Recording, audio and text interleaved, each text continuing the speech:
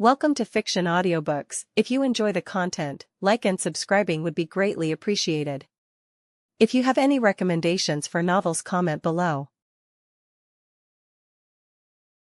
Please join my Patreon at https://www.patreon.com/fictionaudiobook. Chapter 1, King of Earth. With the annihilation of the last true ancestor, the Earth was forced to reconsider its own children, humanity. Humanity, deemed a mistake by the Earth, had once again triumphed over their enemies.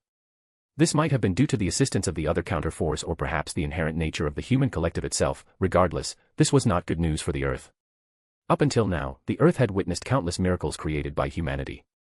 From the end of the Age of Gods to the moment humanity drew back the curtains of its own history, if the end of the Age of Gods was inevitable, then how were the other anomalies to be explained? Humans always attempt to control things beyond the scope of their abilities. The physical body of the first true ancestor, the King of the Moon, who had signed a contract with the Earth and become one of its children, was destroyed by humanity. The King of the Moon, having long realized she would be corrected by the counter-force, left many footprints on the path to creating a new body. These footprints eventually became the true ancestors and the so-called 27 dead apostle ancestors.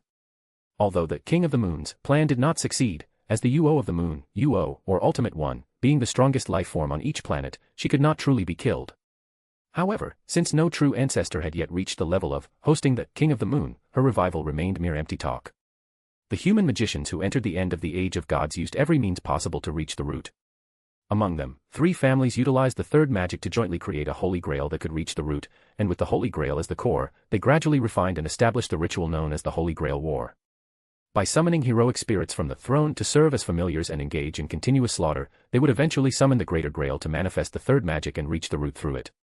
However, by the time this ritual was held for the third time, it had already lost the ability to reach the root because its core, the Greater Grail, had been tainted, becoming a useless thing that only distorted the wishes of others. Although it could open a hole to the root, it could not allow anyone to truly reach it. If everything up to this point was within the realm of human achievement, the actions humanity took next were somewhat beyond the Earth's comprehension. Faced with the collective of the 72 demon god pillars, the Beast of Pity, Beast Eye, and the mastermind behind the proper human history incineration incident, humanity should have been utterly powerless. Yet, an organization called Chaldea reversed this desperate situation with just a single master capable of ray-shifting, and the reason was simply the biological instinct known as the desire to survive. Singularity F, Flame-Contaminated City, Fuyuki. First Singularity, the Wicked Dragon 100 Years War. Second Singularity, Eternal Mad Empire. Third Singularity, Sealed End of the Four Seas. Fourth Singularity, Dead World's Demonic Fog City. Fifth Singularity, North American Mythos War. Sixth Singularity, Divine Realm of the Round Table. Seventh Singularity, Absolute Demonic Front. Final Singularity, Grand Temple of Time. Having cleared 9 singularities, Chaldea faced the true test of human extinction, the descent of the alien god and the planetary desiccation. Since the Tree of Emptiness descended from the sky, 7 reality marbles known as lostbelts appeared on the Earth's surface, and the 7 cryptors corresponding to them began to protect their respective lostbelts. First lostbelt, Permafrost Empire. Second lostbelt, Eternal Ice and Fire Century. Third lostbelt, Unified Empire of Human Wisdom. Fourth lostbelt, Genesis Apocalypse Cycle. Fifth lostbelt, Ancient Ocean of the Gods/Interstellar Mountain City. Sixth lostbelt, Fairy Realm of the Round Table. Seventh lostbelt, Golden Forest Sea Travelogue. Humanity's prayer, unwilling to be destroyed, left the Earth speechless and filled with doubt. The endless natural disasters were like tools for tempering humans, making them gradually shine. However, this will to survive regardless of the lives of others instilled fear in the Earth. To stay alive, they could even kill a subspecies or it. This forced the immobile Earth to once again consider its future. Was its only option to wait helplessly for its own death, for the atmosphere to change and become unsuitable for animals, and for humans to have to evolve into a human species to adapt to the Earth's death? In such a future, the Earth could only call upon the UOs of other planets to exterminate the life forms on its surface, thereby recreating its own children. It's just that such a future was far too distant. Now, humanity had overcome numerous hardships, and at this moment, even the true ancestors and dead apostles had been completely wiped out by them. The revival of the King of the Moon had become a total impossibility. With the nature's defense mechanism against humanity, and the spokesperson of the planet, already killed, what else could block humanity's path? The Earth couldn't help but recall the contract the King of the Moon had made with it. In place of you, who cannot move, I shall protect you. Despite the other's impure motives, she and her moon people had still become its avatars, leading the Earth to think further. Since it couldn't give birth to its own UO, why not use the Great Source to recreate a King of the Moon? It simply needed to use all current means to create an existence infinitely close to a UO. Using the residual information of the King of the Moon on Earth and sufficient magical energy, the Earth began to create a body at the core of the planet. Beautiful blonde hair, crimson pupils, and an appearance no different from Crimson Moon. After tens of thousands of years of gestation, a body far surpassing Arcuade Brunestud's was created at the core of the planet. The bloodlust was weakened, the connection with the planet was restricted, and an anti-human trait was implanted into her body. There was no possibility of the King of the Moon reviving in this body, yet it possessed abilities identical to Arcuade Brunestud's.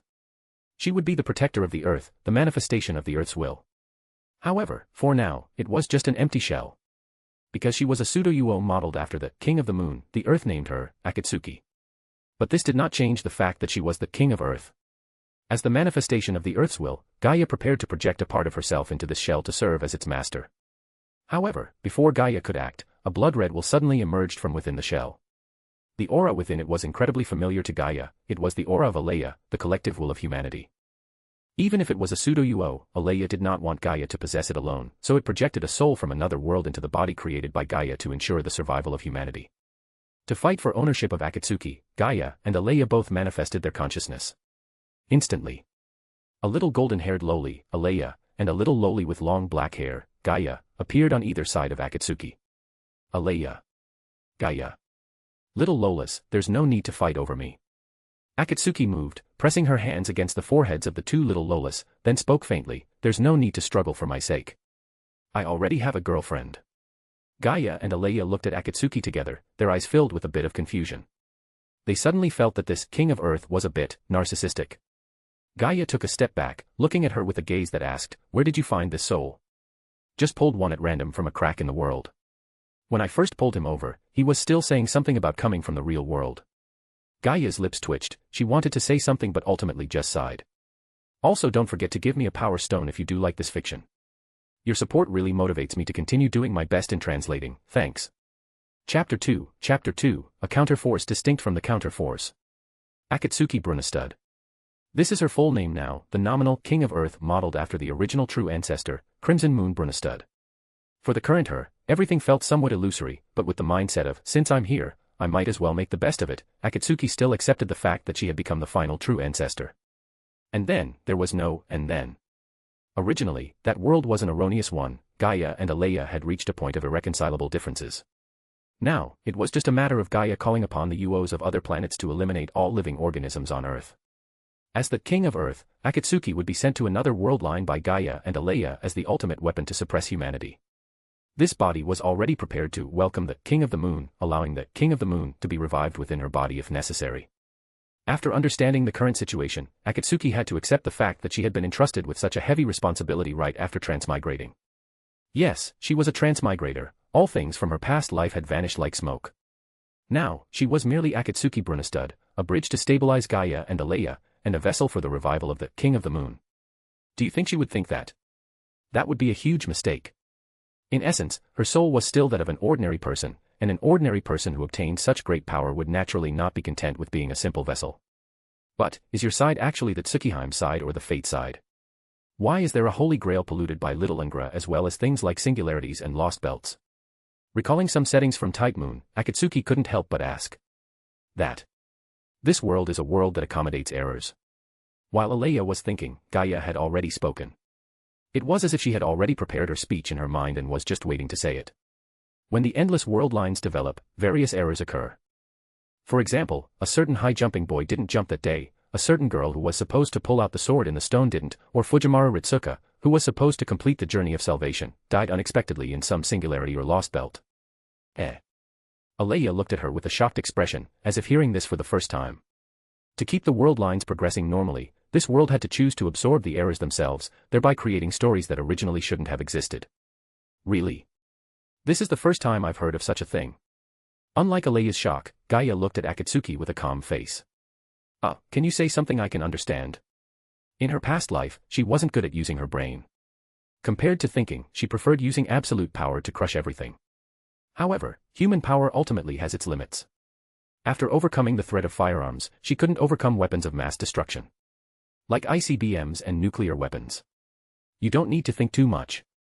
You just need to live honestly on other world lines as a device for natural response to humanity, and survive. Gaia stroked Akatsuki's head, a hint of reluctance appearing in her eyes. No matter what, you are my child. Unless absolutely necessary, you must not flip that switch. That switch probably refers to welcoming the King of the Moon. After all, as the original true ancestor and the UO of the moon, her strength could be described as terrifying. If it weren't for her unfamiliarity with magic, she wouldn't have been defeated by the second Magus. All right. Gaia and Alaya exchanged a glance, then a flash of white light appeared, and Akatsuki vanished. Is this really okay? Won't an existence like her be corrected by the counterforce? Just like Crimson Moon? No. When creating that physical body, I erased the concept of death for her and added a large amount of divinity. Before Gaia could finish, Alaya asked in confusion, isn't divinity a debuff? Not entirely. I look forward to her being able to surpass her own legend in the Holy Grail War, just like a certain demigod hero. The black-haired, straight-haired lowly stretched and then reached out her hand to the blonde lowly. The UOs from other planets are almost here.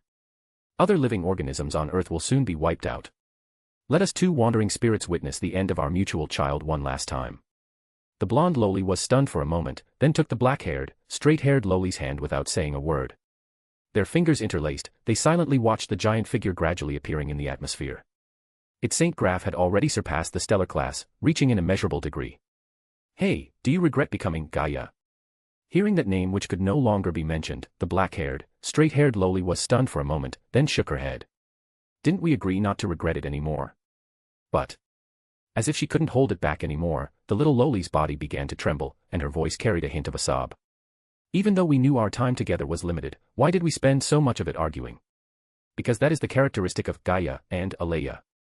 The will of the planet and the will of humanity will eventually have a day when conflicts erupt. The black-haired, straight-haired lowly appeared very calm.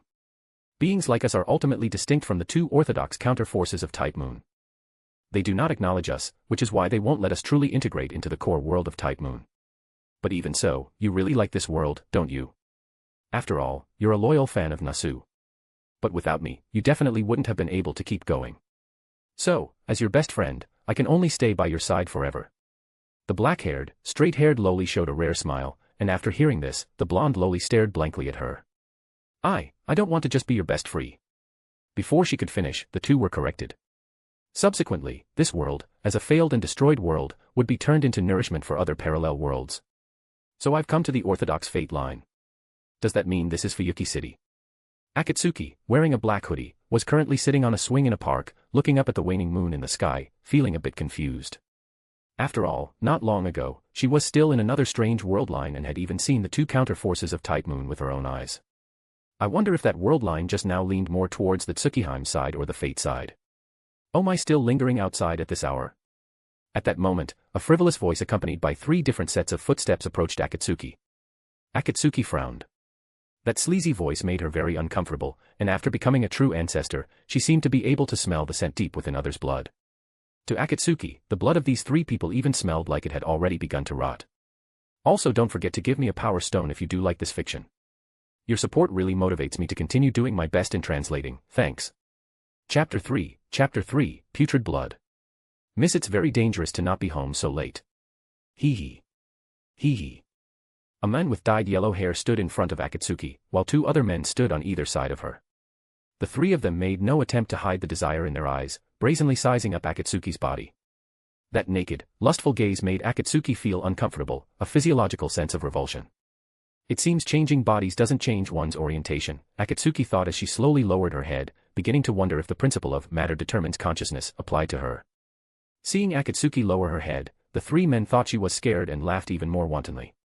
The yellow-haired leader seemed to have already imagined the scene of Akatsuki pinned beneath him, begging for mercy, and let out a series of unpleasant laughs. Miss, Fuyuki City is very dangerous at night, but will protect you. He reached out toward Akatsuki, the grin on his face becoming increasingly unscrupulous. Akatsuki slowly raised her head.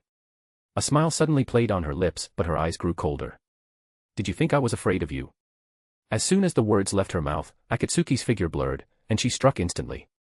She was incredibly fast, weaving between the 3 men like a ghost, delivering a flurry of lethal blows. With 2 muffled groans, the other 2 men collapsed to the ground.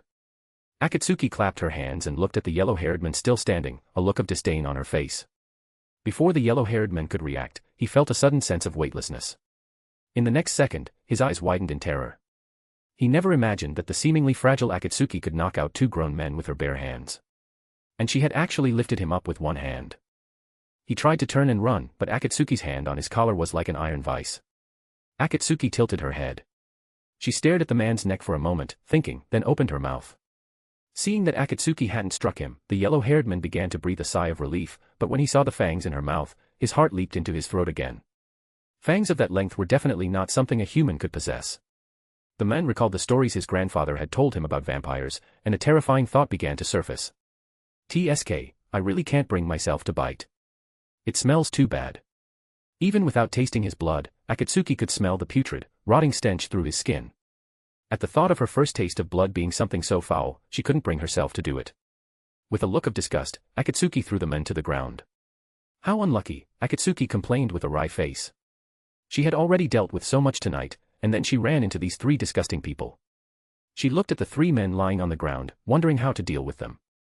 Kill them? No, no. Killing someone right after arriving in Fuyuki City would definitely attract the attention of the Matou priest. If he reported it to the church or the Mages Association, she could say goodbye to her peaceful daily life. Let them go. That was even worse. Who knows if they would harass someone else next time? Releasing them now would make her an accomplice, wouldn't it? After thinking for a moment, Akatsuki smiled. She waved her hand, and the three unconscious men were instantly lifted by an invisible force. Seeing their three heads sticking out of the ground, Akatsuki felt much better. She tossed their clothes into a nearby fire she had just started, then hummed a little tune as she left Fuyuki Park. She'd leave finding someone to feed on for another time. As for the possibility that the theory of matter determines consciousness would gradually shift her orientation toward men, Akatsuki dismissed it. After all, there was a thing called Yuri in this world. Akatsuki was now female by gender and female by orientation. Anyway, as long as she was happy, who cared about common sense? As Akatsuki walked aimlessly down the night-shrouded streets, she thought about her future life. Should I find a house to live in? I can't keep sleeping under bridges, right? I'm a true ancestor now, using suggestion to rent a house should be. Just then, she suddenly saw a familiar figure crouching not far away, seemingly peeking at something. Tosaka Rin. Akatsuki recognized her at a glance. Combining the time and location, Akatsuki immediately made a deduction. Tosaka Rin should have already summoned Archer by now and hadn't gone to school today. Naturally, the subjects she was spying on were a certain helpful citizen under the streetlight and Matou Sakura. Akatsuki erased her presence and then walked openly toward Tosaka Rin, who was crouching nearby. I didn't go to school today, I don't want to be spotted by them. I see, so that's how it is. After the helpful citizen left, a slightly teasing voice suddenly sounded in Tosaka Rin's ear. The voice appeared so suddenly that Tosaka Rin instinctively recoiled the moment she heard it. Her servant, Archer, was also startled and immediately appeared between Tosaka Rin and Akatsuki. With a flash of cold light, Archer projected twin blades and slashed at Akatsuki. Akatsuki reached out and caught the blades quite casually. Tosaka-senpai. Matou Sakura's confused voice caught Tosaka Rin's attention. She looked at Tosaka Rin from a distance, bowed slightly, and then left. Assassin. No, impossible. Even for an assassin, I couldn't have failed to notice them at this distance. Archer frowned as he looked at the smiling girl, his mind racing for a countermeasure. Who are you? Archer's gaze was extremely wary, and he tightened his grip on the dual blades. Don't be so nervous. I'm just an innocent girl who happened to pass by and saw beauty. Taking advantage of Tosaka Rin being distracted by Matou Sakura, Akatsuki gave a light leap, quickly bypassing Archer to get behind Tosaka Rin. She grabbed Rin's arm with one hand and placed the other around her slender neck. Wah, ugh. It all happened too fast, so fast that even Archer couldn't react before Akatsuki had taken Tosaka Rin hostage. Tosaka Rin let out a small cry as Akatsuki gripped her neck. She didn't dare move, and Archer, with his master held hostage, couldn't act rashly either. After all, the strength Akatsuki had just displayed was beyond both of their expectations. Not an assassin. But without extremely powerful presence concealment, how did she appear southwest silently so close to my master? Also, don't forget to give me a power stone if you do like this fiction. Your support really motivates me to continue doing my best in translating, thanks. Chapter 4, Young lady, you smell so good. If the Tosaka Rin who brought Archer to scout the enemy earlier today was a majestic lion inspecting her territory, then the current her was undoubtedly a cat being strangled by Akatsuki. A sense of powerlessness arose in her heart, her slender neck was currently being controlled by a fierce beast. The feeling of not having control over her own life was exceptionally terrible, yet she had no ability to resist. Given the physical ability Akatsuki had just displayed, if she made any movement, her fragile neck would be severed the next second. And at that moment, the Holy Grail war she had planned and worked hard for 10 years would also end. Just like that, it would be over before it even began. How could it just end like this? Just as Tosaka Rin roared internally with resentment, she suddenly felt a strange sensation flash across her neck. Sticky, wet, warm, it felt exactly like someone had licked her neck. Wait. Eek. What are you doing? Startled by the sudden stimulation, Tosaka Rin subconsciously wanted to pull away from Akatsuki, but she was tightly restrained in place by Akatsuki, unable to move. My apologies, I haven't eaten anything at all yet, and I just encountered some food that reeked of rot. I simply couldn't stomach that kind of food. Saying this, Akatsuki licked the same spot again. How should I put this? You smell so good, it makes me feel like I can't help but devour you. Although Akatsuki's urge to drink blood was much smaller than that of other true ancestors, this did not mean she had no such urges.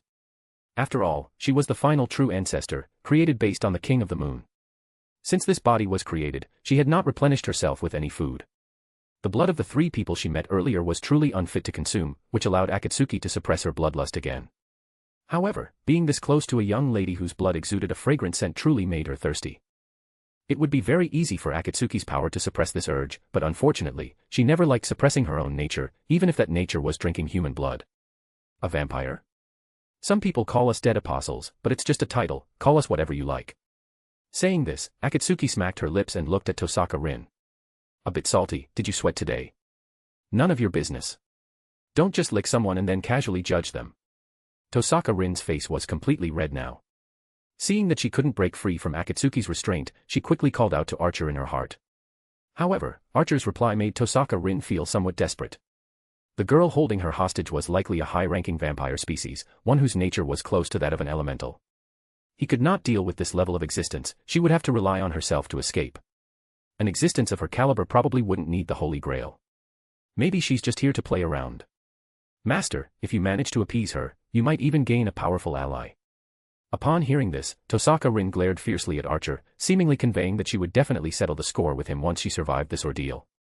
Why you, let me go quickly. Tosaka Rin tried to struggle, but once again realized how immense Akatsuki's strength was. The space around the hand Akatsuki was holding seemed to be fixed in place. Akatsuki quietly watched the struggling Tosaka Rin, seemingly enjoying the process of toying with her prey. She opened her mouth, revealed her sharp fangs, and gently bit Tosaka Rin's neck. The taste of fresh blood spread in Akatsuki's mouth. Tosaka Rin only felt as if her neck had been bitten by a mosquito. Subsequently, her heart rate accelerated, and the blood in her body seemed to slowly drain away. A sense of exhaustion surged from her body. She had never been so close to such a dangerous existence. Archer. Tosaka Rin's face was deathly pale. She suddenly screamed, and immediately after, a flash of light appeared, and Archer materialized between them, holding his sword. Facing Archer's sudden attack, Akatsuki, immersed in the taste of blood, subconsciously released Tosaka Rin's hand and retreated backward. Rin, be careful. Something is wrong with this vampire. Archer checked Tosaka Rin's wound while keeping a watchful eye on Akatsuki nearby. Gurgle, crunch, gasp.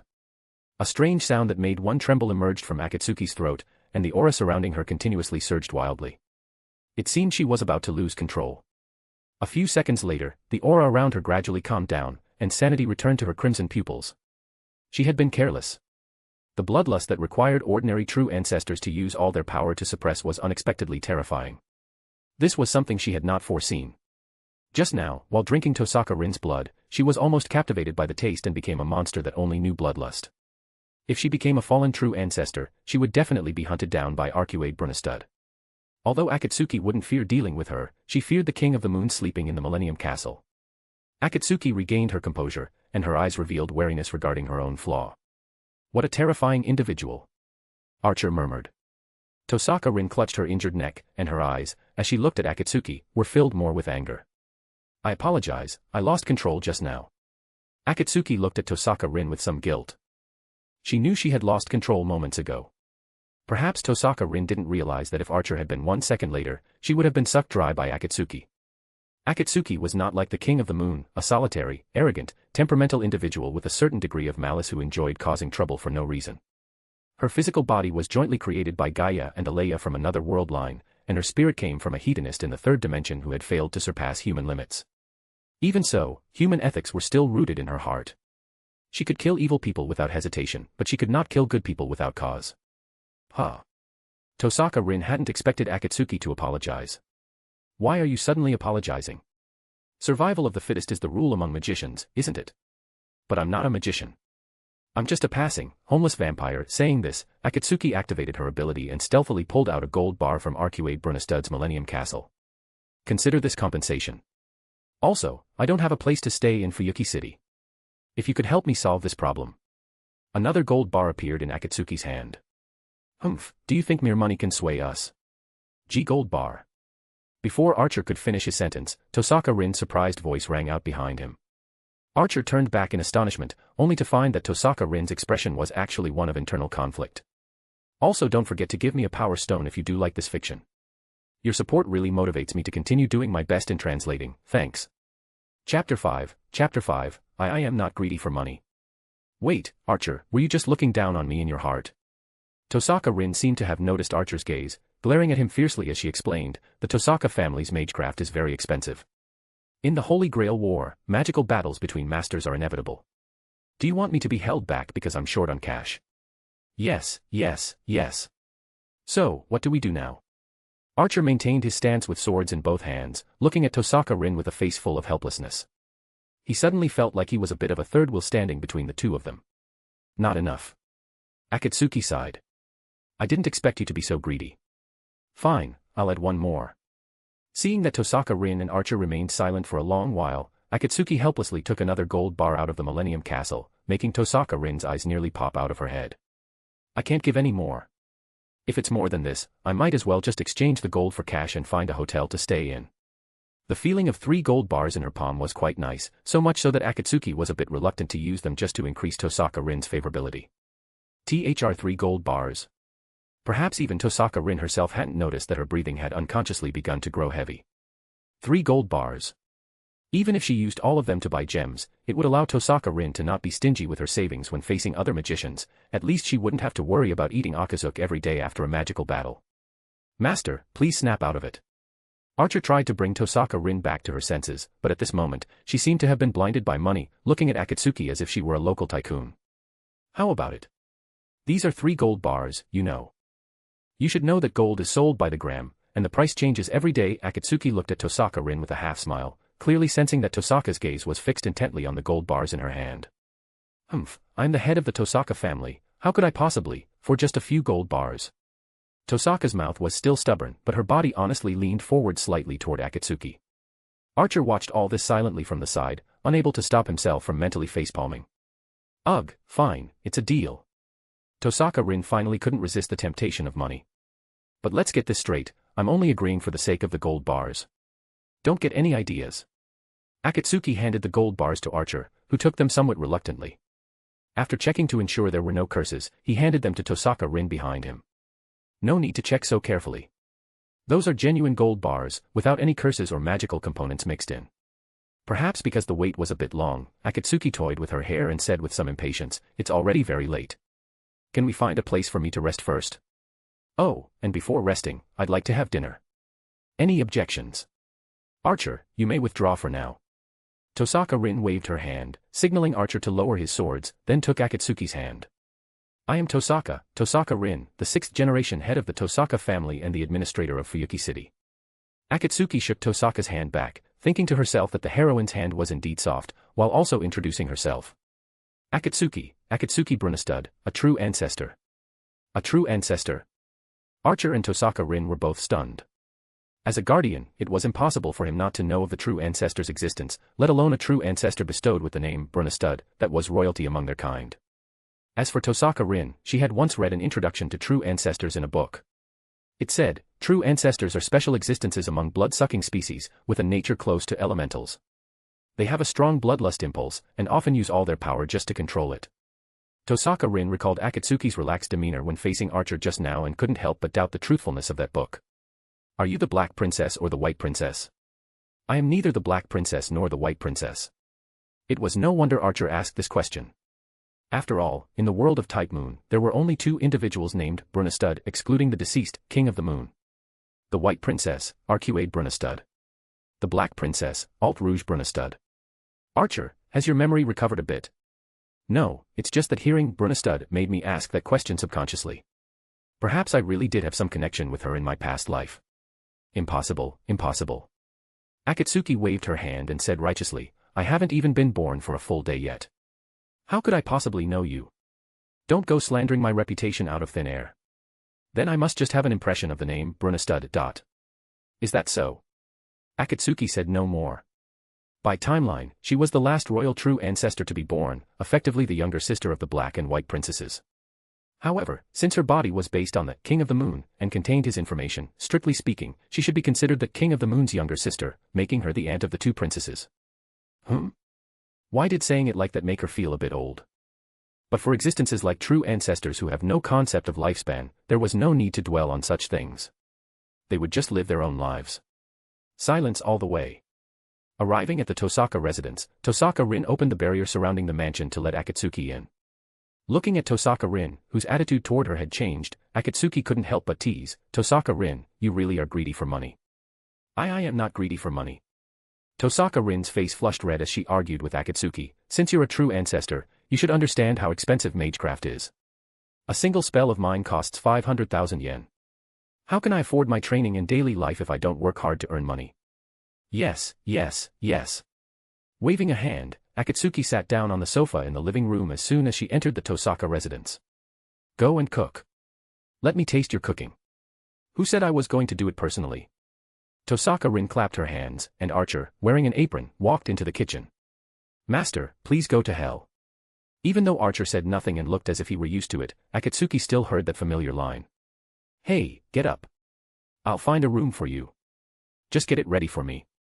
Take me there after I finish eating. I don't want to move right now.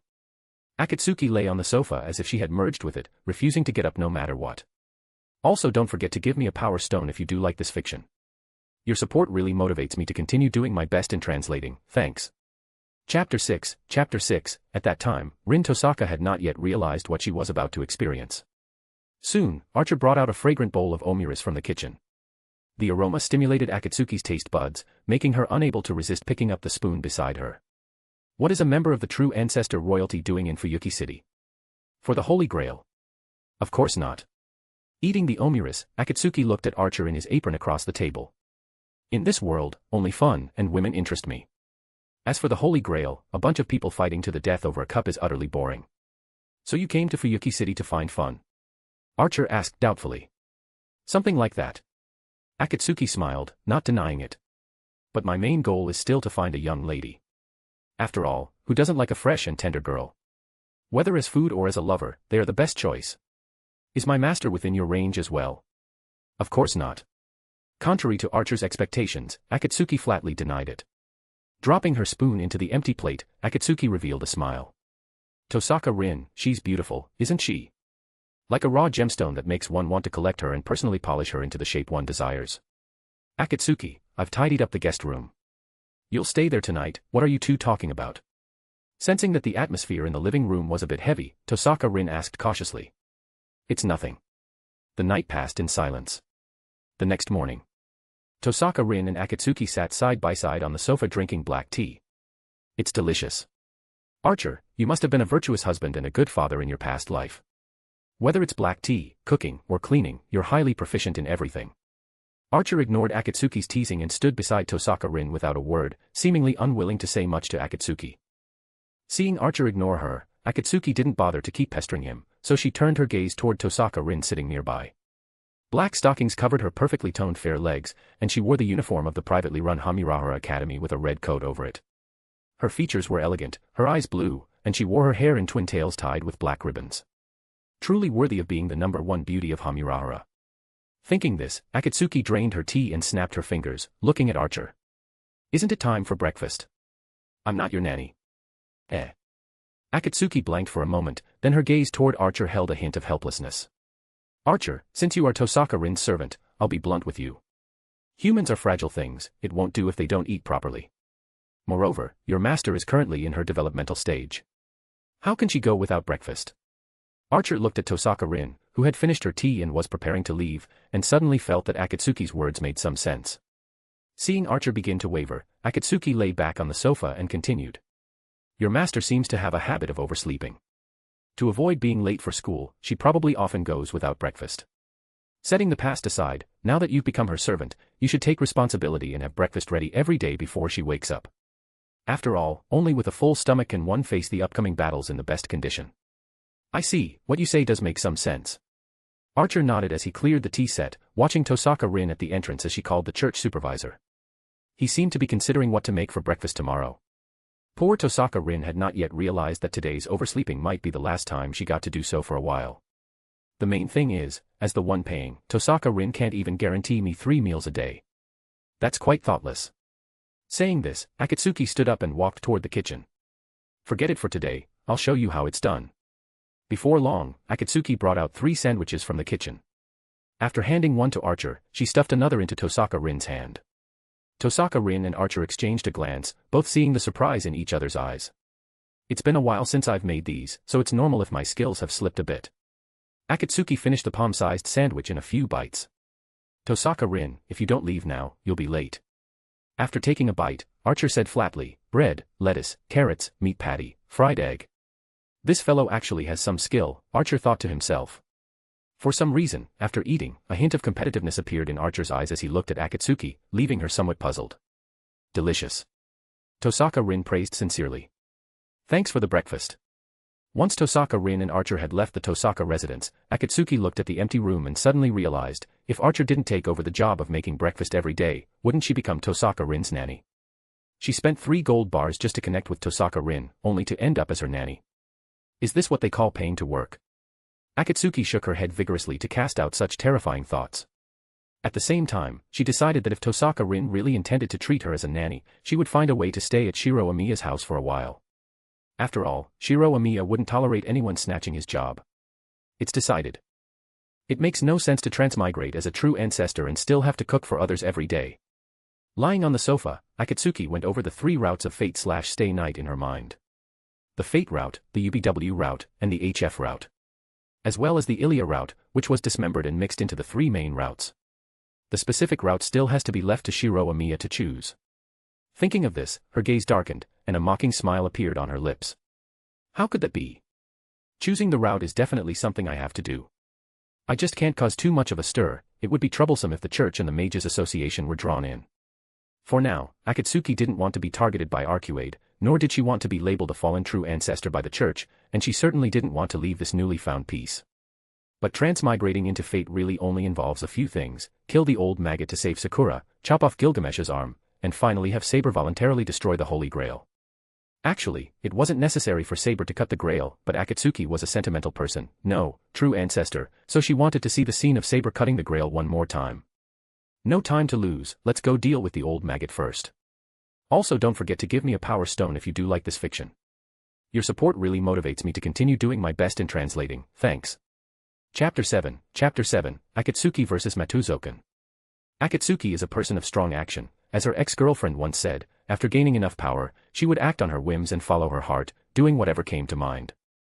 The Matou, Makiri, family is one of the 3 founding families of the Holy Grail War. The current head is Matou Zouken, the developer of the command spell system used in the Holy Grail War. Even in winter, one can hear the sound of insects, that is what magecraft is like. Dressed in a black hoodie and black jeans, Akatsuki stood before the gates of the Matou residence. Because it was daytime, her expression was somewhat stiff. True ancestors are a species of vampire that does not fear sunlight. If not for their fatal flaw, the vampiric impulse, they might have long ago transformed the earth into a paradise for true ancestors. That being said, Akatsuki could clearly feel that the strength she could exert under the sun was not as great as at night. The sunlight weakened a portion of her power, but only a portion. Rumble. As Akatsuki raised her foot, the iron gate before her collapsed with a boom. The Matou family courtyard, which had been filled with the sound of insects, instantly fell silent.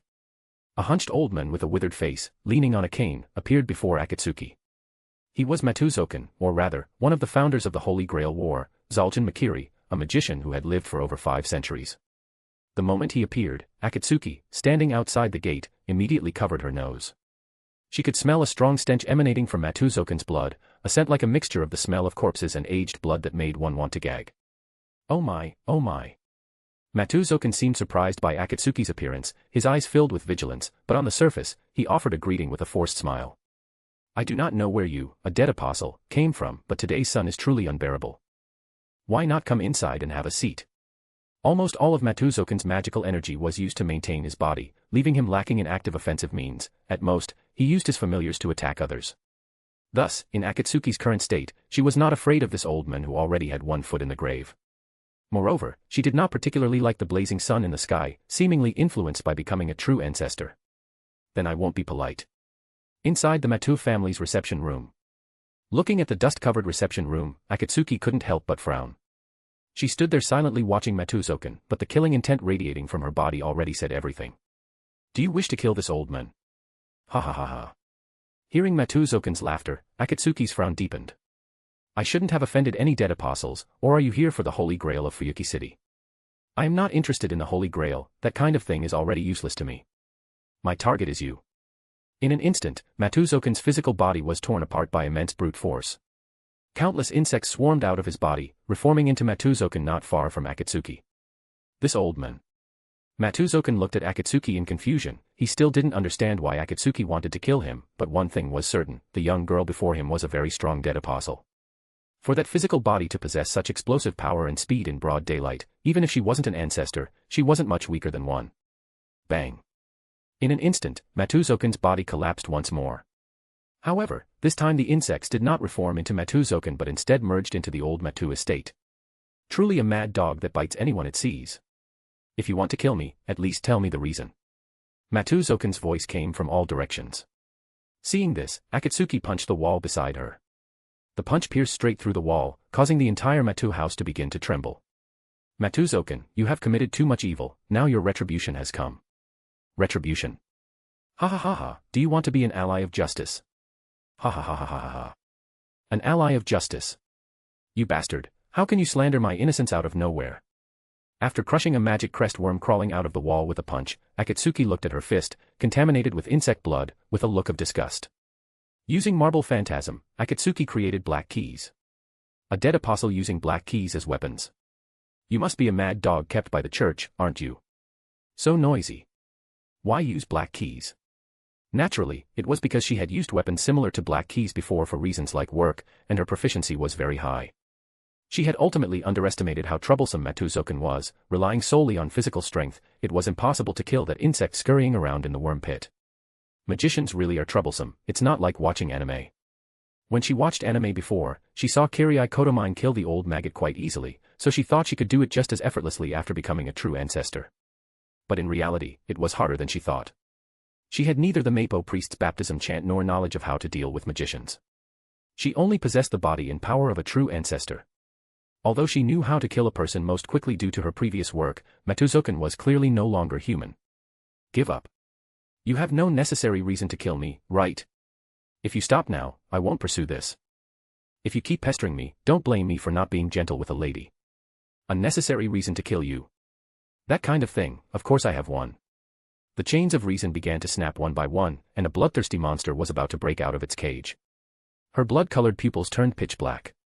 As the Earth pseudo-UO, wouldn't it be quite embarrassing to lose to a bug? Thus, she prepared to release 1% of her power to influence the space of the Matou residence. What? What did you do?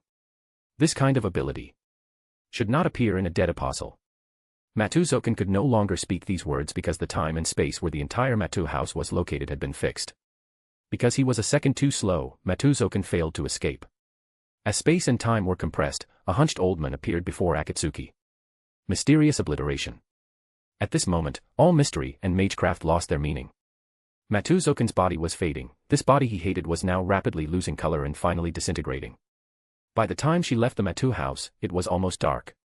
Akatsuki looked at the setting sun with some exhaustion, recalling the battle with Zouken and giving a bitter smile. She decided she had to go back and cram knowledge about magecraft. As a true ancestor, she could read information directly from the world, so she didn't need to ask others to know most of the detailed knowledge about magecraft. Acting recklessly without intelligence really didn't suit her character. The fever of gaining power had been significantly diluted by physical fatigue. Also, don't forget to give me a power stone if you do like this fiction. Your support really motivates me to continue doing my best in translating, thanks. Chapter 8, Night of Fate. Young lady, it's not a good thing to be wandering the streets so late. A somewhat familiar voice made Akatsuki frown. Before she could speak, a yellow-haired man had already walked up to her, with two other men standing not far behind him. Hey, what's with the silence? Are you scared? Akatsuki didn't waste words on them and punched the yellow-haired man directly in the face. She used plenty of force, the sound of bone breaking echoed through the empty street. Seeing the yellow-haired man get hit, the other two rolled up their sleeves. Akatsuki rolled her eyes. She had taught them a lesson just last night, why did she run into these three thugs again today? Was the lesson not enough? Forget it, I'll just consider it a pre-meal workout. Just as she was preparing to give the other two a lesson they would never forget, a red-haired youth with bloodstains on his school uniform, the hero of justice Shiro Amiya, rushed between them and spread his arms, looking at the other two men angrily. What kind of skill is it for two grown men to bully a girl? Akatsuki. The other two. The two men watched the yellow-haired man on the ground, their mouths twitching. Only then did they remember they were supposed to be thugs harassing a beauty. Akatsuki's strike had been so fast and heavy that it gave them the illusion that they were the victims. They looked at the dangerous-looking Akatsuki, then at the bloodstains on Shiro Amiya's school uniform, and couldn't help but take a step back. Remember this. After leaving behind a classic line of a minor villain, they supported the unconscious yellow-haired men and quickly fled the scene. Are you okay? Once the two had completely walked away, Shiro Amiya turned back and smiled at Akatsuki. But the moment he saw her, he froze. She was too beautiful, with an appearance that didn't seem like it should exist in this world. Akatsuki could understand Shiro Amiya's reaction. After all, everything about this body was based on the King of the Moon, and she also possessed an appearance 80 to 90% similar to Arcuade. I'm fine, but you, with so many bloodstains on you, is your body okay? Akatsuki hadn't expected to run into Shiro Amiya, especially one who had just been saved by Tosaka Rin. But then again, to dare to play the hero saving the hero when he could barely stand after being revived, he truly was the hero of justice. Or could it be that after this guy obtained the magical energy from the red stone of Aya, he also evolved into an ultimate being? Then his future self might truly reside in outer space. No, it should be fine. Fuyuki City hasn't been peaceful lately, so it's best not to come out at night. Thank you for the reminder, I'll be careful, Akatsuki said with a smile, dispersing the strange thoughts in her mind. Internally, however, she wondered if delaying Shiro Amiya's return home would cause Big Dog to attack him before he reached home. What would happen if he couldn't summon my king then? After all, she was quite looking forward to meeting the King of Knights. Shiro Amiya scratched his head, feeling a bit embarrassed. If you don't have anything else, you should head home early. Akatsuki nodded. True, it is quite late. Then classmate Amiya, you stay safe too. After saying that, Akatsuki didn't linger and turned to leave. It wasn't until Shiro Amiya could no longer see Akatsuki's back that he realized he had never told her his name. So how did she know his surname was Amiya? Strange. Too many strange things had happened today. Shiro Amiya didn't dare stay outside any longer and walked straight toward his home. His mind was still replaying everything that had happened at school not long ago. On the other side. What exactly is going on? What do you mean, what's going on? I just feel like I've seen that young lady somewhere before. Instead of that, let's hurry up and get Big Brother to the hospital. The two thugs carried the yellow-haired men, whose skull had been shattered by Akatsuki's punch, and quickened their pace toward the hospital. However, as they ran around a corner, they bumped into a man. What's wrong? Do you need help? A magnetic voice came from the mouth of the man dressed in priest's clothing. He helped the fallen thug up and was just about to continue when he saw the dying yellow-haired man on the ground. I didn't expect us to meet again so soon. Hey, you priest from wherever, get out of the way.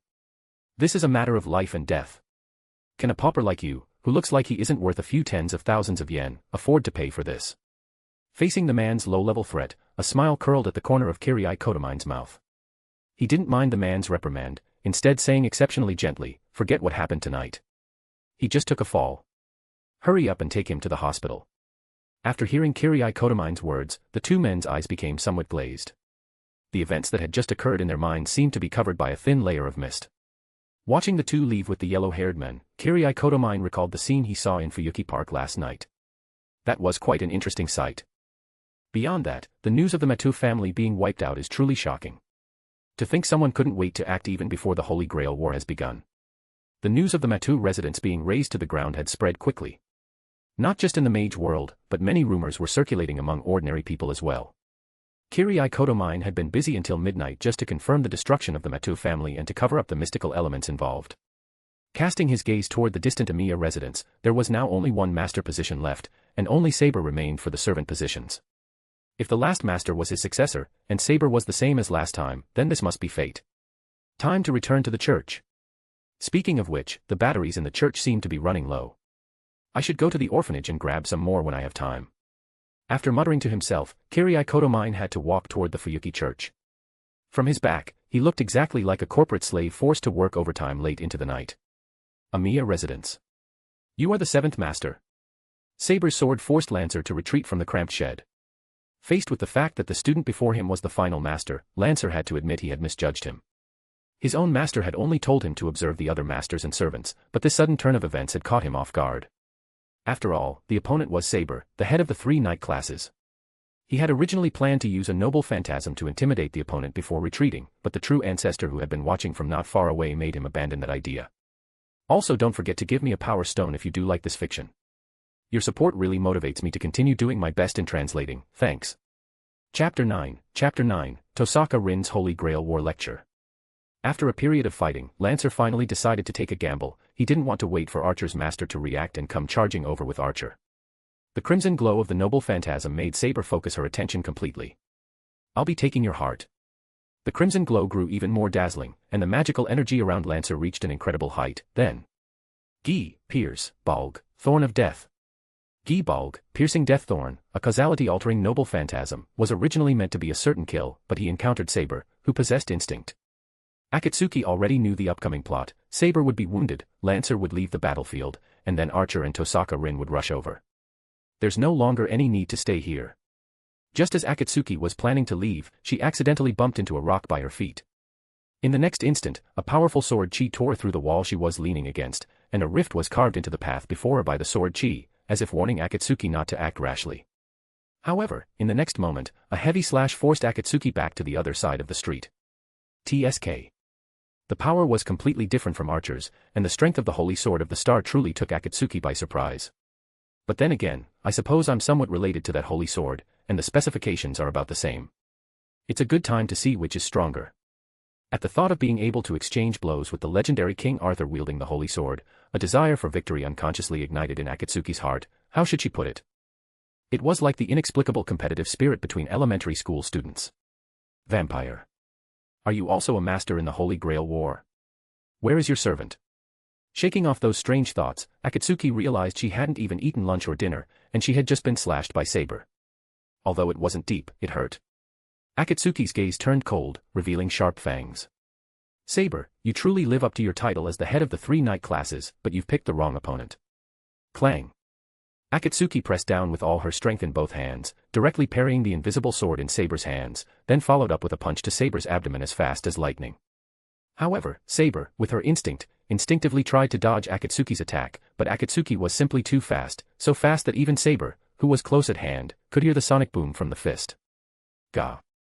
Saber spat out a mouthful of blood, her body flying backward and crashing through several walls of the Amiya residence before getting stuck in a crack in a wall. Shiro Amiya and the newly arrived Tosaka Rin watched the scene in stunned silence. They never imagined that the seemingly frail Akatsuki would possess such terrifying strength. Wait a minute, why are you here, Akatsuki? Hey, are you okay? Tosaka Rin and Shiro Amiya's voices overlapped. Akatsuki's crimson eyes looked at Tosaka Rin with a gaze full of hunger. Wait, why are you looking at me like that? Akatsuki licked her lips and walked toward Tosaka Rin step by step. You, don't come any closer. Tosaka Rin kept backing away, while Archer stood before Akatsuki with twin blades in hand.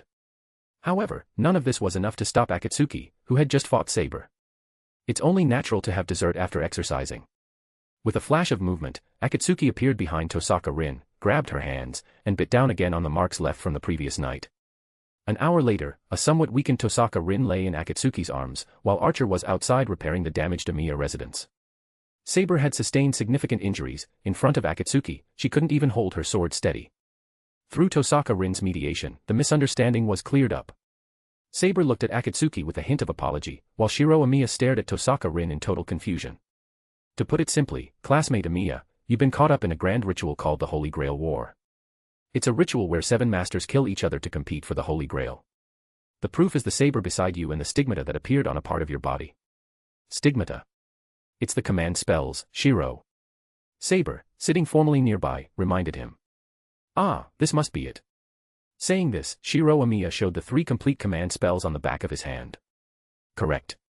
As long as they exist, the servant will obey you. They grant absolute command authority, regardless of the servant's own thoughts. By using a command spell, they will execute an order even if it goes against their will. However, you only have 3 absolute commands, so never waste them on meaningless things.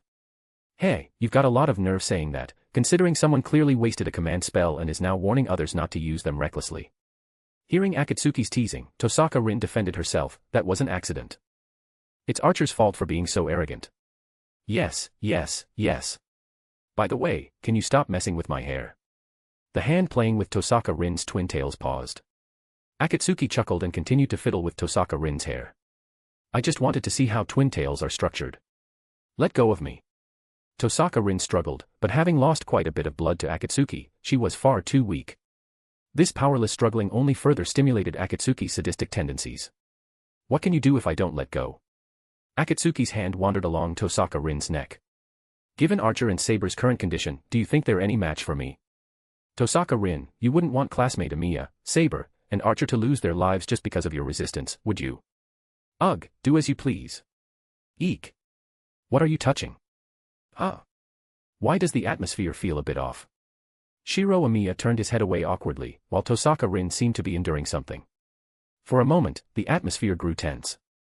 Oh, this feels pretty good too. The wound Akatsuki had just bitten was still quite sensitive for the weakened Tosaka Rin, yet Akatsuki's fingers kept wandering around it, giving Tosaka Rin a strange sensation. Just what do you want to? Well, I recall when I made a contract with you yesterday, you were to provide me with lodging and 3 meals a day, and I would give you the corresponding money. For that, I even prepaid with 3 gold bars. Ah, that is indeed how it went, mostly. Also don't forget to give me a power stone if you do like this fiction. Your support really motivates me to continue doing my best in translating, thanks. Chapter 10, these legs, I could play with them for a lifetime. Roughly. Akatsuki smiled. Classmate Amiya, this is a bit sudden, but please give Tosaka Rin and me some private space for a moment. It won't take long, I'll bring her back soon. Wait a minute, what are you going to do? Akatsuki picked Tosaka Rin up in a princess carry. Being so close, Akatsuki smelled the unique fragrance of a young girl. She turned her head to look at Shiro Amiya. Which room should I use? Ah, there's a guest room at the end of the hallway. Thanks. With that, Akatsuki intended to carry Tosaka Rin toward the hallway. Despite Tosaka Rin using all her strength, she couldn't budge Akatsuki in the slightest. Wait a minute. Classmate Amiya, I said it would be fine. It's just a conflict between a consumer and a merchant. After saying that, Akatsuki carried Tosaka Rin toward the guest room at the end of the hallway. Wait a minute, what exactly are you doing? Archer. Come and stop this person. Archer, who was cleaning the street nearby, silently turned his head away. He was now very clear about Akatsuki's strength. Although he didn't have this eccentric true ancestor in his memories, given Saber's current state, he feared that even if the two of them joined forces, they would at most only manage to injure Akatsuki. Therefore, as long as Akatsuki didn't do anything that threatened Tosaka Rin's life, Archer didn't intend to continue interfering in the matter between the two of them. Archer. You just wait. Tosaka Rin's voice disappeared into the room at the end of the hallway. It was likely because Akatsuki had set up a sound-isolating barrier. Once they entered the room, the sound vanished completely. Ouch. Can't you be a little gentler, you jerk? Tosaka Rin, who had been tossed onto the tatami by Akatsuki, looked warily at Akatsuki standing before her. Akatsuki reached out and gently pinched Tosaka Rin's chin, lifting her face so that she was forced to make eye contact. Such beautiful eyes, Akatsuki said softly. Tosaka Rin was taken aback and subconsciously replied, thank you. Wait, what on earth is wrong with you? Tosaka Rin looked at Akatsuki's close-up face through gritted teeth. Although that face was beautiful, she was currently in no mood to admire the other's appearance. Akatsuki smiled and said, don't worry, I just want to make it clear to you where you went wrong. With a wave of her hand, countless silver chains suddenly appeared in the air, suspending Tosaka Rin in midair. Wait a minute. Wait a minute. Slap. No. Akatsuki shook her head, directly delivering a slap to the soft flesh covered by the black short skirt. From now on, every time you answer incorrectly, I will give you a punishment. She didn't use much force, but the sound was exceptionally loud. This kind of middling force could make the other person feel a hint of pain while also stirring up their sense of shame. From a certain perspective, the intensity was just right. Wah, you jerk. Do you think you can get away with doing something like this? We clearly made an agreement last night, didn't we? But you took the down payment and only fulfilled half of the contract. That makes things very difficult for me. Her fingers wandered over the absolute territory. Looking at the current Tosaka Rin, a pleasant feeling welled up inside Akatsuki. Seeing a beautiful young lady with an expression of shame and endurance was something she could never get tired of. Ugh, you're the one who insisted on moving in. And I'm a master in the Holy Grail War, it's impossible for me to always consider your feelings and never leave your side, right? Even if you're being selfish, there has to be a limit. Wait, where are your hands touching? Selfish. Akatsuki's eyes narrowed slightly, and her tone became somewhat cold. Only two kinds of people can afford to be selfish, the strong who possess absolute power, or those who are pampered by the strong. So, Tosaka Rin, which one do you want to be? Damn it. Tosaka Rin, you're a smart person. It should be easy for you to see my goal. You didn't really think I spent 3 gold bars just to find a place to stay, did you? Having said this much, Akatsuki didn't intend to beat around the bush with Tosaka Rin anymore. After all, she was someone who disliked being indirect. Listening to Akatsuki's words, Tosaka Rin was stunned. She never expected Akatsuki's goal to be this. What was the difference between this and a confession? Realizing this, Tosaka Rin's face turned even redder. She stammered, not daring to meet Akatsuki's gaze. Wait, we're both girls, and we've known each other for less than 2 days, more importantly, I don't have that kind of interest. And so? Well, we can start as friends. Make friends? I don't think so. Akatsuki let out a light laugh, a trace of indiscernible desire flashing in her eyes. If you don't give me a satisfactory way to handle this today, we might end up meeting on some adult site in the future.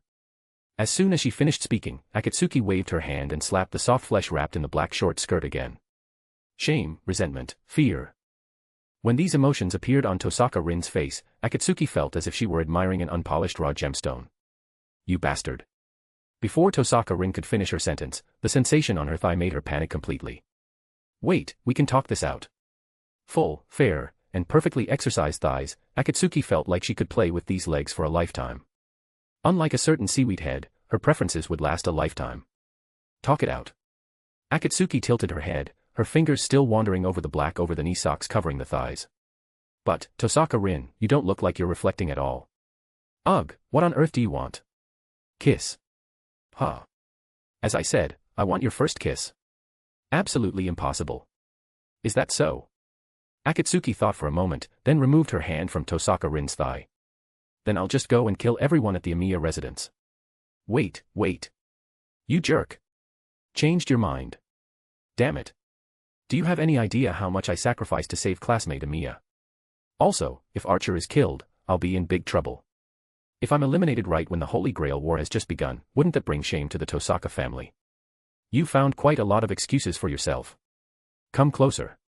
You. Don't make a face like you're sacrificing your life for a cause.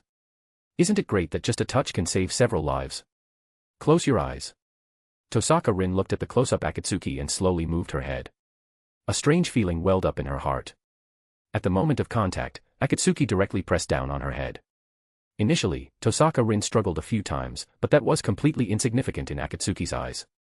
Coupled with the fact that Akatsuki's technique was many levels higher than the completely inexperienced Tosaka Rin eventually gave up her resistance. 10 minutes later. Akatsuki released the binding on Tosaka Rin and let go of her lips. Slap. A crisp sound rang out, but this time it was on Akatsuki's face. Tosaka Rin's face was beet red, her eyes were filled with tears, and she bit her lip. You pervert. I won't deny that fact, but you got a little excited too, didn't you? In the latter half, Tosaka Rin's counterattack had been quite intense. Also, don't forget to give me a power stone if you do like this fiction. Your support really motivates me to continue doing my best in translating, thanks. Chapter 11, White Hair and Red Eyes, a Weakness for Chinese People. Satisfied. In a great mood, Akatsuki sat next to Tosaka Rin with a beaming smile, while Tosaka Rin's flushed face formed a sharp contrast with Akatsuki's. Shiro Amiya looked at the slap mark on Akatsuki's face and Tosaka Rin's slightly swollen lips. He seemed to realize something at once. In any case, I'll take you to see someone next. He will answer your questions about the Holy Grail War in detail. Outside Fuyuki Church. Why do I have an urge to tear this building down? Looking at the church standing in the night, Akatsuki suddenly felt a bit irritable. Perhaps it was because she was slightly tired today, causing her mental strength to suppress the bloodlust to slacken slightly. You guys go in. Saber and I will wait outside the door. Tosaka Rin didn't even look at Akatsuki as she led Shiro Amiya into Fuyuki Church. Still angry. How cute. Saber looked at Akatsuki with some confusion. Although she had some misunderstandings with Akatsuki before, they had been resolved now. Moreover, being on bad terms with such a powerful existence like Akatsuki was very disadvantageous for the Holy Grail War. If you have something to ask, just ask. As if seeing through Saber's thoughts, Akatsuki leaned against the outer wall of the church, looking at the moon in the sky expressionlessly. What exactly did you do during the time you and Tosaka Rin left? Why do I feel like Tosaka Rin has become a bit strange? Akatsuki paused, looked Saber up and down carefully, and finally left a sentence, kids shouldn't pry into adults' business. What do you mean by that, Akatsuki? I feel like you're looking down on me. If that's what you think, then so be it. Artoria Pendragon, the existence who hid her gender to become the Dragon of Britain. Her queen, Guinevere, fully understood her ideals, but in the end, she was cuckolded by Lancelot. Furthermore, her sister Morgan Le Fay, in order to defeat her, used gender-swapping magecraft to change her gender, then used her blood and essence combined with her own blood to create the homunculus Mordred.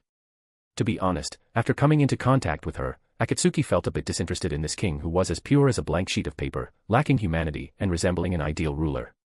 Whether it was Matou Sakura, Tosaka Rin, or Ilya, their hearts all had some dark side more or less. Making them indulge in their dark sides while turning them into her own exclusive people, that was what Akatsuki wanted to do. However, while Artoria was indeed outstanding enough as a king, she was still somewhat lacking as a person.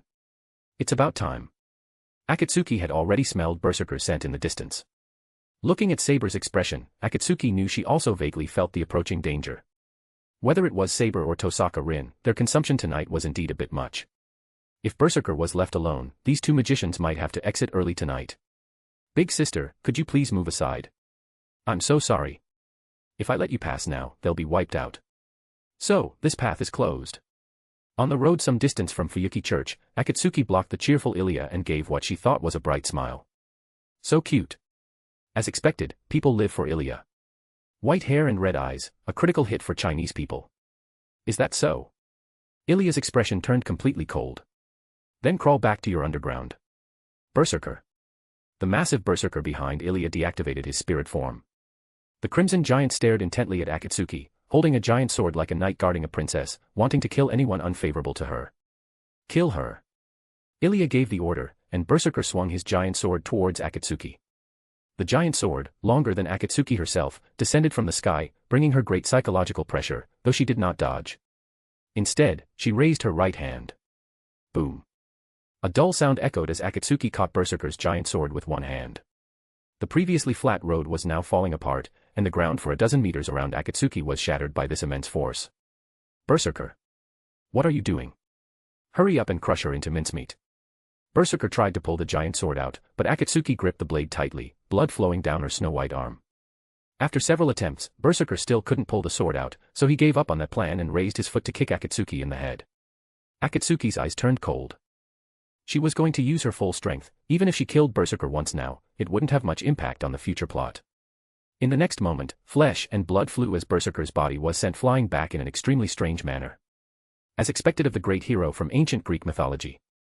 With a leap, Akatsuki arrived directly behind Ilya, and a cold black key was placed against Ilya's slender neck. Her speed was very fast, so fast that before Ilya could react, the cold sensation had already appeared on her neck. The battle ended quickly, but the result was far from what Ilya had imagined.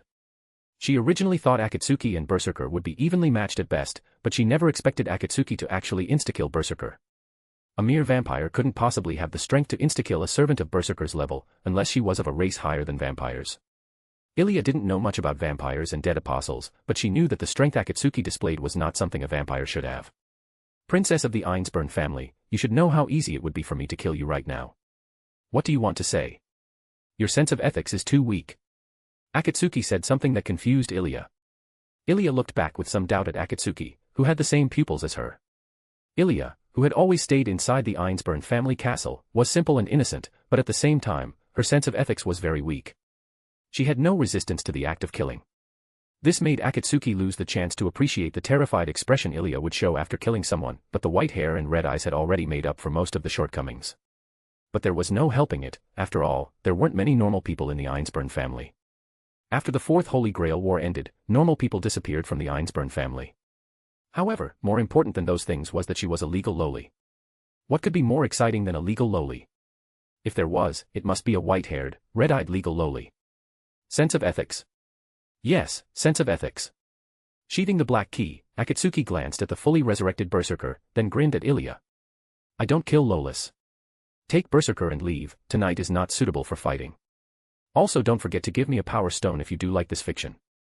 Your support really motivates me to continue doing my best in translating, thanks. Chapter 12, Akatsuki saves someone. Akatsuki licked the blood seeping from her palm, after all, it was her own blood, and she couldn't let it go to waste. Glancing back at the silent Fuyuki church, Akatsuki was a bit puzzled as to why Shiro Amiya and Tosaka Rin had been inside for so long without coming out.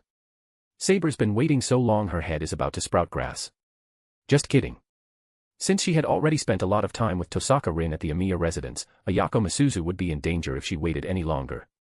Although Rider wouldn't actually kill her, Akatsuki really wanted to deal with Shinji Matou. However, tonight's exertion had been far too great. Using power beyond what was needed to suppress her bloodlust impulse to insta-kill Berserker had placed a heavy burden on Akatsuki. She wasn't certain if she could keep Rider down. Compared to technical fighters with superb martial arts, Akatsuki still preferred fighting a mindless Berserker. So, she should really find a young lady to get close to right now, and then take some liberties while drinking her blood. Ahem, it would be impolite to say more. So, where was there a young lady? Oh, isn't there one right here whose physical development stopped at 15? Who could that be? While weighing her options, Akatsuki suddenly saw Saber wearing a yellow raincoat and immediately had an idea. Saber. Perhaps because she felt no hostility, Saber was unguarded, tilting her head as she looked at Akatsuki with some confusion. A few minutes later, Saber leaned somewhat weakly against the wall of the Fuyuki church, her cheeks slightly flushed as she gave Akatsuki a somewhat resentful look. Back to full health. Having received her supply, Akatsuki dropped a "I'm heading back first" and ran off toward the Fuyuki City downtown area. Avoiding patrolling police cars, Akatsuki's figure darted through the alleys of Fuyuki City. Since she didn't know the exact location, she had to conduct a grid search. She was very fast and soon found Ayako Masuzu's location. In the pitch-black night, Ayako Masuzu seemed to be guided into a dim alley. Even though there was a dead end ahead, she continued walking further in. Then, she was suddenly lifted by something invisible, and sharp teeth bit into her neck. A step too late, but I suppose this is fate, right, Rider? As Akatsuki's voice fell, Rider deactivated her spiritualization and appeared behind Ayako Masuzu. Her knee-length purple hair was full of charm, making Akatsuki unable to help but feel that the long hair seemed to possess a life of its own, just like in the legends. She wore a blindfold over her eyes, black clothes and pants, and black over-the-knee boots. An enchanting aura combined with an exquisite, tall, and curvaceous figure. At this moment, such a beauty was tilting her head and looking at Akatsuki, seemingly a bit puzzled. Rider didn't answer Akatsuki's words. Instead, she carefully set Ayako Masuzu aside and then brandished her weapon. Are you a master too? Shinji Matou's voice came from the darkness, his attitude arrogant and casual as he held a book filled with magical energy. The Book of Falsehood. Hearing Akatsuki's voice, Shinji Matou froze. He hadn't expected the other party's attention to be focused not on him, but on the book in his hand. Looking at it this way, Matou Sakura should still be Rider's master. Hey! A somber-faced Shinji Matou interrupted Akatsuki's monologue, glaring at her as if he wanted to swallow her alive. I am Rider's master, don't you get that wrong. Looking at his gloomy expression, Akatsuki waved her hand, uttering dismissive words like yeah, while her gaze never returned to Shinji Matou, instead remaining fixed on Rider, who was about the same height as her. Rider, stop following Matou Sakura. Become mine. Rider still didn't speak, but Shinji Matou couldn't take it anymore, and his face immediately collapsed. Rider, kill her for me. The Book of Falsehood emitted powerful magical energy, and Rider moved through the alley like an arrow leaving a bowstring, her cold chains seeming to lock down the entire alleyway. Yet even with Rider close at hand, Akatsuki didn't move at all, instead quietly watching Rider like an artist admiring a dance, though she wasn't admiring the dance itself, but the dancer. A cold glint flashed as a nail-like dagger lunged at Akatsuki, but she still didn't move. However, in the next moment, the situation shifted instantly. With just a simple sidestep, Akatsuki dodged Rider's dagger. As the power of the True Ancestor erupted, a sonic boom echoed through the night sky. Rider fell directly into Akatsuki's arms. It all happened too fast. From the perspective of an ordinary person, Shinji Matou, Rider had simply rushed to Akatsuki's side, a loud noise was heard, and then she had fallen into Akatsuki's embrace. As expected, having Shinji Matou as your master prevents you from displaying your true strength. With blood seeping from the corner of her mouth, Rider struggled to leave Akatsuki's embrace, but Akatsuki had no intention of letting her go. Pinning Rider's hands with one of her own, Akatsuki restrained her by her side. Rider, my offer is always on the table, unless you don't want to save Matou Sakura. What do you mean? Ryder looked at Akatsuki behind her in confusion. Matou Zouken is already dead. How long do you think the magic crest worms inside Matou Sakura can survive? If you become my servant, I can help you save her. Of course, you can also choose to continue following Matou Sakura's orders and watch as she is consumed by the magic crest worms. Akatsuki looked at Ryder with a smile curling on her lips. You should know that Matou Sakura's current mental state makes her incapable of making the right decisions. Without Matou Zouken to give orders, the only thing she can do is wait for death. Or you could try to save Matou Sakura alone by defeating the other 6 servants to win the Holy Grail, but that would be useless too. The Holy Grail of Fuyuki City is nothing but a piece of junk. Ryder was silent for a moment. How can I believe you? You have no choice but to believe me. Akatsuki released Ryder. Following me is surely better than following someone like Shinji Matou, isn't it? Ryder. What are you doing? Fight back. Shinji Matou's voice sounded anxious. Shinji Matou, do you want to die? Nothing was reflected in those blood-red pupils, there was only a void, or rather, death. To Matou Sakura, you are at most a worm that happens to look like a human. Why do you think Matou Sakura doesn't resist you? Sakura, Sakura, Sakura. Damn it, what do you know? Just as Shinji Matou was about to roar, a gaze filled with death and despair locked onto him, and the book of falsehood in his hand spontaneously combusted at that moment. Also, don't forget to give me a power stone if you do like this fiction. Your support really motivates me to continue doing my best in translating, thanks. Chapter 13, First Embrace. Watching Shinji Matou flee, Akatsuki glanced at Ayako Misuzu lying in the corner and, after a moment's thought, told Ryder to take her home. As for Matou Sakura, she would enlighten her personally. Ryder didn't move, still facing Akatsuki. She didn't fully trust Akatsuki yet. Her master was a magician with magic talent but no formal training. If Akatsuki harmed Matou Sakura while Ryder was gone, Sakura would be in grave danger. Don't trust me. I could have killed you all while Shinji Matou was here, but I didn't. You should know I have no intention of harming Matou Sakura. Seeing Ryder still hesitant, Akatsuki frowned and sneered, Ryder, I don't want to waste words. If Shinji Matou finds Matou Sakura first, what do you think he'll do to her after his defeat? He'll vent his frustration without restraint. You don't want Matou Sakura's heart to be hurt again, do you?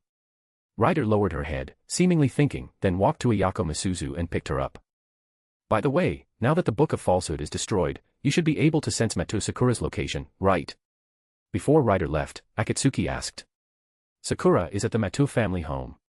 Having said that, she vanished into the night carrying Ayako Misuzu. At the Matou family home. Akatsuki couldn't calm down after hearing this, her mind was filled with thoughts of the old maggot not being dead and wanting to possess Sakura. Occasional wild theories popped up. The old maggot saw Shiro's high jump back then and remembered the justice in his heart, falling in love with Shiro at first sight. But since his body was rotten, he wanted to possess Sakura to be with Shiro and give birth to a child of justice to achieve his unfulfilled ideal. That's why Matou Zouken asked Matou Sakura to take care of Shiro after he was injured, to build an emotional foundation. These were practically fanfiction-level thoughts. At the thought of Matou Zouken residing within Matou Sakura's body, Akatsuki shivered. She instinctively quickened her pace, wanting to confirm her suspicions quickly. And, she must never let fanfiction become reality. Around 2 a.m., Akatsuki arrived at a deep pit. She stopped and stood in silence. Another girl had already been standing there for several hours. Honestly, she didn't expect to return to the Matou family home so soon. But this time, she wasn't here to kill the old maggot, she was here to remove his influence on Matou Sakura. Right now, Matou Sakura stared blankly at the bottomless pit in the night, as if she couldn't fully comprehend the scene.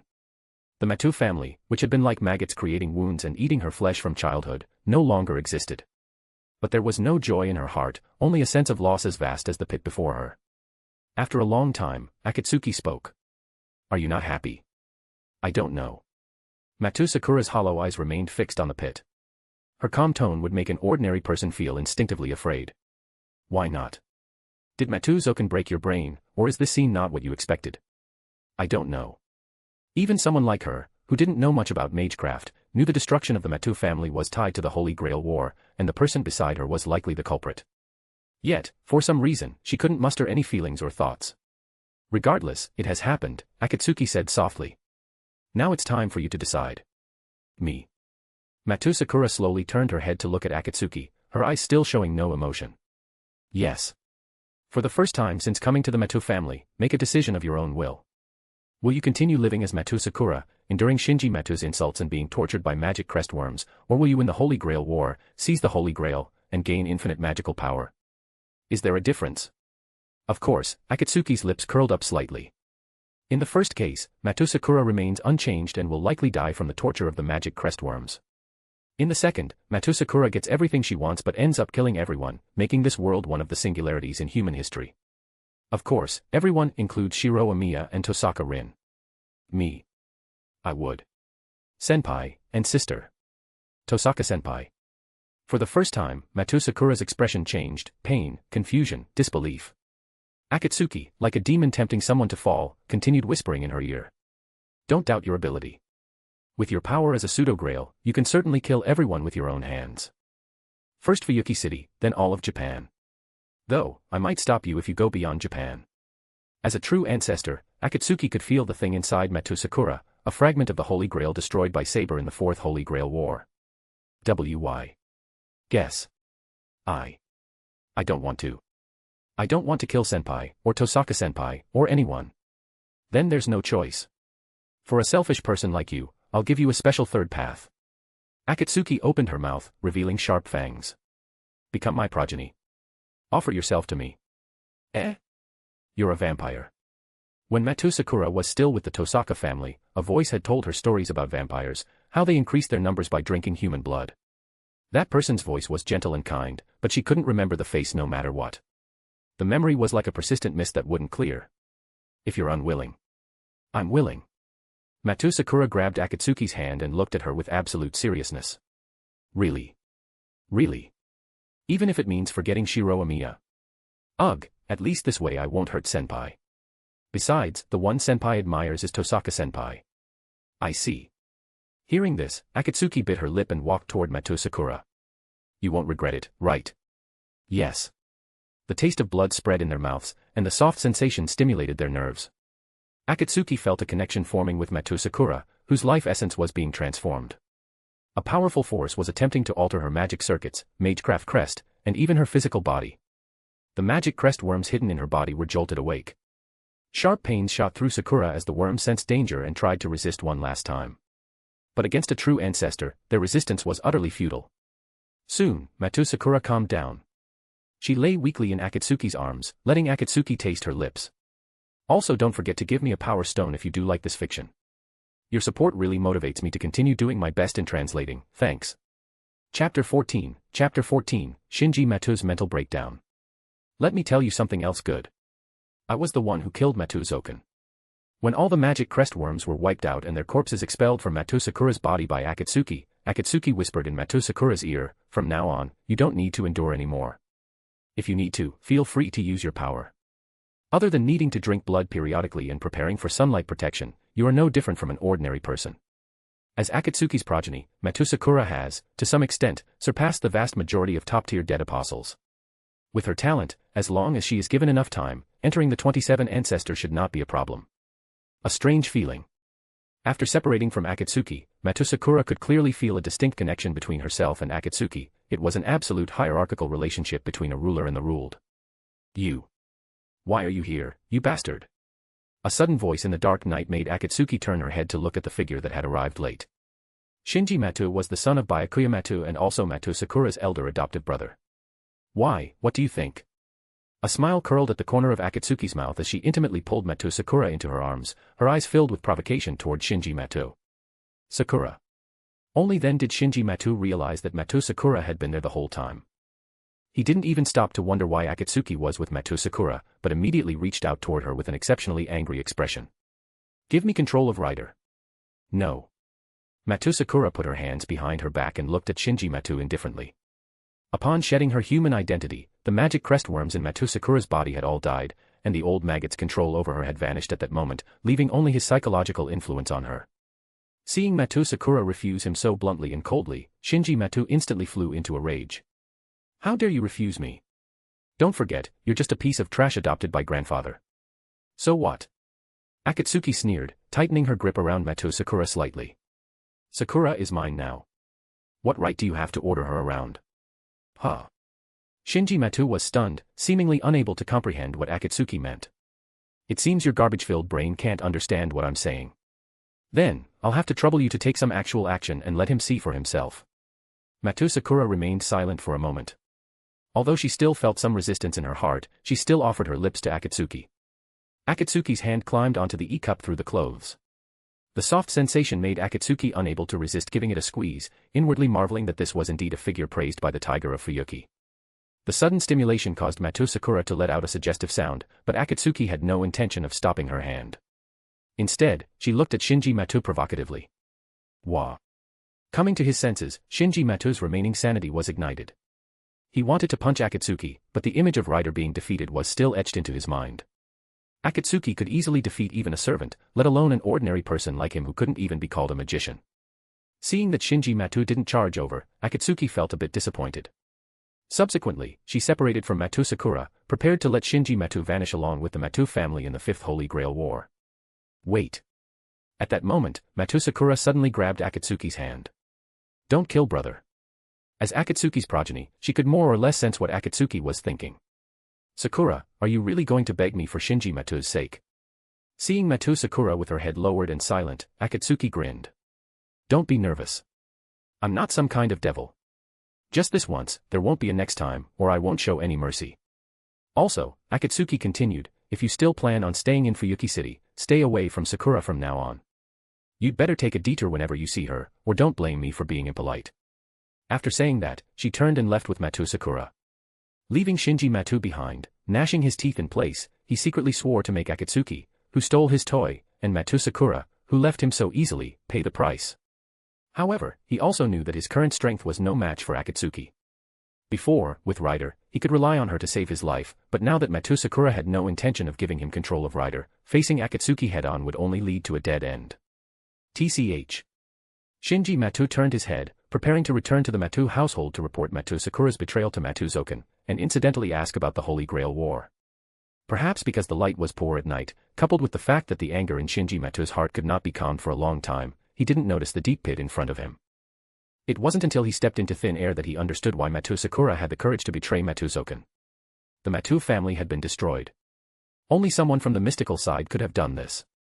As for who did it and what the motive was, Shinji Matou had some idea. The only suspect was Akatsuki. Spitting out the dirt in his mouth, Shinji Matou crawled out of the deep pit and looked around. Finally, he walked toward the Fuyuki Church, the residence of the supervisor of this Holy Grail War. Shinji Matou arrived at the Fuyuki Church and requested Kirai Kotomine's help. He revealed the matter of Akatsuki and Matou Sakura to Kirai Kotomine and stated bluntly that Akatsuki might be a high-level vampire who had already killed Matou Zouken. That old man was actually killed. Kirai Kotomine looked at the chattering Shinji Matou in front of him, a hint of a smile suddenly appearing at the corner of his mouth. Your servant, Rider, was taken away, right? Ah, yes. My servant, she betrayed me along with Sakura. Then it's just as well. There is currently another servant in the church without a master. Kirai Kotomine arranged a place for Shinji Matou to stay, saying he would investigate information about Akatsuki. However, after Shinji Matou left, Kirai Kotomine showed a meaningful smile. Why didn't you tell that clown that Akatsuki is royalty among the true ancestors? The blonde men in the pews stood up, wearing the same smile as Kirai Kotomine. King of heroes, fine wine must go through various processes and waiting to have all sorts of wonderful flavors, so do not be impatient. Kirai Kotomine turned to look at the blonde man's back and asked, are you going out for a walk again tonight? It is to inspect this king's territory. Otherwise, some unknown vampires might ignore this king and treat Fuyuki City as their own domain, acting recklessly on this land. After saying that, the blonde man turned into a flash of light and disappeared from within the Fuyuki church, while Kirai Kotomine, standing aside, gave a bitter smile. Honestly, what a willful fellow. Also don't forget to give me a power stone if you do like this fiction. Your support really motivates me to continue doing my best in translating, thanks. Chapter 15, Akatsuki, High School Girl, Brunestud. After mocking Shinji Matou, Akatsuki left the Matou family with Matou Sakura, feeling satisfied. Matou Sakura, who had lived in this house for decades, followed Akatsuki calmly, showing no attachment to the family now that she had escaped Matou Zouken's control. In short, I'll give you some money first. Whether you go to a hotel or stay in an internet cafe, find a place to stay for a while. Having secretly taken a few gold bars from Arcuade's Millennium Castle, Akatsuki stuffed them all into Matou Sakura's arms. We'll figure out the rest later. After finding a hotel and applying a suggestion spell to the front desk staff, Akatsuki settled Matou Sakura in and prepared to leave. Back to the Tosaka family residence then. After all, I did spend money to stay there. It wasn't that she was stingy, but that money came from Arcuade. If she didn't make good use of it, Arcuade would probably be angry. Not asleep yet. Upon returning to the Tosaka residence, Akatsuki looked at Tosaka Rin sitting on the sofa in surprise. I heard everything from Saber. It was you who blocked Berserker when classmate Amiya and I entered the church. So, I just wanted to thank you. Tosaka Rin knew that with their condition at the time, if they had encountered Berserker, they would have had no choice but to run, and might have even been wiped out by him. So you stayed up in the middle of the night just to tell me this? Akatsuki sat on the other sofa and crossed her legs. I just couldn't sleep. Tosaka Rin's face turned slightly red. She couldn't very well say she hadn't slept because she was worried about Akatsuki. If you have this much free time, you'd be better off refining your magecraft practice, or thinking about how to repay me for saving your life. Akatsuki stretched. There's no such thing as a free lunch in this world. I didn't save you just to hear a thank you. Then what do you want? Tosaka Rin suddenly remembered what Akatsuki had done to her at the Amiya residence, and her face turned even redder. I'm warning you, don't try anything with me again. I'm telling you clearly, I have no interest in that sort of thing. What a pity. The corners of Akatsuki's mouth curled up as she stared straight at the fidgeting Tosaka Rin. I was looking forward to the drama of you offering yourself in gratitude. You. Tosaka Rin suddenly became a little angry. This person was as annoying as ever. It's just a joke, don't get so worked up. Akatsuki said with a smile, the things I want, the current you definitely can't give. How do you know I can't give it if you don't say it? Tosaka Rin glared at Akatsuki. Akatsuki stood up, walked to the window, and looked at the night view outside. What I want is you. Me. Akatsuki's tone didn't sound like she was joking, which shocked Tosaka Rin. She had thought what happened at the Amiya residence was just Akatsuki's prank, but she hadn't expected her to be serious. Yes. Tosaka Rin, you are like an unpolished gemstone. No matter what difficulties you face, they only make you more beautiful. I hope you can always maintain this precious quality. Akatsuki turned back to look at Tosaka Rin. Of course, it would be even better if you could become mine. Tosaka Rin's face instantly turned bright red, and her mind was in a mess as she bit her lip. What was this strange woman thinking? Her words made her both afraid and confused. What do you mean by that? Her voice trembled slightly. Akatsuki smiled and approached Tosaka Rin, her eyes revealing a sense of determination and tenderness. My meaning is simple, Tosaka Rin. I am attracted to you and I hope to get to know you better and get closer to you. But I won't force you to make any decisions. I want you to become mine of your own free will. Tosaka Rin looked up into Akatsuki's eyes. At this moment, she realized one fact, Akatsuki was serious. However, her heart was still full of conflict. Normally, she would have refused without hesitation, but today she somehow couldn't say the words of refusal, yet she couldn't say yes either. I don't know how to respond to you. In the end, she could only whisper. Then there's no helping it. Akatsuki shrugged. There's still some time before daybreak. You're still a student, so go get some sleep. After saying that, Akatsuki suddenly froze. Student? How could she have not thought of that? Looking at the school uniform on Tosaka Rin, a vague plan had already formed in Akatsuki's mind. School, what a name full of youth. Fresh blood, fragrant young ladies, and she could even get in touch with Caster through Suchira Kazuki. And she could also see the changes in Matou Sakura. Killing multiple birds with one stone. By using Marble Phantasm to replicate the privately run Hamurahara Academy uniform onto herself, Akatsuki instantly transformed into a mature and steady high school girl. It feels a bit drafty down there. Tosaka Rin was dumbfounded as she watched Akatsuki transform in front of her. Previously, Akatsuki's masculine style of dress hadn't made her feel much, but now that Akatsuki was wearing the privately run Hamurahara Academy uniform, her feminine charm almost captured Rin's heart. What are you doing all of a sudden? Why did you suddenly change into our school's uniform? Flustered, Tosaka Rin hurriedly looked away. Just changing my style. After all, dressing sloppily all the time isn't good for my image. By the way, Tosaka Rin, do you have any spare stockings? My thighs feel a bit chilly. You. Tosaka Rin was suddenly speechless. Who just asks a girl for stockings like that? But seeing Akatsuki in a short skirt, revealing her fair thighs, a blush couldn't help but creep onto her face. She shook her head, trying to look normal. Wait here. Tosaka Rin turned and went back to her room, returning with a pair of brand new black stockings to hand to Akatsuki. Akatsuki took the stockings and smiled. Thanks, Rin. Then I'll go back to sleep. See you at school later. With that, she went back to the guest room. Wait. See you at school. Realizing what was said, Tosaka Rin pulled Akatsuki back and asked about her doubts with a serious face. After hearing Akatsuki's answer, Tosaka Rin immediately objected. You're just going to school to look for girls anyway. How could I let a dangerous person like you in? Fuyuki City is my territory. A few hours later, Akatsuki followed Tosaka Rin to the school, and her appearance attracted a lot of attention. Her unique temperament and beautiful appearance made many boys fall for her, while the girls cast envious glances. Even Tosaka Rin, standing to the side, felt a strange emotion in her heart as she looked at Akatsuki. Also, don't forget to give me a power stone if you do like this fiction. Your support really motivates me to continue doing my best in translating, thanks. Chapter 16, Tosaka Rin and Matou Sakura. Tosaka, you're a bit later today than yesterday. Did you get all the clocks at home fixed? Ayako Masuzu was as energetic as ever today. No, I didn't sleep at all last night. You didn't sleep all night. Tosaka, are you okay? Are you feeling unwell? Ayako Masuzu showed a look of concern. I'm fine. More importantly, have you felt unwell lately? Tosaka Rin gave a wry smile, then shifted the topic elsewhere. Looking at Tosaka Rin, Ayako Masuzu felt she was a bit strange today, but she couldn't pinpoint exactly what was wrong. It's good that you're okay. I've been exhausted lately. Ayako Masuzu looked toward the Kyudo club dejectedly, as if suddenly losing her steam. That guy Shinji has been getting more and more out of hand lately. If he's not picking on the newcomers, he's causing trouble elsewhere. This morning, he even had a conflict with his own sister.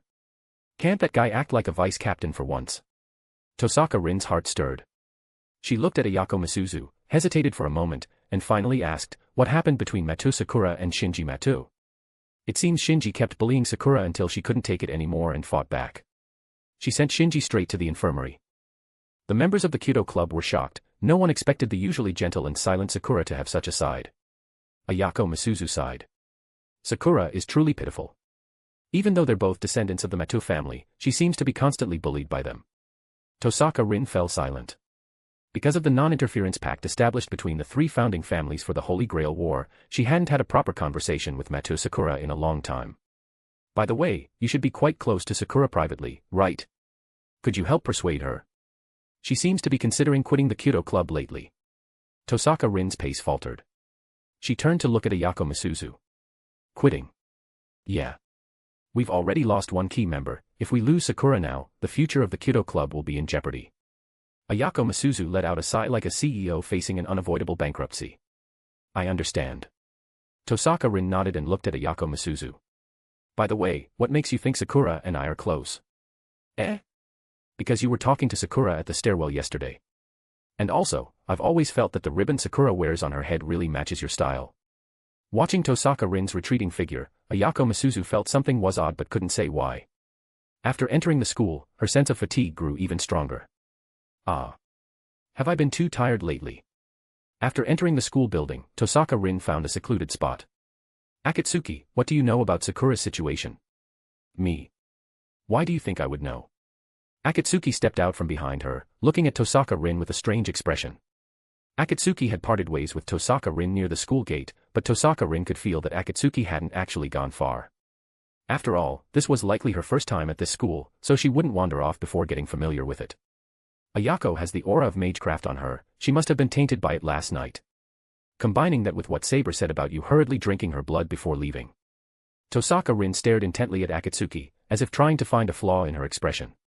As much as I don't want to believe it, you probably found out that Ayako was in danger through some means, right? Akatsuki nodded. I just gave Sakura a different choice. Akatsuki looked away. She certainly wouldn't tell Tosaka Rin that she was a transmigrator and had already turned Matou Sakura into her progeny. Sakura. Since when did you and Sakura get close enough to use her given name? Tosaka Rin crossed her arms, looking as if she intended to make Akatsuki confess everything. Akatsuki shrugged. That's my private business and has nothing to do with you. If you hadn't clung so tightly to the non-interference pact of the three founding families and noticed Sakura's suffering sooner, she wouldn't have become mine. Become mine. Hearing those words, Tosaka Rin was momentarily stunned, seemingly pondering their meaning. However, in the next instant, a surge of rage rushed to her head. What did you do to Sakura? Just as she was about to step forward and grab Akatsuki's collar, a voice interrupted her. What are you doing? It's almost time for class. Suchira Kazuki's steady voice came from behind, and Akatsuki vanished in the blink of an eye. Tosaka Rin had to stop her advance, taking deep breaths to try and calm herself down. Tosaka Rin took a deep breath and turned to face Akatsuki. She struggled to control her expression, trying to make her tone sound calm. It's nothing. I just encountered an unpleasant cat. Akatsuki looked at Tosaka Rin but didn't say much more.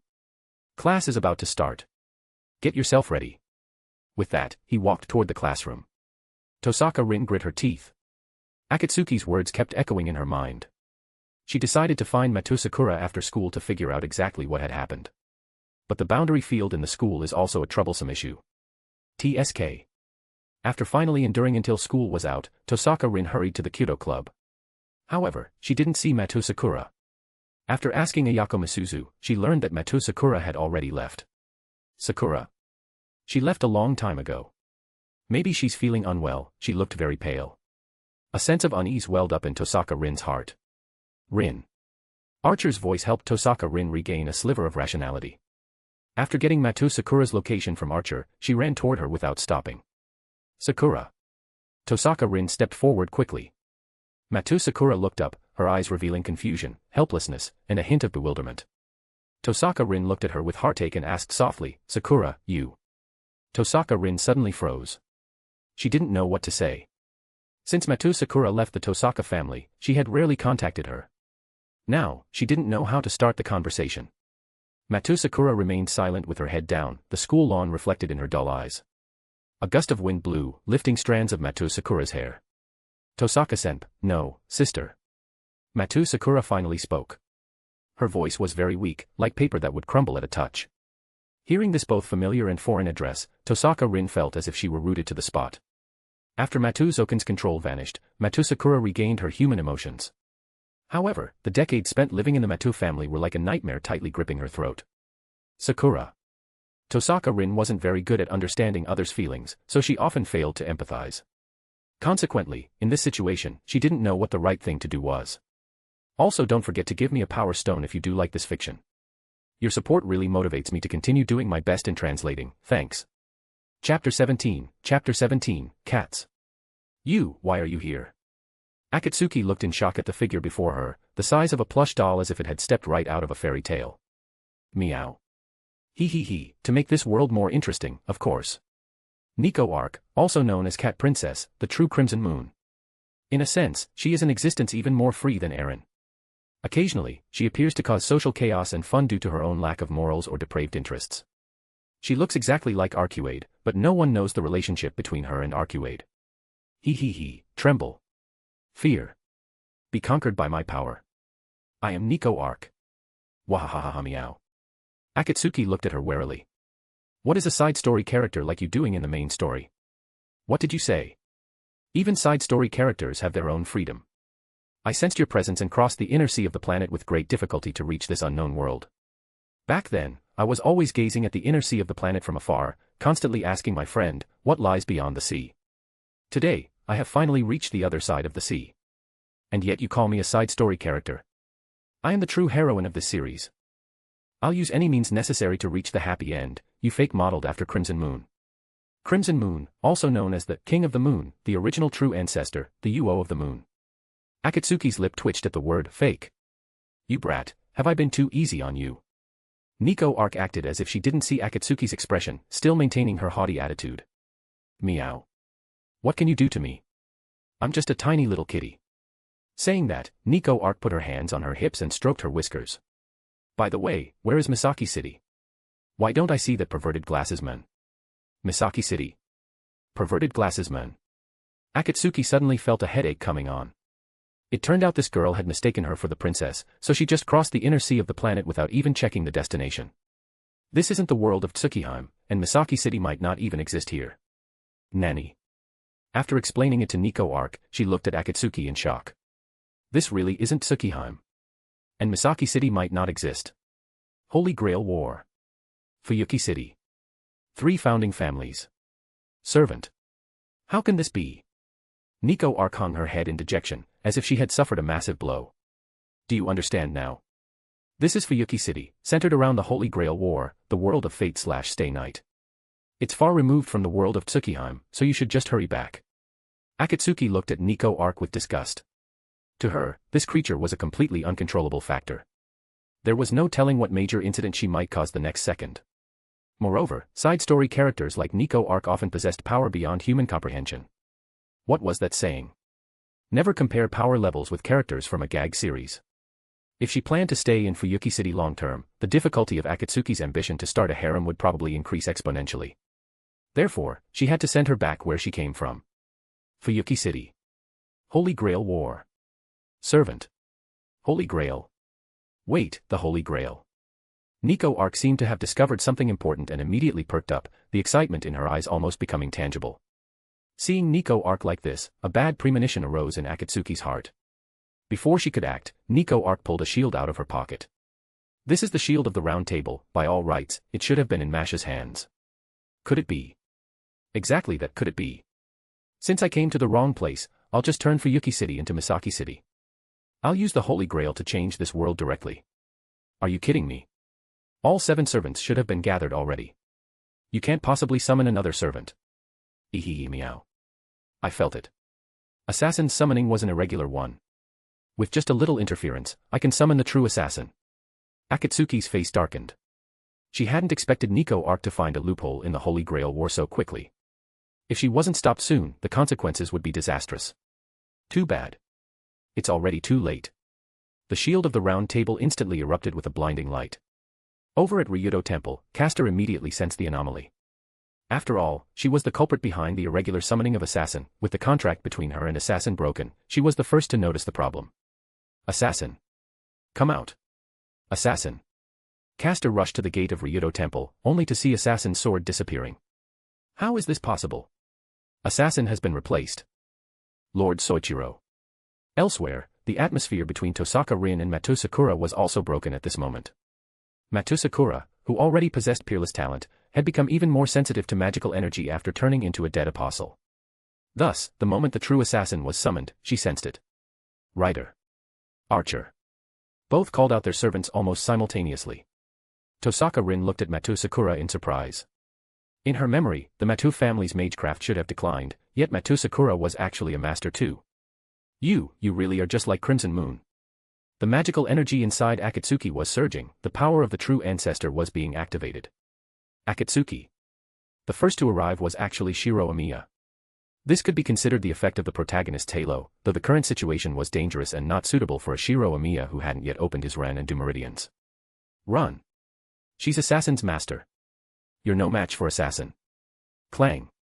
Flicking away a dagger thrown by Assassin, Akatsuki quickly rushed toward Shiro Amiya. Judging by the attire, this assassin was likely a member of the Order of Assassins, though Akatsuki didn't know which generation of Hasen it was. Go, assassin. Take them down. The Holy Grail is mine. I'll become the protagonist, reach the happy end, and then claim all the beautiful girls for myself. That's my goal. Also, don't forget to give me a power stone if you do like this fiction. Your support really motivates me to continue doing my best in translating, thanks. Chapter 18, Other Seal, Blood Temple. Is that assassin? Tosaka Rin looked at the assassin, who was even more ferocious than Berserker, and couldn't help but doubt his class. A pale human bone mask, an exaggerated physique, and a great sword taller than an ordinary person, he looked like a berserker no matter how she saw it. Everyone, stay away. The air, it's poisonous. Akatsuki coughed up a mouthful of blood, looking at the muscular assassin in front of her in disbelief. This is Berserker, right? How could it be assassin? Meow. Nico Arc tilted her head, her cat eyes looking at Akatsuki in confusion. Who said assassin had to be sneaky? Any means are fine as long as the goal is achieved, right? Clang.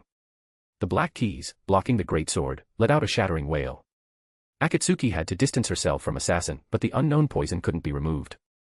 Akatsuki looked at Shiro Amiya in the distance and shouted, use a command spell to call Saber over. Rin, have Archer prepare for long-range support. Sakura, have Rider open the bounded field set up in the school. Use her noble phantasm. Assassin pressed closer, and Akatsuki felt the pressure growing. Such a powerful servant, with such an immense spirit origin, shouldn't manifest in a normal Holy Grail war. Is it that cat's doing, after all? Oh ho ho ho, what terrifying eyes. Nico Arc waved her hand. But looks don't kill, you know this assassin hunted many true ancestors in his lifetime, and he also has a special attack against true ancestors. TCH, you'd better not fall into my hands, or I'll definitely flay you alive. The air suddenly became heavy. Akatsuki quickly put distance between herself and assassin. A black hole appeared directly above the school, and an eyeball seemed to be looking down at the school from within. Others seal, blood temple. It was Ryder's noble phantasm. Clang. The invisible air clashed with the greatsword, and even Saber was startled by the immense force. She looked at Akatsuki with some confusion and asked, "Has Berserker come to attack?" "This is Assassin." Question mark. While Saber held off Assassin, Akatsuki quickly recovered from her injuries, all while pondering Assassin's true name. How is that possible? Saber found Akatsuki's words hard to believe. The frenzied attacker in front of them looked like a Berserker no matter how she saw him, but his aura was clearly different from the Berserker Akatsuki had fought last night. Watch out. Shiro Amiya's voice pulled Saber's thoughts back to the battlefield. Assassin's greatsword seemed to be imbued with countless souls of the wrongfully dead. With every swing, everyone present could hear the wails of vengeful spirits. How evil. There was no time for exclamations. The blood-stained greatsword once again slashed toward Saber, its power forcing even Saber to avoid its edge. Ha ha ha ha ha. Nico Arc laughed wildly. Die. Since I came to the wrong place, there's no need to go back. I'll just get the Holy Grail and overturn this world. Meow. Saber sidestepped Assassin's slash and counterattacked with her sword. However, Assassin was incredibly fast, easily dodging Saber's attack. As expected of Saber, such excellent martial arts are truly rare in the world. This was the first time Assassin had spoken since being summoned. His voice was hoarse and grating, like someone constantly scraping glass with their fingernails, causing irritation if listened to for too long. Are you really Assassin? Of course, it's just that my name wasn't preserved in history. Assassin. Prepare to die. The toxins in her body were forcibly suppressed, and Akatsuki glared fiercely at Assassin. This was the first time she had faced such a powerful enemy since coming to this world, but she was not one to cower because of an opponent's strength. You can't defeat me by relying on innate power. Heh, what do you know about one force breaks all laws? Creating a pitch-black long blade with marble phantasm, Akatsuki charged directly at Assassin. Blades clashed, and sparks flew. Oh. A hint of surprise appeared in Assassin's eyes behind the human bone mask. I thought you were a recently born true ancestor, only capable of wreaking havoc by relying on your immense power, but it seems that's not the case. Akatsuki swung her long blade with all her might, each collision with Assassin's greatsword producing a crisp sound. At this moment, she no longer held back, unleashing all the techniques she had before her transmigration. For a time, she even seemed to gain the upper hand against Assassin. However, in the next moment, Assassin's movements suddenly quickened, and his greatsword swings became even more aggressive. Gradually, Akatsuki began to fall behind. Damn it. Which heroic spirit are you, anyway? Akatsuki never expected that she would one day utter a line similar to what the dog bro, Lancer, would say. Assassin. Just then, Saber joined the battle. She flashed between Assassin and Akatsuki, wielding her invisible air alongside Akatsuki to attack Assassin. Saber, why didn't you just ambush him earlier? Akatsuki asked, panting. As a knight, one should be honorable and upright. How could I do something as despicable as an ambush? Saber's righteous voice reminded Akatsuki that she was indeed such a person. It was precisely because the King of Knights was such a person that she had valued to be played with. With that thought, Akatsuki's gaze towards Saber held a hint of amusement. Saber was all too familiar with that look. During the last Holy Grail War, Archer had looked at her with the same expression. The thought of the previous Holy Grail War made Saber frown. Miss Akatsuki. Please end the battle as soon as possible. If it drags on, all the living people in this school will have their life force drained by my noble phantasm and die. Is that Sakura's intention? This was clearly not Ryder's intention. Matou Sakura still maintained her kindness, which Akatsuki was pleased to see. Of course, if they wanted to finish the battle quickly, that Ket definitely wouldn't agree. Also, don't forget to give me a power stone if you do like this fiction. Your support really motivates me to continue doing my best in translating, thanks. Chapter 19, Assassin's Inequality is a breeze. What are you doing? Just as both sides were at a stalemate, Nico Arc made a new move. Assassin, hurry up and kill them all. Don't you want to use the Holy Grail to grant your wish, meow? Why aren't you using your full strength? Listening to Nico Arc's complaints, Assassin looked at Akatsuki, Saber, and Ryder before him, as well as Archer outside the school who might stab him at any moment, feeling a growing sense of dissatisfaction toward his master. The two sides had only just become evenly matched, yet she was already demanding he use his full power. How could he enjoy the thrill of battle then? I understand. Despite his dissatisfaction, he still agreed to Nico Arc's demand. After all, that cat-like thing was still technically his master. Besides, he also happened to want to test the limits of these enemies before him. The gaze behind Assassin's bone mask grew sharp. His figure flickered as he charged toward Akatsuki like a ghost. Startled, Akatsuki reflexively tried to create distance, but Assassin was incredibly fast, appearing before her in an instant. Her vision was instantly filled by the bone mask. Akatsuki instinctively tried to counterattack, but Assassin's fist struck her chest, immediately rendering her unable to move. Seeing this, Saber and Rider immediately rushed forward to support Akatsuki. Rider. Saber. However, Assassin gave them no such opportunity. In just a few minutes, Saber and Rider were also lying on the ground. Well done, meow. Assassin, just kill them all like that. Then take out Archer outside too. That's enough. Meow. Nico Arc tilted her head, looking at Assassin in confusion. She couldn't believe her ears. With all the enemies incapacitated, he actually said that was enough. Meow. What are you saying? This is a perfect opportunity. Before she could finish, Nico Arc fell silent because Assassin's greatsword was already at her throat, and a nauseating stench tormented her nose. I am under no obligation to obey your every word. I help you get the Holy Grail, and you find a way to get me into the Sea of the Stars. That is our contract. In that case, isn't now the best opportunity? I decide when the best opportunity is. Moreover, the contract does not require me to be responsible for your safety. If you overstep, don't blame me for killing you myself. WH meow. I'm your master. Who do you think provides the magical energy that allows you to stay here, meow?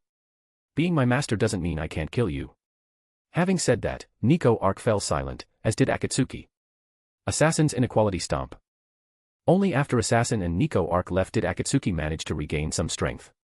Looking at the giant eyeball in the sky, she told Rider to deactivate her noble phantasm. Rin, contact the supervisor and have him clean up this mess. Inside the school office. Lord Soichiro, Assassin has been killed. Castor, clad in long robes, suddenly appeared behind Sutra Kazuki, who was calmly watching the playground. Yes. A battle between other masters just took place at the school. Among them, Tosaka Rin, Matou Sakura, and Shiro Amiya are all masters. I'll leave the detailed planning to you. Yes. After saying that, Castor looked at Sutra Kazuki with some concern. All the masters in this school should have been found by now. In that case, shouldn't Lord Soichiro return to Ryudo Temple? There's no need. It's more convenient to monitor their every move from here. But Lord Soichiro, your safety. I'll be fine. Sutra Kazuki waved his hand.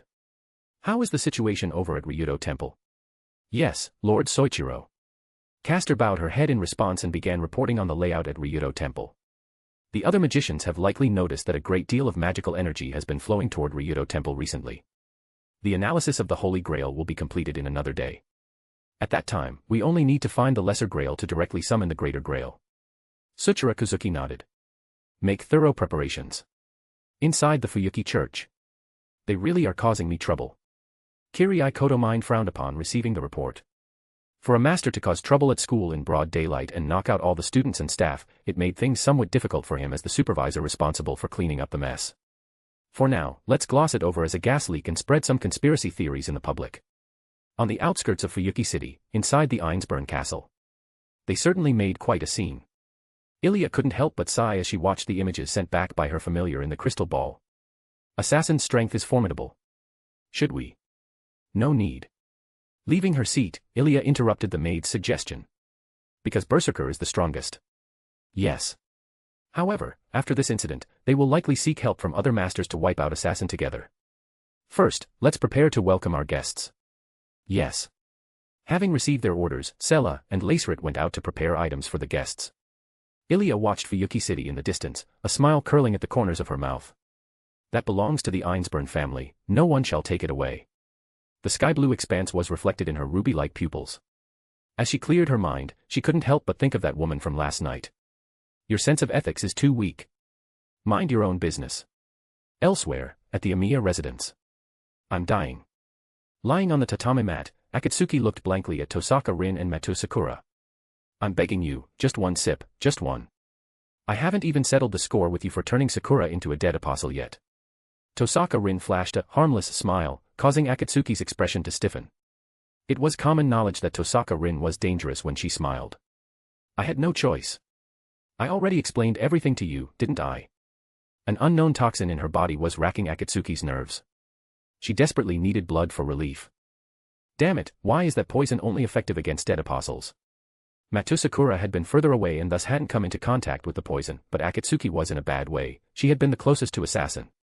If you won't give it to me, then don't blame me for taking it by force. Also, don't forget to give me a power stone if you do like this fiction. Your support really motivates me to continue doing my best in translating, thanks. Chapter 20, Future Plans, 1. Assassin's poison is a bit strange. It's probably his noble phantasm. Unless he's killed, it'll be hard to completely remove the negative effects he's caused. With a beauty in her arms, Akatsuki had no intention of making any extra moves. The assassin summoned by Nico arc was far too bizarre. Akatsuki always found herself unable to use her full strength when facing him. Is it really because of the anti-True Ancestor trait? Whatever about that. The important thing is that the Greater Grail has been corrupted. Thing you mentioned is just too hard to believe. Tosaka Rin, who had some of her blood sucked by Akatsuki, was slumped in Akatsuki's arms. She already had low blood pressure and oversleeping was common for her. Now, having been drained to the point of anemia by Akatsuki, she lacked the strength to resist even if she wanted to. Instead of resisting only to fail and be forcibly used as a body pillow, I might as well just give up. Those were Tosaka Rin's exact words. To be honest, Akatsuki felt a bit disappointed seeing Tosaka Rin compromise. Rin's reactions were so entertaining that one could never tire of them. However, Akatsuki wasn't about to pass up this chance to snuggle with a beauty, which led to the current scene. I can't help it if you don't believe me. If the Holy Grail in Fuyuki City hadn't been corrupted, the caster of the 5th Holy Grail War wouldn't have been Medea.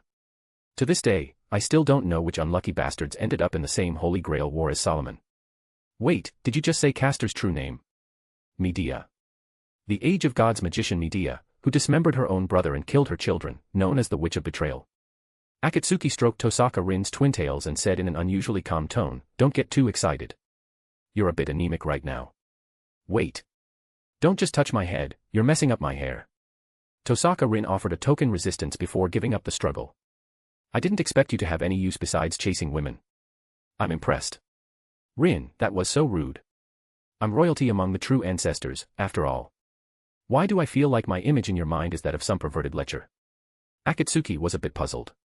Her overwhelming power surely shouldn't give off that kind of vibe, though she didn't want to deny the pervert part. "Shiro. I'm home." Just then, accompanied by a burst of cheerful laughter, the door was suddenly slid open. A young woman walked in. She didn't seem to notice Akatsuki and Tosaka Rin flirting and dived straight into the kotatsu. "Oh, Miss Fujimura, shouldn't you be at the hospital for a checkup right now?" Tosaka Rin looked in surprise at the energetic Taiga Fujimura.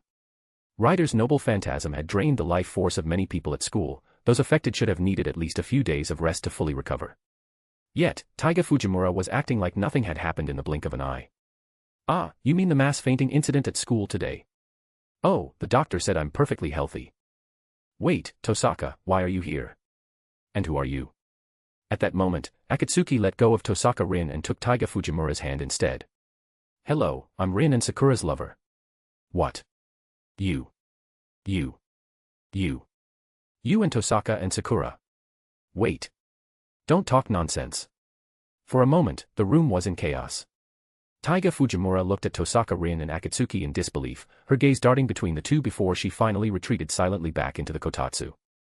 "As a teacher, I advocate for freedom in love, but you, Tosaka, and Sakura are all girls after all, and they're students, this, that. In short, as your teacher, I won't allow it."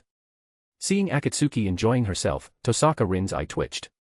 She wanted to explain something but ended up just watching Akatsuki in silence. Taiga Fujimura stared blankly at Akatsuki, completely unable to accept this fact. "No. Absolutely not. They are both my students, and you're all girls, how can this be? Love knows no gender." Akatsuki said seriously. "That's enough." Unable to watch any longer, Tosaka Rin couldn't help but remind Akatsuki, even though she's a teacher who imparts knowledge, she's still quite naive in some aspects. Don't tell her such nonsensical things. It took Tosaka Rin a while to explain everything clearly to Taiga Fujimura. "So you're also here looking for Kiritsugu?" "Yes. From certain perspectives, Kiritsugu Amiya gave me quite a shock. For instance, a certain Father's Day and Mother's Day, or him shooting Ilya and strangling the iris veil that little Engra had turned into, all of these had been a huge shock to the Akatsuki of that time. Just like Saber, here for Kiritsugu." "Wait, why are you here, Tosaka? Fuyuki City hasn't been very peaceful lately. As a woman living alone, I have to be mindful of my own safety, so I thought Sakura and I could stay at the Amiya residence for a while." "No. As soon as Tosaka Rin finished, she was sternly rejected by Taiga Fujimura. As your teacher, it's my duty to ensure the purity of interactions between students. I can guarantee that, since I'm serious about both Rin and Sakura. Tosaka Rin ignored Akatsuki's words. She propped herself up on the table and smiled at Taiga Fujimura. Well then, Ms. Fujimura, you can try to convince me. If you do, I'll give up on staying at the Amiya residence. Otherwise, you have to agree to let Sakura and me stay here. Oh. Taiga Fujimura looked at Tosaka Rin with surprise, a smile soon appearing on her face. Are you sure you want to challenge me, your teacher? Of course. A few minutes later. Wah. Taiga Fujimura was utterly defeated. Wah. To think I lost to my own student. I'm a complete failure as a teacher, wah. Shiro Amiya looked awkwardly at Taiga Fujimura, who was crying face down on the kotatsu. Tosaka Rin was calmly drinking tea nearby, while Akatsuki had shifted her attention from Tosaka Rin to Matou Sakura.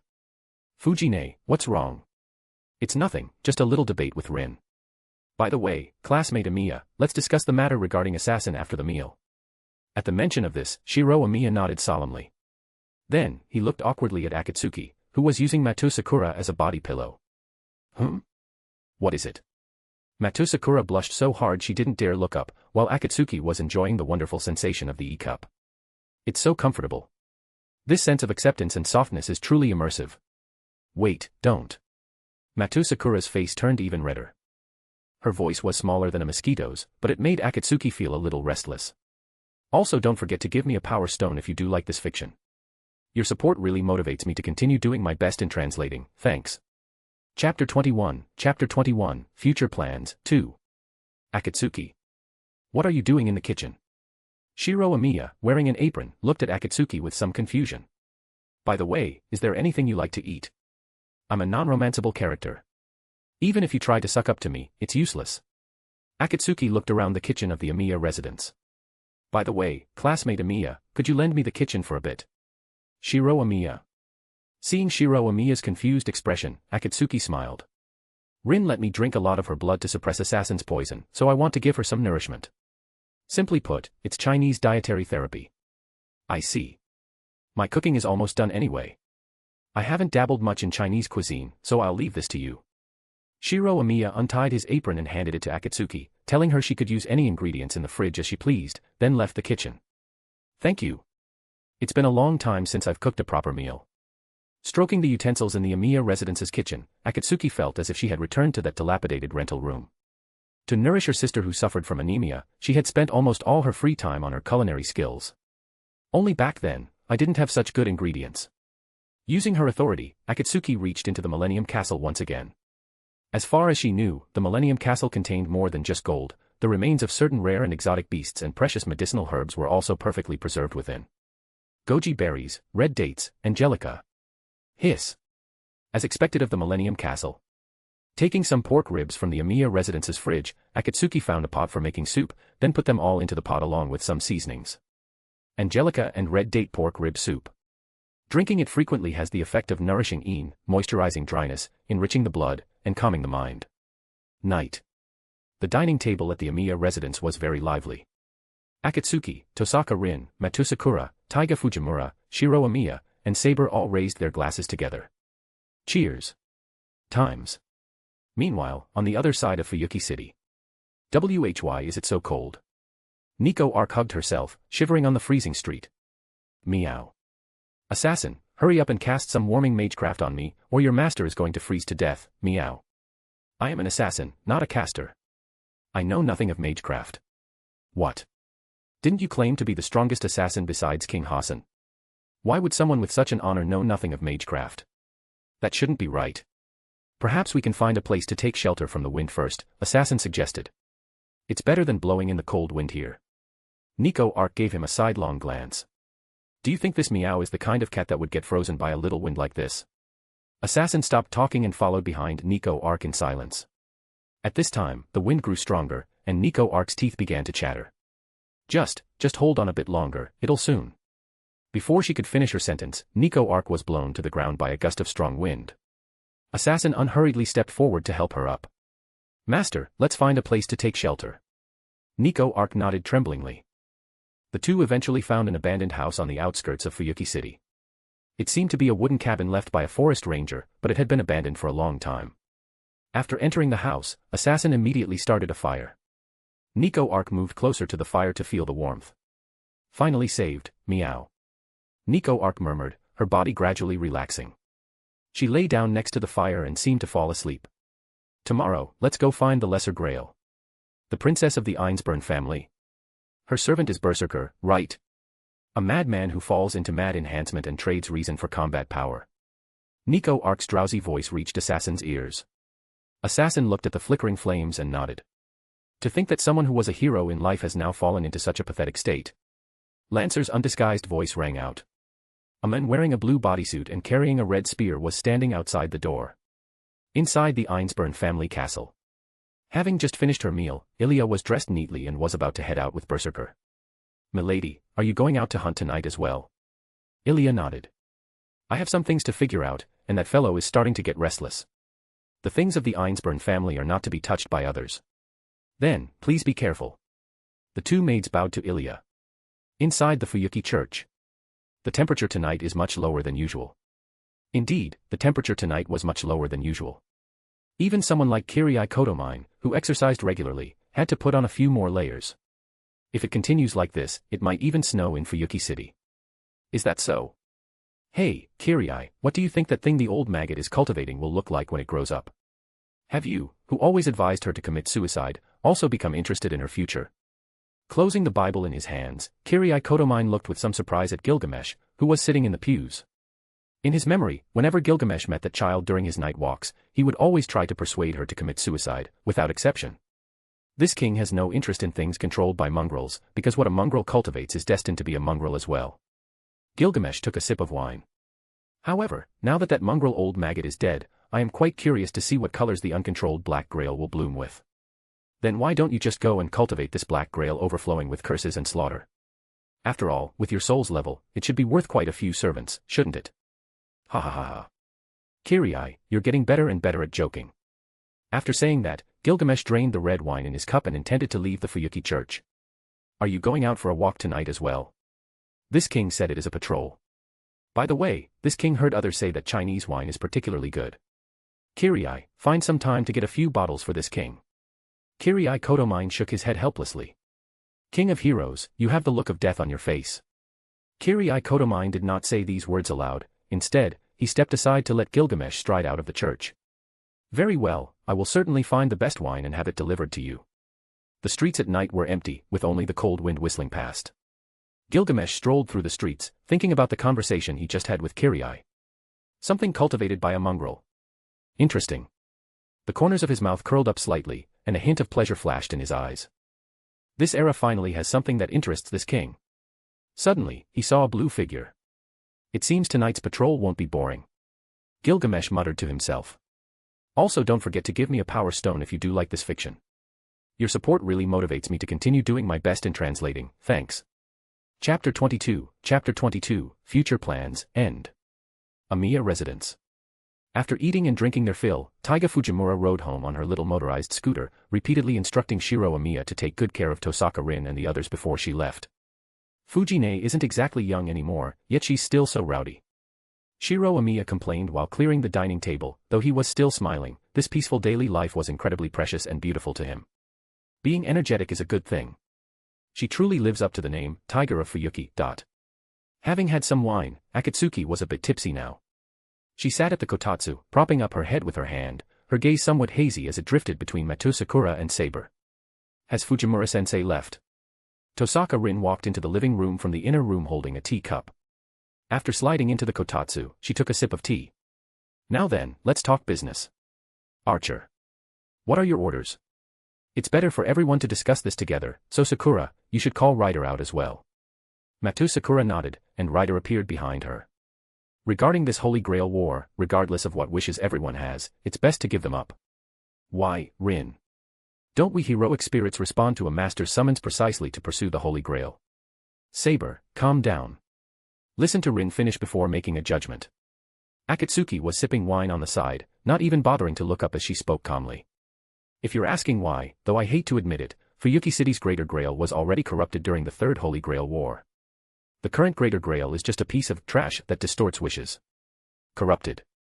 Yes. Facing Saber's puzzled gaze, Tosaka Rin turned her eyes toward Akatsuki, who was drinking nearby. Rin, why are you looking at me like that? Could it be, oh, you're so impatient. Akatsuki, do you need me to help you sober up? Tosaka Rin looked at Akatsuki with a smile. Akatsuki lightly swirled the wine glass in her hand as if she hadn't seen Tosaka Rin smile. She let out a small burp and said slowly, Fuyuki City's Greater Grail was corrupted as early as the Third Holy Grail War by the 8th class, Avenger, also known as Unveiled, all the world's evil, summoned by the Einsburn family. So even if you obtain Fuyuki City's Greater Grail, any wish granted will only be realized in a distorted way.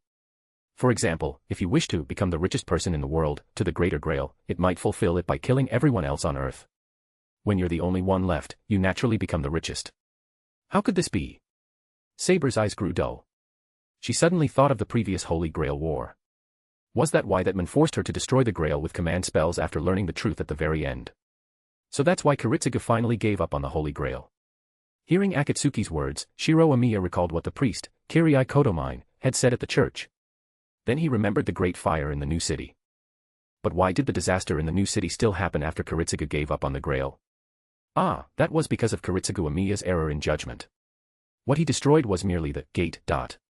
Akatsuki put down her wine glass, a hint of reminiscence flashing in her eyes. Destroying just the gate isn't enough. If Unveiled isn't completely destroyed, the Holy Grail in future Holy Grail wars will remain a useless piece of trash.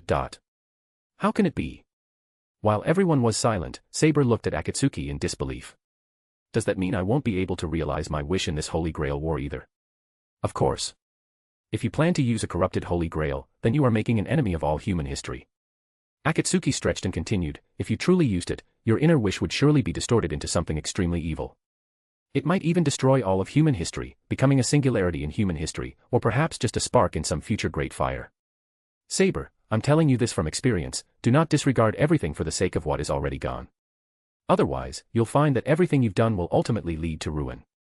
If you were the only one bearing the consequences, it might be acceptable, but if it affects others, that would be an unpardonable sin. Saber bit her lip, her body trembling slightly. Her eyes were filled with despair and indignation. Was her wish to save her motherland truly impossible to achieve? Is there really no other way? Shiro Amiya suddenly asked. Akatsuki smiled. By eliminating Unveiled, the vengeful spirit polluting the Grail, in this Holy Grail War, the Greater Grail will return to normal by the 6th Holy Grail War 60 years from now. Akatsuki paused and then added, however, even if the Greater Grail returns to normal, I wouldn't suggest you use it to grant your wish. After all, if your wish were to come true, the entire human order might be overturned. Wait. You just said human order, right? That human order concept proposed by the Lord of the Department of Celestial Body at the Clock Tower. Tosaka Rin suddenly became agitated, looking at Saber in disbelief. Saber, what exactly is your wish? Why would it have the potential to overturn the human order? Saber clenched her fists. I just wanted. Saber's distressed expression was truly something one could never tire of seeing. Akatsuki suddenly understood why Gilgamesh took an interest in Saber. But unlike Gilgamesh, Akatsuki wasn't a tsundere and wouldn't pursue a girl in such a wrong-headed way. Actually, you don't need to be so distressed. Akatsuki drained the red wine in her glass. The fall of Britain was inevitable, just as Morgan could never become the king of Britain.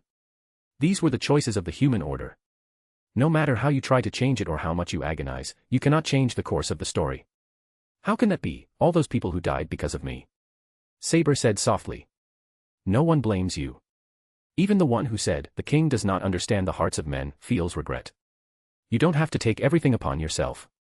The rise and fall of dynasties is the will of heaven. Akatsuki spoke indifferently as she drank her wine.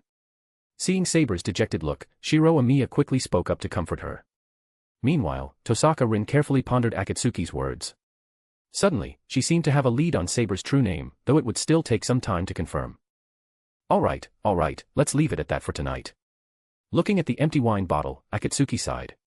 The goal is clear, destroy the Greater Grail corrupted by Unveiled, and then let the Holy Grail War return to its proper track. Although it's a bit difficult for us to deal with Assassin right now, we can certainly join forces. Putting Castor aside for now, I've already met Berserker's master. Tomorrow, we'll go find her to discuss an alliance. If there are no objections, the meeting is adjourned. Also, don't forget to give me a power stone if you do like this fiction. Your support really motivates me to continue doing my best in translating, thanks. Chapter 23, The Darkness Under the Shadows. After the meeting, everyone returned to their respective rooms. Akatsuki, tipsy, knocked on Matou Sakura's door. Miss Akatsuki. Matou Sakura, a little scared, opened the door and let Akatsuki in. Akatsuki didn't say anything and lay directly on Matou Sakura's bed. Sakura. Yes. Akatsuki gave Matou Sakura a strange look, not understanding why she was so nervous. Perhaps it was because she was a true ancestor and the one who had turned her into a dead apostle. Don't be nervous, I just came to check on you. Saying that, probably because she had drunk a lot of alcohol, Akatsuki felt a bit hot and unbuttoned the collar of her privately run Hamurahara Academy uniform. Thank you for your concern. Matou Sakura lowered her head, her voice trembling slightly. No need for honorifics. Akatsuki waved her hand and suddenly chuckled, I have to say, your endurance is beyond mine. To suppress the bloodlust impulse all day and still control your expression now is truly impressive. Matou Sakura's body trembled. She looked up, her eyes filled with a craving for blood. I am sorry, I. No need to apologize, bloodlust impulse is something every dead apostle experiences. After speaking, Akatsuki completely unbuttoned her collar, revealing her fair neck. Upon seeing her neck, Matou Sakura's eyes widened, and a powerful surge of impulse and fear welled up in her heart. She wanted to retreat, but her body involuntarily moved closer to Akatsuki. No need to hold back, this is a privilege I grant you. Akatsuki's tipsy voice was undoubtedly the last straw that broke Matou Sakura's nerves. Dominated by instinct, Matou Sakura lunged at Akatsuki, her fangs piercing Akatsuki's neck. The taste of blood stimulated Matou Sakura's taste buds. The true ancestor's blood possessed powerful magic, and this magic made her instinctively crave more of Akatsuki's blood. Ugh, your technique isn't very good. Facing Matou Sakura's rough demands, Akatsuki couldn't help but want to complain, but she didn't struggle. Dead apostles were originally true ancestors' emergency rations, and you're also my progeny. Do you know what that means? Matou Sakura, as if possessed, greedily sucked Akatsuki's blood. The latter's expression remained normal, while the former's face was flushed, and her breathing became much heavier. A few minutes later, the bloodlust impulse gradually receded, and Matou Sakura's sanity slowly returned. She suddenly realized what she was doing and released her mouth in horror. Drops of blood fell onto Matou Sakura's fair bosom. I am sorry. I lost control. Matou Sakura's voice was tearful and fearful, and she looked at Akatsuki with a face full of shame. Akatsuki gently wiped the blood from her neck with her hand and said with a smile, satisfied. Matou Sakura turned her head away and nodded cautiously. But I'm not satisfied yet. Akatsuki suddenly exerted force, pressing Matou Sakura beneath her. The dynamic between them instantly reversed. Ah. Wait. Ugh. Akatsuki leaned down and covered Matou Sakura's mouth. Her actions were domineering, yet she completely controlled Matou Sakura. Matou Sakura tried to resist, but how could Akatsuki, a true ancestor, be overpowered by Matou Sakura? She could only helplessly accept it. Just then, a wave of dizziness swept over Matou Sakura, and she felt as if her body was on fire. Although she hadn't received any formal magic training, she could guess that this was the influence of the true ancestor's blood. Her power was awakening. The magical attributes that Matou Zouken had tampered with also reverted to their original state. Akatsuki looked up at Matou Sakura's hazy eyes and heavy breathing, a smile playing on her lips. You only recently transformed from a human into a dead apostle, and now you've consumed a large amount of true ancestor's blood. You shouldn't need to drink blood for a while, and you'll also undergo a transformation in your life essence. At that time, you'll become even stronger, probably as strong as 200 Shinji Matus. Matou Sakura's eyes were vacant, her breathing heavy and full of allure. Unfortunately, your rank as a dead apostle is a bit low, otherwise you could digest my blood even better. But none of that matters. I can give you blood anytime, it's just that. Now, you are mine. Akatsuki leaned down again, this time her actions were even more domineering, and Matou Sakura, who had been desperately suppressing her voice, could no longer hold back. Senpai. In a daze, Matou Sakura seemed to return to that afternoon. The boy who was constantly practicing high jump gradually blurred, and her feelings for him gradually faded. Senpai, I'm sorry. As time passed, Matou Sakura was completely immersed in pleasure. She forgot everything, and only Akatsuki's figure remained in her memory. On the other side, Lancer immediately launched a fierce assault after finding Assassin. The blood-red spear continuously swung, but Assassin's face remained calm. Is this all the strength the Child of Light of Ireland has? He's not even as good as a dog by the roadside. The cold voice stimulated Lancer's nerves. You just said dog, didn't you? Ah, I did. Lancer's eyes turned fierce. He gripped the spear in his hand tighter, its tip glinting with a cold light. You dare insult me? Lancer roared, thrusting at Assassin with all his might. Assassin lightly sidestepped, dodging Lancer's attack. He sneered, and the giant sword in his hand, though incredibly large, struck out as swiftly as a venomous snake, aiming directly for Lancer's vital points. Lancer hastily defended, but Assassin's speed was incredibly fast. The giant sword carved strange arcs in the air, making it difficult for Lancer to parry for a moment. In the fierce exchange, Lancer gradually fell into a disadvantage. However, he did not give up, his heart burning with anger at the insult and a desire for victory. I'm tired of this. Master, there shouldn't be any problem with killing Lancer here, right? Of course not, meow. In fact, it's a great idea, meow. Noble phantasm, sword of death. In an instant, a black ray of light descended from the sky, directly bombarding Lancer. Lancer's eyes widened, desperately trying to dodge, but Assassin's noble phantasm had too wide a range of attack. Even with his full effort, it was too late. Boom.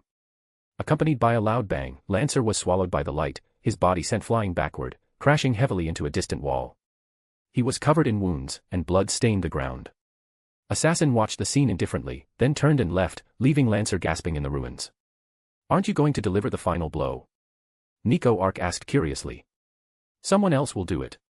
After Assassin left, black, ribbon-like objects emerged from the darkness. Lancer tried to dodge them when he saw them, but he was completely out of strength to move his body. The black, ribbon-like objects tightly coiled around Lancer, dragging him into the darkness. Lancer's eyes gradually became hazy, and his consciousness grew increasingly blurred. I was careless. He uttered with difficulty, before being dragged into the darkness, which seemed to devour everything he was.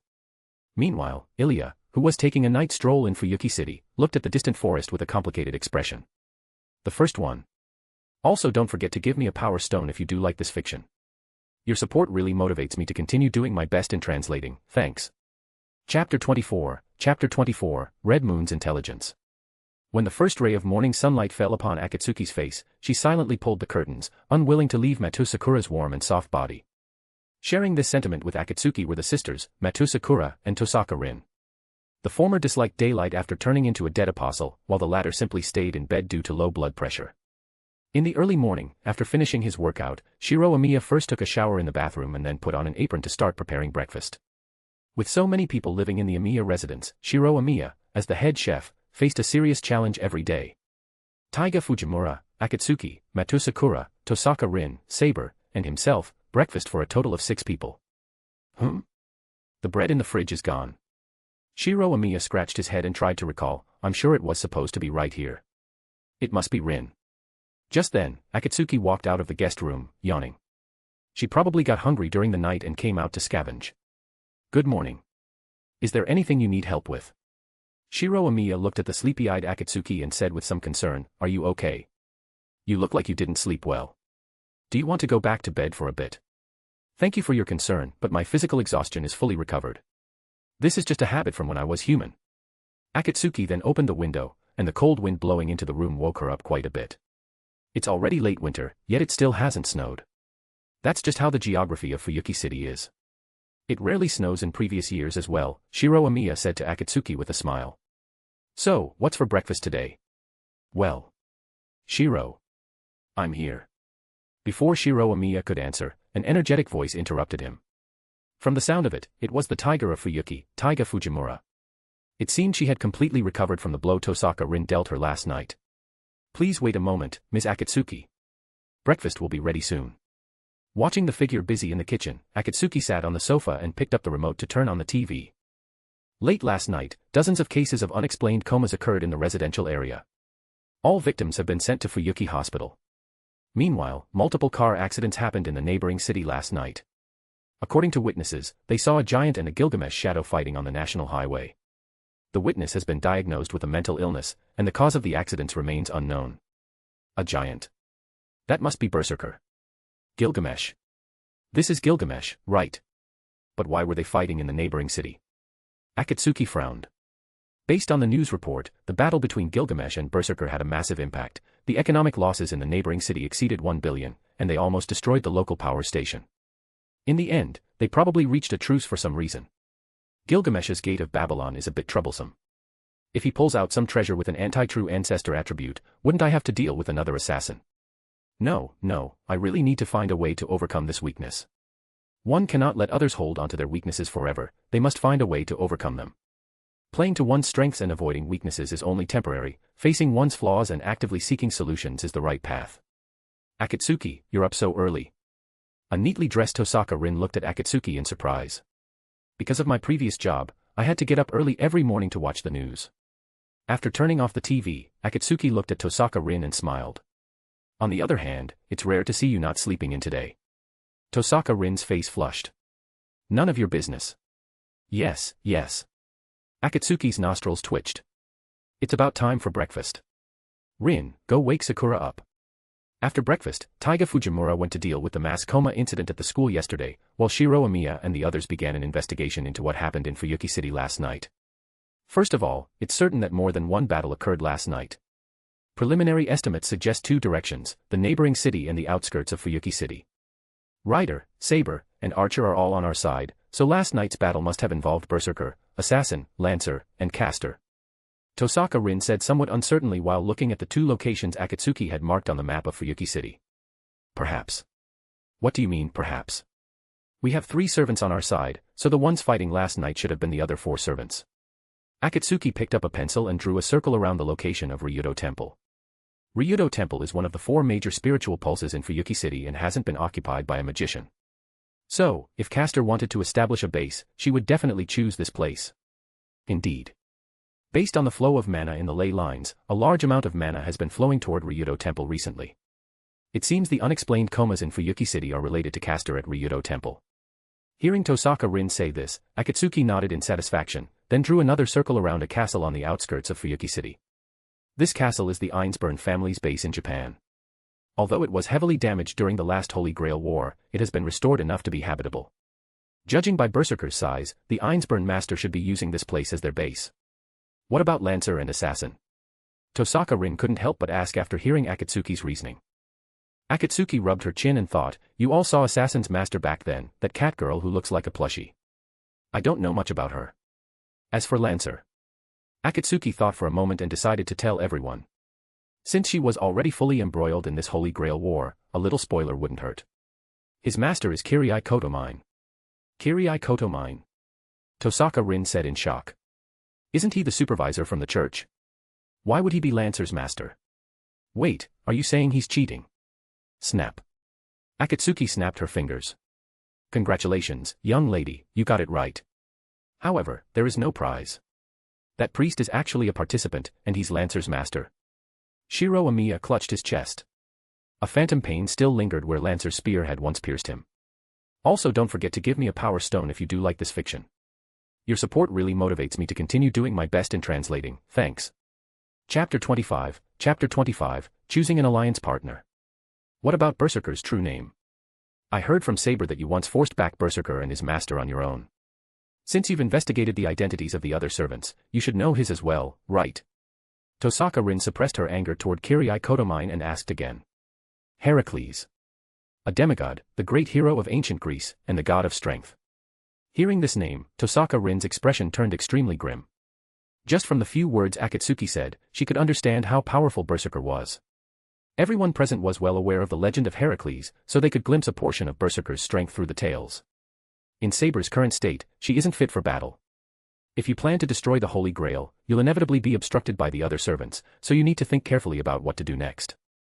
Wait, Akatsuki, did you say Caster's true name is Medea? Yes. Akatsuki took a sip of tea. Are you referring to the legend of how Medea was once frightened to tears by Heracles on the Argo? Exactly. If Caster knows Berserker is Heracles, she will definitely join forces with us to first deal with that troublemaking Berserker. Although she's known as the Witch of Betrayal, we just need to be careful. We can restrain her by forming a contract with her master. Akatsuki nodded. So, you mean to cooperate with the culprit behind the abnormal comas of Fuyuki City citizens? No. Shiro Amiya, who had been listening quietly, spoke up decisively. Cooperating with someone who exploits the lives of others is absolutely out of the question. That's right. Although there is some history between Caster and Berserker, Caster's actions make her unworthy of our cooperation. Shiro Amiya and Saber stood on the same front at this moment.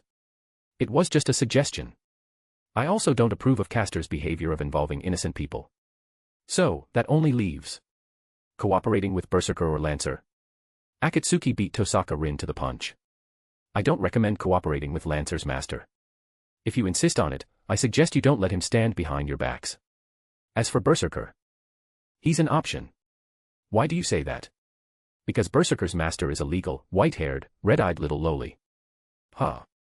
Akatsuki ignored the strange looks from the others and continued to himself, Lolas are the treasures of humanity, in other words, Lolas are the treasures of the human order. You pervert.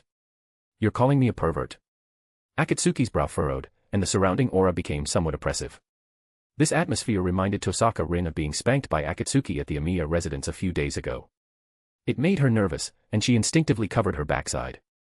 I already said it, what are you going to do about it? Please say it a few more times. If possible, please show a look of reluctant disgust, as if you're looking at a bug. The atmosphere froze.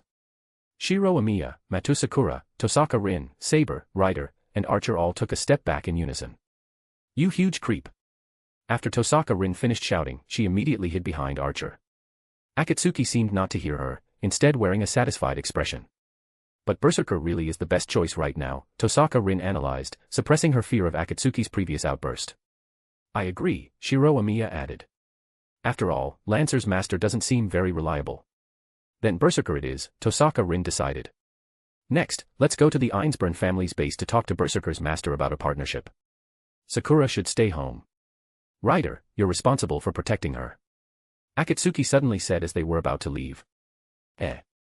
Matou Sakura looked at Akatsuki with surprise. That makes sense. After all, Sakura doesn't seem to be in a good state today, and she didn't eat much for breakfast just now. Senpai. Then it's settled. Sakura, I'm counting on you to watch the house. Tosaka Rin patted Matou Sakura's head and spoke in a gentle tone. Tosaka-senpai. Meanwhile, the Ainsburn family's base in Fuyuki City had undergone a drastic change. Countless prototypes of noble phantasms shot toward Berserker. Swords, spears, and halberds poured down on him like a rain of arrows. Roar. Berserker's roar echoed throughout the castle. The castle, dilapidated from the battle, was now teetering on the edge of collapse. Berserker protected the girl behind him, refusing to budge an inch. Berserker. Ilya looked worriedly at the figure in front of her. Just now, Berserker's noble phantasm had been used for the 10th time, which meant he only had 2 uses left. However, the servant before them showed no intention of stopping. That makes 11. Gilgamesh's cold voice rang out. Berserker recovered once again, his massive back shielding Ilya's small body and providing her with an infinite sense of security. As a fellow demigod, I originally had some expectations for you. However, you've wasted so many lives just to protect that little brat behind you. You really are beyond saving. Roar. Berserker's angry voice rang out again. Holding his giant sword, he still stood before Ilya without moving. Faced with Berserker's glare, Gilgamesh remained unmoved. He flicked his hand, and noble phantasms from the gate of Babylon rained down on Berserker. Berserker swung his giant sword with all his might, parrying and slashing, knocking away every noble phantasm that could potentially harm Ilya. After a wave of dense attacks, Berserker was panting heavily, blood flowing down his muscles. He was starting to lose his footing, leaning on his giant sword as he knelt on one knee. Berserker. Don't lose. Roar. The giant sword swung once more. This time, Berserker charged toward Gilgamesh with incredibly fierce power, an intensity that piqued Gilgamesh's interest. Also, don't forget to give me a power stone if you do like this fiction. Your support really motivates me to continue doing my best in translating, thanks. Chapter 26, Gilgamesh. Oh. Gilgamesh watched the Berserker charging at him, the corners of his mouth curling upward slightly.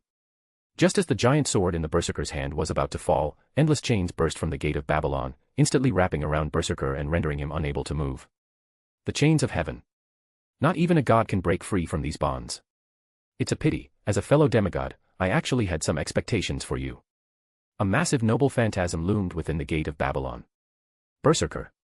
The command spells flickered with a bright red light, yet Berserker remained motionless. How can this be? This king has said it, not even a god can break free from these chains. As for using command spells for spatial transportation, how could this king allow such a thing? Saber. Boom. It's been 10 years, Saber. Gilgamesh glanced sideways at the late-arriving group led by Shiro Amiya.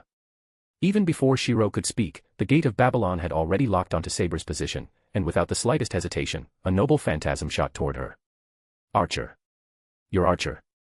Tosaka Rin looked at the incarnated Gilgamesh in surprise, an uncertain theory suddenly forming in her mind. However, now was not the time to consider that. The most important thing was to deal with the enemy before them. Mongrel, how dare you not kneel before this king? The gate of Babylon expanded across the sky, and Saber, Rider, and Archer all took on serious expressions. Using marble phantasm to create a cloak that hid her presence, Akatsuki slipped behind Ilya while everyone was distracted. The little loli has been rescued, get ready to run. Akatsuki tucked Ilya under her arm. Before Ilya or Gilgamesh could react, she kicked the hiding Shinji Matou away and immediately ran toward the outside of the Einsburn family castle. Assassin isn't dead yet, it's better to be safe for now. Wait. That person is getting away. Shinji Matou, having been kicked, reacted immediately and shouted toward Gilgamesh. However, Gilgamesh didn't even look at Shinji, his gaze remained fixed on Saber. Saber, have you considered it? What this king told you 10 years ago still stands. If you have thought it through, then put down your sword and become this king's wife. 10 years have passed, and Archer, you are still spouting such nonsense. With the invisible sword held before her, Saber's gaze was cold, her eyes filled with nothing but contempt for Gilgamesh. Ha ha ha, honestly, 10 years have passed and you're still so shy. The noble phantasms fired in unison. But that is what makes you worth educating. The sound of metal clashing rang out. Even as Saber gave her all against the endless barrage of noble phantasm arrows, a sense of powerlessness began to grow in her heart. Saber swung her invisible sword, struggling to withstand Gilgamesh's bombardment. Her eyes were firm and furious, filled with indignation at Gilgamesh's insult to the battle between heroic spirits. Saber, why bother? Gilgamesh said with a smile. Become this king's wife, and as the king of all creation, I shall grant you supreme happiness. Nonsense. Saber roared. A persistent man will only be hated. Rider's chains tried to weave through the dense bombardment to strike the owner of the noble phantasms directly, but the endless rain of weapons blocked her path. Damn it. Just what is this guy's deal? If only Berserker could move. Seeing the situation, Tosaka Rin bit her nail, frantically thinking of a solution. When Shiro Amiya saw Archer using projection magic, the magic circuits in his body began to resonate with Archer, the waves of pain leaving him unable to speak. To think a fake would stand beside this king's queen, what an eyesore. Humph, she'd rather be with a fake like me than with you. That shows just how much she hates you. Archer mocked Gilgamesh without mercy. Very well, mongrel, you have successfully enraged this king. Gilgamesh's crimson pupils were filled with rage. This king has decided to kill you with my own hands. Heh. Archer ignored Gilgamesh's anger, focusing instead on countering the fired noble phantasms. His projected weapons could hardly last long under Gilgamesh's bombardment. If Saber and Rider hadn't been there to divide the pressure, he likely would have had to use his trump card already. Thinking this, Archer kicked Shiro Amiya directly in the stomach. Only an idiot dazes out on a battlefield. He knew that even if he didn't move to save Shiro, his master, Tosaka Rin, would take the initiative to save him. After all, they were still in an alliance centered around Akatsuki, and with Rin's personality, she wouldn't easily abandon a comrade. Rather than letting Rin save Shiro, he'd rather give him a kick himself. Archer. However, because of this move, one of Gilgamesh's swords pierced straight through Archer's arm. In the next second, Tosaka Rin activated Jewel Sorcery, and Archer's wound was instantly healed. Wait. At this moment, Shinji Matou hurriedly ran to Gilgamesh's side and patted his shoulder. Surprisingly, Gilgamesh's offensive actually stopped. Tosaka, this guy is my servant. Pretty impressive, right? Seeing Tosaka Rin and Shiro Amiya in such a pathetic state, Shinji Matou looked at them triumphantly. Give up on Amiya and ally with me. If you do, I can have him let you go. And you, Rider, I'm a big enough person that if you just abandon that useless Sakura and come back to my side, I can let you go too. With you. Tosaka Rin's face darkened. That's right, no problem at all. If you're worried about how you offended me before, I can act as if it never happened. After all, not everyone has a heart as broad as mine. And you, Amiya-kun, as long as you hand over Saber, it's not impossible for me to give you a pass. I refuse, X. At that moment, Shiro Amiya and Tosaka Rin gave the exact same answer. Hearing this, Shinji Matou's expression completely crumbled, and he pointed at the two of them with resentment. Is that so? In that case, you wretched couple can just go die. Just then, Akatsuki, still wearing the present's hiding cloak, slapped Shinji Matou right in the face. Can't you read the room? Rin and I are clearly the couple here. Also, don't forget to give me a power stone if you do like this fiction. Your support really motivates me to continue doing my best in translating, thanks. Chapter 27, A Sword Without Intent to Kill. Oh. Akatsuki's sudden appearance didn't surprise Gilgamesh, as long as she didn't emit killing intent, it didn't matter if he couldn't sense her, as there are many treasures in the world that conceal presence. You're the one Kiri I took an interest in. Interesting. Let me go.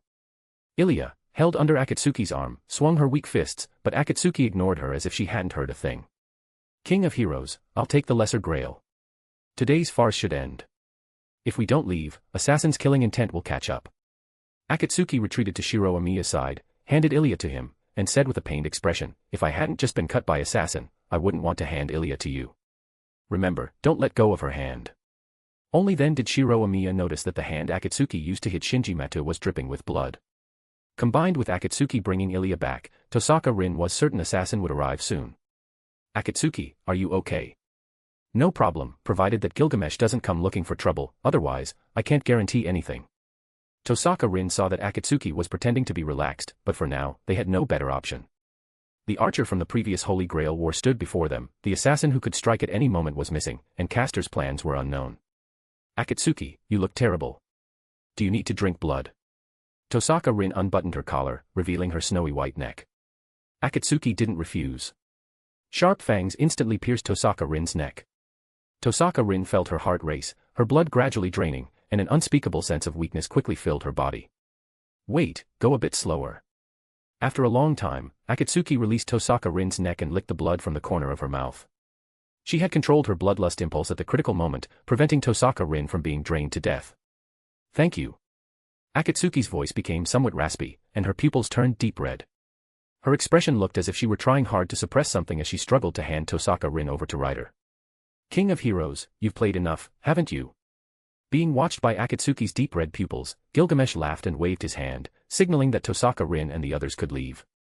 Shiro Amiya held Ilaya's hand and looked at Akatsuki's back with a face full of frustration. He wanted to help her, but the opponent's strength made him feel despair. If you want to throw your life away, I won't stop you. Archer took the unconscious Alaya from Shiro Amiya's hands, then left with Rider without looking back. Amiya, no matter what you're thinking, whether it's becoming a hero of justice or winning the Holy Grail War, it's all based on the premise that you're still alive. Shiro, no matter what you choose, I will. Saber. Classmate Amiya is still a minor, and his judgment is limited. In a life-or-death situation like this, you should guide him as an elder to make the right choice, rather than blindly supporting him. Saying this, Akatsuki smiled, otherwise, a childhood dream will turn into an obsession, and obsession eventually becomes a curse. Remember, this is advice from an elder. Saber wanted to say something, but she suddenly remembered her master from the previous Holy Grail War. Quite a waste of time. Gilgamesh stood on high, looking down coldly at Akatsuki. Young people are always full of passion to challenge strong enemies. Gilgamesh, if your younger self and your older self met your current self at the same time, I'm afraid they would be so ashamed they'd commit suicide. Oh. Gilgamesh looked at Akatsuki with some surprise and then laughed out loud.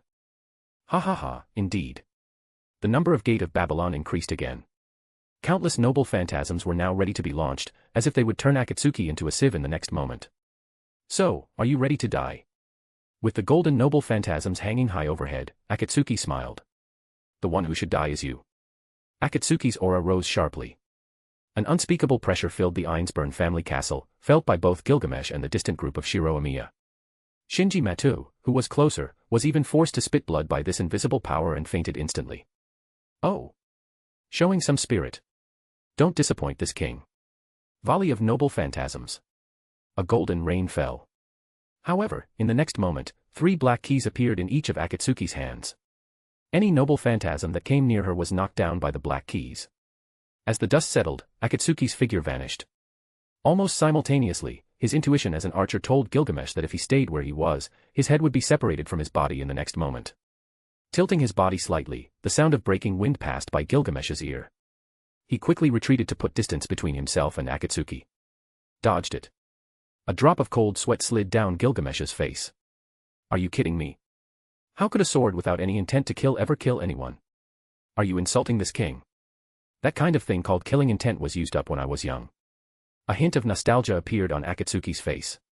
As for whether a sword without killing intent can actually kill, King of Heroes, why don't you experience it for yourself? In the next moment, Akatsuki's figure suddenly vanished. Just like an assassin, only knowing how to hide. The number of Gate of Babylon increased once more.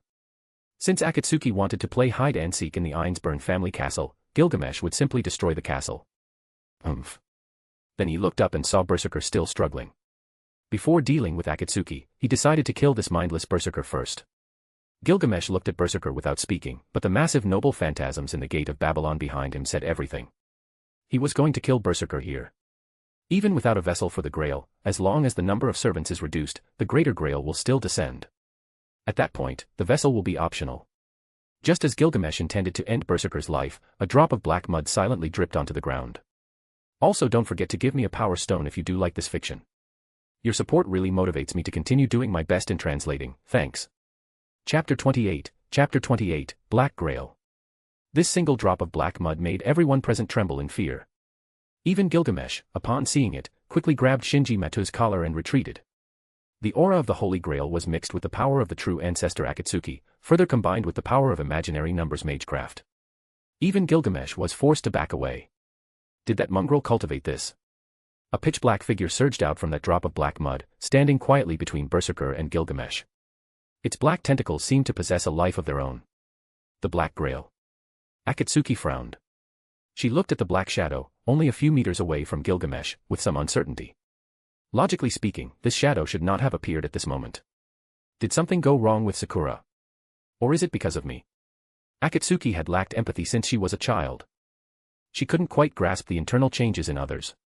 Combined with her previous lack of interest in the opposite sex, she had missed out on many good girls. I should go back and have a good talk with Sakura. Akatsuki thought to herself.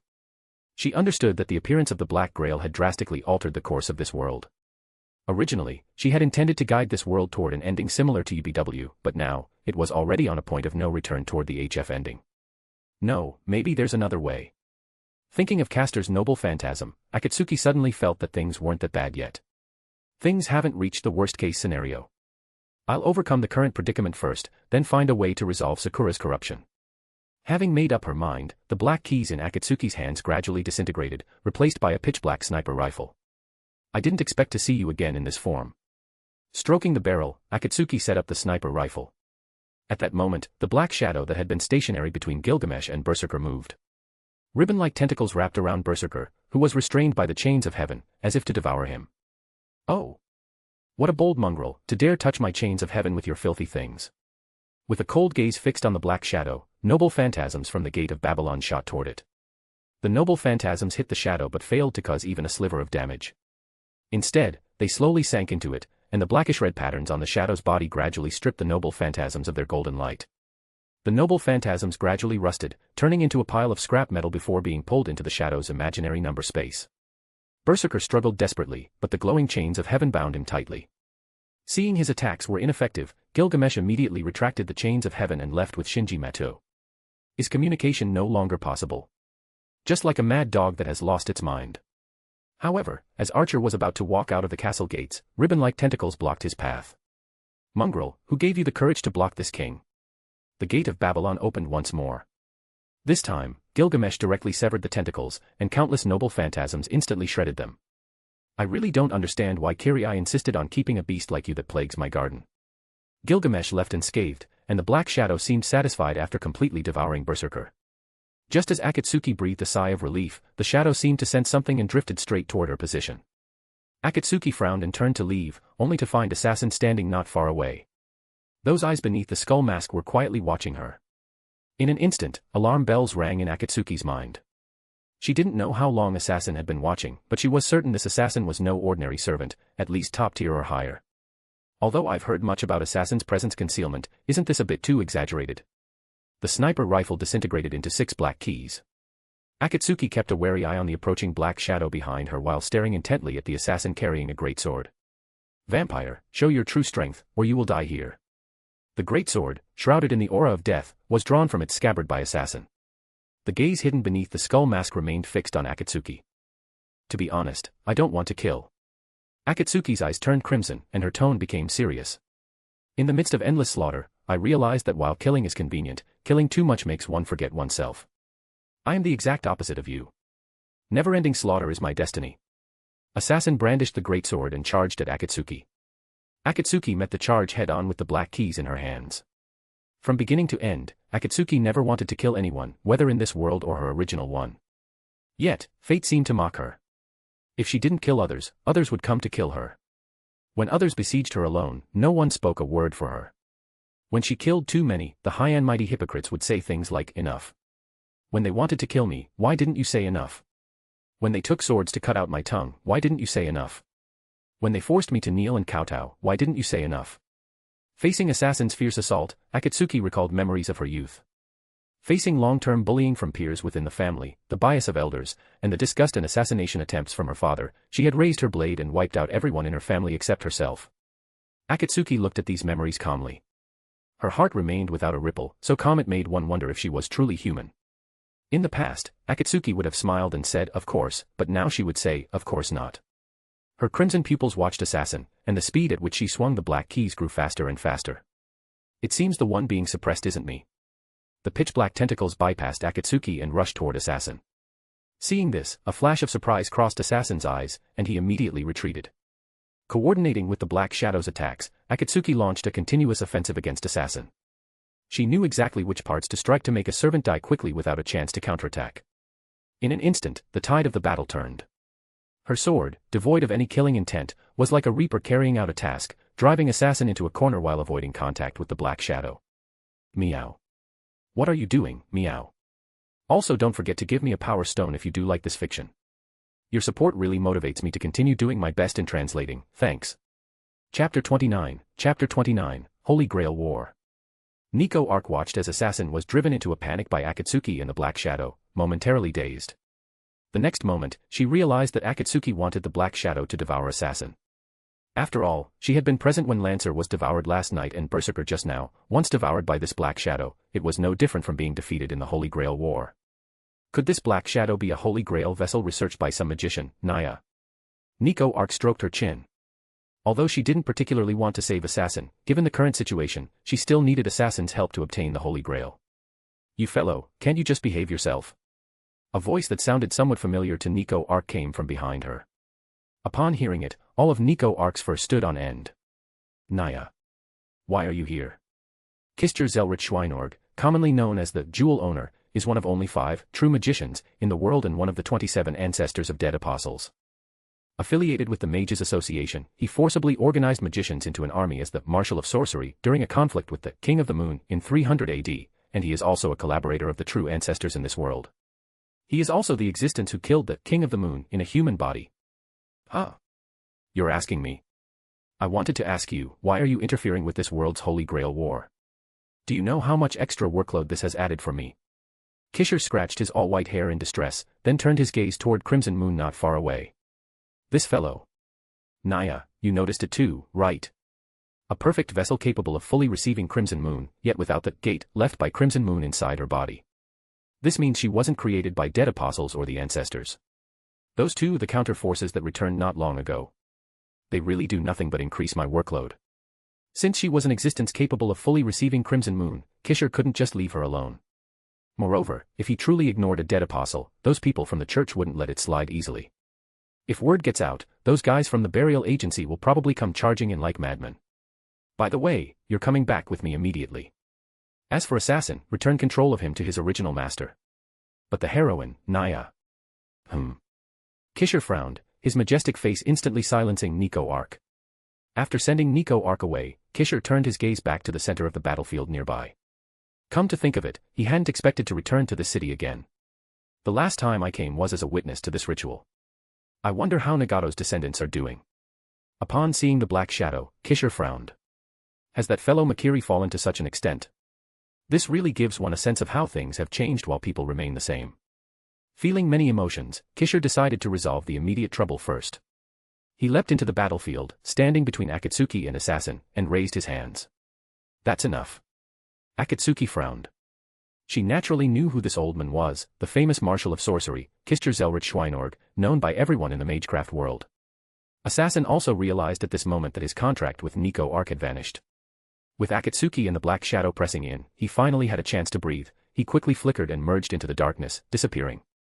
At the critical moment, Kishore's intervention allowed Assassin to escape, and the Black Shadow, having lost its target, vanished as if melting away. Only Akatsuki and Kishore were left staring at each other. Is there something you need, old man? Akatsuki calmly put away the black keys in her hand, squinting at the true magician who had suddenly appeared. Don't worry. He reached out to pat Akatsuki's head, but when he saw the sharp blades held between her fingers, Kishore withdrew his hand. This girl isn't cute like Arcuate at all. Thinking of Arcuade, Kisher suppressed his impatience, his gaze toward Akatsuki full of kindness. Though it's a bit late, congratulations on your birth, true ancestor Akatsuki. I came in a hurry this time and didn't bring a gift, but I will surely bring one that satisfies you the next time we meet. At first glance, he looks like a kind old grandfather, but compared to his battle record, he is nowhere near the word kind. Kischer Zelrich Schweinorg. Oh. I didn't expect you to know of me. Did those two, the counter forces, tell you? Akatsuki looked away. As expected, you aren't cute at all. No, it's nothing. Seeing that Akatsuki didn't want to talk to him, Kisher didn't push his luck. Instead, he gave his advice with a smile, don't make too much of a commotion, and don't let yourself fall into becoming a demon king. Otherwise, even I won't be polite. With those words, Kisher's figure vanished from the Einsburn family castle. The battlefield, which had been in a fierce struggle, was now left with only Akatsuki and a mess. Akatsuki snapped her fingers, and the bloodstains on her body detached directly, which she discarded onto the ground nearby. An old bag of bones and I still have to deal with these things, it's really exhausting. She stretched and then walked out of the Einsburn family castle. She wasn't surprised by Kischer Zelrich Schweinorg's appearance. After all, if Nico Arc could appear in this world, then it wasn't strange for the Marshal of Sorcery to show up. Just as Kisher said, as long as she didn't make too much noise or get discovered by certain powerful existences, he wouldn't intervene, and she could live quite well without wasting too much effort. But this was destined to be impossible. Currently, Matou Sakura was being eroded by Engra Mainyu. Once Matou Sakura devoured Gilgamesh, she would likely be completely blackened. Akatsuki had 3 ways to deal with this problem. First, kill Matou Sakura directly while she hasn't blackened yet. Second, kidnap Caster and have her stab Matou Sakura with her noble phantasm. Third, have Shiro Amiya or Archer project Caster's noble phantasm and let them do it. The first one was definitely ruled out, while the second and third could only be implemented after meeting Caster. However, given Caster's current stance, unless Akatsuki held a knife to Suchira Kazuki's throat, she wouldn't cooperate obediently. Also, don't forget to give me a power stone if you do like this fiction. Your support really motivates me to continue doing my best in translating, thanks. Chapter 30, Caster's Movement. Ryudo Temple. Your assassin. Caster looked at the assassin wearing a skull mask and carrying a giant sword on his back with some disbelief. After all, he was too different from that Kojiro fellow. Witch.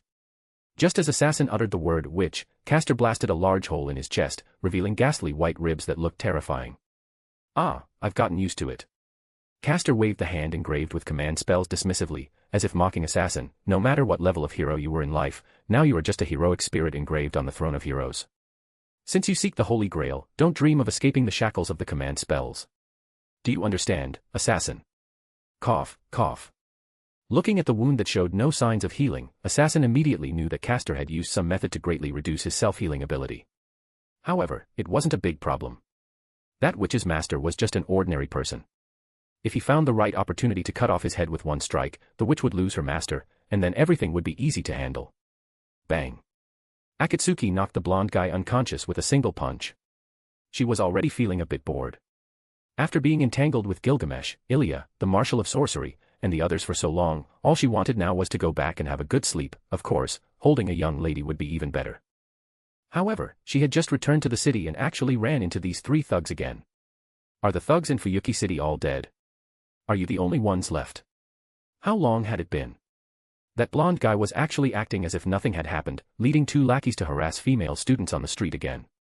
Perhaps they thought that since trouble always happened at night lately, they should change their loitering time to the day. Wouldn't it be better for young people to read more books and learn something? This time, Akatsuki placed a strong suggestion on the 3 thugs, making them turn over a new leaf, do one good deed a day, and stay away from women from now on. After finishing this, Akatsuki clapped her hands, left the 3 thugs where they were, and walked toward the Amiya residence. Akatsuki skillfully flipped into the yard of the Amiya residence and walked toward the front door. Just as she was about to knock, she found the door ajar, and the entire Amiya residence's interior was filled with residual magecraft. Through the boundary, Akatsuki smelled a hint of blood. She frowned and quickly pushed the door open and walked in. The house was a mess, as if it had undergone a fierce fight.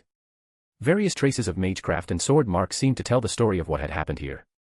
There was no longer any enemy presence in the house, but to prevent the opponent from having methods to conceal their presence, Akatsuki still looked around warily. Blood. There were 3 different types of blood mixed together on the floor, Tosaka Rin's, Matou Sakura's, and a male's blood. It should be Shiro Amiya's. Akatsuki followed the blood trail to Shiro Amiya's bedroom. Pushing open the door, she found Shiro Amiya and Taiga Fujimura collapsed in a pool of blood. Their breaths were so weak that at first glance, Akatsuki thought they were already dead. Without overthinking, Akatsuki skillfully bandaged their wounds and called for an ambulance. At that moment, Shiro Amiya's finger twitched. He seemed to sense Akatsuki's presence and forced himself to say, "It's Castor. Don't talk. Don't breathe too fast, or you might tear your internal wounds. Your condition is very serious. Now just wait for the ambulance to take you to the hospital. I've already bandaged Taiga Fujimura's wounds. Castor, sneak attack. I understand. Stop talking." Seeing Shiro Amiya's breathing gradually weaken, Akatsuki used Marble Phantasm to create a bottle of adrenaline. After injecting an appropriate amount, Akatsuki heard the sound of an ambulance nearby. She placed a life-sustaining boundary over Shiro Amiya and Taiga Fujimura before flipping over the wall and leaving the Amiya residence. Castor. In fact, Akatsuki could probably guess what had happened. After Shiro Amiya and the others returned to the Amiya residence from the Ainsburn family castle, Taiga Fujimura was kidnapped by Castor, who used her life to threaten Shiro Amiya. Under Castor's coercion, Shiro Amiya unconsciously used a command spell to restrain Saber, leading to Saber being stabbed by Castor's noble phantasm. After obtaining Saber, Castor discovered that Alaya and Matou Sakura were two excellent Holy Grail vessels. So, she used a command spell to order Saber and Assassin to stall Archer and Rider while she abducted Alaya, Matou Sakura, and Tosaka Rin. Akatsuki wasn't sure what role Assassin played in this, but she was certain Assassin was up to no good. As for where Castor was now, Akatsuki could guess with her toes. After all, she had watched UBW. After getting Saber, Castor would definitely go play wedding dress bondage with her. I haven't even played anything that kinky. Akatsuki had only just begun to understand Gilgamesh's fondness for Saber in the last Holy Grail War, and now Saber had been abducted by the twisted king fan Castor. Thinking about it made her blood boil. Based on the flow of magical energy in Fuyuki City's ley lines, Castor might still need some time if she wants to summon the Holy Grail directly. So Matou Sakura and Alaya should be safe for now. But what did she grab Tosaka Rin for? Akatsuki was completely baffled. Logically, she has no reason to kidnap Tosaka Rin. But what Akatsuki needed most right now was blood. Assassin's poison still hadn't been cleared, and suppressing it had already consumed a lot of energy. Without blood, she feared she might be killed by Assassin's blade if she went to challenge Castor alone. If it really doesn't work out, I'll just go on a killing spree and turn this place into a singularity. That way, things won't be so troublesome. Shaking her head, Akatsuki tossed that impractical idea aside. I remember, you're that classmate who was with Tosaka the other day, right? At that moment, a somewhat familiar voice sounded. Akatsuki turned and saw Ayako Masuzu, who had just finished exercising. Working out. That's right. Young people's bodies are so good. Unlike an old person like me, whose body constantly has all sorts of problems. Ayako Masuzu was stunned, then suddenly felt a pain in her neck. The scenery before her blurred, and she fell directly into darkness. Being young is great, you fall asleep as soon as your head hits the pillow. Akatsuki carried Ayako Masuzu and brought her back to Tosaka Rin's house to settle her in, then headed toward Castor's base, Ryudo Temple. Also don't forget to give me a power stone if you do like this fiction. Your support really motivates me to continue doing my best in translating, thanks. Chapter 31, the highlight moment of a twisted king simp. Inside the underground great cavern of Mount Enzu. The once empty underground space was now occupied by a massive altar. This was the birthplace of the Holy Grail War. Hundreds of years ago, the three founding families, the Tosaka, Makiri, and Ainsburn, completed the original Holy Grail War system here. At the same time, this was one of the four major ley lines in Fuyuki City. For a caster possessing territory creation, it was a rare and excellent location. By occupying this place and obtaining the vessel for the Holy Grail, she could summon the Greater Grail directly after finishing her analysis of Fuyuki City's Greater Grail. However, to think the vessel of the Holy Grail is actually a homunculus from the Ainsburn family. I thought the vessel was always managed by the supervisor. I almost attacked the church. Assassin watched the woman before him in silence. He had originally planned to strike at Castor's master directly to break her control over him. Castor's master, Tsuchira Kazuki, though lacking talent for magecraft, possessed an exceptionally bizarre style of fist-fighting. Combined with Castor's reinforcement magecraft, he was truly troublesome. But to Assassin, he was merely troublesome. If Castor hadn't used a command spells on him, he would have already taken their heads. Assassin, go guard the entrance. Don't let any other servants in. After issuing the order, Castor left. Assassin's body moved uncontrollably toward the entrance. At this moment, he was nothing more than Castor's puppet. No matter how much you keep refusing, a body created as a servant cannot resist. You can feel the command spells eroding you bit by bit, can't you? Castor entered a room where Saber was currently bound in a shameful posture. Her once rigid armor had somehow been replaced by a pure white, backless wedding dress. She walked toward Saber in the center of the magic circle, savoring the sounds of endurance Saber made under the erosion of the command spells while coaxing her to surrender as soon as possible. Wouldn't it be much easier to just surrender and submit now? Standing before Saber, she watched as Saber stubbornly tried to pull away from her upon hearing those words. However, with her hands bound by magecraft, her refusal took on a different flavor. Stubborn Saber. Castor's hand stroked along Saber's snow-white back, causing the enduring Saber to let out a shameful sound. Yet, she still had no intention of responding to Castor, only continuing to endure. Such agonized sounds of endurance did not trigger Castor's protective instincts, instead, they fueled a contrary sadistic desire. Sweat dripped from Saber's forehead. Just admiring Saber's pitiful lips as she desperately held back her shame made Castor feel the temperature rising in the cold stone room. Ugh, ah. Bound tightly in the stone room deep underground, Saber could only let out gasps. As long as she continued to resist the command spells, she would have no freedom whatsoever. On top of that, visible punitive magecraft tortured Saber's entire body. Pressure from the command spells within, torture from magecraft without. This kind of pain was harder for Saber to bear than simple physical injury. Her rationality had long since melted away, but her pride as the king of knights made her unconsciously resist Castor's torture. Neither the binding of the command spells nor Castor's magecraft could make her submit, that was her core. Castor looked with delight at Saber, who was struggling to stay on her feet. Making her with a snow-white wedding dress and white lace garter stockings was her hobby. Rigid armor was truly boring to her, but more importantly, that armor did not suit a young girl. If it was a pure body, ignorant of filth and full of pride, then it should be adorned in a pure white wedding dress when it fell. Truly stubborn, Saber. Castor shook her head with a hint of exaggeration, her fingers sliding down Saber's back. But I don't mind. I really like little girls like you. Blonde, petite, and majestic like a young boy, it's all very cute. Oh, and your willingness to die rather than betray is also quite endearing. It really makes me want to break you. In truth, it would be simple for Castor to make Saber her own possession. After all, Saber was already helpless just suppressing one command spells. If another were used, the outcome would be obvious. But what would be the fun in that? Ugh, ha, ha, ah. Naturally, one must spend time training a beloved toy. To Castor, Saber was a first-rate tool in terms of figure, appearance, and personality. Since she was an incomparable gem, she should be played with carefully. Right, controlling the body with command spells is too boring. It would be better to have her automatically become my servant. Thinking this, Castor's seductive gaze seemed to pierce through Saber's body, staring at her soul. I see. Instead of starting with the body, I'll directly break her soul and rewrite her common sense, while preserving her personality to the maximum extent. That will do. At the thought of whether to continue ravaging Saber and turn her into a slave who only knew how to seek pleasure, Castor almost forgot about the Holy Grail. Turning the girl into a lowly slave of pleasure. Of course, Castor was not so foolish as to destroy her pure body. Since it was a rarely seen pure body. Then she should spend her whole life as a pure body, wallowing in physical pleasure. Holding an unsatisfied body, the figure of a girl craving pleasure more than anyone else. Just as Castor's smile twisted in her daydream, the entire underground great cavern of Mount Enza suddenly shook violently, pulling her back from her pleasure. She had only learned from Assassin that the Holy Grail's vessel was not at the church. With a try-and-see attitude, she had taken Assassin to kidnap Taiga Fujimura and then attacked Shiro Amiya's group.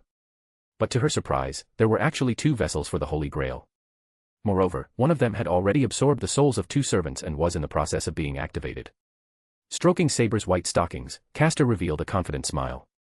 Even if that true ancestor really attacked, she wouldn't be too passive with the two women, Tosaka Rin and Matou Sakura, as bargaining chips. After all, that true ancestor had a deep relationship with those two women. Also, don't forget to give me a power stone if you do like this fiction. Your support really motivates me to continue doing my best in translating, thanks. Chapter 32, Unrivaled and Sweeping All Aside. Akatsuki's current mood was somewhat complicated. Archer and Rider were too heavily injured, and their master had been captured by Castor, rendering them completely unusable for now. Without the help of a servant, it would undoubtedly be difficult for Akatsuki to face Assassin alone, especially since Assassin now possessed a poison specifically designed to deal with her. With Castor and Suchira Kazuki added to the mix, Akatsuki expected that going there would likely lead to a grim fate. Only now did she realize that she originally had very little to do with the Holy Grail War. If she had just left Fuyuki City at the start, none of these messes would be happening now. She had no idea what that pleasure duo, Gilgamesh and Kirai Kotomine, were plotting. Castor, along with Assassin and Akatsuki, had nearly wiped out the main protagonist group. Who would even believe that if she told them? Having turned Ryudo Temple upside down, Akatsuki immediately realized that Castor had already relocated, and the most suitable place to hold the Holy Grail descent ritual was within the great cavern beneath Mount Ensu. Using Marble Phantasm, she created a pack of cigarettes. Just as she was about to light one, Akatsuki suddenly remembered she had quit smoking a long time ago. Looking up at the setting sun, the lingering memory of the irresistible touch of the Tosaka Rin and Matou Sakura sisters filled her mind. Akatsuki cast a conflicted glance toward Mount Ensu. Then, she suddenly slapped herself hard. Damn it, I actually hesitated between women and my life. In this world, the power of a true ancestor was ultimately suppressed. After all, this wasn't the world of Tsukihime. The second Magus had not been bitten and turned into a dead apostle by Crimson Moon during their decisive battle. As a true ancestor who eroded the human order, Akatsuki could clearly feel a powerful consciousness watching her. That scrutinizing gaze seemed to be warning her not to act recklessly. Lighting a cigarette, Akatsuki took a sharp drag. It's time to move. Manifesting black keys, Akatsuki felt the flow of Fuyuki City's spiritual veins. Eventually, she found a massive rock. Without hesitation, she walked straight toward it, passing right through just as she was about to collide with it. The next moment, a flash of sword light erupted. A crisp sound echoed through the great cavern. Akatsuki held her black keys, not daring to relax for a second. Even if she controlled her breathing, she couldn't completely prevent herself from being poisoned. After all, assassin's poison was no simple matter. Invisible toxins permeated the air. Akatsuki's black keys whistled through the darkness, her attack so incredibly fast that Assassin actually showed signs of being suppressed for a moment. A war of attrition is bad for me. I must end this quickly. Worst case scenario, I'll just rip his head off. Slaughter invites more slaughter, which was why Akatsuki had always avoided killing. Otherwise, that piece of trash Shinji Matou would have died countless times by now. You came alone. Assassin spoke up. I didn't expect you to refrain from carving out a territory and creating subordinates like other dead apostles. A low-class hobby. Akatsuki's hand speed didn't falter as her body darted back and forth in the narrow tunnel, slashing at Assassin's neck from different angles. However, Assassin's defense was airtight, leaving Akatsuki not a single opening.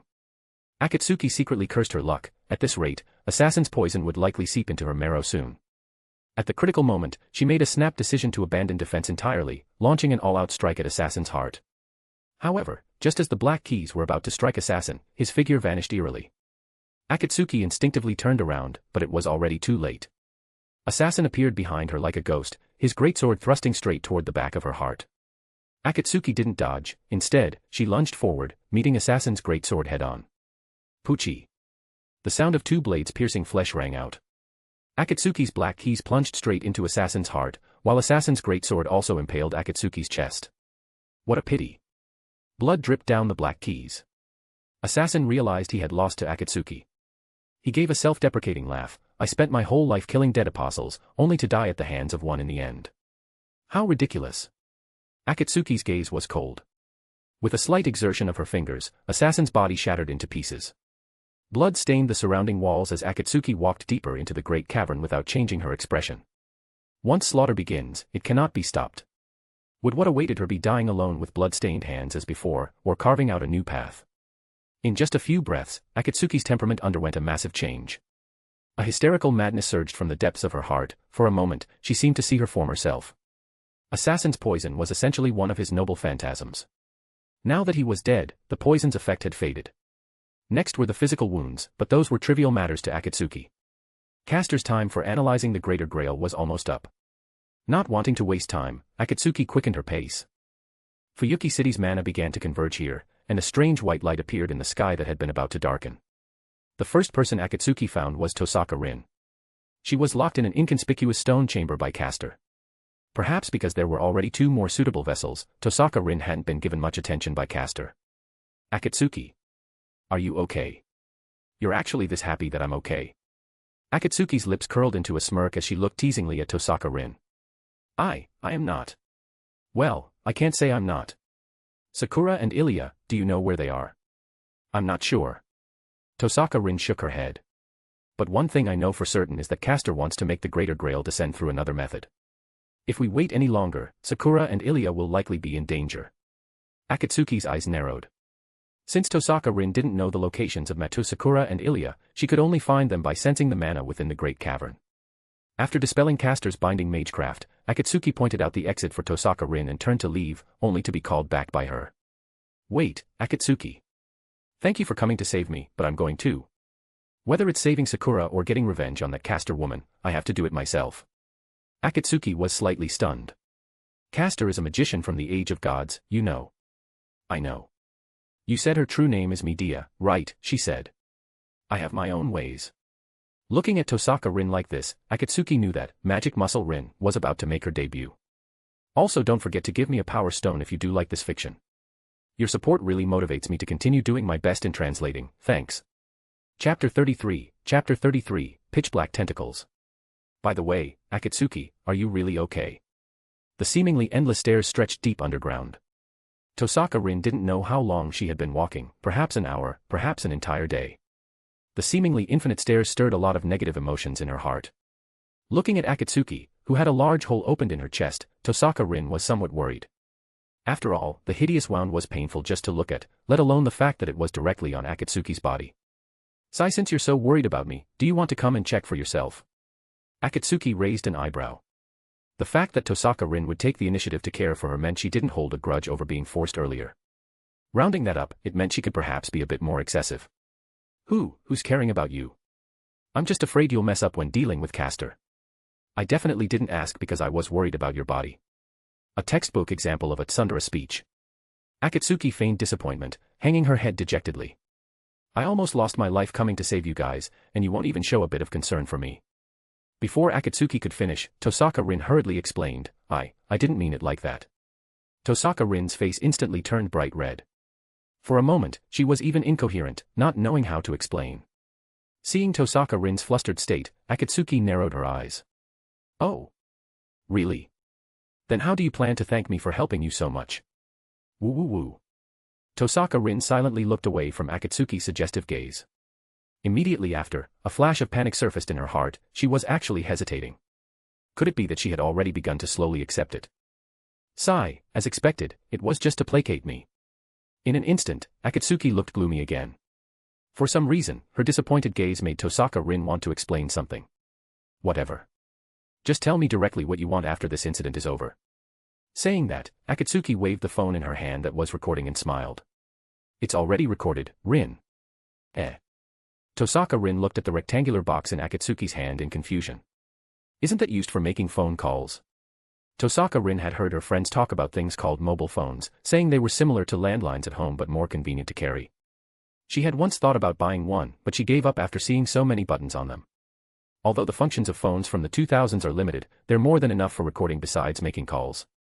Akatsuki put the phone away and then turned her gaze toward the seemingly endless stairs. Rin, get ready. I have a feeling Castor is about to make a move. Assassin was already dead. Although the poison had disappeared, the wound he left behind was difficult to heal. No matter what Akatsuki did, she could only achieve the effect of stopping the bleeding. This time, Assassin had injured her heart. Without enough blood, this wound would likely be difficult to recover from. Thinking this, Akatsuki stayed fully alert while signaling Tosaka Rin with her eyes to be careful. Tosaka Rin nodded with a serious expression.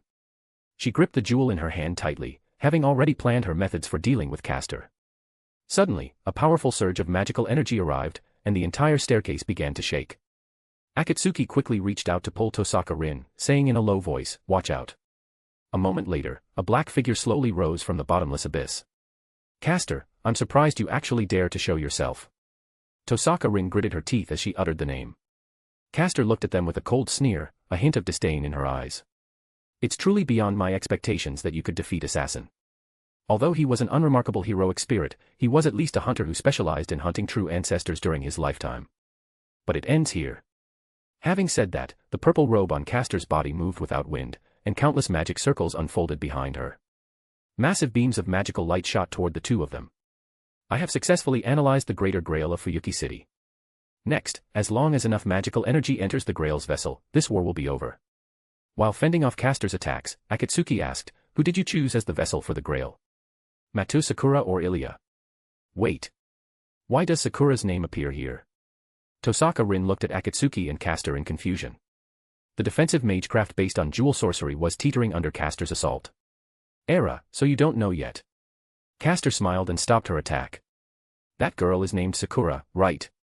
Fragments of the fourth Holy Grail War were implanted in her body, and she even has a blood-sucking species physique. She's truly excellent material.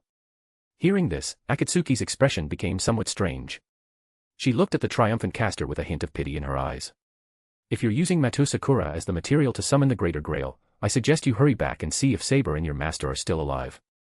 Combining the previous appearance of the Black Shadow during the day, Akatsuki guessed that Matou Zouken's plan was likely already being implemented. The lesser grail of the Matou family, Matou Sakura. Matou Zouken is undoubtedly dead, but that doesn't mean the Mappo priest hasn't taken over his plan. Caster, noticing Akatsuki's expression was off, furrowed her brows. What kind of tricks are you trying to play? Before she could finish, Caster immediately turned around and rushed toward the underground. In the pitch-black depths, there were seemingly countless ribbon-like tentacles. Impure wishes converged on the tentacles. The purer the heroic spirit, the more they would be suppressed by them. Wait, Akatsuki, tell me exactly what happened to Sakura. It's better if you see for yourself. Akatsuki picked up Tosaka Rin by the waist and then leapt down into the bottomless hole. As the pitch-black tentacles brushed past Akatsuki, both Caster and Tosaka Rin realized something was wrong. I was careless. That old maggot Matou Zouken can't even stay quiet after death. Matou Zouken is indeed dead, Akatsuki could be 100% sure of that. And the magic crest worms inside Matou Sakura's body had been mostly dealt with by Akatsuki. Logically, this kind of situation shouldn't have occurred.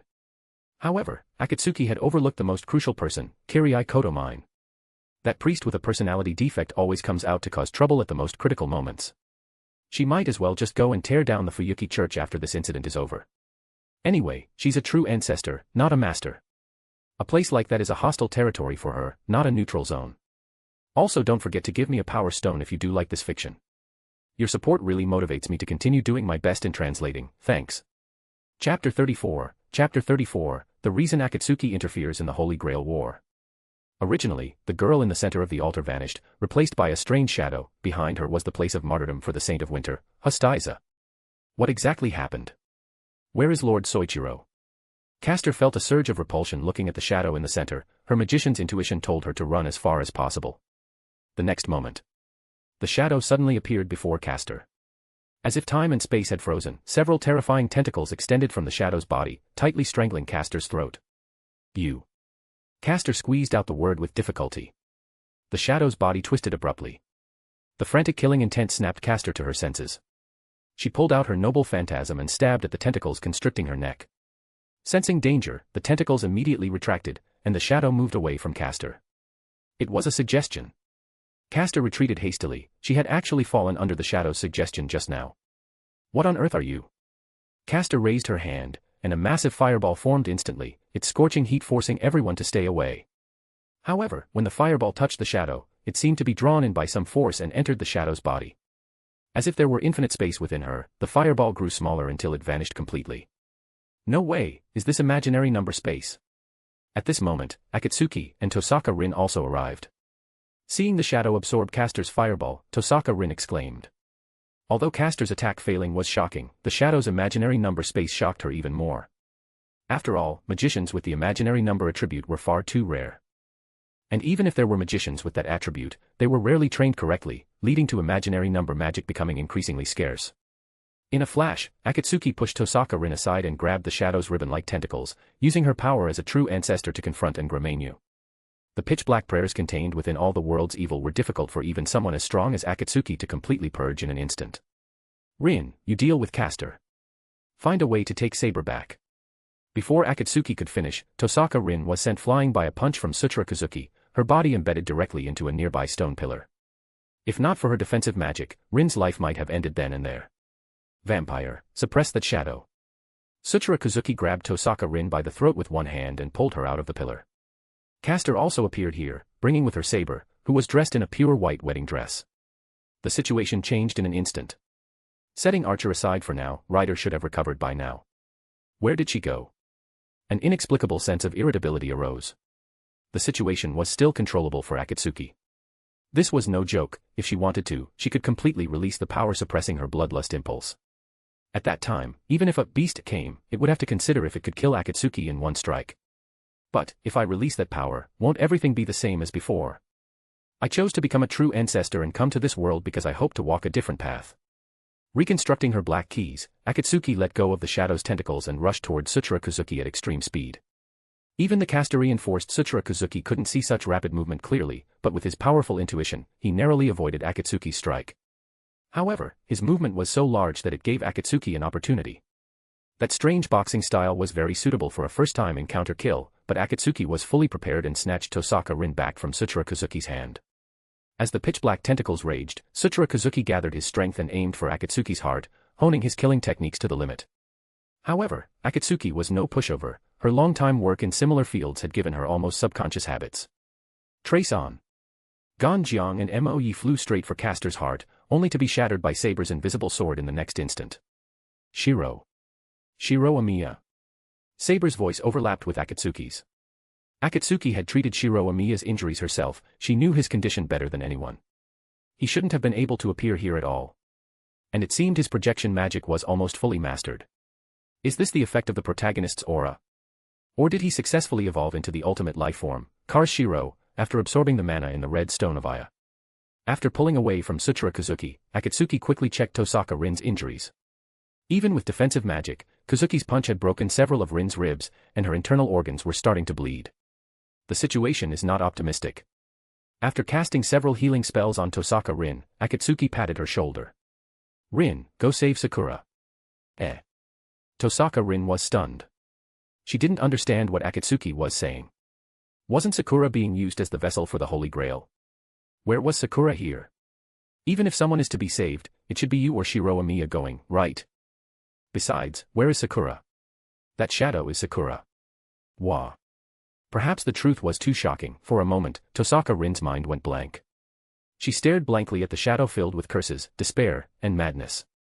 Now, only you can save Sakura. Me. That's right, only you. Although Shiro Amiya could probably do it too, as you can see, he can't handle Caster and Saber. Just one Kozuki is enough to exhaust him. After forcing Tsuchira Kozuki back with a punch, Akatsuki rushed between Shiro Amiya and Saber. Rin, think carefully. Why has Sakura always worn the hair ribbon you gave her? Why, even after becoming a shadow, is her attack style still similar to a hair ribbon? Ordinary black keys were certainly no match for Saber's invisible sword, but Akatsuki's application of Marble Phantasm was already proficient enough. Reconstructing another black key the moment one was destroyed was no problem at all. True Ancestor. You aren't even a participant in the Holy Grail War. Why go to such lengths? Splitting Caster's mana bullets in two, Akatsuki kicked aside Saber's blade. It's simple, Caster. I can't stand your methods. If you only targeted ordinary people, it would be fine since you didn't threaten their lives. But if you break the rules and make the Holy Grail descend early, then don't blame me. Do you want to be a hero of justice? Also don't forget to give me a power stone if you do like this fiction. Your support really motivates me to continue doing my best in translating, thanks. Chapter 35, The End. The sound of explosions, the clashing of blades. Tosaka Rin looked at the shadow in the center of the altar, her heart a whirlwind of emotions. She couldn't connect that somewhat timid and introverted younger sister with this dark figure. Is it looking at me? Though she couldn't tell if the shadow had eyes, Tosaka Rin could clearly feel its murderous gaze. Jealousy, longing, murderous intent, countless complex emotions converged in the shadow's gaze. A pitch-black shadow appeared with the figure as its center, extending outward continuously. This is. As a magician, Tosaka Rin instinctively wanted to dodge. However, the slowly expanding shadow suddenly transformed into a blade and lunged at her. It was so fast that she had no chance to move. What are you dazing off for? Akatsuki shoved Tosaka Rin aside and grabbed the shadow blade with one hand. For a moment, she froze. Wait. Akatsuki. Seeing Akatsuki push her and grab the shadow, Tosaka Rin tried to rush forward to push her back, but she found she couldn't move. Her legs wouldn't stop trembling, her human body was shaking and frantically refusing to get near Akatsuki. Am I afraid? The entire great underground cavern was enveloped in this unspeakable aura. For a moment, everyone fighting nearby turned to look at Akatsuki. A sense of crisis suddenly rose in Caster's heart. Without hesitation, she raised her hand with the command spells and shouted. Saber, release your noble phantasm. Destroy that shadow and the true ancestor. As the crimson command spell vanished, the invisible sword suddenly erupted with golden light. The holy sword that embodied the legend of King Arthur revealed its true form, and an unparalleled power was about to be unleashed. What? Saber struggled with all her might against the compulsion of the command spell. Ugh, the command spell. Lord Soichiro, please leave with me first. The plan for Matou Sakura's transformation into the Holy Grail has failed. After Saber destroys everything, we will use the Einsburn family's Lesser Grail to summon the Greater Grail once more. Understood. By my second command spell, I order you, Saber. Return to my side immediately after destroying the shadow. As soon as she finished speaking, Castor left the great underground cavern of Mount Enzu with Suchira Kazuki, leaving only Shiro Amiya, Saber, Tosaka Rin, Akatsuki, and the shadow. Saber struggled to resist Castor's command spell using her magic resistance. She didn't dare relax for a moment because she knew that once she released her noble phantasm, not only would the shadow be destroyed, but Akatsuki and Matou Sakura would likely die as well. But as a servant, she couldn't resist the power of the command spell. All she could do was delay the release of her noble phantasm. Just then, Akatsuki moved. She let go of the shadow blade and, under the horrified gazes of everyone, allowed the blade to pierce her body as she approached the shadow. Sakura, it's painful, isn't it? Akatsuki said softly. It's no wonder. After all, you were too young back then. If the Fifth Holy Grail War were held on its usual 60-year cycle, your fate would probably be even more unfortunate than this. Her hand plunged into the murky shadow and pulled the purple-haired girl directly out from within. Rin, protect your sister this time. Holding the Matou Sakura that Akatsuki had tossed to her, Tosaka Rin suddenly felt a terrible premonition. She wanted to say something, but no sound came out when she opened her mouth. Her vision blurred, she only felt that everything was happening too suddenly. Saber, if there really is a chance to start over without side effects, don't pull out the sword in the stone. Though you are an ideal king, you personally are not suited to be one. Wait. Akatsuki, why are you talking like this as a final farewell? Shiro Amiya looked painfully at his savior, whose face was now half corroded by the shadow. Shiro Amiya, take Rin and Sakura and go. If you truly want to be a hero of justice, you must understand that you cannot save everyone. All you can do is save those around you. Akatsuki grinned. This is advice from your senior. Saber, do it. Saber's heart ached, and tears welled in her eyes. She gritted her teeth and used all her strength to resist the mandatory power of the command spell. Akatsuki. Shiro Amiya showed a pained expression. But seeing Akatsuki like this, and thinking that if the shadow went completely out of control, all of Fuyuki City and even the entire world would become a living hell, he forced himself to calm down. Tosaka, take Sakura, and let's go. He dragged Tosaka Rin and Matou Sakura away from the great underground cavern, the birthplace of the Holy Grail War. At the moment Saber swung her holy sword, the radiance of the holy sword of the star instantly engulfed everything. A massive pillar of light shot into the sky, and the explosives Kiritsugu Amiya had set at the ley lines of the great underground cavern were detonated prematurely, shaking all of Fuyuki City. Oh. Crimson eyes narrowed slightly while looking at the massive pillar of light in the distance. For the one that fellow Kirii took an interest in to die under Saber's sword like this, it's a decent enough end. Now then, the sideshow is over. Have you thought of how to please this king? When the light dissipated, the shadow and Akatsuki had vanished, as if the radiance had dissolved them together. Shiro Amiya, Tosaka Rin, and Matou Sakura were pushed out by the massive explosion. Saber had disappeared. To fulfill Castor's second command spell, she had to follow the contract and go to Castor's side. Not far away.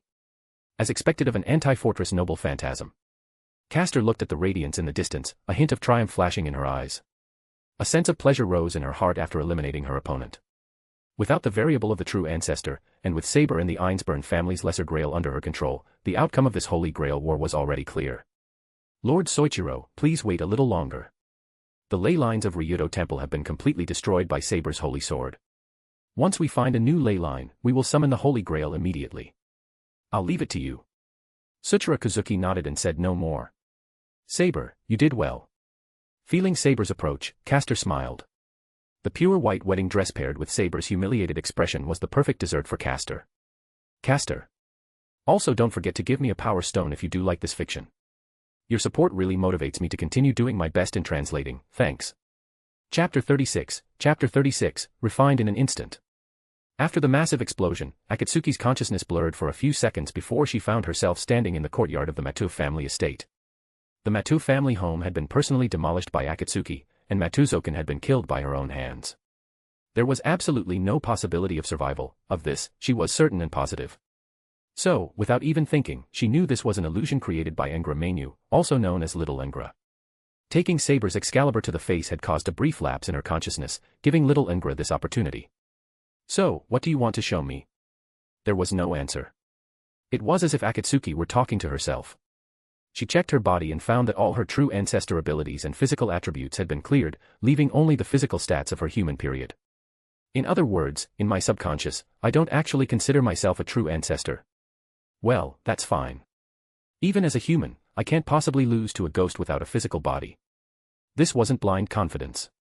After all, in the world Akatsuki lived in before her transmigration, humanity had already successfully achieved technological milestones like digitalizing consciousness, consciousness possession, and consciousness enhancement. Akatsuki's work was closely related to these, and consciousness enhancement was a regular part of her life. However, compared to consciousness residing in a brain, she still trusted the power of the flesh more. After waiting for a long time without any movement, just as Akatsuki was about to lose patience and forcibly drag little Ungra out, a black shadow suddenly appeared before her. Impossible, impossible, impossible, impossible, impossible, impossible, impossible, impossible. Sin, guilt, prayers, wishes, all are nothingness. Murder, slaughter, parricide, betrayal, robbery, theft, rebellion, looting, intimidation, destruction, coercion, escape, false accusation, arson, insult, disrespect, lynching, kidnapping, madness, bribery, suicide, gambling, corpse abandonment, public disturbance, desertion, perjury, abduction, injury. Sin so heavy, all are capital offenses, deserving of the ultimate punishment. Why no resentment? Why no resistance? Why no rebuttal? The source of all evil, the beginning of all misfortune and death, why do you feel no fear, no regret?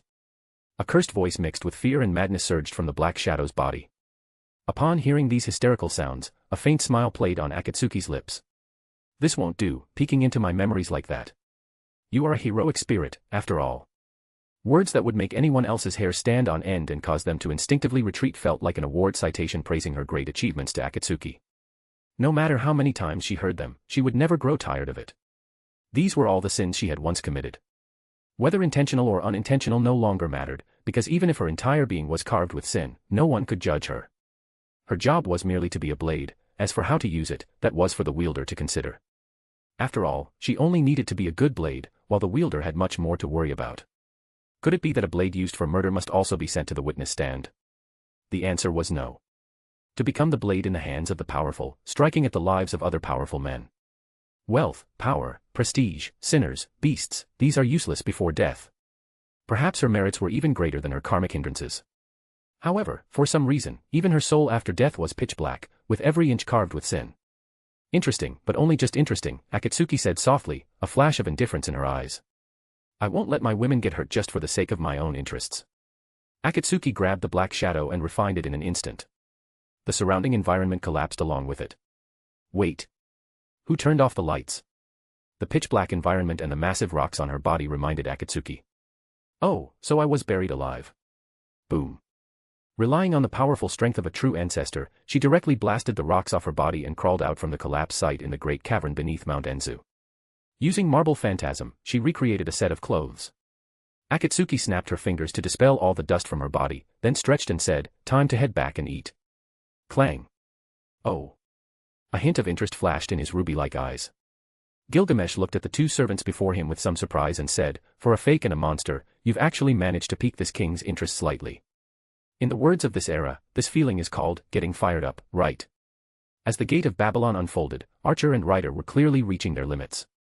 After all, they had already suffered heavy injuries from the attacks of Caster and Assassin, and had only recovered enough to materialize a few hours ago.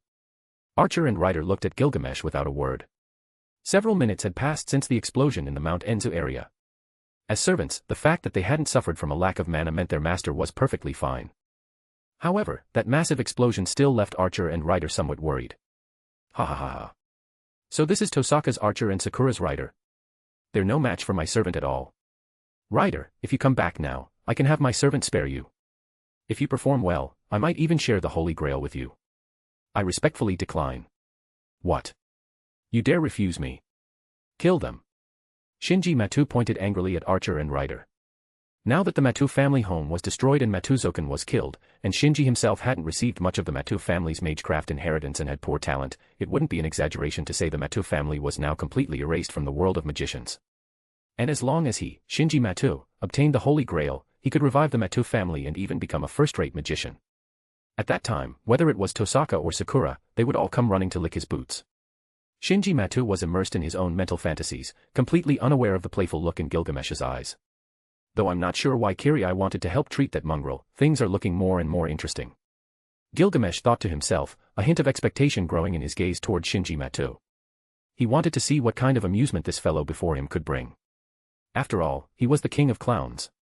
Also, don't forget to give me a power stone if you do like this fiction. Your support really motivates me to continue doing my best in translating, thanks.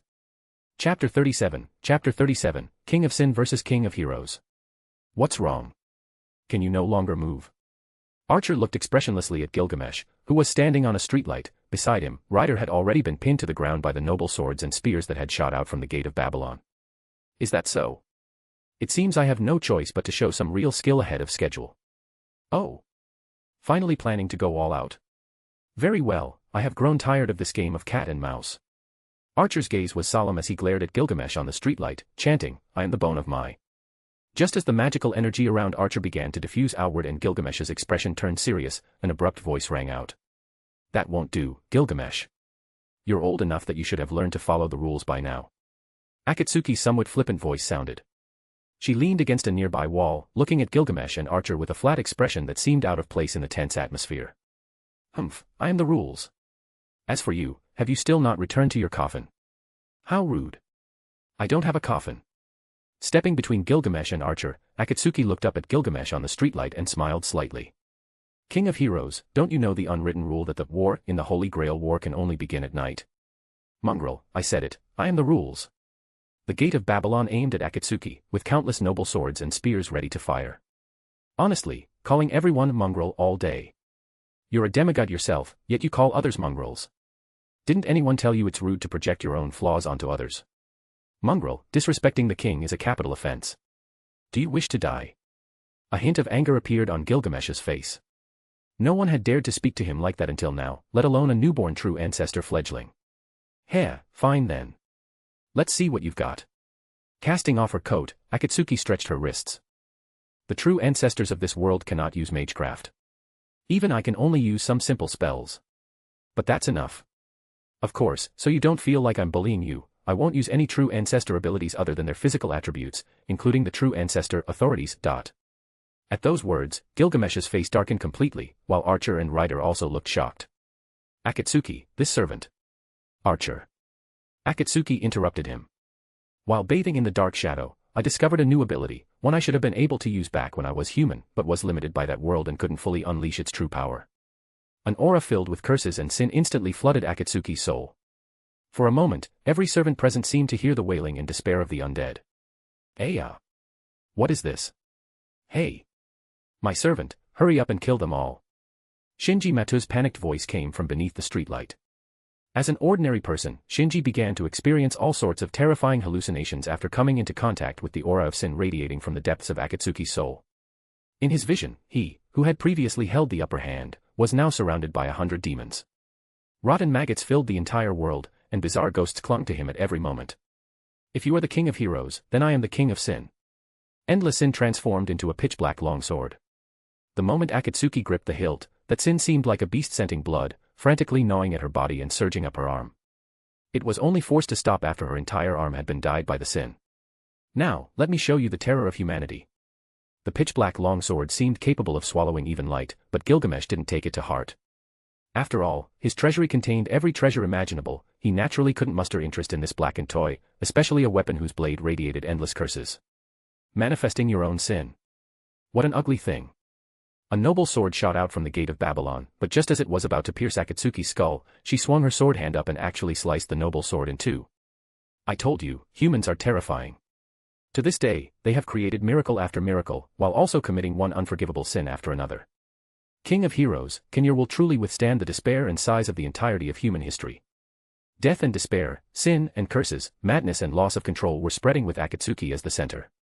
All the negative things of the mortal world seemed to transform into a hideous serpent before Gilgamesh, intent on devouring him whole. Quite the big words. Their cold gazes met. A strangely shaped key appeared within the gate of Babylon. Gilgamesh grabbed it and inserted it into the void. You've slept for 10 years, it's time to come out and stretch. EA. An aura of destruction filled the scene, clashing with the aura radiating from Akatsuki and forming a massive shockwave that spread in all directions. Aya. Shinji Matou wailed as he clung desperately to the streetlight beneath Gilgamesh's feet, while Archer and Ryder immediately distanced themselves from Akatsuki and Gilgamesh. A battle of this level was no longer something they could interfere with. Mongrel who calls yourself a king, though I know not what you have experienced, your death has already been decided by me. Heh. Akatsuki sneered. Many had said such things to her before, yet now their graves had vanished into the torrent of time. Although they weren't as powerful as heroic spirits of Gilgamesh's caliber, as humans, they were still extremely troublesome opponents for an average servant. Both sides were at each other's throats. The EA in Gilgamesh's hand seemed to sense Akatsuki's terrifying aura. Facing a powerful foe, it struggled to convey its battle intent to its master. Boom. The aura carrying endless sin and despair retracted instantly, then was continuously compressed by a terrifying force. The sin wrapped around Akatsuki's arm was forced back into the blade. Iki Shura. Compressing the power within your body to the limit through sheer control. An interesting technique. However, tightening his grip on his sword, a smile tugged at the corner of Gilgamesh's mouth. It's not enough. I shall offer this one strike as the ceremony of separation. I speak of the beginning. Heaven and earth are divided, and nothingness celebrates the creation. My sword of rupture is that which rends the world. The mortar of the stars, the hell of the heavens is the end of the eve of creation. Now, slumber in death. Enoma Elish. Also don't forget to give me a power stone if you do like this fiction. Your support really motivates me to continue doing my best in translating, thanks. Chapter 38, Feeding. A massive explosion rang out, one so loud that it could be heard by people throughout Fuyuki City and even in the neighboring city, causing Kirai Kotomine, who was inside the Fuyuki church, to frown. What a self-indulgent fellow. With a helpless smile, Kirai Kotomine began to think about what reason to use to divert the public's attention. After all, it wouldn't be good if ordinary people noticed a mystical existence due to that massive explosion. Furthermore, the vampire in Fuyuki City had knocked out everyone at the temple, which also needed to be covered up slightly. A moment later, Kirai Kotomine smiled knowingly. Let's use a gas leak to fool them again this time. Cough, cough, cough. Akatsuki patted the dust that had been kicked up in front of her by the massive explosion. She breathed a sigh of relief after she could no longer sense Gilgamesh's presence. Although she had caused quite a stir this time, she knew very well that Gilgamesh was, at most, only injured. After all, according to the smoke but no damage law, he probably wouldn't die from such a large cloud of smoke. However, the consumption is a bit high. Touching her completely sunken stomach, an unbearable hunger from the bottom of her heart emanated from her belly. This hunger seemed to come from the depths of her soul, making her unable to muster even a hint of resistance. However, rather than saying Akatsuki was hungry, it was more accurate to say that the mental defect known as bloodlust impulse had been awakened. Although she was closer to the King of the Moon, Crimson Moon than Arcuade was, Akatsuki understood that her creator lacked the ability to create another Crimson Moon, and she was merely a perfect product, modeled after humans and Crimson Moon. Compared to other true ancestors who had to use 80 to 90% of their power to suppress the bloodlust impulse, Akatsuki only needed to use 50 to 60% of her own power to suppress it for a long period, provided she hadn't tasted blood. Once a true ancestor tastes blood, the bloodlust impulse is triggered. Akatsuki wasn't particularly bothered by this, she would have to drink blood sooner or later, so it was better to get used to it early rather than cramming at the last minute. Finding Ryder, who could barely maintain materialization after being caught in the aftershocks of her battle with Gilgamesh, Akatsuki stared at that snow-white neck and bit down without the slightest hesitation. Ugh. Ryder, despite being a blood-sucking species herself, was pinned to the ground by Akatsuki and unable to move. Forced to feel the sensation of her blood constantly draining away, she let out a groan of distress. Gulp, gulp. Akatsuki relished Ryder's blood. At this moment, the true ancestor's body received a long-awaited nourishment from the blood, and her body began to recover without a moment's pause. The sun gradually sank, and night gradually fell. The crazed, bloodthirsty Akatsuki retained a final shred of reason and stopped of her own accord just before Ryder was about to lose her life, forcibly suppressing the bloodthirsty desire within her body. Having gained a moment to breathe, Ryder turned directly into a spirit form without saying a word, as if Akatsuki would swallow her whole if she stayed a second longer, which, of course, was not entirely impossible. I've finally recovered a bit. After stretching her body, Akatsuki looked at Archer, who had taken it upon himself to act as a guard nearby, and asked, "Aren't you going to protect your master? The fact that you are here means Castor's plan has already failed. After disrupting Castor's plan, you were still able to suppress the servant from earlier and talk to me calmly. This indicates that Rin is not in danger right now. Moreover, through our contract, I can feel that Rin's life is not in jeopardy." "Is that so?" Akatsuki replied, and then intended to leave. Suddenly, her footsteps paused, and she looked back at Archer, saying, "Help me tell Rin and the others that I'm safe." "Why don't you go yourself?" I think Rin would much rather see you with her own eyes. I have things to do. Sakura isn't the only vessel for the Holy Grail. With a wave of her hand, Akatsuki's figure disappeared from Archer's field of vision. Damn it, that vampire even found a place like this. Castor punched the wall beside her. She had hidden the Ainsburn family's lesser grail behind several layers of barriers in an inconspicuous room in Ryudo Temple. Originally, it should have been impossible for even Archer, with his clairvoyance, to find it, yet it had been breached by Akatsuki in a violent manner. Looking at the ruins of Ryudo Temple, Castor's expression was exceptionally grim. Her wedding with Suchira Kazuki was supposed to be held here after a while, but now that it had been destroyed like this, it would likely be difficult to restore in a short time. The monks have only fainted, their lives are not in danger. Suchira Kazuki's voice was flat, as if the place before him had nothing to do with him at all. He stood behind Castor, staring expressionlessly at the Ryudo temple before them. Lord Soichiro. I am terribly sorry. Due to my negligence, the Ainsburn family's grail vessel was rescued. Please give me some time, I will find her again. Are you injured? Suchira Kazuki looked at the somewhat anxious Castor and asked. No, that vampire didn't have a chance to fight me, but she took the Ainsburn. That's good. Even though it was the same flat voice as usual, it made Castor's heart skip a beat. Lord Soichiro. Seeming to have noticed Saber's gaze, Castor coughed twice and then somewhat stiffly shifted the topic elsewhere. The Magecraft workshop was destroyed by the vampire, and one of the ley lines within Fuyuki City was also destroyed. These will likely have an impact on the Holy Grail War. Lord Soichiro, please give me some time, I will reconstruct the territory. All right. Inside the Ainsburn Castle in Japan. In the center of the castle ruins were two tombstones, engraved with the names of Liesel and Sela respectively. The two maids who had come to Fuyuki City with Ilya had perished due to Gilgamesh's attack a few days ago.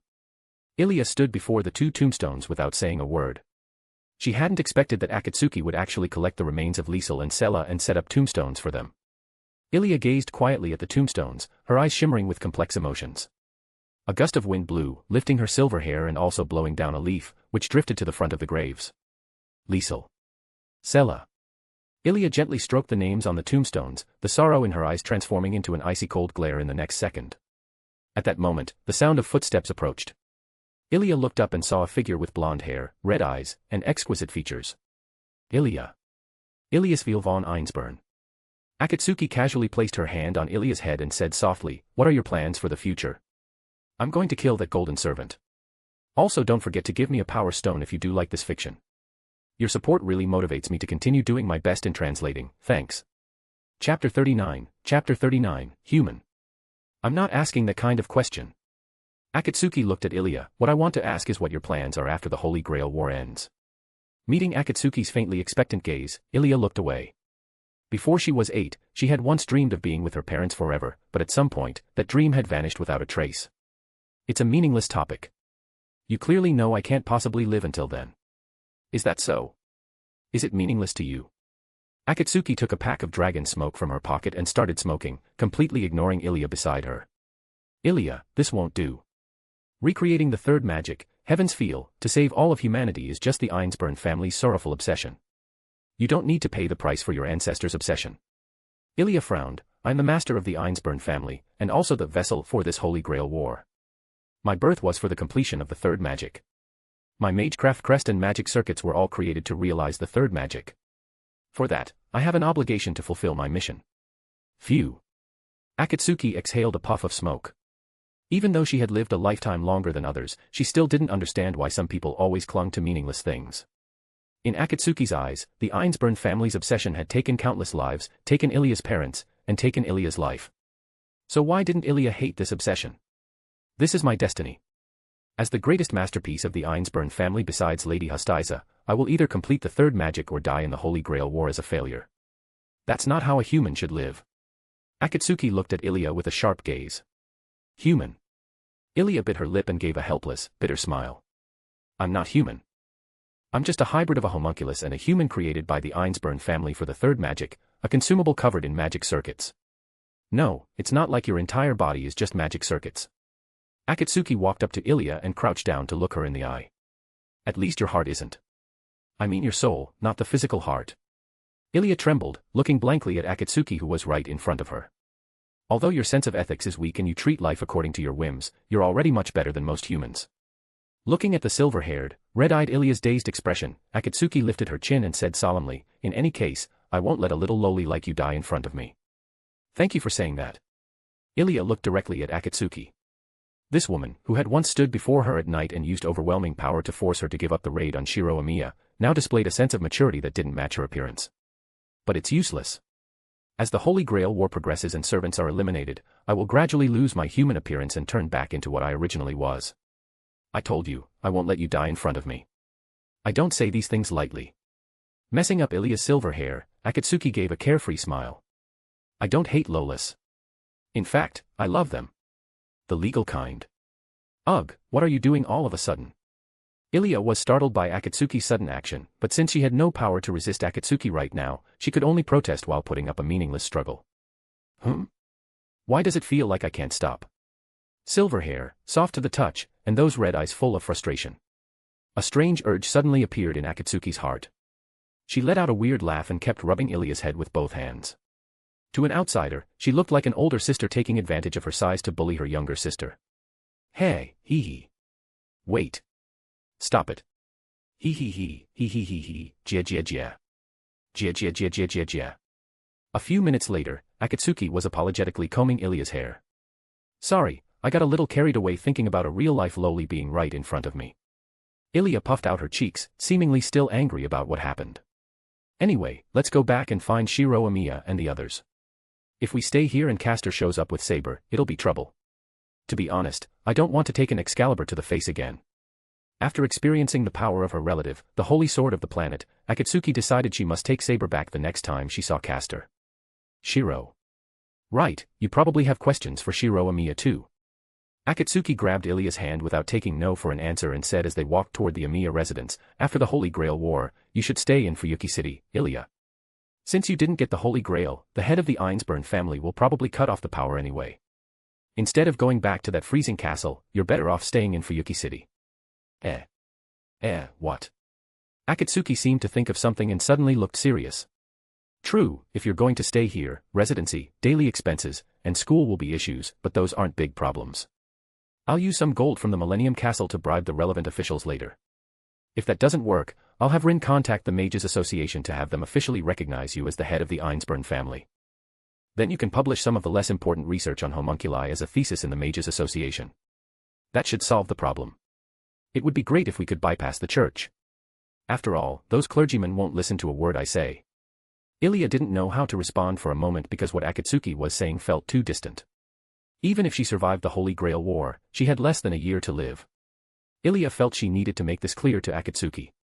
By the way, Ilya, do you want to go to Shiro Amiya and Tosaka Rin's school, or another high school? Why aren't you saying anything? Well, there's no rush. You still have a long life ahead of you. It's a bit early to worry about these things. Are you still saying you're not human? Listen up, that's a forbidden phrase from now on. Staking my status as true ancestor royalty in the name of Akatsuki Brunestud, I will definitely make sure you live. By the moonlight, Ilya could see Akatsuki smile. It was as if she had obtained some treasure, or perhaps found a long-lost one. Also, don't forget to give me a power stone if you do like this fiction. Your support really motivates me to continue doing my best in translating, thanks. Chapter 40, Help from Kirai Kodomine. Ding dong. In the middle of the night, the doorbell suddenly rang outside the quiet Amiya residence. Shiro Amiya hurried to the entrance to open the door, letting out a sigh of relief and revealing a joyful smile when he saw the familiar figure. Akatsuki, Ilya, welcome back. Come in quickly. We've already heard the details from Archer and Ryder. Shiro Amiya wasn't surprised by Ilya's arrival. Archer had likely guessed that Akatsuki went to pick up Ilya and told them in advance. I'm back. Excuse the intrusion, Ilya said softly, then followed Akatsuki toward the living room. Shiro Amiya smiled and then closed the door. As soon as Akatsuki and Ilya entered the living room, a voice rang out immediately. Too slow. Even if you went to pick up Ilya, it shouldn't have taken this long with your abilities. Tosaka Rin, holding a cup of hot tea, looked at Akatsuki with some dissatisfaction. And don't ever make such a reckless decision again. Taking the full force of Saber's noble phantasm with your own body. Archer wore a helpless expression on the side, picking up a nearby kettle and shrugging at Akatsuki. It seemed this wasn't the first pot of tea that had been finished. Hey, could it be, Rin, that you're worried about me? Akatsuki narrowed her eyes, the corners of her mouth curling up slightly as if she had seen something amusing. Who's worried about you? Tsundere. Tosaka Rin clutched her teacup, a trace of panic showing in her eyes. Who's at Tsundere? Akatsuki was already used to Tosaka Rin's textbook Tsundere behavior, but she couldn't help teasing her every time she saw her like this. I shouldn't need to introduce this one. Ilyasville von Einsburn, the master of the Einsburn family, one of the 3 founding families of the Holy Grail War, and also the master of Berserker. Tosaka Rin nodded, putting back on her honor student mask as she looked at Ilya with a smile. I know. You provided information on her before. But wasn't Berserker defeated by that Gilgamesh servant? Just as Akatsuki was about to explain, Ilya suddenly looked up and said to Tosaka Rin, Berserker didn't lose. He was swallowed by the Black Shadow. The Black Shadow. At the mention of the Black Shadow, Tosaka Rin's expression became solemn. She glanced at Akatsuki and Ilya, then sighed. You two should get some good rest tonight. After all, you've been through so many battles. By the way, Akatsuki, do you need to supplement your blood? No need. Frequent blood-sucking increases the bloodlust impulse, eventually causing me to fall into a blood-crazed demon king. I certainly don't want to face the true ancestor killer, Arcuade. So I have to be moderate lately. If I were to go berserk, the entire Fuyuki city would likely turn into a blood hell. Akatsuki was a pseudo-Earth UO while Arcuade was the juvenile form of the Earth UO. They were bound to meet in the near future, and Akatsuki didn't know what would happen then. Falling into a demon king state was likely the worst possible ending for Akatsuki. After all, her body didn't have a gate left for Crimson Moon's rebirth. So, if she fell into an endless bloodlust impulse, unless Arcuade welcomed Crimson Moon to become the complete king of the moon, this era would likely appear in the future as a singularity or a lost belt. Akatsuki wasn't good at controlling her desires, but she was very good at weighing pros and cons compared to short-term suppression. She never wanted to experience the pain of killing someone she loved with her own hands again. Is that so? Then go to sleep early. Having said that, Tosaka Rin left the living room without looking back. Akatsuki looked at Shiro Amiya in confusion, seemingly not understanding why Tosaka Rin was so cold to her, when they were so close just a few days ago, or so she thought. Shiro Amiya shrugged. She's probably blaming herself. Archer walked over with the kettle at this point. He brewed a cup of black tea for Akatsuki and Ilya and placed them on the table. He skillfully put the kettle back in its place and packed away the tea leaves. Blaming herself? Akatsuki tilted her head. She couldn't figure out why Tosaka Rin would be blaming herself. So far, she hadn't done anything wrong. If it were because of Matou Sakura, she shouldn't be acting so cold toward Akatsuki. Who knows? Archer crossed his arms over his chest as usual. He gave Akatsuki a deep look before spiritizing and leaving. Akatsuki looked at Shiro Amiya, completely bewildered, but Shiro wasn't sure either. By the way, why did you show up at the Great Cavern? Logically speaking, shouldn't you be receiving treatment in the hospital? Seeing Shiro Amiya looking perfectly fine, Akatsuki asked suspiciously. Akatsuki wouldn't believe it even if she were beaten to death that Shiro Amiya had become an ultimate being after absorbing the mana from the red stone of Aya, because things like stone masks didn't exist in this world. Actually, I'm not sure myself. When I woke up, I found myself lying in a church in Fuyuki City. It must have been that priest named Kirii Kotomine who applied some kind of healing to me. Upon hearing Kirii Kotomine's name, Akatsuki immediately stood up from her stool. She looked at Shiro Amiya with a serious face and spoke solemnly. You don't feel uncomfortable anywhere, do you? Why would Kirii Kotomine help Shiro Amiya? He wasn't the kind of kind-hearted person who would help others for free. This wasn't Akatsuki judging a noble heart with a petty mind, but rather that most of what Kirii Kotomine did was in pursuit of so-called pleasure to satisfy his personality defects. No. After the fight with Castor, my magic circuits went out of control once, but Archer fixed them later. I see. To this day, Akatsuki had never personally met the man named Kirii Kotomine. However, anyone who had watched Fate or played Fate knew that whether it was the Fate route, UBW, or HF, Kirii Kotomine was a man who could not be trusted too much. By the way, how is Fujimura doing? Sister Fujimura has regained consciousness now.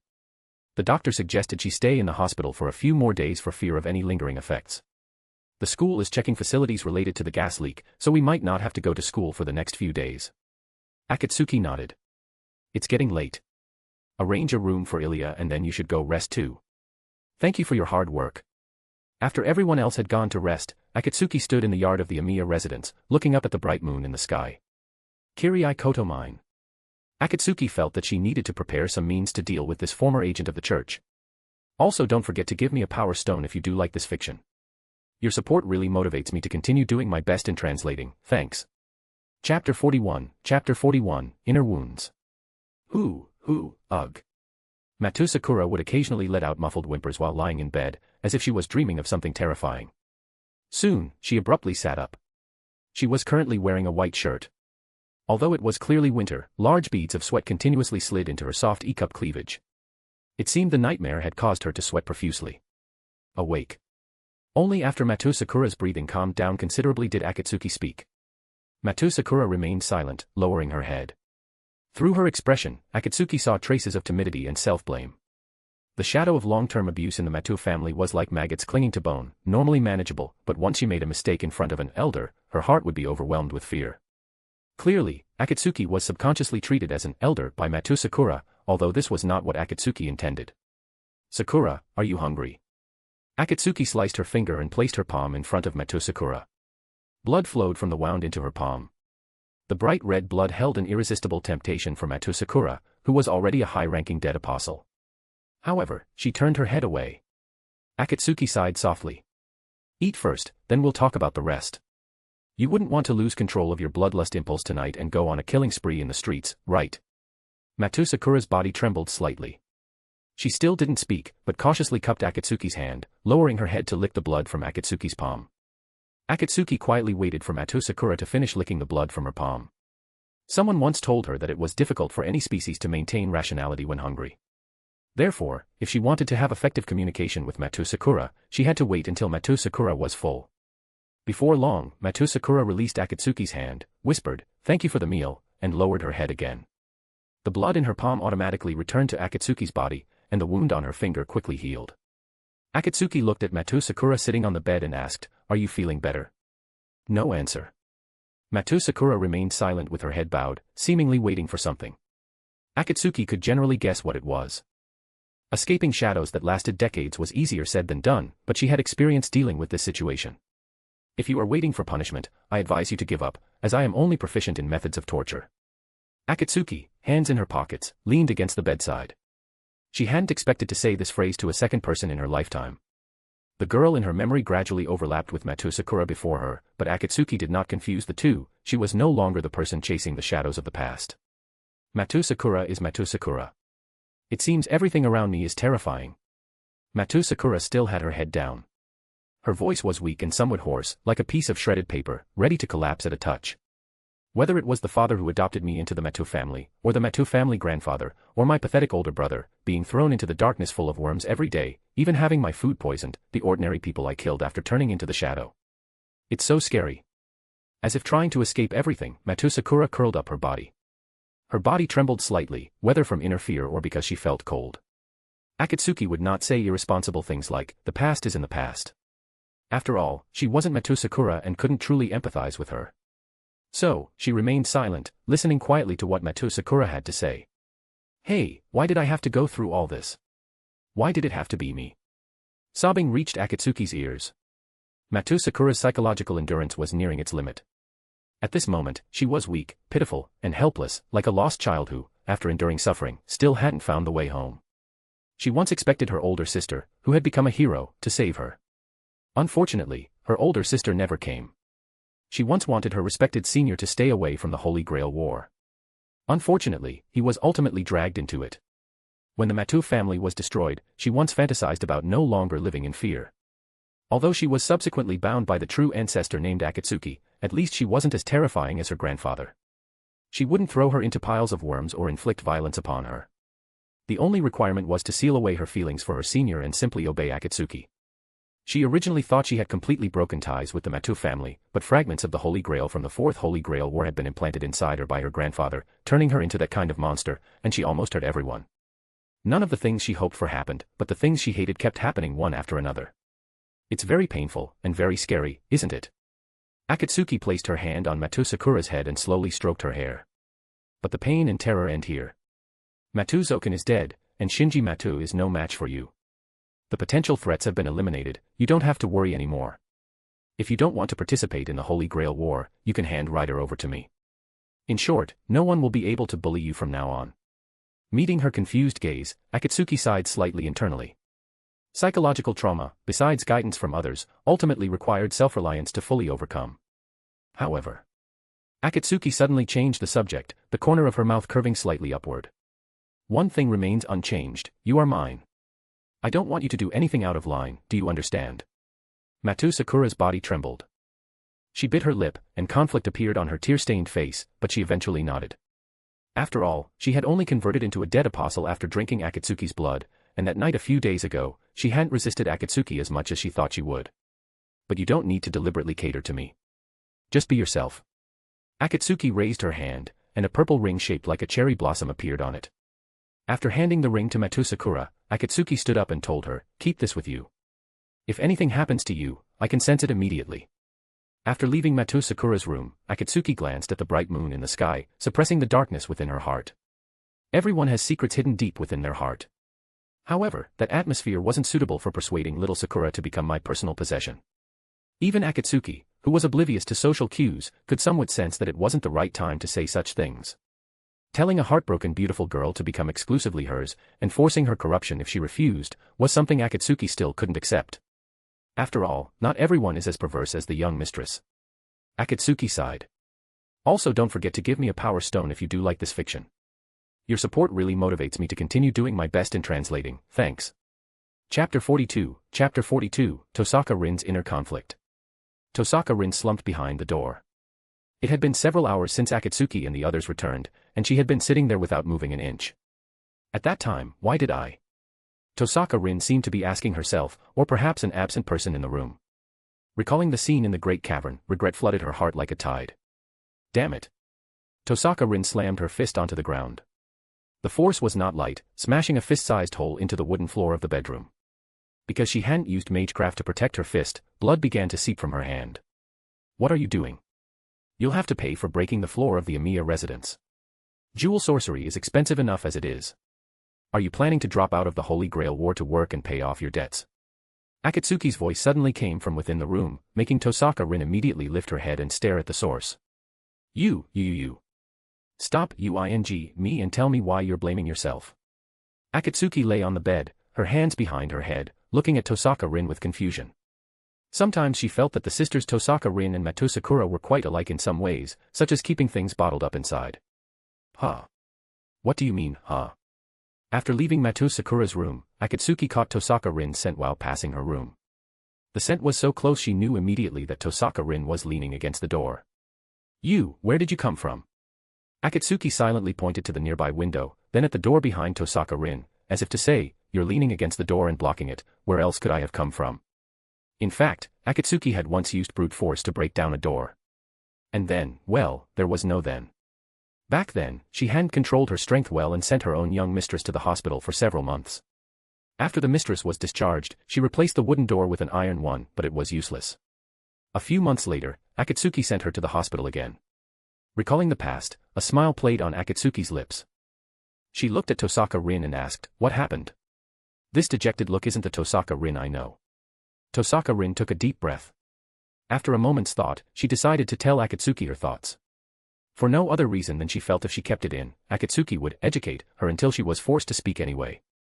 Rather than that, she might as well not resist from the start. After listening, Akatsuki fell silent for a moment before suddenly laughing. So it was because of that. It's nothing. Anyone would be afraid when sensing something like that, especially a jewel-like beauty such as yourself.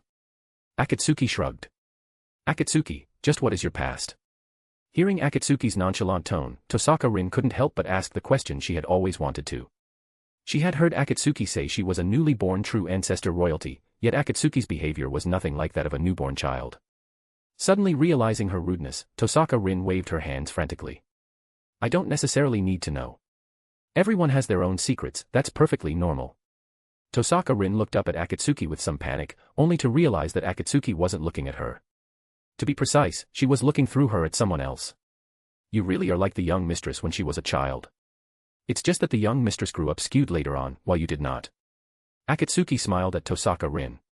Perhaps because Tosaka Rin's childhood experiences were similar to those of the person in her memories, or perhaps because both were entwined with a vast amount of causality, Akatsuki seemed to see an old friend who had long since departed. Akatsuki reminisced about her old friend for a moment, then turned her gaze back to Tosaka Rin. At this moment, Tosaka Rin felt that Akatsuki was no longer looking through her at someone else, but was truly looking at her. In any case, it's not a bad thing that you feel fear toward the thing within me. If anything, it's a good thing. It means you've gained his acknowledgement. Relax. Him. Tosaka Rin looked at Akatsuki suspiciously. Exactly. Although I'd love to tell you the answer, the moment that name is spoken, he will surely realize I'm still alive. If that happens, this would all be meaningless. Looking at Akatsuki, who seemed to be talking to herself, Tosaka Rin felt a bit worried. She wasn't sure what Akatsuki was talking about, but it was certain that even someone as strong as Akatsuki couldn't resist that he. Anyway, don't overthink it. You didn't run away after sensing that aura, which is already a very good performance. Those with courage will go further. Perhaps through your efforts, you really can complete the Zelrich, Jewel Sword. Akatsuki stood up, walked over to Tosaka Rin, and placed a hand on her shoulder. Focus on resolving the Holy Grail War first. Some things can wait until it's over. Having said that, Akatsuki prepared to leave. Wait. Who was that person? The corners of Akatsuki's mouth curled up. Looking at Tosaka Rin, her eyes held a hint of surprise. Are you jealous? I am not. Why would I be jealous of someone I've never even met? Just forget it. It's late, get some sleep. Akatsuki waved and walked to the window. By the way, in my eyes, you are yourself. I'm not chasing the phantom of the past in anyone. You can trust me 100% on that. With that, Akatsuki jumped out the window and left. What? You're asking why she didn't use the front door and had to jump out the window? Don't ask. The answer is that the door was blocked by Tosaka Rin, and she couldn't get out.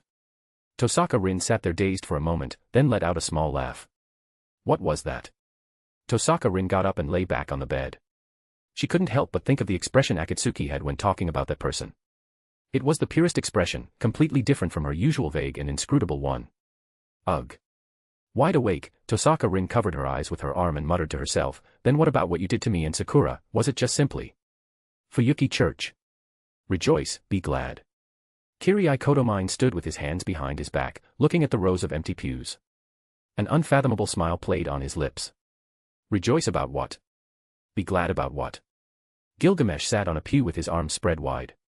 There was a hint of confusion in his ruby-like eyes. The Matou family's holy grail has been destroyed, so what are you so happy about? Hey, Kirai Kotomine, didn't you say you were going to help me? Shinji Matou looked at the mysterious Kirai Kotomine and couldn't help but complain. Also, don't forget to give me a power stone if you do like this fiction. Your support really motivates me to continue doing my best in translating, thanks. Chapter 43, Early Morning. The next day. Akatsuki Brunestud woke up early and couldn't help but shake her head at the sight of Shiro Amiya sleeping in the storehouse. Beside him was a pile of weapons created through projection magic. It was clear he had spent the entire night practicing to adapt to the skill more quickly.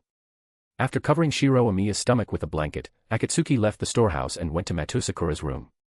Although what she had said last night hadn't had much of an effect, it had at least stabilized Matou Sakura's emotions. Watching Matou Sakura struggle unconsciously in her sleep, Akatsuki took her hand. Perhaps because Matou Sakura was Akatsuki's progeny, there was a connection between them. As Akatsuki held her hand, Matou Sakura's breathing gradually smoothed out. As I thought, I really do love raising Lolis. The values established during childhood are the most solid. As long as no major catastrophe occurs, people will subconsciously rely on the values they built when they were young. Once a person grows up, Akatsuki loses the joy of raising them. After all, only children can stir the deep-seated desire for education within Akatsuki's heart. After a while, Matou Sakura's breathing completely calmed down, and Akatsuki had already left her room at some point. Ring ring ring. Ugh. Thump. The hard-working alarm clock was tossed aside by Tosaka Rin the next second. However, this didn't seem enough to make the alarm clock abandon its duty. It continued to ring incessantly. Tosaka Rin squirmed under the covers, unwilling to leave the bed. Just as she was about to brace herself to get up, the sound of the alarm clock stopped. She breathed a sigh of relief, planning to make good use of this hard-won peace. Rin, just throwing the alarm clock without turning off the switch won't stop it from working. Akatsuki's voice rang out not far from Tosaka Rin. She placed the alarm clock on a cabinet near the bed, then grabbed the blanket and whispered against it, "If you don't get up, I'm coming in." Aya. Tosaka Rin let out a scream and gripped the blanket tightly, wrapping herself up as if she were truly afraid Akatsuki would come in. "What are you screaming about so early in the morning?" Akatsuki gave the blanket a hard tug but it didn't budge. Just then, Tosaka Rin poked her head out and looked at Akatsuki dizzily. "I want to sleep a bit longer." Click. A sudden flash made Tosaka Rin squint. Akatsuki looked at the photo of the messy-haired, bleary-eyed Tosaka Rin on her phone and nodded with satisfaction. What are you doing? Hearing that weak voice, the corners of Akatsuki's mouth twitched. She decided to save this card for later and smiled, saying, nothing, just giving you a wake-up call. Tosaka Rin said nothing and just sighed, intending to retreat back into her blanket to resume hibernation. However, Akatsuki wouldn't allow it, and even if Akatsuki did, Archer certainly wouldn't now. Just last night, Archer and Akatsuki had officially reached an agreement to get Tosaka Rin onto a healthy schedule, such as waking up early without lingering in bed, not staying up late, eating healthily, and so on. Seeing that the time was right, Akatsuki spoke up, still not getting up. Give me a break. I worked hard last night too. Is blocking the door considered working hard? Akatsuki complained silently in her heart, then sighed and directly pulled the blanket off Tosaka Rin. The dazed Rin spun a few times in the air before falling back onto the bed. Akatsuki took out a toothbrush with toothpaste and a rinsing cup. Open up. Rinse. Gurgle gurgle. Spit. Tui. Holding a steaming towel, Akatsuki pressed it directly onto Tosaka Rin's face and applied a bit of pressure. Wayawa. Seemingly jolted by the sensation, Tosaka Rin woke up instantly. She tried to struggle but was pinned down by Akatsuki. No matter how hard she tried, she couldn't break free. Only after Akatsuki finished washing her face did she let go. Ha. What are you doing? Since you didn't want to get up, I had to help you wash. Lift your arms, these pajamas are hard to take off if you don't. Akatsuki skillfully unbuttoned Tosaka Rin's pajamas and lifted the hem, looking calmly at the girl who hadn't yet realized the situation. I can do it myself. No can do. Akatsuki pinned Tosaka Rin down again, looking down at her panicked expression and said, since I've started, I must see it through to the end. Akatsuki's tone was firm and left no room for doubt. Overwhelmed by Akatsuki's aura, Tosaka Rin subconsciously obeyed. However, she soon regretted it. Akatsuki was very careful and slow while changing her clothes. Tosaka Rin bit her lip, letting out soft whimpers from time to time. Happy times are always short-lived. The moment Akatsuki finished dressing her, Tosaka Rin immediately scrambled back, sitting on the bed with a flushed face, looking at Akatsuki with eyes full of shame and indignation. That should be enough, right? What are you talking about? Akatsuki held a pair of over-the-knee socks and looked at Tosaka Rin with confusion. Come here, or I'll come up there. Of course, if I come up, the result will be different. Those neatly put-on clothes will probably get messed up again. After a brief moment of happiness, more happiness followed. Ugh. Tosaka Rin bit her teeth and sat on the edge of the bed, reluctantly offering her leg to Akatsuki. She naturally didn't know about the decision between Archer and Akatsuki, she just thought Akatsuki was teasing her. She figured the more she resisted, the more excited Akatsuki would get, so it was better to just comply and get it over with sooner. Akatsuki, meanwhile, maintained the appearance of a perfect gentleman. Her expression remained unchanged, her movements gentle and meticulous. She lightly picked up a black over-the-knee sock, gently expanded the opening, and carefully guided Rin's delicate foot into it. The strange sensation made Tosaka Rin bite her lip, her face turning even redder. Akatsuki's fingers moved nimbly around Rin's ankle, pulling the sock smoothly up past the heel. Her movements were slow as the black sock gradually covered Rin's calf and knee, stopping just before the mysterious territory. Then Akatsuki picked up the other sock and slowly put it on for Rin. Her hands moved continuously over Rin's legs, ensuring every inch of skin was perfectly wrapped, neither too tight nor too loose. Although she felt strange inside, for some reason, Tosaka Rin's heart didn't harbor a shred of resistance. This abnormality was something even Rin herself didn't notice. Akatsuki's movements were practiced and natural, her gaze focused and solemn, as if she were completing an important ritual or admiring a beautiful work of art. While Tosaka Rin was dazed, Akatsuki sat down on the edge of the bed at some point. She still wore that expressionless face, as if the person whose hands were just roaming over Rin's legs wasn't her at all. Just as Rin thought it was over, Akatsuki lifted Rin's sock-clad legs onto her own lap and sat down right beside her. Holding Tosaka Rin's silk-clad feet, Akatsuki looked at her with an incredibly clear gaze and said, Rin, do you know? In the morning, the human body accumulates many toxins. I don't know. Let me go. Tosaka Rin's weak struggle only made Akatsuki's movements more brazen. Yet, Rin could do nothing against Akatsuki and could only be passively toyed with. However, the already weak resistance gradually vanished as Akatsuki's hands roamed over Rin's feet. Rin's body seemed to turn soft, and she collapsed directly onto the bed. Seeing that Akatsuki was unmoved, Rin simply gave up struggling. Akatsuki began to gently press the soles of Rin's feet. Her technique was skilled, like a professional foot masseuse. With the high-grade over-the-knee socks covering Rin's feet, Akatsuki felt as if she were holding pieces of fine jade. Humph, what's this about? Obsessing over jade will only harm you. In my opinion, it should be, obsessing over jade makes me feel great. Tosaka Rin was resistant at first, but as Akatsuki's hands stimulated various acupoints on her soles, she gradually relaxed and began to enjoy the strange sensation. Tosaka Rin couldn't help but let out soft whimpers. She quickly realized this and covered her mouth with her hand, but the sound still escaped from time to time under Akatsuki's technique. A moment later, Rin's curled toes began to relax, and a trace of daze appeared in her eyes. Akatsuki seized the relaxed toes and began further massage. The corners of Akatsuki's mouth curled up slightly. She knew Tosaka Rin was completely immersed. She was suddenly glad she had learned this skill from that old master. Although the young lady would always stomp her face with her soul to make her stop whenever she massaged her, Tosaka Rin didn't, and she even seemed to be enjoying it.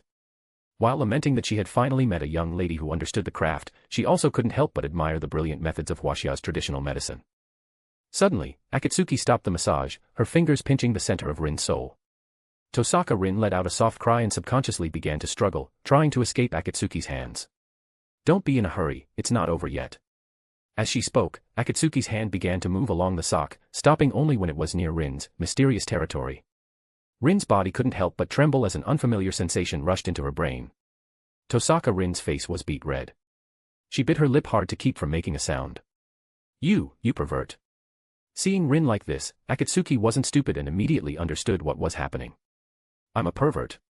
Her fingers began to roam over Rin's legs, sometimes pinching lightly, sometimes pressing. With her movements, Rin's breathing became ragged again. She closed her eyes tight, trying hard to restrain her body's reactions. Stop it. Which one of us is the pervert? Faced with Akatsuki's counter-question, Tosaka Rin bit her lip deathly hard to keep from making a sound. However, no matter how firm her will was, it couldn't withstand Akatsuki's skilled movements. Rin, to be honest, your body is very stiff. You should exercise in moderation. By the way, let me help you relax. Akatsuki's hand gradually moved upward along with her voice. Wait a second. Tosaka Rin's body jolted. She bit her lower lip, secretly vowing that if Akatsuki ever fell into her hands, she would teach this fellow a lesson and make her cry and beg for mercy. What's wrong? I'm the pervert, okay. Just then, a set of footsteps outside the door interrupted the ambiguous atmosphere in the room. Taking advantage of Akatsuki's distraction, Tosaka Rin pushed her away, wanting to get distance. However, as soon as she stood up, her legs went weak and she sat back down on the bed. Akatsuki was pushed onto the bed. She reached into her pocket and quietly pressed the button to stop the recording. Let's leave it at that for today. Akatsuki looked at Tosaka Rin with some regret. Judging by her tone, if she did anything else, Rin would probably fight her to the death. But she wasn't discouraged. After all, this time was just interrupted by someone else, and Rin had said to stop for today, not tomorrow or the day after. However, Akatsuki looked at Tosaka Rin, thought for a moment, and decided to tell her, I really do know medicine. At first, I was indeed detoxing and removing dampness from the tips of your jade feet. Believe me. An icy gaze seemed ready to cut Akatsuki into 1,000 pieces. At that moment, the door opened. Ilya looked at the two in the room, froze for a moment, then closed the door again, leaving behind the words, carry on. Also don't forget to give me a power stone if you do like this fiction. Your support really motivates me to continue doing my best in translating, thanks. Chapter 44, The Shadow Returns. Flirting first thing in the morning, I really can't stand this. Ilya looked at the news on the television, where a reporter was broadcasting about a massive explosion caused by a gas leak in the great underground cavern of Mount Enzu, a look of helplessness on her face. Who's flirting? Unlike Tosaka Rin, who was anxious to explain, Akatsuki ate her breakfast unhurriedly with half-lidded eyes. Currently, the only servants who had retired were Lancer, Assassin, and Berserker. If Castor wanted to summon the Greater Grail early, she would definitely bring Saber to attack soon, so they just needed to be prepared to counterattack. As for the possibility of Castor fighting a war of attrition, Akatsuki wasn't worried at all. Although Saber was known as the strongest servant in the Holy Grail War, the mana required to maintain her existence was also quite large. Suchira Kazuki, being an ordinary human, couldn't provide enough mana to Castor, and after Castor's territory was destroyed by Akatsuki, she could only gather enough mana by plundering it from ordinary people. Once she did that, Tosaka Rin and Ilya could lock onto Castor's location through the ley lines beneath Fuyuki City. At that time, Akatsuki would only need to take her people and deal with Castor. If you don't attack, I will. Both sides had two servants, but Akatsuki's side also had many people with servant-level combat power, so Castor had no chance of victory this time either. Is Castor's group really here? Could that priest's information be wrong? Shinji Matou walked with difficulty through the forest on the outskirts of Fuyuki City. He looked at the deserted thickets around him with great disdain. Besides, shouldn't scouting the enemy be a job for a servant? What's the point of sending me, a master, to the front lines? Shinji, you are mistaken. Gilgamesh's voice crossed the spatial barriers from a game center in Fuyuki City, far away from Shinji Matou, and entered his ears. If you want to become a true king, then leading from the front is sometimes necessary. As his race car successfully took first place in the game, Gilgamesh skillfully started the next round while speaking to Shinji Matou. To rebuild the Matou family and have the Mages Association recognize your status as the new head of the Matou family, showing actual results is the most direct way. Hearing this, Shinji Matou stopped complaining.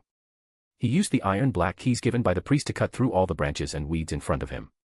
Shinji Matou glanced at the pocket watch he carried and let out a heavy sigh. The iron black keys in his hand were items gifted by Kirai Kodomine. Unlike normal black keys where the blade is generated using the user's mana, these black keys had physical blades. However, compared to ordinary black keys, these iron ones were black keys in name only and had no connection to mystery whatsoever. But even if he were given ordinary black keys, for someone like Shinji Matou who had no magical talent, they would just be useless hilts and provide no substantial help. Damn it, is the direction really right? Why has it been so long? While complaining, Shinji Matou noticed something slightly off. In the originally dense forest, traces that could only be created by humans appeared. The small traces left after being cleaned up caught Shinji Matou's attention. He immediately crouched down and reached out to touch the ground. When his finger touched the earth, his originally clean hand was stained black. Hehehe. Just as I thought. Bone meal from some animal, ashes from burned wood, all of this pointed to one thing: someone had stayed here and even built a fire to cook. In such a remote wilderness, he couldn't imagine anyone else camping here besides Castor, who had lost her territory. Hey! I found traces of Castor. There was no response. Gilgamesh acted as if he couldn't hear Shinji Matou's voice at all. After waiting for a long time, Shinji Matou looked toward the center of Fuyuki City in confusion. What the hell? Fine. I'll find them myself. There's an old Chinese saying that one does not kill the messenger when two armies are at war. Moreover, he was here as the representative of the Holy Grail War Supervisor to form an alliance with Castor. No matter what, he wouldn't be killed by Castor, right? Probably. Shinji Matou shook his head, seemingly trying to shake off the bad thoughts in his mind. Then, without looking back, he walked into the forest, his steps firm as if he could already see Castor and her group trying to please him. Saber. I authorize you to release your noble phantasm. Ugh. Mana is insufficient to activate the noble phantasm. Castor, use a command spell. A cacophony of noise came from deep within the forest. Sakura Kazuki leaned against a nearby tree and struggled to stand up. His consciousness had briefly vanished just now, but it had returned. What met his eyes was a scene from hell. Countless human limbs were scattered haphazardly on the ground in the forest. Organs hung from trees like fruit, and blood seemed to have soaked the entire earth. Akatsuki. True Ancestor. Die. Countless aggregates of curses merged into a pitch-black shadow. Not far from him, Castor and Saber were fighting a bloody battle against the terrifying figure. He had to get up and help Castor. Having regained some strength, Sakura Kazuki struggled to rise to face the black shadow. However, when he tried to stand, he realized that his legs had been severed at some point.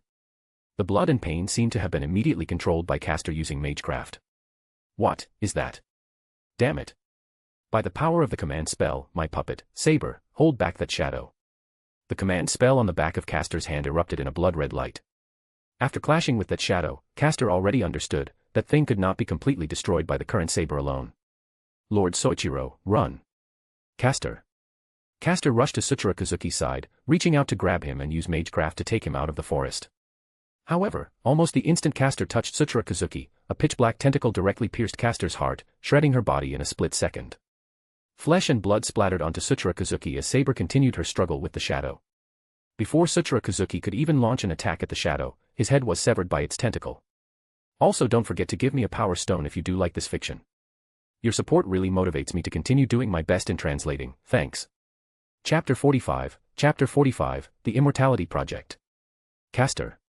Lacking the mana supply from Castor, the already mana-deficient Saber was now being completely suppressed by the black shadow. She could only defend passively, left with no strength to counterattack. Ugh, such heavy attacks, cough. Akatsuki.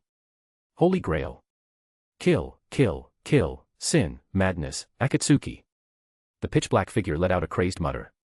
At the same time, the darkness around it, which resembled muddy water, continued to spread. When it touched the corpses on the ground, they dissolved as if they were being directly absorbed by the black shadow. This black mud. Akatsuki. What does this guy have to do with Akatsuki? Ugh. Invisible air, Wind King's boundary. Releasing the compressed wind from the blade, she created a massive vortex in an instant. This vortex directly tore a gap through the tide-like black mud surrounding her.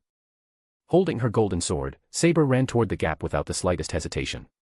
She had to find a new master or mana source before her mana ran out, otherwise, she would end up as a loser in the Holy Grail War, just like Castor. Holy Sword. Light. Kill, kill, kill.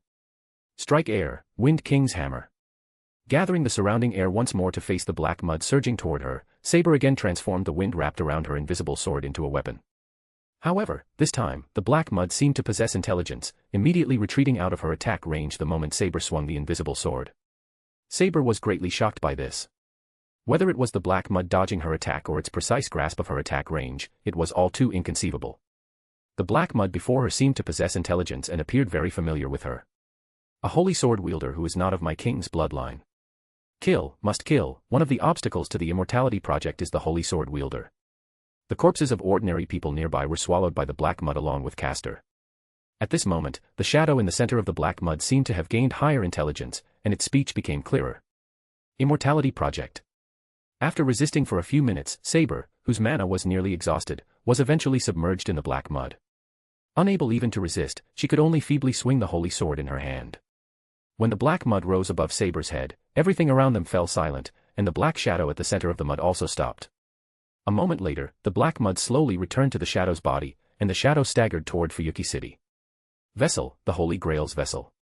On the other side, Shinji Matou, who was hiding in the distance, covered his mouth tightly to keep himself from making a sound. He leaned against a large tree in terror, not even having the courage to look back. Both Castor and Saber were taken out.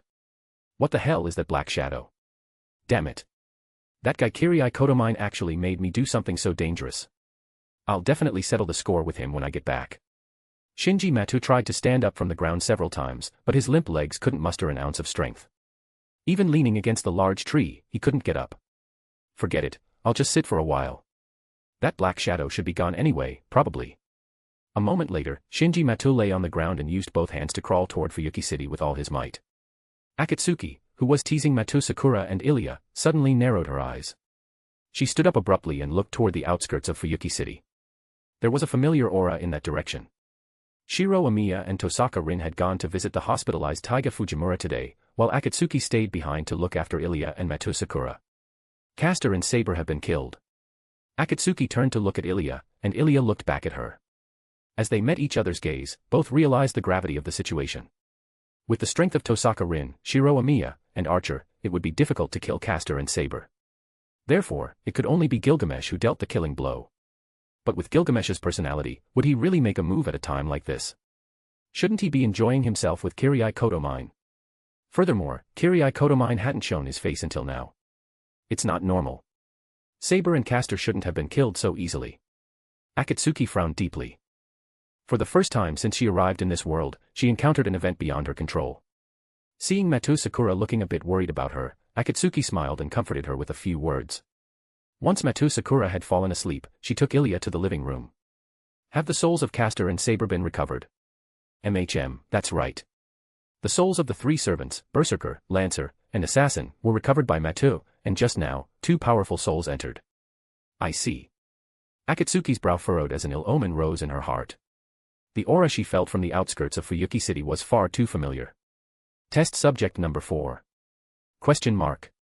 Seeing Akatsuki muttering to herself, Alaya tilted her head in confusion, seemingly pondering what Akatsuki's words meant. Don't worry. If it really is test subject number 4, then there's nothing to fear. Experiment. When technology develops to a certain point, humans are no longer satisfied with a mere 100 years of life. They will try every possible means to break the limits of the human body and extend their lifespan. It is precisely because of this that the product known as the Immortality Project exists. Hearing Akatsuki's words, Alaya let out a cold laugh, as if mocking the mortals in Akatsuki's story who pursued immortality. It's understandable. After all, immortality for mortals is far too distant, whether in the world of magecraft or the world of ordinary people. However, the merit of humans as a species is that they do not give up easily.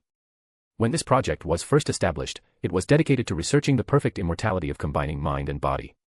It's just that it later split into two factions, physical immortality and spiritual immortality. Akatsuki picked up an apple from the table and began to eat. I'll go take a look after Amiya and Tosaka Rin return. If it really is test subject number 4, then I'll have no choice but to stuff him back into his coffin. Theoretically, however, he shouldn't appear in this place. Akatsuki ate the apple while rubbing Ilya's head in thought. She couldn't quite figure out why a guy like test subject number 4 would be here. He was supposed to have been disposed of after his mind collapsed and he dissolved into rotten mud during that experiment back then. Why has he come back to life now? Also, don't forget to give me a power stone if you do like this fiction. Your support really motivates me to continue doing my best in translating, thanks. Chapter 46, are you sure? After saying a few words to Amiya and Tosaka Rin, Akatsuki headed towards the outskirts of Fuyuki City with Ryder. Originally, Akatsuki had planned to go alone, as there was a hint of a familiar aura in the presence, likely related to her past. However, for some reason, everyone immediately unified their stance upon hearing that Akatsuki intended to go to the outskirts of Fuyuki City alone. No matter how Akatsuki explained, they insisted she take Ryder along just in case. Looking at the empty streets and the police cars coming and going, Akatsuki realized something was wrong and immediately suppressed her aura. What's going on? Just as Akatsuki was wondering, Ryder spoke up from the side. I heard from reporters on TV that there was a large-scale gas leak in the northern suburbs of Fuyuki City. The police are evacuating residents to the city center en masse. The all-purpose gas leak. Vampire. Finally showing yourself. After Lancer died, there was no word from you. I thought you'd found your conscience and decided not to meddle in the Holy Grail War anymore, Kirii Kotomine. Akatsuki turned around. Kirii Kotomine, dressed in priest's robes, was looking at her expressionlessly. Lancer. Ah, that fellow was useless. Even if he hadn't been fed to the Matou family's Holy Grail by the assassin summoned by that mysterious creature, he might not have survived until the end. It wasn't wise to bet everything on him. Is that so? Then what business does the church's supervisor have with me? Surely you didn't come to deal with an enemy of the church. The thing in the outskirts of Fuyuki City wasn't much of a threat to Akatsuki, she was going there purely to verify her suspicions and that familiar aura. However, if this former agent and current supervisor wanted to trade blows with her, Akatsuki didn't mind changing the order of business. Because of your interference, the Holy Grail War is on the verge of collapse. Shouldn't you do something about it? I am a true ancestor. Isn't it a bit much to hold me to human values? That thing is looking for you. Its existence already threatens the system of the Holy Grail War.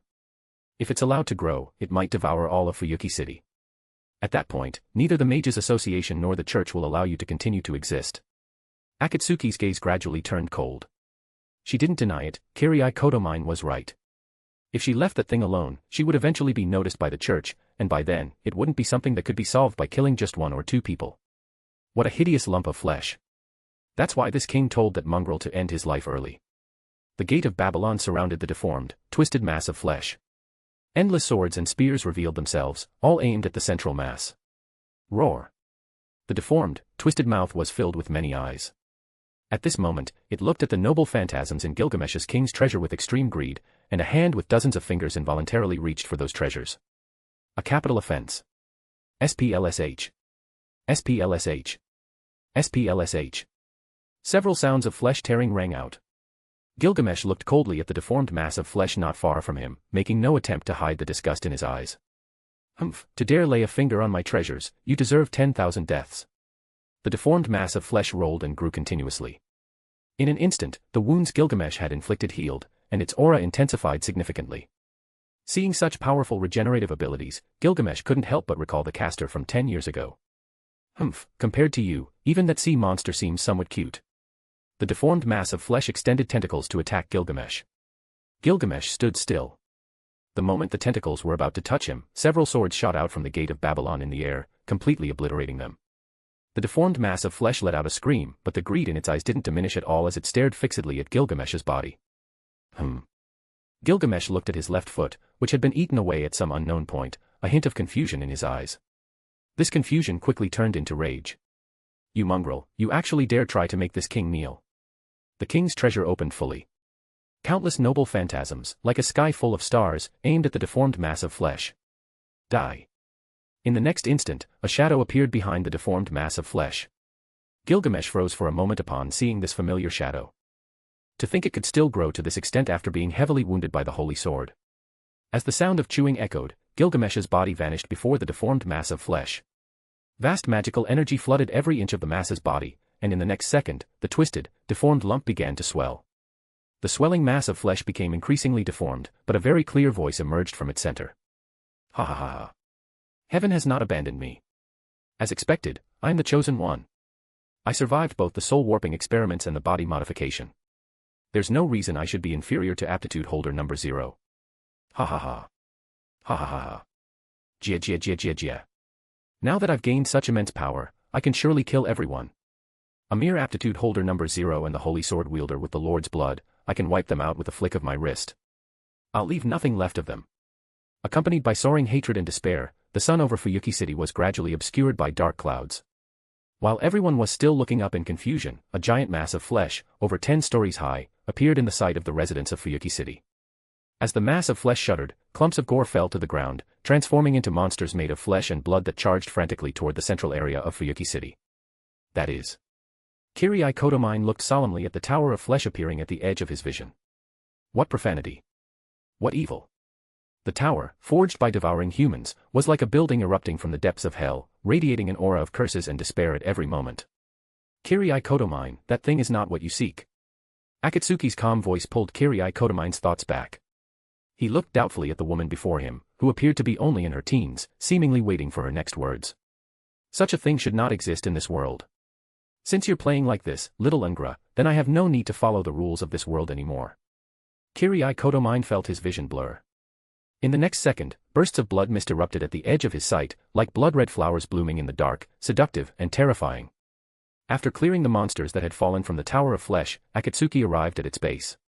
With a smile in her eyes, she looked at the monster over 10 stories tall and said, "Are you sure? Also don't forget to give me a power stone if you do like this fiction.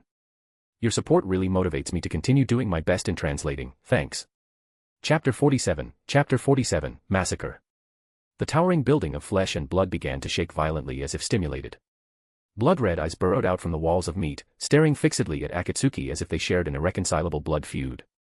After a long while, a person emerged from the skyscraper of flesh. Aptitude holder number 0. Don't call me that.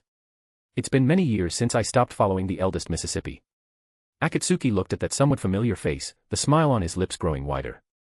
He hadn't expected to have the chance to communicate face-to-face with a test subject that used to only soak in nutrient solution. In his memory, he had only ever dealt with subjects that had mutated and gone mad after failure. However, this is the first time I've seen you in this form. Did you evolve after merging with Ngramenu? No, you're not aptitude holder number 0. Oh. The man stared at Akatsuki with a gloomy gaze and revealed a smile. Aptitude holder no. 0 wouldn't waste so many words on me. Moreover, aptitude holder number 0 is a complete mute. He wouldn't say this much at once to anyone other than the eldest miss. So you knew. Just as Akatsuki finished speaking, the building of flesh collapsed with a crash. Endless flesh and blood piled up within the massive air wall, and the person at the center of the meat stared deathly at Akatsuki. People change. Of course, this is also what my girlfriend, ex-girlfriend, right, though we haven't officially broken up, both she and I have been dead for a while, so she should count as an ex. Yes, it's what my ex-girlfriend expected. Girlfriend. The man atop the mountain of flesh looked at Akatsuki in shock. He even forgot his current stance and immediately cursed, who the hell would take a liking to a blade from a latrine like you? If it weren't for the eldest miss, you probably wouldn't have lived a normal life in your entire existence. Akatsuki looked the man up and down, then sneered. One look and I can tell you've never been in a relationship. As for my ex-girlfriend, she and the eldest miss were originally the same person anyway. What? You actually, with the eldest miss? His voice stopped abruptly.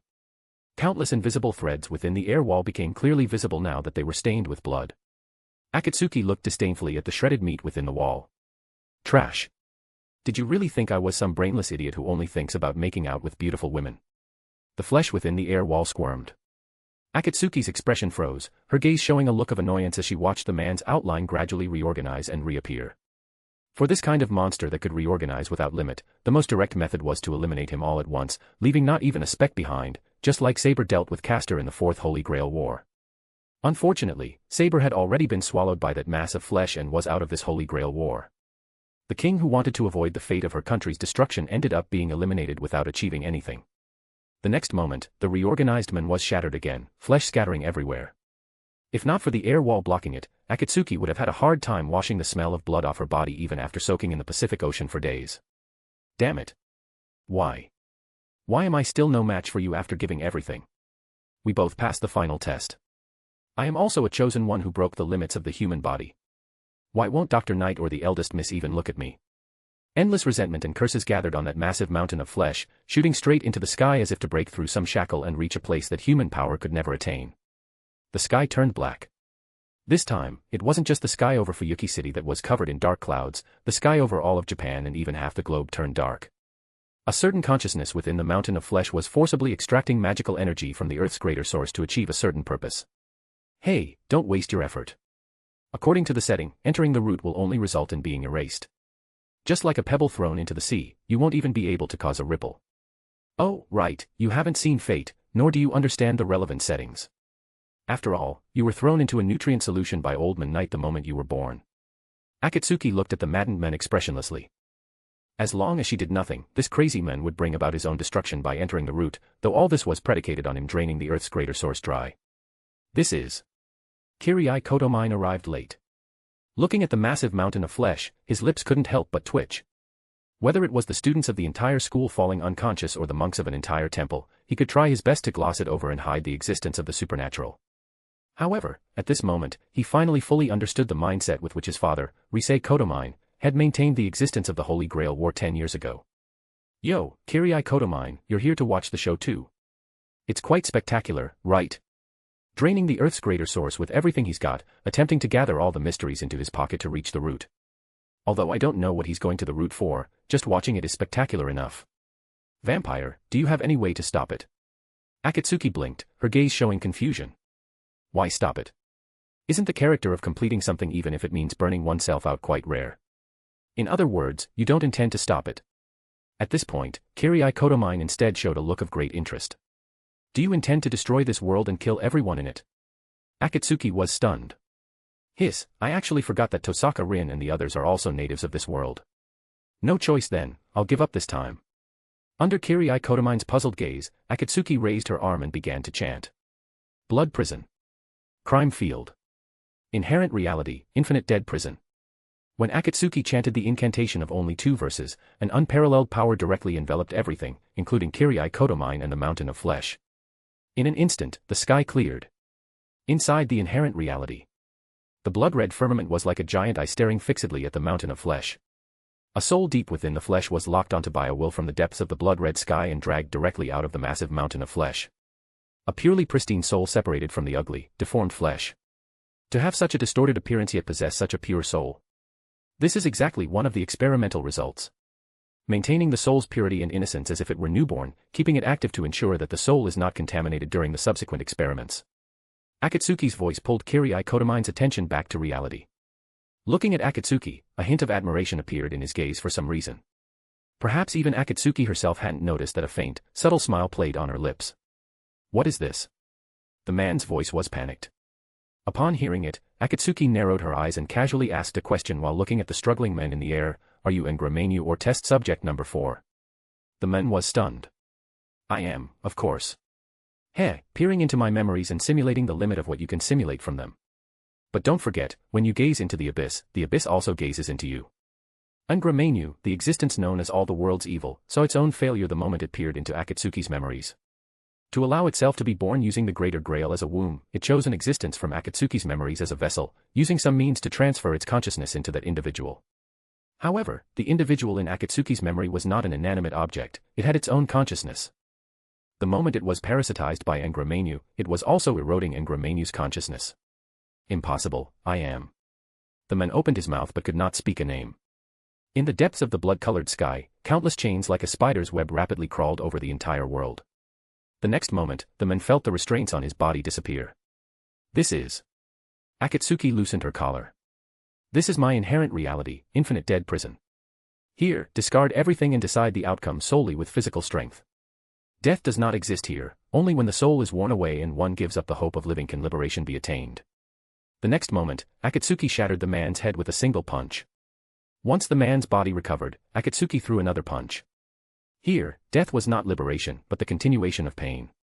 The pain of the soul being worn away was like putting a finger into a rotating grindstone, making the man so pained he was about to go mad. 1 punch, 2 punches, 3 punches. As the endless fists continued to fall, the man's body was constantly restored and shattered, and his soul became weaker and weaker through each bout of torture. However, no matter how many times he endured it, the man did not give up the hope of living. For him, having been thrown into a nutrient solution since childhood, everything else was void, only the act of living was real. This bit of pain was nothing compared to past experiments. Through the long cycle of death and rebirth, the man's eyes gradually became crazed. Akatsuki's attacks would not stop, just as she said, under this blood-colored sky, only one person between him and Akatsuki could walk out. The memories regarding Ngramenu in his mind gradually revived. As his body was continuously dismantled and reorganized, he used his last bit of strength to reach out and grab Akatsuki's fist. The two were deadlocked in place, neither able to break free for a moment.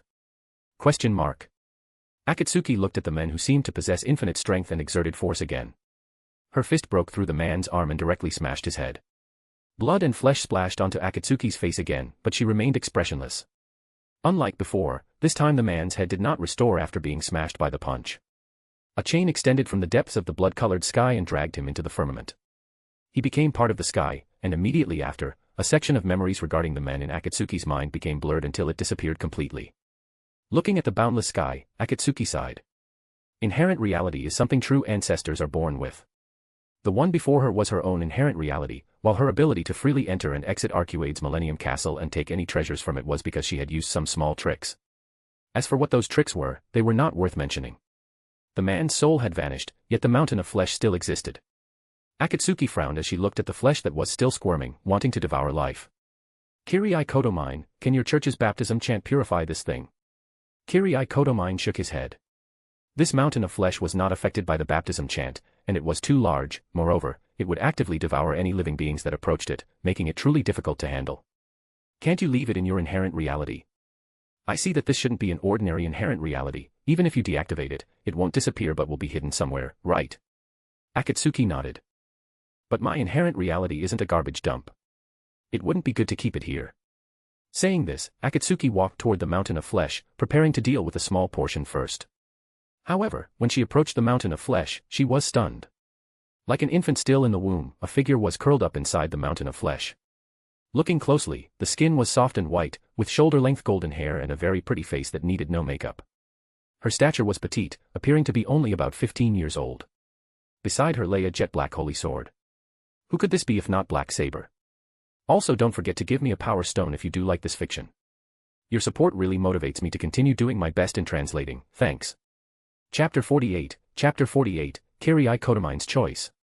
Isn't Saber already dead? Ilya had said that the souls of Saber and Castor had already been collected by the Lesser Grail. Since Saber was already dead, why would another Saber appear in the core of this mountain of flesh? The aura of the holy sword is unmistakable. There's no doubt this is Black Saber's holy sword, but why? Why would she appear in this place? Akatsuki did not rashly touch the mountain of flesh. After all, she didn't know what Ngramenu had fused within her memories. Under Kirii Kotomine's gaze, the mountain of flesh in front of Akatsuki was sliced by an invisible force into equal rectangular blocks, each about the height of a person. If I'm not mistaken, test subject number 4 probably used this mountain of flesh to create Black Saber's body, then planned to wait for the body to mature, crush the consciousness born within it, and take over the body herself. If she were the original Saber, test subject number 4's plan would likely never succeed. But she is an existence like Black Jean, which is why test subject number 4 found an opening. But that's just my personal speculation. Akatsuki seemed to be talking to herself, yet also to Kirii Kotomine behind her. Are you saying this is what was born after all the world's evil descended? Kirii Kotomine looked at the girl within the flesh. Although he didn't want to admit Akatsuki's view, Saber had undoubtedly been eliminated from the Holy Grail War. The girl in the flesh, identical to Saber, was undoubtedly the form after all the world's evil had descended. It's undeniable.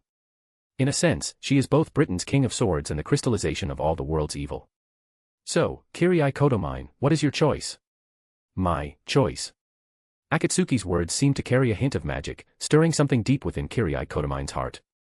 Kirii Kotomine knew he wasn't exactly a villain, but he was a bad person. While not cruel, in the eyes of normal people, he followed an evil path. Born with a personality defect, he could not find beauty in what people called beautiful things, yet he could never forget the things many called ugly. Although he was troubled by these deviations in perception when he was young and once tried hard to correct them, he now held a detached attitude toward it. His purpose for participating in the Holy Grail War as a supervisor and becoming the biggest cheater in the Fifth Holy Grail War was not the Holy Grail itself, but the hope for the birth of an existence with the same innate malice as himself, all the world's evil. Yet now, the crystallization of all the world's evil was right before his eyes, but it appeared in the form of Saber. Could he accept this fact? Looking at the silent Kirii Kotomine, and to prevent him from causing trouble later, Akatsuki decided to make Kirii Kotomine change careers from a priest to a ramen shop owner who only sold mapo tofu. Kirii Kotomine, why can't you accept it? Akatsuki spoke, shifting Kirii Kotomine's attention to herself. Accept it? Would the noble king of knights really become an existence like me just because of all the world's evil? Someone who, in history and reality, dedicated everything to her motherland, could never become someone like me, even if tainted by all the world's evil. Why? Facing Akatsuki's question, Kirii Kotomine instinctively wanted to argue, but when he opened his mouth, no words came out. Under the blood-red sky, Kirii Kotomine stood stiffly in place. Kirii Kotomine, there is an old saying in Huaxia, you are not a fish, how can you know the joy of a fish? You are neither all the world's evil nor the saber in this flesh. So how can you be so certain that all the world's evil is born evil like you, and that the saber in the flesh will never become evil even in the depths of the abyss of evil? You are not a fish. Kirii Kotomine's voice unknowingly took on a hint of irritation. Perhaps you are right, but this is just your side of the story. How can you be so sure that things aren't exactly as I hoped? Akatsuki shook her head gently, her tone calm. There is another old saying in Huaxia, you are not me, how can you know that I do not know the joy of the fish? You are not me, so how would you know that I don't know these things? As Akatsuki's voice fell, the flesh around her gradually melted into a pool of blood. A moment later, all the flesh except for the part containing saber and the holy sword had turned into blood and then evaporated completely under the blood-red sky. Kirii Kotomine watched everything happening before him, his mind in chaos. That's just sophistry. According to what you said, you aren't me either, so how would you know that I don't know? Akatsuki shrugged. I really don't know. To be honest, I don't want to know at all. There's another saying in Huaxia, the great way is simple. The flesh behind Akatsuki also began to undergo a transformation. From Kirii Kotomine's position, he clearly saw Saber's finger move, though Akatsuki didn't seem to care much about any of it. The world of mystery cannot satisfy you. If you want to find what you seek, try to leave mystery behind and step into the realm of ordinary people. Satisfy your twisted heart under the rules of ordinary people, it's best to start with your own hobbies first. Akatsuki turned and reached out toward the rectangular block of flesh behind her. The flesh that originally enveloped Black Saber slowly opened, and the Black Saber, having lost her fleshy shell, fell into Akatsuki's arms. Picking up the holy sword stuck in the ground, Akatsuki used Marble Phantasm to temporarily create a blanket and covered Black Saber with it. Wait. Akatsuki, being called out to, turned her head to look at Kirii Kotomine. Even if I obtain the Holy Grail, I won't get what I want, will I? Who knows? The blood-red sky gradually disappeared. However, Kirii Kotomine, if you plan to continue staying in the world of mystery, then I can swear in the name of Brunestud that I will make it so you can never obtain even a shred of satisfaction. This isn't a warning, it's a notification. Watching Akatsuki's receding figure, Kirii Kotomine glanced at the buildings stained with blood and the empty streets around him. He touched his heart, which would no longer beat, and finally left in silence. Akatsuki knew that this alone wouldn't make him leave this field, but it wasn't a big deal. She had already left a brand on Kirii Kotomine. Once he fell asleep at night, Akatsuki would let him know the consequences of continuing to oppose her. Also, don't forget to give me a power stone if you do like this fiction. Your support really motivates me to continue doing my best in translating, thanks. Chapter 49, Artoria Pendragon Avenger. I declare. Thy body shall be under my command, and my fate shall be at the mercy of thy sword. If thou wilt submit to the call of the Holy Grail and obey this will and this reason, then answer me. I hereby swear that I shall be all the good in the world and I shall defeat all the evil in the world. Thou art the seven heavens clad in the three great words of power, come forth from the circle of deterrence. O guardian of the scales! Obey me. My fate shall be determined by thy sword.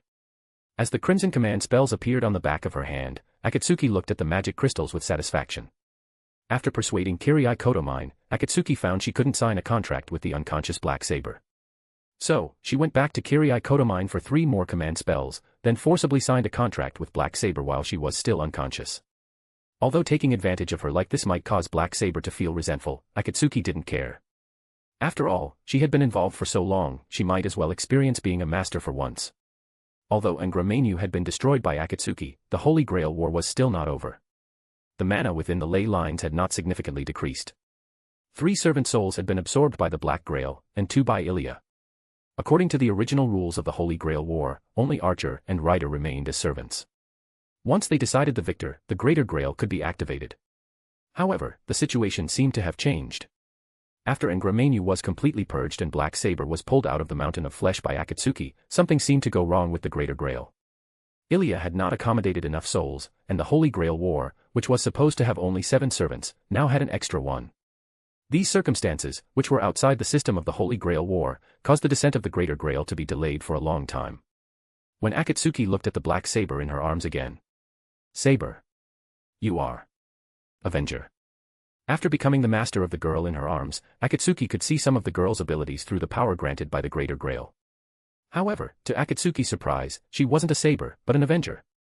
Has her spiritual foundation changed from being soaked in the black mud for too long? Akatsuki looked with some uncertainty at the Ahogue in her arms who was no longer a saber, now she should be called Avenger or Avenger. The once noble king of knights now manifested as an Avenger. Ugh. Feeling the Avenger in her arms move, Akatsuki looked down at her. Akatsuki.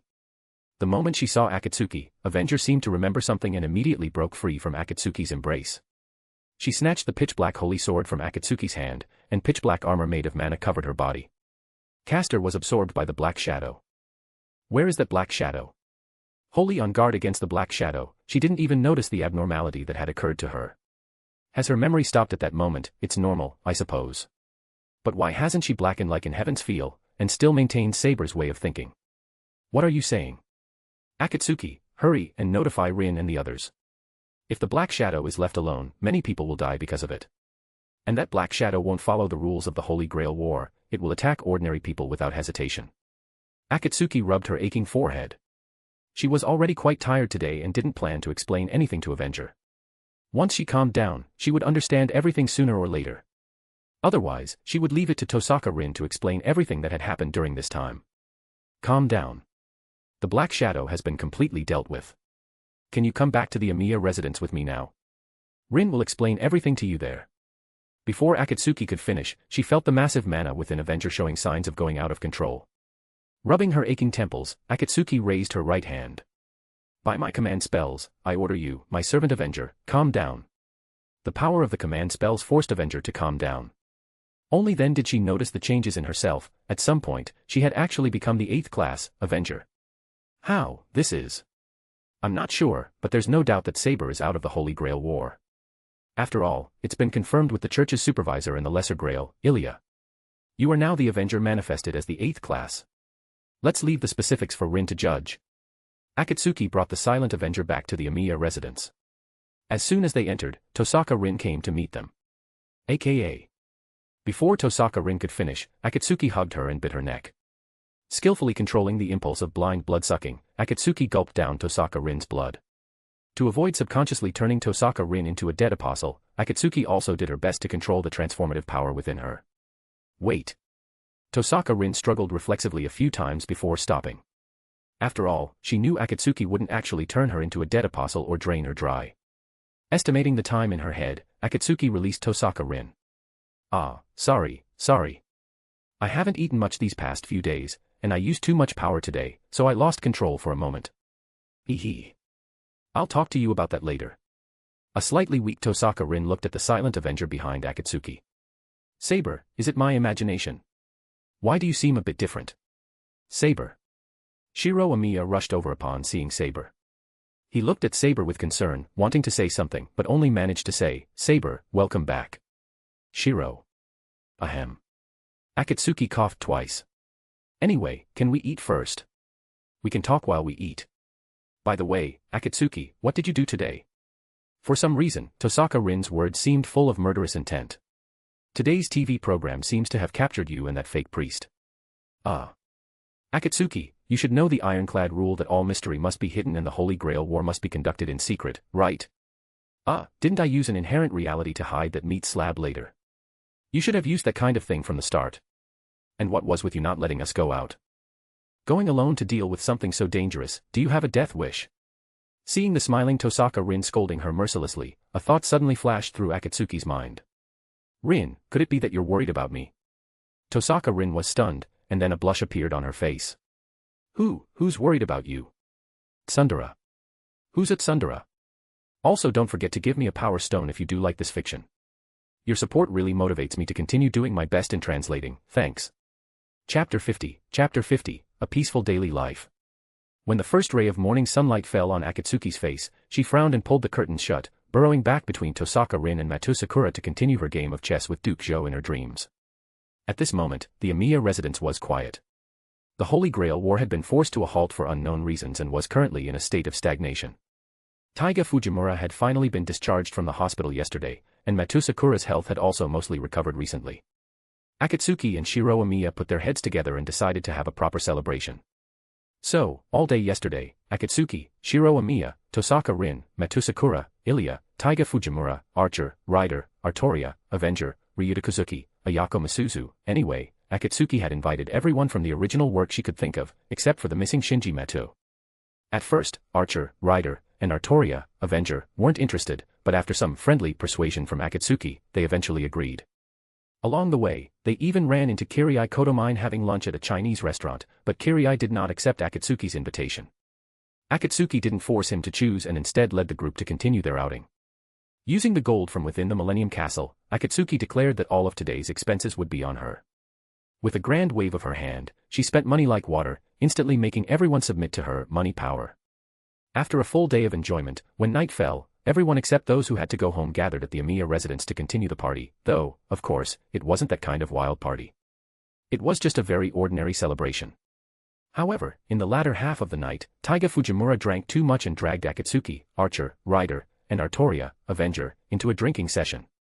Akatsuki turned up her nose at the sake Taiga Fujimura had saved, and instead brought out an aged brew from Huaxia, the kind that was priceless and not even found on the market. The result was that everyone present ended up drinking more or less. Even Shiro Amiya, who usually had the habit of waking up early to train, was still sleeping in his bedroom. There was no helping it, as he had been forced to drink quite a bit by a tipsy Taiga Fujimura last night. Ugh, my head hurts. Tosaka Rin sat up in bed while rubbing her temples. She looked at the somewhat unfamiliar surroundings, then at Akatsuki sleeping between her and Matou Sakura, and her sluggish brain seemed to realize something, instantly becoming clear. Fragments of last night's memory surfaced in Tosaka Rin's mind, and as they did, her face grew redder and redder. It's all Fujimura-sensei's fault. Tosaka Rin tried to recall everything that happened last night, but her hungover mind only held some hazy, ambiguous memories. Last night, after Taiga Fujimura got drunk, she didn't believe that Akatsuki liked girls or that she had kissed both Tosaka Rin and Matou Sakura. Since that bit of alcohol was trivial to a true ancestor, Akatsuki, who had remained sober, gave Taiga Fujimura a disdainful smile and immediately made a move on the limp and weak Tosaka Rin. Even though Tosaka Rin tried to resist, the effects of the alcohol made her struggle seem pale and powerless.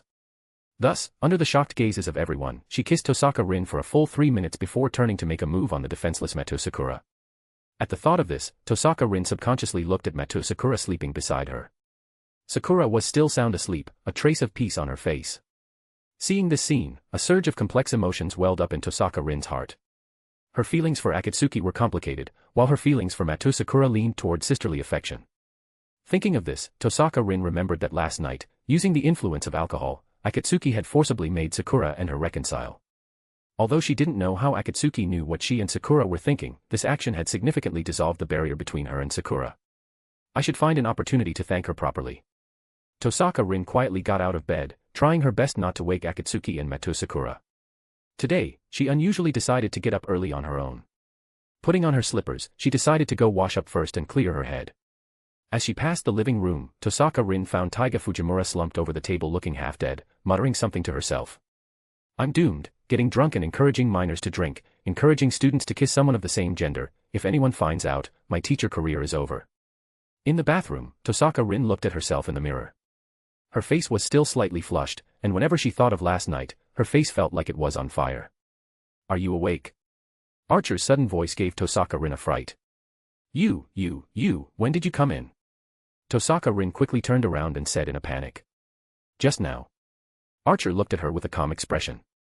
Tosaka Rin took a deep breath and tried to calm herself down. About last night. Nothing happened. That fellow Akatsuki was unexpectedly well behaved. I didn't think she was the type who wouldn't take advantage of someone in such a state. Archer leaned against the bathroom wall with his arms crossed, reporting the events of last night to Tosaka Rin. Just as Archer said, in the end, Akatsuki didn't do anything out of line, she simply went to bed and slept. Wow, I've really got to see her in a new light. To think she did nothing in that situation, it's really not her style. Rin, are you perhaps disappointed? What are you talking about? Whatever, that kind of thing doesn't matter. I'm not very interested in your private life, master. Archer looked at Tosaka Rin. What I want to know is what your plans are for the future. The future? Tosaka Rin thought for a moment. I asked Alaya about that. The Holy Grail War has encountered an anomaly. The appearance of the Eighth Servant, Avenger, and that mountain of flesh carrying the aura of the Holy Grail has caused the Greater Grail to enter a state of stagnation. However, it won't be long before the Holy Grail War restarts, though the rules might change. I see.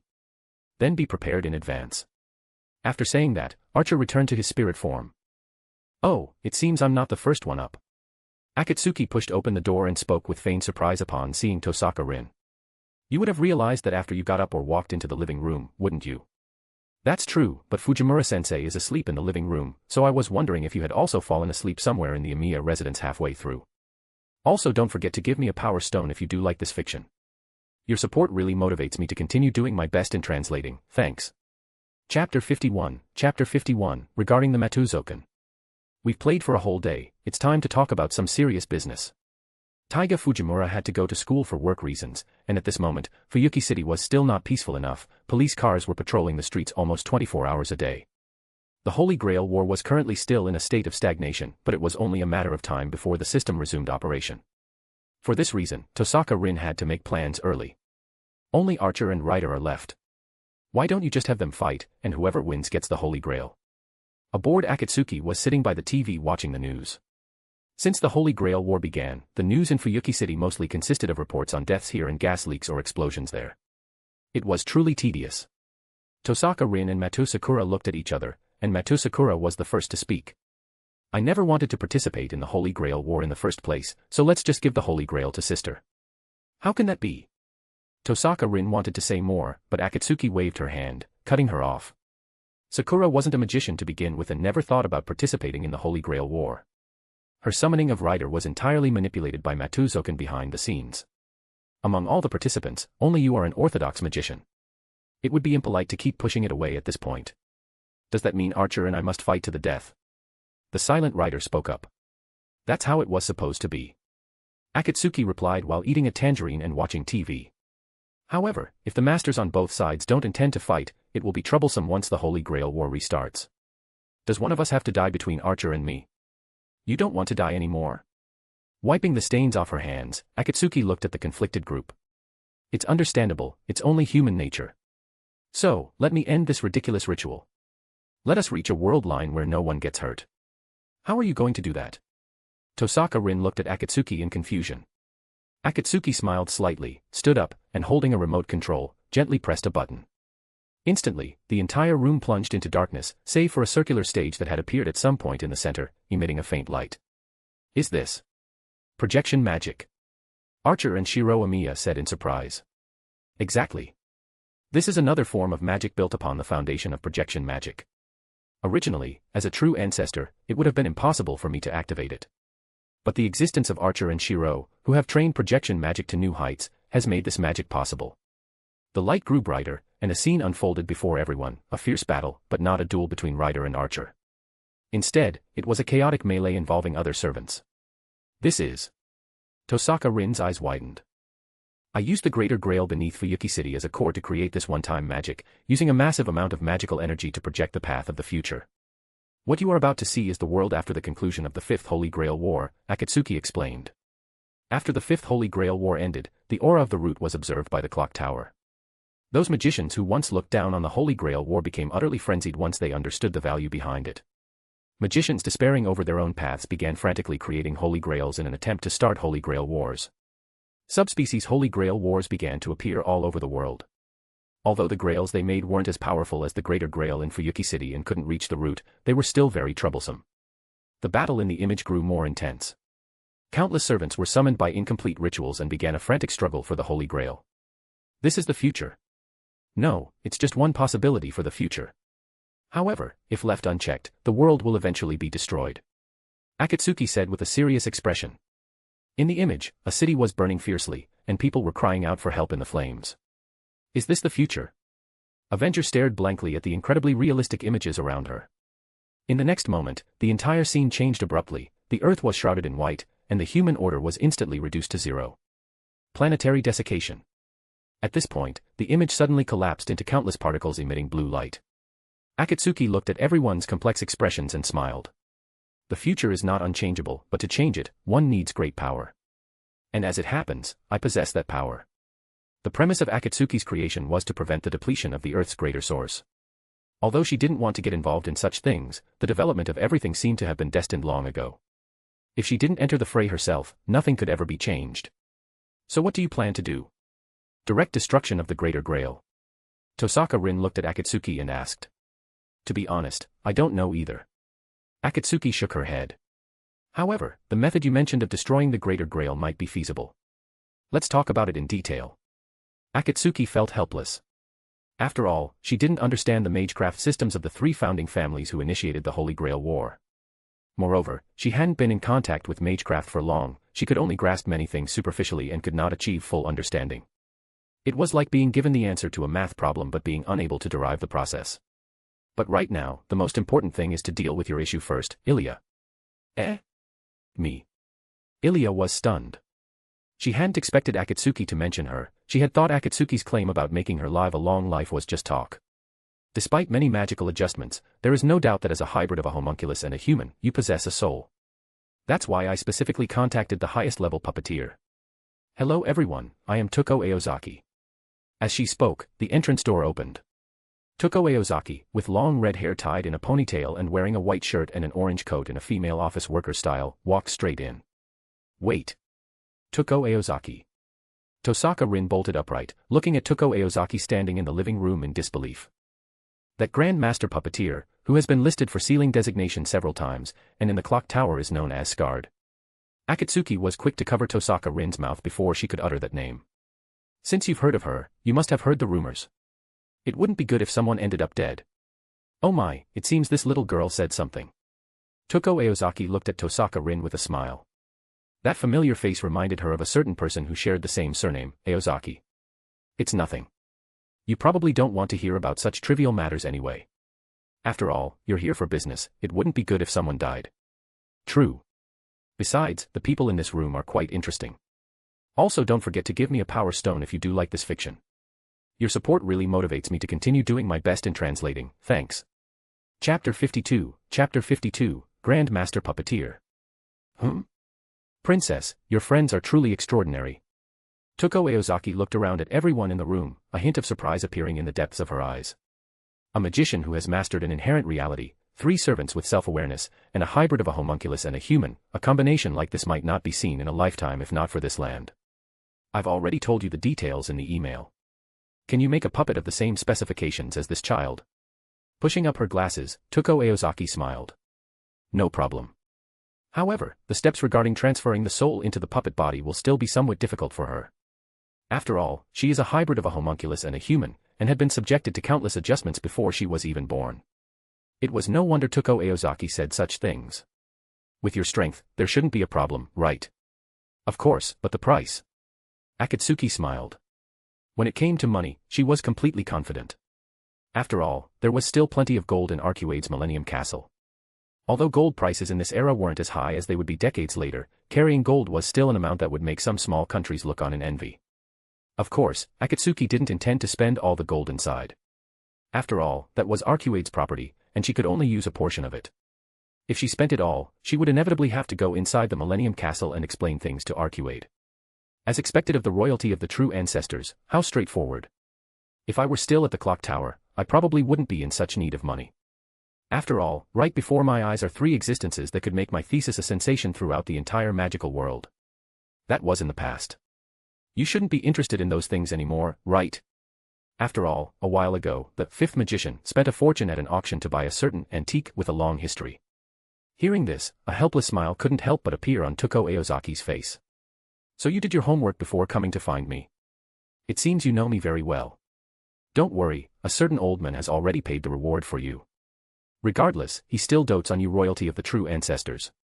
The second Magus. Wait. Tosaka Rin suddenly spoke up. Akatsuki, do you know the second Magus? The one who uses the second magic to travel freely between countless parallel worlds. I suppose I know him. I have some interaction with him because of my identity, but overall, I'm not very familiar with him. Akatsuki shrugged. She understood why Tosaka Rin was so shocked. After all, the second Magus, Kistur Zelrich Schweinorg, was the teacher of Tosaka Rin's ancestor, Nagato Tosaka, and had left the project of the jewel sword to the Tosaka family. Speaking of identity, Tosaka Rin remembered a legend about the second Magus. A long time ago, the second Magus killed the original True Ancestor. Calling it killing was just destroying her physical body, but her spirit was not completely destroyed. For a moment, Tosaka Rin fell silent. I will have the puppet ready in 10 days. During this time, I will be staying at a hotel in Fuyuki City. If you need anything, come find me. After saying that, Tuko Aozaki prepared to leave. Before leaving, she turned her head and said to Shiro Amiya, "Young man, it's better not to show your power to other magicians casually, unless you want to be listed as a sealing designation like your grandfather." Shiro Amiya. Seeing Shiro Amiya's face full of confusion, Tosaka Rin began to explain, a sealing designation refers to the Mages Association's treatment of holders of magic that is only possible due to their bloodline or constitution and cannot be acquired through study. The association treats them as precious items to be favored and protected. However, I always feel that this so-called sealing designation is full of problems. Under the name of protection, a sealing designation involves detaining and capturing magicians who possess rare talents or have touched upon taboos, imprisoning them for life. Akatsuki took over the conversation after recalling the setting of the sealing designation. Classmate Amiya, the inherent reality shared by you and Archer is one of the types that would be subject to a sealing designation. The Mages Association arrests magicians under a sealing designation to preserve their magical characteristics unchanged, passing them down to future generations as precious samples. Wait, isn't this just? As an orthodox magician, Tosaka Rin immediately realized the problem. Exactly. From a certain perspective, it's no different from a specimen soaked in formalin. To the association, it's a sealing designation based on goodwill, but to the chosen magician, it's equivalent to a death sentence. So most of them refuse the edict and flee to other lands. It's not because they fear death. Those who receive a sealing designation are all magicians who have reached the limit. Their priority is the pursuit of the magical path, they stopped caring about their own lives long ago.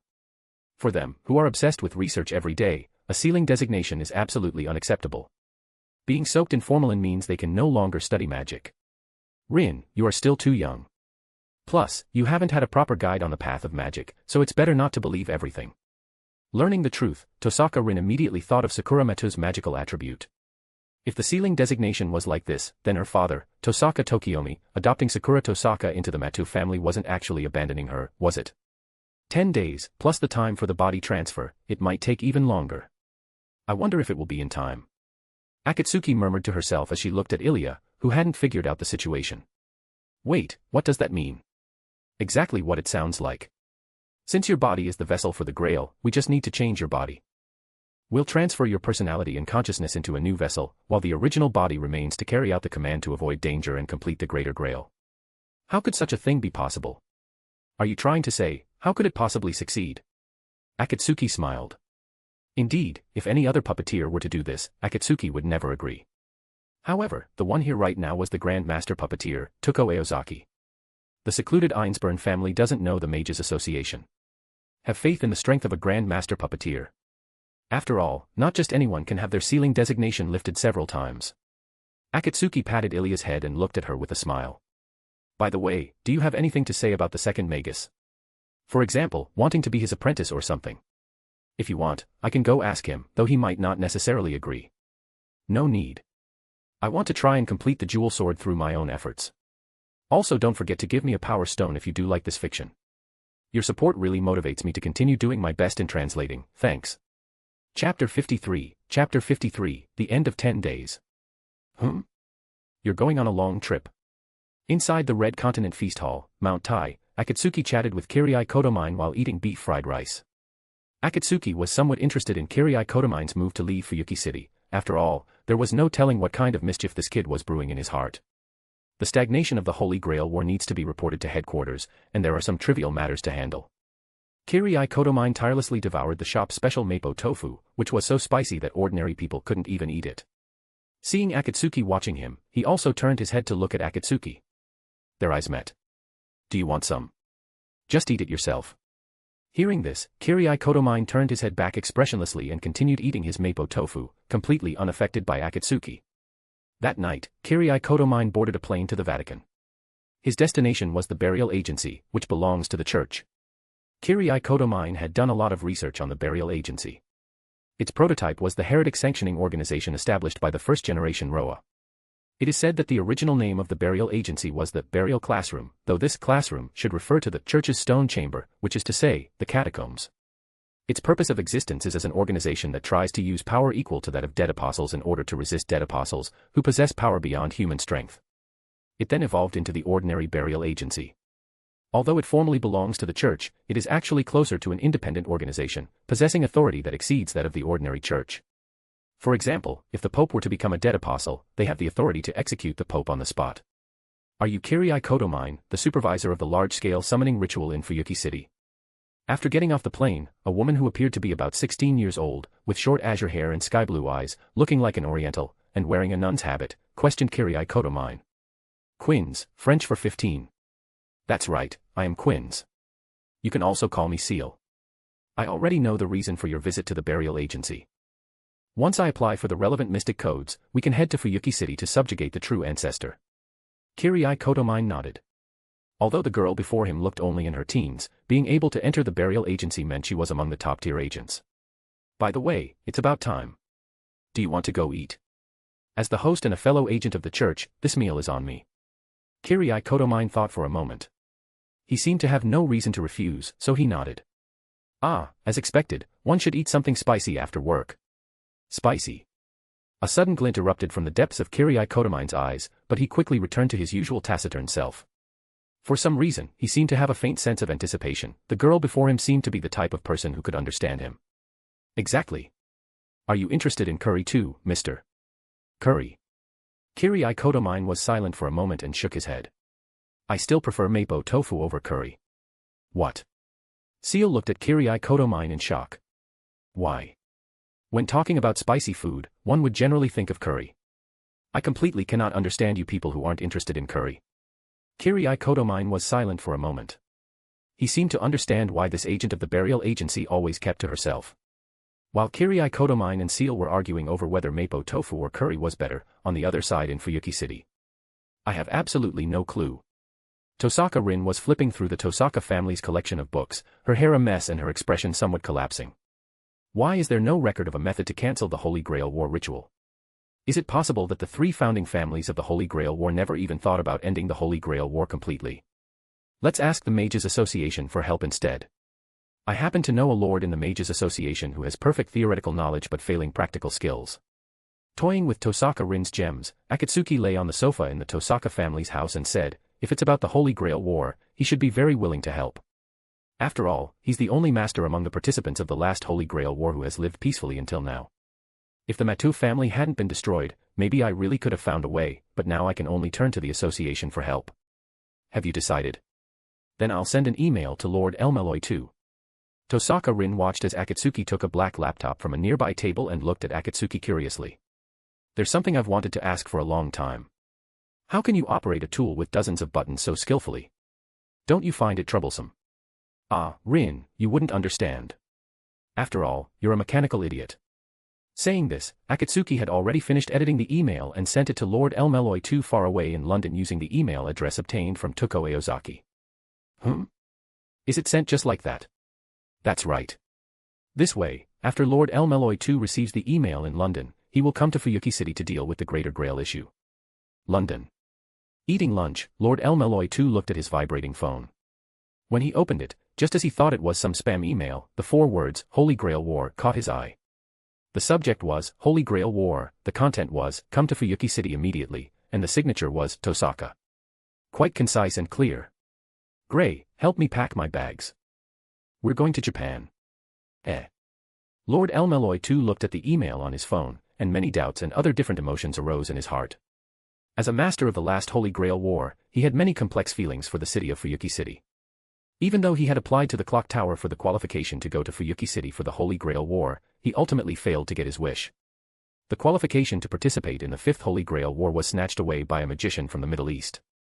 This time, receiving an email from Tosaka, the administrator of the Fuyuki city land, was a once-in-a-lifetime opportunity. Even if it was a trap, he had to go and see.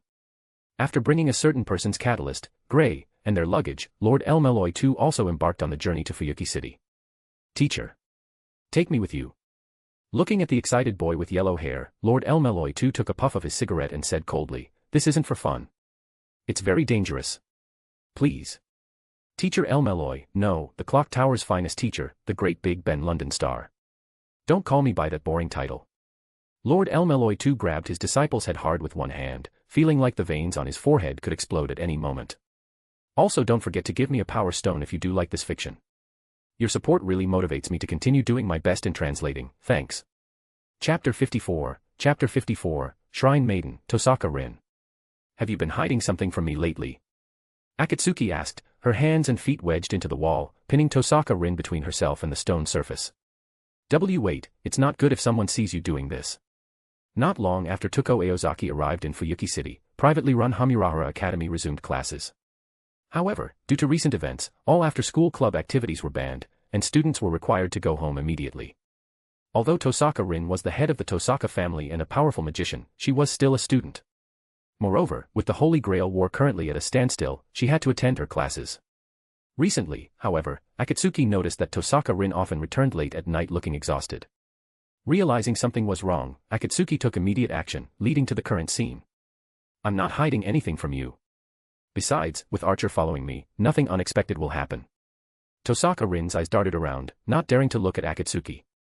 Akatsuki narrowed her eyes, leaning forward until she was almost pressed tightly against Tosaka Rin. Really? Oh, of course it's true. Tosaka Rin felt her heart beating faster. On the other hand, you should go out and find something to do occasionally. Whether it's playing or whatever, you can't just keep wanting to pin me to the bed all the time. What are you talking about? I definitely have a reason for doing this. Huh? Don't you just have a head full of lewd thoughts? Sakura told me all about it. I'm also doing it to get stronger. Have you heard of Superman Chong? Theoretically, the more super people I have, the stronger I become. Don't you think that makes sense? Heh. Tosaka Rin didn't know how to describe her current mood, so she just let out a heh. How do you manage to say such ridiculous things with such a serious face? And Tosaka Rin suddenly grabbed Akatsuki's wandering hand and forcibly pulled it away from her body. Her strength was so great that Akatsuki couldn't put up any effective resistance for a moment. We're outside right now, okay? Even if you want to do that kind of thing, wait until we get home. Hearing this, Akatsuki gave a wicked smile. Just as she was about to say something, she suddenly heard the sound of pebbles being stepped on nearby. Turning her head, she saw 3 girls wearing the same uniform as Tosaka Rin peeking at them. We've been spotted. Thou wert too loud. Sigh, you're clearly the one who hit the stone. The gray-haired girl and the girl with slightly brownish skin seemed to be having an argument, while another panicked girl was frantically trying to stabilize the situation. Wait, why are you guys here? Akatsuki, let go of me first. Heh, I didn't expect the honor student Tosaka to have a side like this. Makidara keyed. Makidara keyed looked at the blushing Tosaka Rin, who was pressed tightly against Akatsuki, with a mischievous grin. She deliberately gave Tosaka Rin's body a lecherous look. If everyone at school found out about this, I'm afraid their dreams would be shattered. Behind her, Himuro Kane's cold expression showed a hint of interest, while Sigusa Yukika, whose brain was still in a state of shock, watched the scene with her mouth agape. Wait, it's not what you think. Tosaka Rin was about to explain when Akatsuki interrupted her. Yes, it's exactly what you think, Makidara keyed. Akatsuki looked at them calmly, a trace of amusement in her eyes. Rin and I have been dating for a while now, and we've already done things, too. Wah. Makidara keyed was momentarily speechless. For some reason, her face quickly turned red, as if she were imagining some R-rated scenes. No, how shameless. You really did corrupt Tosaka, you bad woman from society. Makidara keyed pulled out a stick from somewhere. I am the Black Panther of Hamurahara, and I won't stand by and watch my friend be corrupted by a bad woman. Smack. Himuro Kane, standing behind Makidara keyed, slapped her on the head. Calm down and put the stick away. Wait. Why did you hit me? Tosaka didn't resist much just now. Doesn't that mean she doesn't dislike the other person's actions? At that moment, a gust of wind blew, ruffling Akatsuki's white hair and the hem of Tosaka Rin's clothes. Makidara keyed froze in place for a moment. Rather than saying Tosaka was tricked by her, it's more like they were just flirting. Besides, is the Tosaka in your memory the type of love-struck fool who is easily tricked? What? Hearing Himuro Kane's analysis, Makidara Kid shook her head in disbelief. In other words, you were just about to attack Tosaka's girlfriend. Hearing this, Makidara Kid immediately dropped the stick, knelt down before Akatsuki and Tosaka Rin, and prostrated herself on the ground. I am deeply sorry. I misunderstood you. Recently, Tosaka has been going to sparsely populated places alone, so As she knelt to apologize, Himuro Kane naturally sat on her back. So you're saying Tosaka and this lady are dating? Chigusa Yukika covered her mouth with her small hand, looking at Tosaka Rin and Akatsuki in shock. Even though they were both girls, they were dating. Girls could date each other. Chigusa Yukika felt as if she had grown up a lot in an instant. Wait, going to sparsely populated places? Akatsuki's gaze sharpened. Rin, what's going on? That's not what you just said. You know Fuyuki City hasn't been very peaceful lately. Going to sparsely populated places alone is not okay. Suddenly, Akatsuki seemed to find a blind spot. Wait, you aren't working part-time at some remote shrine, are you? As soon as those words were spoken, Tosaka Rin immediately showed a look of disbelief. She didn't understand how Akatsuki knew. Seeing Tosaka Rin's reaction, Akatsuki knew her guess was spot on. She then used a suggestion on the trio to make them leave before stepping away from Tosaka Rin. Acting alone during this special period is very dangerous. Remember not to go out alone next time. Jewel sorcery was a real money sink. A single jewel Tosaka Rin usually used for magic cost 500,000 yen, not to mention how she had been throwing jewels like they were pebbles during the previous Holy Grail War. Sorry, I shouldn't have been so impulsive. Akatsuki rubbed her temples. Lord Elmeloy too had some temporary business on his way to Fuyuki City and would be arriving a few days late. Being on high alert against the Greater Grail and Kirai Kotomine's potential schemes these past few days had made Akatsuki a bit neurotic. But it's almost time for your part-time job, right? I'll walk you there. There's no need. It wouldn't be good to be late. Akatsuki picked Tosaka Rin up in her arms and dashed in the direction Tosaka Rin pointed. A few minutes later, Akatsuki was momentarily stunned as she looked at Tosaka Rin dressed in a shrine maiden's outfit. The priest of this shrine had some business in another city, so he hired me to look after the shrine for a while. Usually, not many people come to a place like this anyway. Tosaka Rin stood with her hands behind her back, looking at Akatsuki playfully. The priest said the divinations here are very accurate. Akatsuki, do you want to give it a try? Following Tosaka Rin's words, Akatsuki tossed in a 500 yen coin and drew a great curse of fortune. That's strange, I remember. Wait. Akatsuki. Wait. This is a shrine. I am a true ancestor, a little blasphemy won't hurt. Also don't forget to give me a power stone if you do like this fiction. Your support really motivates me to continue doing my best in translating, thanks. Chapter 55, The Death of Toko Aozaki. The doll production is going smoothly, but the Holy Grail's vessel has already absorbed 2 servants, which might have some impact on Ilya. However, the problem shouldn't be major, I will do my best. Toko Aozaki handed Akatsuki a cigarette, and the two of them leaned against the riverbank railing to smoke. By the way, I didn't expect the Holy Grail War in Fuyuki City to be so astonishing. I originally thought it was just a spirit-summoning ritual held by country magicians. If those guys at the clock tower saw a servant, their jaws would probably drop in shock. Akatsuki laughed. After all, who would have thought a ritual in a place like this would have such scale and effect? Whether it's the third magic or using the Greater Grail to open a path to the root, no one would expect it to appear in such a place. A moment later, Toko Aozaki finished her cigarette and left. Akatsuki sighed as she looked at the undulating river surface. Kirai Kotomine, aren't you going to say hello now that you're back? Kirai Kotomine walked out of the darkness with his hands behind his back, looking at Akatsuki leaning against the riverbank railing with his usual heavy gaze. Haven't I come to find you now? How are your considerations going? I'd like to ask that, but it seems you've brought back a rather unfriendly guest. Clang. A black key instantly formed in Akatsuki's hand, which she then used to cut down another black key speeding toward her head. The sound of the 2 black keys colliding was quite distinct in the silent night. Kirai Kotomine, Tosaka Tokiomi died at your hands because he failed to see your true nature until the very end. I am different from him, I have known your nature from the start. Since you refuse to walk the path I've arranged for you, then just die. A flash of light passed, and black keys levitated in midair, fiercely slashing toward Kirai Kotomine's head as if from Gilgamesh's Gate of Babylon. As a former agent, Kirai Kotomine would not be killed by Akatsuki so easily. He held his breath and focused, taking out 3 black keys in each hand and using command spells as a mana source. Facing the rain of black keys unleashed by Akatsuki, he did not dare to be careless. Black keys clashed against each other, but Akatsuki's mental focus was not entirely on Kirai Kotomine. There was another agent belonging to the church on the scene. In an instant, as if sensing something, Akatsuki tilted her head slightly. A strangely shaped weapon shaved off a lock of her hair. Looking at the blue figure, although she already knew who it was, Akatsuki showed no pity and kicked directly at the girl. What? Using the girl's weapon as leverage, Akatsuki quickly distanced herself from the two. That kick just now was enough to kill a regular servant, but the girl only rolled a few times on the ground, knocking down several utility poles before coming to a stop. Seal. To think she could even cause damage to the seventh holy scripture.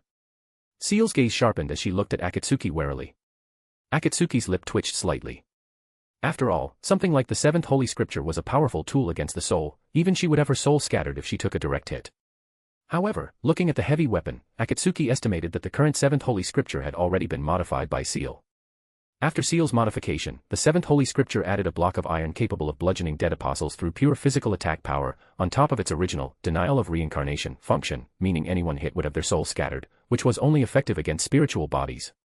Akatsuki remembered its total weight was a full 60 kilograms. I have only one question, is Roa dead? Hearing Roa's name, Seal, holding the seventh holy scripture in its greatsword form, narrowed her eyes. You know Roa. It seems he's still alive, otherwise, you probably wouldn't have come to Fuyuki City. Roa, the serpent of Akasha, was one of the original 27 ancestors of the dead apostles. Originally a priest of the church and the founder of the prototype burial agency, he is an infinite reincarnator, the serpent of the void, an extremist among extremists. He is a cold and thorough egoist with a terrifying obsession with eternity. Seal hadn't been surprised upon seeing her, so Akatsuki now had a preliminary understanding of the Arcuade and Roa of this world. It was likely that the Roa in this world had not become a dead apostle directly under the last true ancestor, Arcuade. Furthermore, Roa had not reincarnated into Shikitano's body but had hidden away through some means, which resulted in Seal not going to Misaki Town and thus not meeting Shikitano. This event is one of the divergence points between Tsukihime and fate. Since Roa had no contact with Arcuade in this world, he likely used another method to transform into a dead apostle and achieve the characteristic of infinite reincarnation.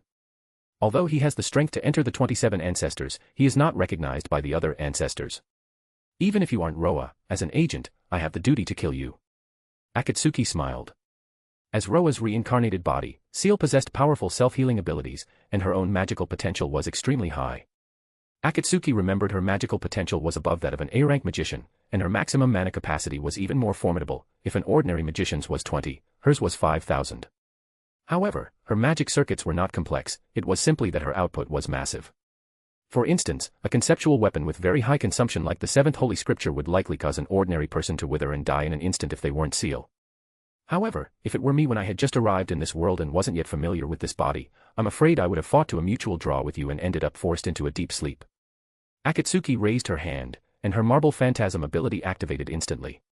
Massive city walls rose all around, and the sky was covered by a pitch-black curtain. In an instant, an enclosed space enveloped Akatsuki, Kirai Kotomine, and Seal. But these past few days, I haven't just been fooling around with beautiful girls. Are you trying to wipe us all out at once? Seal laughed. Fine then, let me send you to hell. Vampire. In an instant, a black blade appeared in Akatsuki's hand. Exclamation point. The moment this blade appeared, Kirai Kotomine and Seal simultaneously threw a black key at Akatsuki. Muda muda. Akatsuki grinned and let out a chilling laugh. Has she gone mad? Even a lion uses its full strength when hunting a rabbit. Akatsuki did not intend to underestimate Seal, just as she had never underestimated Berserker same. The seventh holy scripture's greatsword form pierced directly through Akatsuki's heart. An afterimage. Akatsuki gripped the black blade. The sound of a sonic boom erupted behind Kirai Kotomine. At this moment, even with his powerful physical attributes, Kirai Kotomine was too late to dodge. Akatsuki gripped the black blade and decapitated him with a single stroke. Fast, too fast. To an ordinary person, they would likely only see Kirai Kotomine's head fall off inexplicably, unable to see the image of Akatsuki slashing at him with the black blade. Also, don't forget to give me a power stone if you do like this fiction. Your support really motivates me to continue doing my best in translating, thanks. Chapter 56, Akatsuki vs. Seal. Seal, I've always been one to give people chances, take Kirai Kotomine, for instance. Now, I'm giving you a chance, leave Fuyuki City. Inside the enclosed space created by her marble phantasm, Akatsuki's crimson eyes stared at Seal's snow-white neck, her gaze devoid of any emotion. Leave Fuyuki City, and you can continue your hunt for Roa. Otherwise, you can take your wish to kill him with you to hell. The stench of death permeated the enclosed space. As if to intimidate Seal, Akatsuki licked a trace of blood off her black blade, but the moment her tongue touched the blood, her expression contorted. Kirii Kotomine, did you marinate yourself in black mud? How can your blood taste this foul? Spitting out the blood, Akatsuki looked at the headless corpse on the ground with disgust. On the other side, Seal remained silent. She knew exactly how dangerous the woman before her was. If she didn't agree to the terms, she might truly die here. However, giving up on hunting Roa was absolutely out of the question. The reason she had become like this and was forced to abandon her childhood dreams was all because of Roa. Killing him was her ultimate goal. Haven't decided yet. Then stay here forever. The black blade swept through the air in a plain, unadorned slash. Yet, it was this simple, featureless strike that forced Seal to focus with every fiber of her being, because this slash was unavoidable. Similar to a causality-based attack, Akatsuki had already created a future where Seal was struck before she even made her move. Thus, the Seal existing in the past had no power to fight back. That was how it should have been. However, as Roa's reincarnation and an agent with immense magical potential wielding the seventh holy scripture, she possessed a trait that gave her confidence. That was, until Roa died, she would not die, even if she were turned to ash. And so, she was able to stand up once more from the pool of blood. Vampire, is this all the strength you have? Akatsuki raised an eyebrow. She watched Seal leaning on the seventh holy scripture without much emotion, simply observing her gradual recovery. In this world, Gaia is not stronger than Alaya, so the side that denies the human order will eventually be suppressed. Though, for me, it makes no difference. The black blade dissolved into specks of blue light and vanished within the enclosed space. Raising the seventh holy scripture, Seal launched an attack against the humanoid monster. In an instant, hundreds of black keys shot toward Akatsuki. Behind that rain of black keys, Seal held the seventh holy scripture, holding her breath and focusing as she waited for the right moment to strike. Heh. Akatsuki wasn't fond of technical fighting styles.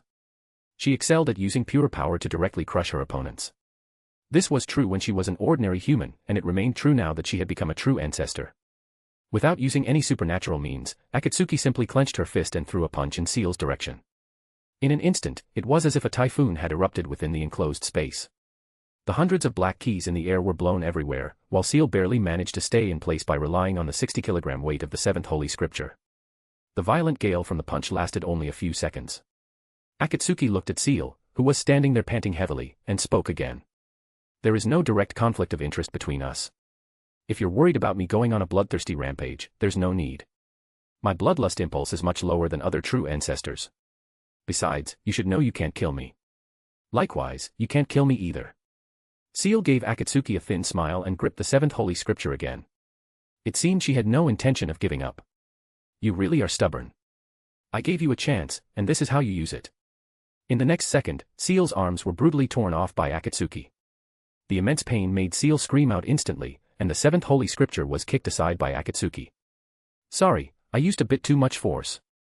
Akatsuki tossed Seal's arms aside, her eyes now completely devoid of emotion. Listen carefully, you only get one chance. If you don't agree, I'll have to take your legs off too and turn you into a human stump. I'm actually quite curious to see just how long a reincarnation of the Serpent of Akasha can last. Seal gritted her teeth, enduring the agonizing pain as she tried to activate all her trump cards. However, a moment later, she froze, none of her trump cards were working. You. Seal looked up, staring directly at Akatsuki. I told you, we have no direct conflict. Besides, since I arrived in Fuyuki City, I've basically killed no one. You can check if you don't believe me. Akatsuki narrowed her eyes slightly, as if enjoying the sight of Seal's struggling expression. Ugh. Seeing Seal remain silent, Akatsuki frowned. We aren't enemies. We might even be friends in the future. After all, if possible, I'll eventually find Roa boring too. You just need to promise me not to disturb my peace. Do you think you're a god? Seal looked at Akatsuki with mockery. Arbitrarily deciding the lives and fates of others, taking offense and retaliating at the slightest resistance, you're nothing more than a parasite, vampire, that relies on humans to survive. A parasite. Akatsuki walked over and crouched beside Seal, her gaze becoming eerily calm. Laughable. Seal, do you know the biggest difference between a parasite and a predator? A parasite doesn't have the strength to face its host head-on, but a predator does. Now, I'll give you two choices, Akatsuki said expressionlessly. 1. Get back to the church and continue hunting Roa. 2. Die here by my hand. Don't worry, even if Roa isn't dead, I have ways to kill you for good. Of course, you could also try to run or kill me instead. Seal's heart was filled with despair and rage. In the face of absolute power, even she was forced to submit. Thinking of Roa, she knew she really only had one choice. I choose, the first one, Seal said through gritted teeth. I can't die yet. Hearing the answer she wanted, Akatsuki flashed a satisfied smile. In the next instant, the enclosed space was dispelled.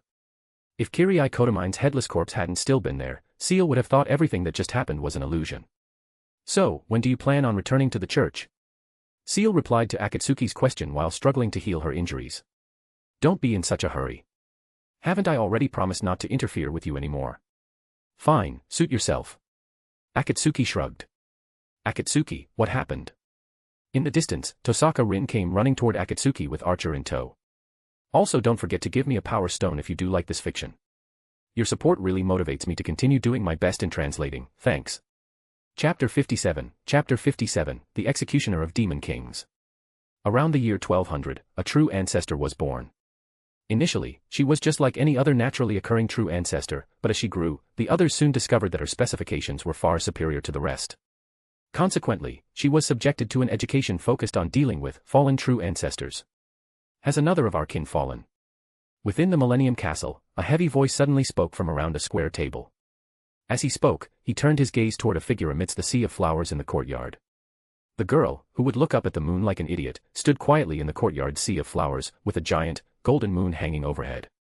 In that courtyard where everything returned to decay, only her figure remained vivid. Anyone who saw her would marvel at how beautiful she was. As a true ancestor, she could read information directly from the world to locate demon kings.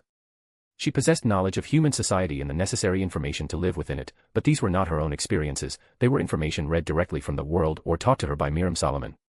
She was the princess of the true ancestors, the executioner of demon kings, Brunestud. Her fingers twitched slightly. As if sensing something, the girl lowered her head from the moon and began walking toward the edge of the courtyard. A few days later, at Fuyuki City Airport, a girl of about 17, with short pale yellow hair, red cat-like eyes, and exceptionally beautiful features, walked out of the airport. Looking only at her appearance, everyone would likely assume she was just a 17-year-old cool beauty. No one would suspect her actual age was between 800 and 900 years. That being said, her actual time spent active in the outside world was less than a single year. Expressionlessly following Miriam Solomon's instructions, Arcuade first found a hotel to stay in. After leaving her luggage there, she went out to search for the Demon King's location. A few days ago, a decapitated body was found near the Mayan River. Following a police investigation, the victim's identity has been confirmed as Kirai Kotomine, a priest at the Fuyuki church. The voice of a reporter on television reached her ears. Arcuade walked expressionlessly toward the place where the scent of her own kind was strongest. Boss, another serving of curry. As she passed a Chinese restaurant called Koshu and Seiken Taishan, Arcuade heard a voice full of vigor, and then she felt a gaze from inside the shop. The gaze lingered on Arcuade for only a few seconds before focusing back on the food on the table, as if giving up. Anyway, that fellow Akatsuki won't just leave a true ancestor alone. Maybe she even came specifically to find Akatsuki. I don't need to worry about it. When Seal looked out the door again, Arcuade's figure had already vanished. As I thought, curry really is the best. Inside privately run Hamurahara Academy. Akatsuki was wearing her school uniform and teasing a female classmate when she suddenly felt a chill. What's going on? Why do I have a bad feeling? Watching the classmate break free from her hand and scurry away as if escaping, Akatsuki waved her hand and used the power of her mystic eyes to erase the girl's memory of her. Turning around, she found Tosaka Rin and Matou Sakura looking at her with complex expressions. Hiss, when did you two get here? Take a guess. Facing Tosaka Rin's harmonious smile, Akatsuki felt a hint of pressure for some reason. Even the usually gentle Matou Sakura had a trace of anger on her face. Tosaka Rin's smiling face and Matou Sakura's worried look caused the pressure Akatsuki felt to multiply over time. An invisible aura spread between the three of them. Seeing things weren't right, Akatsuki chuckled sheepishly and tried to explain, is it possible I was just joking with a classmate? Tosaka Rin crossed her arms and sneered, is that so? Then why don't you explain to us what exactly you mean by joking? Matou Sakura lowered her head and said softly, please don't do this anymore. Neither sister nor I want to have a conflict with you. Seeing the situation was bad, Akatsuki hurriedly tried to apologize, but at that moment, the school bell suddenly rang. Lucky you. I'll have a good talk with you when we get home. Tosaka Rin glared at Akatsuki, while Matou Sakura looked at Akatsuki with some concern and said, Akatsuki, actually, both sister and I don't want you to become a playgirl who toys with people's feelings. Akatsuki. 10 days passed in a flash. The doll prepared for Alaya was finished, and the ritual to transfer her personality and consciousness would take place tonight. The Greater Grail had shown no movement yet, which made Akatsuki start to feel worried. Lord Elmeloy too had lost contact for some reason. However, a few days ago, Akatsuki saw on the news that a plane from London to Fuyuki had crashed, which made her wonder if Lord Elmeloy too might have been on that plane.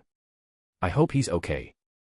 Thinking this, Akatsuki walked into the student council room and happened to run into the student council president, Ryuta Kazuki, who had just finished his work. Oh, it's just Akatsuki.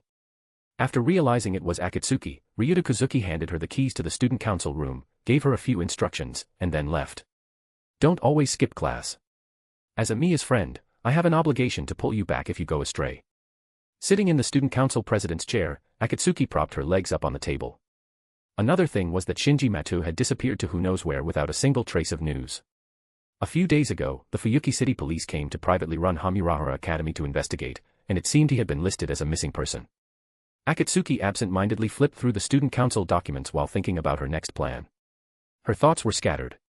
After a while, she decided to ignore the matter of Shinji Matou for now. The priority was ensuring tonight's ritual went smoothly. If tonight's ritual went smoothly, things would be much easier. She would have Tosaka Rin use magecraft to sever the connection between Alaya and the Greater Grail, and then wait for Lord Elmeloy II to arrive in Fuyuki City to find a way to dismantle the Greater Grail. Even if an accident occurred, they could keep Ilaya's consciousness intact. Although her original body might be unusable, at least her life would be saved. When the time came, she would give Tuko Aozaki more compensation to have her make a few more dolls just in case. Everything seemed to be going according to Akatsuki's plan, but for some reason, she felt something was off. Seal had been thoroughly subdued by her, so she shouldn't suddenly come to cause trouble. Just why is that? Also, don't forget to give me a power stone if you do like this fiction. Your support really motivates me to continue doing my best in translating, thanks. Chapter 58, Arcuade vs. Akatsuki. Inside the student council, Akatsuki's brow furrowed. She had an indescribable, strange feeling, but whenever she tried to investigate, some force seemed to stop her. The next moment, the student council disappeared. Akatsuki's pupils constricted suddenly as a chill crawled up her spine. Almost instantly, without any thought and relying purely on her body's instinctual reaction to danger, Akatsuki narrowly avoided a claw strike. An unexpected figure appeared not far from her. Arcuade Brunestud. The princess of the True Ancestors, the executioner of fallen True Ancestors, the candidate or rather the juvenile form of the Earth Uo, and the heroine of the Tsukihime setting. There was no communication. When Arcuade saw Akatsuki dodge her strike, she made her next move. Her massive magical energy, like a natural disaster, constantly proclaimed its power to Akatsuki. Hey, hey, hey. I never heard that hitting on a young lady at school would attract Arcuade. Akatsuki's expression was grim. In this world, the only things that could truly kill her, aside from the highest level of the mystic eyes of death perception, was Arcuade. Even if the King of the Moon Crimson Moon were to be resurrected now, he wouldn't be able to return to his peak state, so he was nothing for Akatsuki to fear. Arcuade, however, was different. Akatsuki had once simulated a confrontation with Arcuade. No matter what method she used, the best possible outcome was that after killing Arcuade, she would completely lose control, fall into an irreversible bloodlust impulse, and fully transform into a fallen True Ancestor. Facing those red cat-like eyes, the corners of Akatsuki's mouth twitched. Even she could tell that the current Arcuade was impossible to communicate with, living merely as a weapon to deal with fallen True Ancestors. The only way to resolve this crisis was to take a gamble, let Arcuade drink her blood, let her taste it and fall into a bloodlust impulse, and then use a special power to directly convert Arcuade into her own kin, thereby making Arcuade's rank lower than her own. Only in this way could she ensure she would not be harassed by True Ancestors and dead apostles in this world. However, the risk was extremely high, and once successful, Akatsuki, as a pseudo-Earth Uo, would likely officially become the true Earth Uo. Looking at Arcuade, whose eyes were hollow yet fixed intently on her, Akatsuki's mouth twitched. The person she least wanted to face was the jewel owner. After all, he was one of the strongest cheaters on the human side who had even killed Crimson Moon, and second to him was Arcuade. Fortunately for Akatsuki, the current Arcuade was still very easy to trick. Otherwise, in Tsukihime, Roa wouldn't have been able to trick Arcuade into drinking blood and sharing her blood with him. This was also thanks to the group of True Ancestors in the Millennium Castle who didn't dare teach Arcuade anything else, treating her only as a weapon for executing fallen True Ancestors. Those old fogies in the Millennium Castle were terrified that if Arcuade knew more, she would turn back into Crimson Moon, and at that point, their lives would be over. But to Akatsuki, those old fogies were already dead true ancestors. No matter what happened between her and Arcuade was destined to ingest Akatsuki's blood and fall deep into a bloodlust impulse. Then again, Arcuade's appearance here meant that Akatsuki was already considered one of the fallen true ancestors. Indeed, if an ordinary true ancestor drank blood as unrestrainedly as Akatsuki, they would have fallen long ago. But Akatsuki was different. Her body was personally molded by Gaia, and her soul was a high-dimensional existence from the real world personally selected by Alaya, at least, so she thought. Her bloodlust impulse was naturally more controllable than that of other true ancestors, and her inherent specs were not much different from Arcuade's, even showing a slight trend of surpassing them. Arcuade threw a punch at Akatsuki. Wherever the wind of the punch reached, even space seemed like it might shatter. However, Akatsuki remained exceptionally calm and met it with a palm strike. In an instant, the sound of a massive explosion pierced the ears of all the residents of Fuyuki City. Feeling the pain of her progeny Matou Sakura and her servant Avenger, Akatsuki gave a bitter smile as a black blade began to construct itself from the hilt in her hand. Fighting in this place will destroy public property. Of course, I wouldn't mind even if you sank this entire country, but doing so would disrupt my plans, and that's not something I want to see. The black blade slashed into the void, and space shattered directly. A crack appeared in the void, and on the other side of the crack was a sea of flowers emitting a faint blue light. Disaster-level magical energy erupted instantly. Before the counter-force could correct the rift, Akatsuki forcibly pushed Arcuade through it. Even as Arcuade continuously ravaged Akatsuki's body, Akatsuki did not let go. Passing through the rift, Akatsuki pinned Arcuade down onto the sea of flowers in the Millennium Castle's courtyard. There wasn't a single wound on Arcuade's body, but her clothes were stained blood-red. Feeling Arcuade's arm pierce through her own body, a smile spread across Akatsuki's lips. Logically, the many true ancestors within the Millennium Castle should have been happy that Arcuade had the upper hand, but when they saw Akatsuki's upward curving lips, an exceptionally uneasy feeling instantly occupied their hearts. To be honest, dealing with the current Arcuade didn't require too much trouble, she just needed to preserve her own life. Akatsuki's flesh and blood transformed into chains, tightly locking the arm Arcuade had thrust into her body. Following that arm, the blood and flesh chain quickly wrapped around Arcuade's body, restricting her magical energy in an instant. Though it was only temporary, it was enough for Akatsuki. A trace of blood leaked from the corner of Akatsuki's mouth. Looking at Arcuade's face, an image couldn't help but appear in her mind. An ancient castle deep in the mountains, as deep as the sea, and the lonely girl imprisoned there. Though she was a true ancestor, no one had ever told her the meaning of her existence, she was used merely as a tool to hunt down fallen true ancestors. Every time she returned, she would not have a single wound, only being stained blood-red all over. This was the true ancestor, Arcuade Brunestud. You foolish lot, your doom has arrived. When the true ancestors in the Millennium Castle finally saw Akatsuki's face clearly, an unspeakable terror instantly filled their hearts. That face, which was identical to Crimson Moon's and nearly the same as Arcuade's, awakened their deepest fears. Screaming, madness, and fear. Before their terrified eyes and Arcuade's puzzled gaze, Akatsuki leaned in and kissed Arcuade directly on the lips. She forcibly poured her own blood into Arcuade, bit her lip open, and greedily sucked her blood. Also, don't forget to give me a power stone if you do like this fiction. Your support really motivates me to continue doing my best in translating, thanks. Chapter 59, Mystic Eyes of Death Perception and Demon Repelling Impulse, Fake. In the story of Tsukihime, Arcuade was tricked by Roa into drinking his blood, while she also shared her own blood with him, which triggered the main plot of Tsukihime. That was a world where Gaia was stronger than Alaya. Akatsuki was not clear on how the strength of the counterforce was divided, she only knew that the time for those true ancestors hiding in the Millennium Castle had come. In the story of Tsukihime, the day after Arcuade was tricked by Roa, she could no longer suppress her bloodlust impulse and slaughtered all the true ancestors in the Millennium Castle. Afterward, she sealed herself within the Millennium Castle, awakening only to leave and kill Roa's reincarnations whenever he was reborn. Feeling the most primal impulse within her body, Arcuade's eyes suddenly widened. She tried to push Akatsuki away, but at this moment, Akatsuki seemed to have grown onto Arcuade's body, remaining motionless no matter how Arcuade attacked. A large amount of blood was poured into Arcuade's mouth, and at the same time, she felt the blood in her own body rapidly draining away. This was a contest of mental strength between true ancestor royalty. The sanity in Akatsuki and Arcuade's eyes gradually vanished, replaced by an endless bloodlust. As time passed, the faces of both became increasingly pale. The true ancestors within the Millennium Castle were suddenly jolted awake. Terrified, they rushed toward the two true ancestors in the Sea of Flowers, wanting to separate Akatsuki and Arcuade. However, with Arcuade as the center, a massive amount of magical energy instantly erupted. Having lost her sanity and fallen into an endless bloodlust, Arcuade began a frantic slaughter of every living being around her, regardless of friend or foe. Akatsuki saw the right moment and released her grip on Arcuade, letting her own body be blown away by the magical energy within Arcuade, using it to distance herself from the now Berserker Arcuade. A hint of fatigue showed in her eyes, but it was overshadowed by the pleasure of a successful scheme. While Arcuade was not restraining her bloodlust impulse at all, it gave Akatsuki enough time to recover and seize Arcuade's authority. In this battle, Akatsuki was the victor. She had successfully triggered Arcuade's rampage and was plundering Arcuade's power with all her might. The true ancestors inside the Millennium Castle had just reached Arcuade's vicinity when they were sent reeling by that massive magical energy. Before they could regain their senses, Arcuade's death-dealing figure was already beside them. Bloody flowers bloomed one after another in the pale blue sea of flowers. Arcuade's originally neat and clean clothes were instantly stained with blood. When the first true ancestor was completely killed by Arcuade, all the true ancestors present quickly scattered and fled, not even entertaining a single thought of resistance. After all, Arcuade was the individual most likely to stably allow the King of the Moon, Crimson Moon, to be resurrected. Even before going berserk, she could crush fallen true ancestors.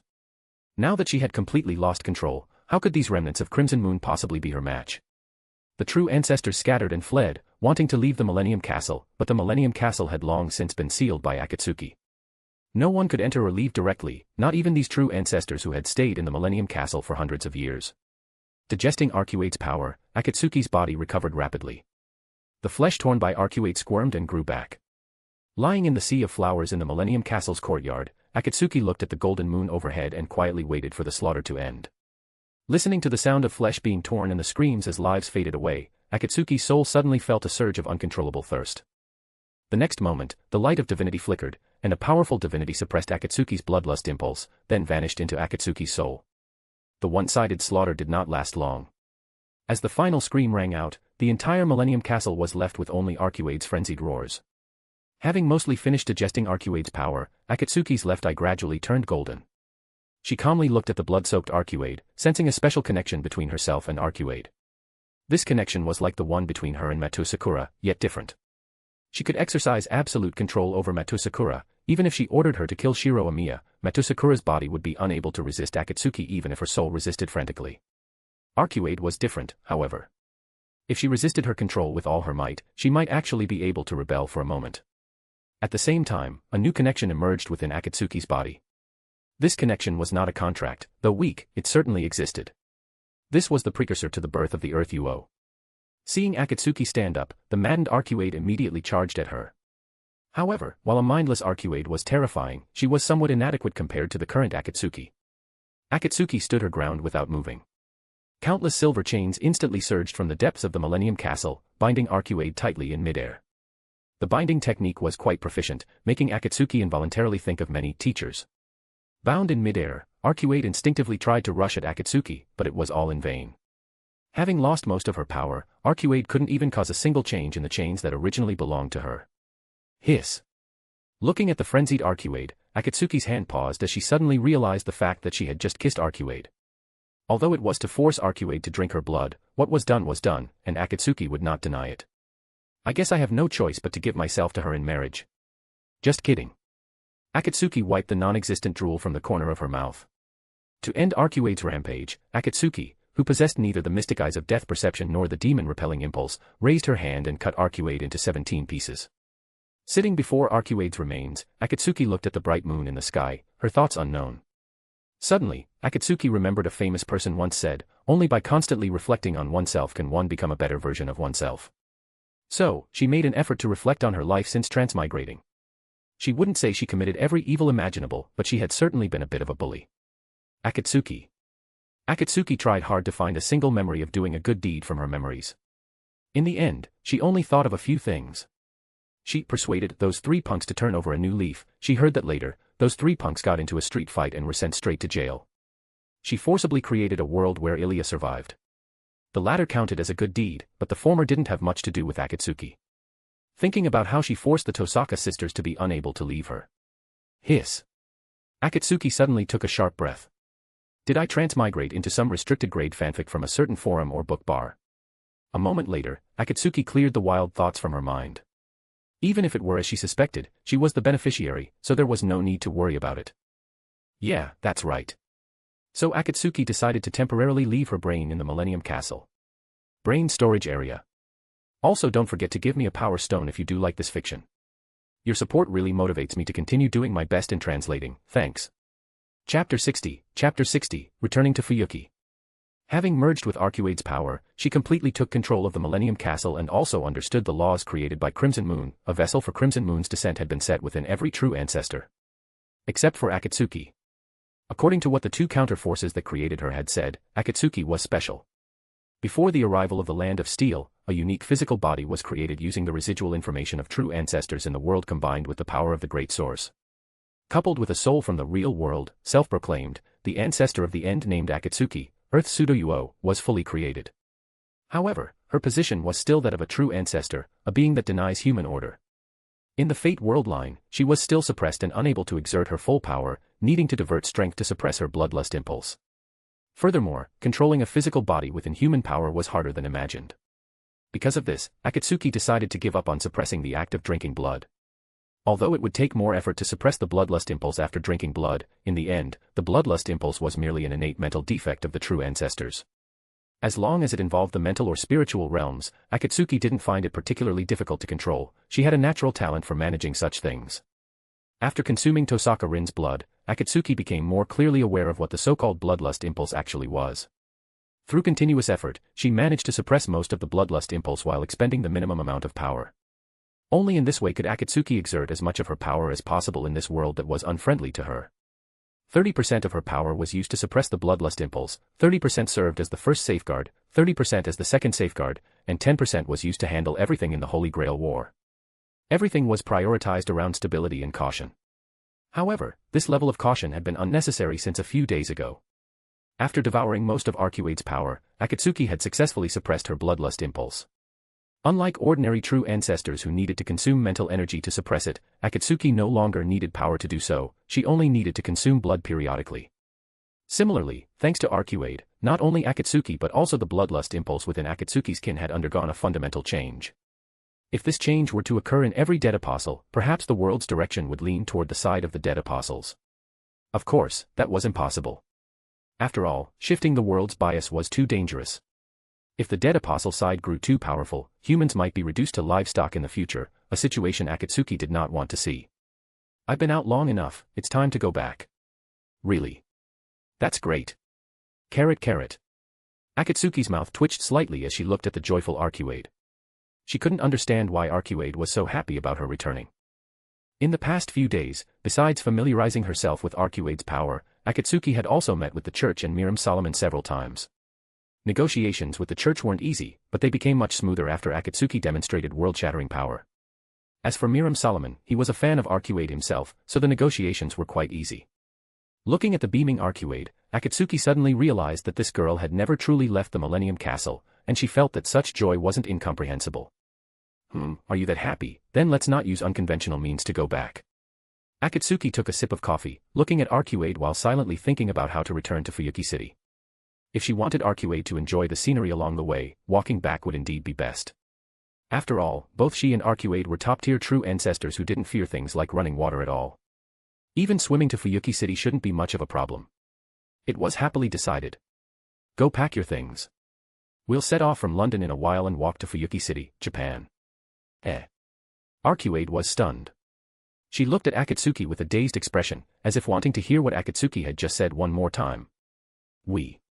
Yes, together. Why, is there a problem? Akatsuki said with a smile, looking at the stunned Arcuade. At this moment, the expression on Arcuade's face was quite a sight, shifting from joy and excitement to a brief daze and then to questioning her life, just like a roller coaster. You jerk. For some reason, Arcuade lunged straight at Akatsuki. So impatient in broad daylight. I am not. You idiot. Akatsuki. Previously, Akatsuki hadn't wanted to meet Arcuade too early because she couldn't be sure how strong Arcuade, as a juvenile form of Earth's Uo, really was. But that was ultimately just not wanting to. If they really met, Akatsuki wouldn't truly be afraid of Arcuade. And now, Akatsuki could only say she wished she had fought her way into the Millennium Castle sooner. Don't you want to leave the Millennium Castle? Arcuade, her face buried in Akatsuki's chest, fell silent. Placing her hand on Arcuade's head, Akatsuki felt that the pale yellow short hair was very soft, making her unable to help but recall the night Arcuade had just been resurrected. Dry wood meets a blazing fire, soft jade in hand. Akatsuki, have you always treated me like a child? Arcuade suddenly asked. Yeah, I have. Akatsuki admitted it openly. After all, Arcuade's life experience was far too lacking. Going out alone made her too easy to trick, like a certain serpent, the serpent of Akasha. I'm already 17 years old, self-proclaimed. I'm not a child anymore. Akatsuki looked at the teary-eyed Arcuade lying in her arms and gave her forehead a flick with a bit of force. For someone whose actual age was over 800 years, why was she acting so young? Her mental age was probably around 14 or 15, maybe even lower. Amidst Arcuade's cry of pain, Akatsuki said calmly, "You're still too young, it's easy to get tricked if you go out alone. If it's just being cheated out of some money, that's fine, but if you run into a magician with malicious intent, you'll be crying before you know it. I'm a true ancestor after all, I'm not that pathetic." Heh. Akatsuki suddenly chuckled, her laugh filled with disdain. Although Arcuade was a true ancestor, her temperament was indeed not great. At first glance, besides being inexplicably cheerful, she was also a bit silly and airhead. Her personality was bold and open-minded, pure and innocent, willful and childish, naive and romantic. It was precisely because of this nature that she was lured and deceived by Roa in the story of Tsukihime. Ultimately, under Akatsuki's insistence, Arcuade reluctantly went to pack her things, but that slight dissatisfaction was quickly replaced by the novelty of the outside world. Brimming with curiosity, Arcuade was like a bird just out of its cage, stepping out of the Millennium Castle, where she had stayed for over 800 years, of her own will for the first time. Also, don't forget to give me a power stone if you do like this fiction. Your support really motivates me to continue doing my best in translating, thanks. Chapter 61, Fuyuki City at night. Inside a cafe near the clock tower in London that Lord Elmeloy too frequently visits. Oh. Akatsuki. These are all so delicious. Taking a sip of black tea, Akatsuki looked at Arcuade with a smile. That's because you haven't eaten enough. This country is globally recognized as a culinary wasteland. Not only are the cooking methods monotonous, but the flavors are also quite similar. It's not suitable for a foodie to live in long term. However, Akatsuki didn't mind. Although this place was a globally recognized culinary wasteland, it didn't have much to do with her. Compared to Akatsuki, a certain twin-tailed girl in Fuyuki City should be more concerned about this. After all, she would most likely study abroad at the clock tower after graduating high school. Inside the Tosaka family residence in Fuyuki City, Tosaka Rin, who was practicing jewel sorcery, suddenly sneezed. The magical energy inside the jewel in her hand quickly lost control, and the jewel split right down the middle. Ah. Looking at the fragments of the jewel in her palm, Tosaka Rin twitched her lips. Sigh, I failed. Sigh Rin, you've been so distracted lately. Are you missing someone? Ilya looked at Tosaka Rin's embarrassed state, standing with her hands behind her back and smiling as she watched Rin clean up the mess. Ilya, are you in any position to talk about me? You had another fight with Miss Fujimura today, didn't you? Classmate Amiya went to school with injuries today, you know. Ilya leaned against the wall. It's all because Fujimura's motorcycle skills are too poor. She almost threw me off. In the end, Shiro had to stop the out-of-control motorcycle with his bare hands. Tosaka Rin. Why were you riding a motorcycle so early in the morning? Was Miss Fujimura street racing with Ilya? After finishing their meal, Akatsuki found a few of Lord Elmeloy II's disciples near the clock tower to ask about his whereabouts, but the answer she got was the same: he left for Fuyuki City a few days ago. In the end, Akatsuki didn't see Lord Elmeloy II, but she did run into Tuko Aozaki. She looked the same as ever, and upon seeing Akatsuki, she even asked to borrow some money. The payment from the old man plus my payment, you spent it all that quickly. Recently, I saw a polychrome figure from the Mixtec civilization of Mexico at an auction. It's an artifact from between 1200 and 1500 AD, and it still retains its colors. There was also a 17th century Indian hookah base, and Giovanni Bugatti's axe. Listening to Tuko Aozaki talk incessantly about her acquisitions at the auction, Akatsuki once again understood why Tuko was always broke. If Akatsuki hadn't known about Tuko Aozaki's hoarding habit, she would have thought Tuko was going through all this trouble to collect these things for the next Holy Grail War. After talking incessantly with Akatsuki for a while, Tuko Aozaki suddenly noticed Arcuade's presence. She narrowed her eyes and looked at Arcuade. This silly airhead is actually a true ancestor too. How rude of you. Hearing Tuko Aozaki's words, Arcuade's hair practically stood on end. If it weren't for the fact that Tuko seemed well acquainted with Akatsuki, Arcuade would have wanted to rush forward and teach this woman a lesson.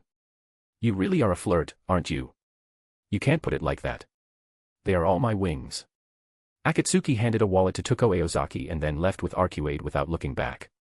It wasn't for any other reason than the fact that if they didn't leave now, their flight would take off. After nearly 10 days, Akatsuki finally boarded a plane back to Fuyuki City, though she brought someone along compared to when she arrived. The Holy Grail War was coming to an end, and the story was approaching its conclusion. Akatsuki didn't know what she should do after the Greater Grail was completely dismantled, but there was one thing she understood: she just wanted to live a peaceful life with the young ladies. Failed. Failed. Why? Unknown. Tosaka, Matou, Einsburn. Hustiza, Third Magic, Greater Grail. Holy Grail War. All the world's evil, and Gramenu. Alaya, Matou Sakura, Lesser Grail.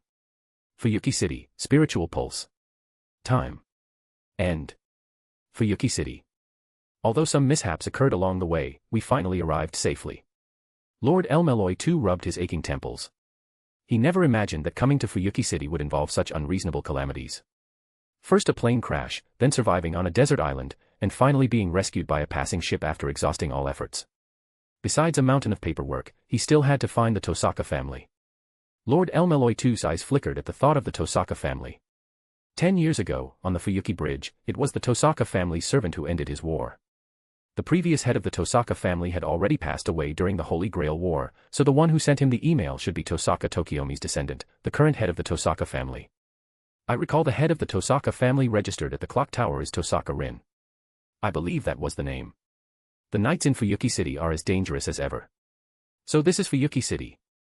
The hooded girl following Lord Elmeloy too muttered to herself. When she followed Lord Elmeloy too to this land, she realized the danger here was far beyond what he had described. Gray, stay close to me and don't get lost. This city is dangerous. Yes. Master. Lord Elmeloy too instructed the petite woman beside him while walking toward the Tosaka residence along the path he had scouted in his memories. The streets were deserted. Occasionally, police cars would whistle past. The streetlights emitted a dim yellow glow, stretching Lord Elmeloy too's shadow. A cold wind blew past, and he couldn't help but shiver. There are residues of magical energy everywhere. What on earth happened? Why is it so abnormal? Under the cover of night, various magical auras surged throughout Fuyuki City. Any magician of any caliber would notice at a glance that a massive amount of magical energy was converging in one direction through the ley lines. What exactly is? Suddenly, the sound of fighting in the distance caught Lord Elmeloy too's attention. Not only was there fighting, but there was also a massive amount of magical energy. Servants. The Holy Grail War. Berserker. Archer was fighting a servant shrouded in black mist. The armor wrapped in black mist and extraordinary martial skills put Archer into a difficult struggle. As I thought, the Greater Grail hasn't stopped. It's just that it has abandoned us old masters. Why am I only realizing this now? Looking at the frenzied Berserker, Tosaka Rin took out all the jewels on her person, preparing to support Archer with all her might.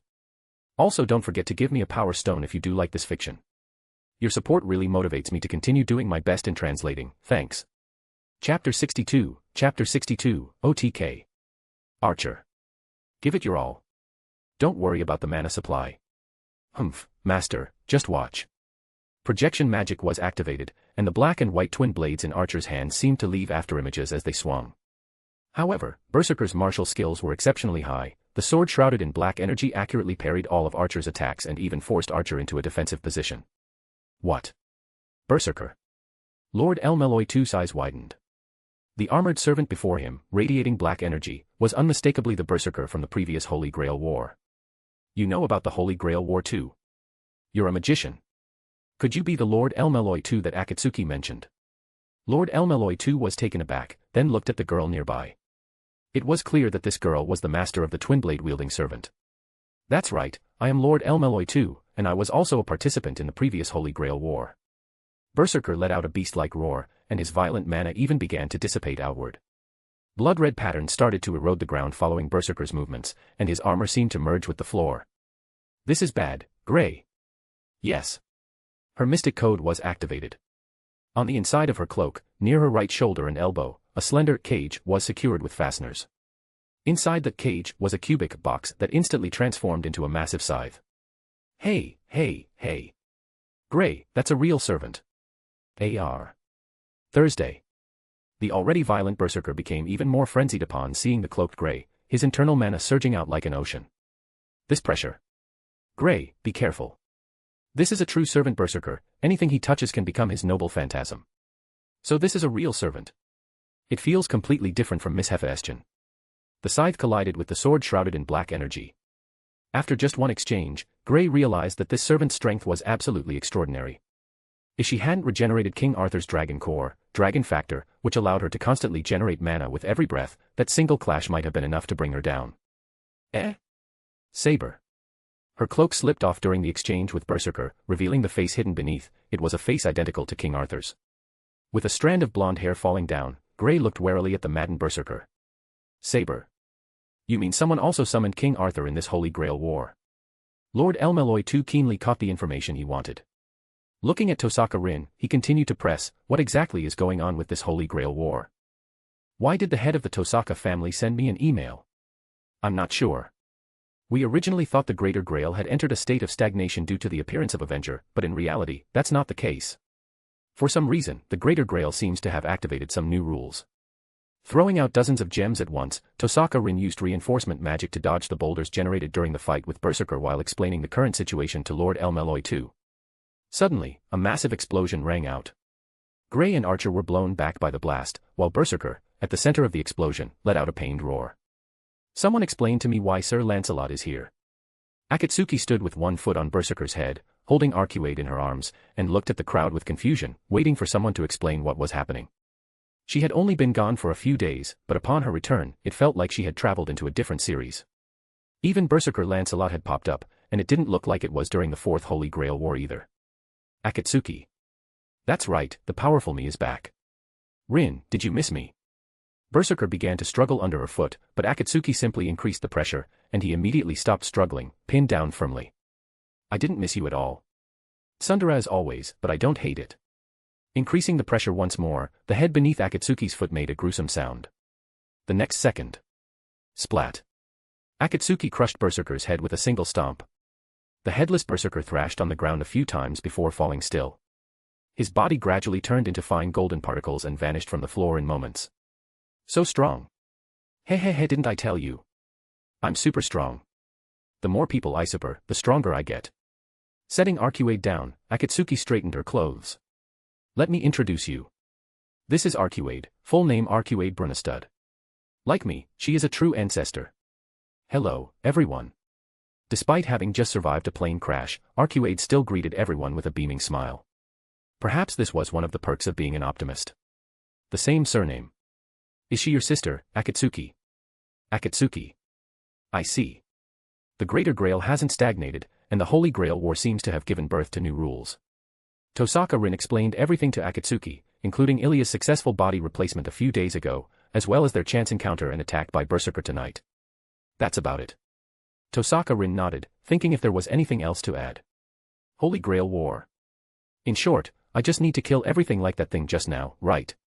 Akatsuki raised an eyebrow. No, you'd better stay out of it. I'll give you some money to go play in Fuyuki City on your own. Just remember to come home at night. Lord Elmeloy too, or rather, Waver Velvet, how does it feel to enter the Holy Grail War again? Lord Elmeloy too, his brow furrowed, looked at Akatsuki and said coldly, you didn't tell me in your email that magicians entering Fuyuki City would be shot down. Actually, I didn't know either. Akatsuki shrugged. It seems someone is using servants to intercept outside magicians. Even the plane Arcuade and I were on was shot down. Also don't forget to give me a power stone if you do like this fiction. Your support really motivates me to continue doing my best in translating, thanks. Chapter 63, a historical meeting. Anyway, let's find classmate Amiya first. It'll be better to gather everyone and discuss a plan. After meeting up with Tosaka Rin's group, Akatsuki and the others headed toward the Amiya residence. At the same time, at the Amiya residence. Wow, Shiro's body is getting tougher and tougher, he could actually stop a motorcycle with his bare hands. Thank you for the compliment. Shiro Amiya, injured once again, sat at the kotatsu with his chin resting on his hands, speaking expressionlessly with his eyes closed. Shiro, just say the word. I can take her out anytime while she's sleeping. Hearing this, Taiga Fujimura immediately bristled, slamming her hands on the table. What do you mean by that? Hey. I was kind enough to let you stay at my house, so watch out or I'll throw you out with the kitchen scraps next time. Raiga would never be willing to throw me away. Ilya, who had gotten on good terms with Taiga Fujimura's grandfather, stood with her hands on her hips, her voice firm yet laced with a hint of mockery. He said I'm much better behaved than Taiga. Caught in the middle, Shiro Amiya couldn't help but let out a sigh. Sorry for the wait. You little devil. Little devil. What did you say? Matou Sakura's voice rang out along with those of Taiga Fujimura and Ilya. As Sakura placed the tray with the final dish on the table, Taiga immediately rushed over. Fried tofu. Watching Taiga Fujimura get excited over the fried tofu, Ilya continued, Taiga has such poor manners. Unable to take it anymore, Taiga Fujimura scooped Ilya up and said angrily, I'm really going to throw you away. Pardon the intrusion. Sakura's cooking is as good as always. No one had noticed Akatsuki's sudden appearance in the room. It wasn't until she picked up her chopsticks that everyone realized this long unseen acquaintance was there. Akatsuki. When did you? Shiro, talking while eating isn't good for digestion. Akatsuki picked up a piece of fried tofu and began to eat. Akatsuki. You actually didn't wait for me. Arcuade's voice drifted in from the hallway. Immediately, the bickering Ilya and Taiga Fujimura stopped, staring blankly as a group of people walked into the house. Tosaka Rin, Archer, Gray, and Lord Elmeloy too. Including Akatsuki and Arcuade, there were 6 people in total. Akatsuki, so you went out to find your older sister. Upon seeing Arcuade, who looked almost identical to Akatsuki, Taiga Fujimura immediately said something similar to what Tosaka Rin had said. To this, Akatsuki simply offered a brief explanation about being distant relatives, and said no more. So, you're Kiritsugu Amiya's son? Lord Elmeloy too asked, looking at Shiro Amiya beside him. Eh? You knew Kiritsugu too? Were you a friend of Kiritsugu's? Lord Elmeloy too shook his head. I've only heard his name, and we had a bit of history 10 years ago. According to information from the Fourth Holy Grail War, Kainith was killed by Kiritsugu Amiya's servant. There were many rumors within the clock tower about this, with many stories of how one of the 12 lords, Elmeloy, had been defeated by the Magus killer, Kiritsugu Amiya. However, the most common rumor was that the Magus killer Kiritsugu Amiya had used some despicable means to kill Lord Kainith and his fiancée. As for the truth, perhaps only those who were present at the time would know. Looking at Shiro Amiya, Lord Elmeloy too couldn't connect him with the Magus killer from the rumors. But given the clock tower's narrow-mindedness, they likely wouldn't tolerate this boy. It was a pity. At the mention of 10 years ago, Shiro Amiya immediately thought of the previous Holy Grail War. After all, most of the people who had recently mentioned his adoptive father to him were connected to the Fourth Holy Grail War. The priest at the church, Kirii Kodomine, was a participant in the Fourth Holy Grail War, and the servant Saber had been Kiritsugu Amiya's servant. Then the person before him might also be a participant in the Fourth Holy Grail War. You are. Rider's Master. And you are. Just then, Saber walked in from outside carrying a bunch of groceries. She looked at Lord Elmeloy too, who was worlds apart from how he had been 10 years ago, and asked in surprise. Saber. Gray gripped the hem of her clothes. The person before her was the legendary King Arthur and one of the people who had the greatest influence on her. To be honest, she never thought she would one day meet this legendary figure. For real. A living King Arthur. Avenger looked at Gray in confusion. She could feel a very familiar sensation coming from Gray. It was the dragon factor, capable of generating magical energy with every breath. An acquaintance of Saber's. Taiga Fujimura looked at the somewhat frozen atmosphere, feeling a bit lost. Let's discuss other matters later. For now, sit down and eat. Akatsuki spoke, and the frozen atmosphere gradually thawed. After everyone had their fill, Taiga Fujimura saw the atmosphere in the room turn stiff again. She grabbed her helmet, gave Shiro Amiya a few instructions, and left on her motorcycle. Shiro, listen up. Modern society won't tolerate you having a harem. Hearing Taiga Fujimura's words, Shiro Amiya didn't know whether to laugh or cry.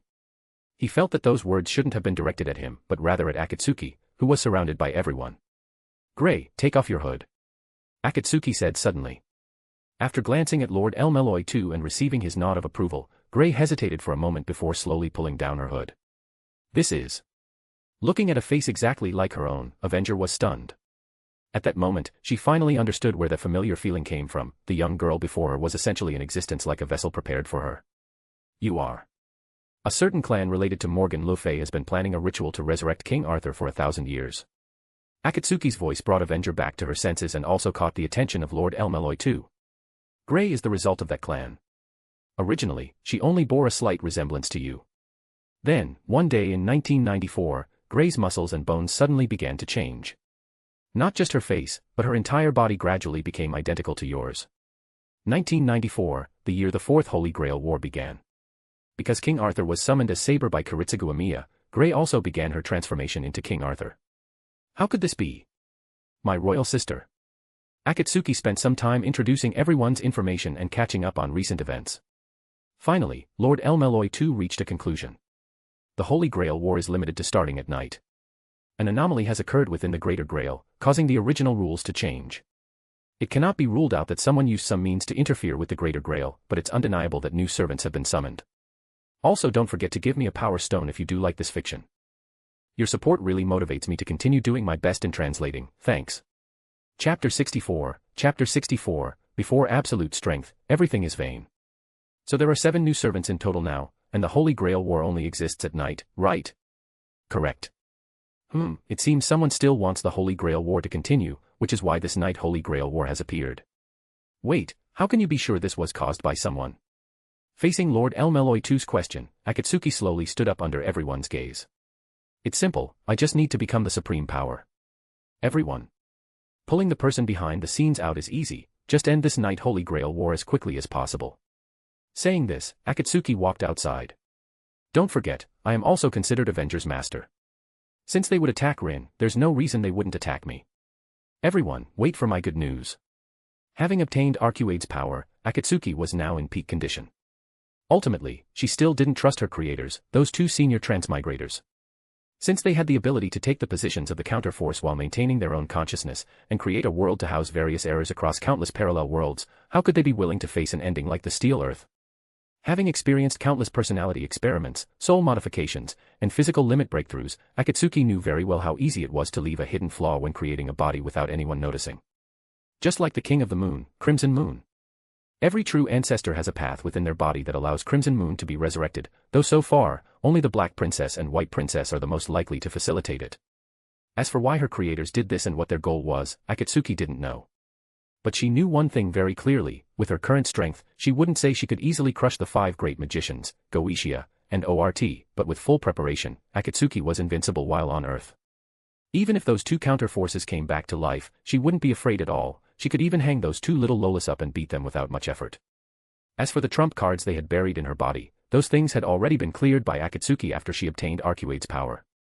Looking at the bright moon above Fuyuki City, a faint smile appeared at the corner of Akatsuki's mouth.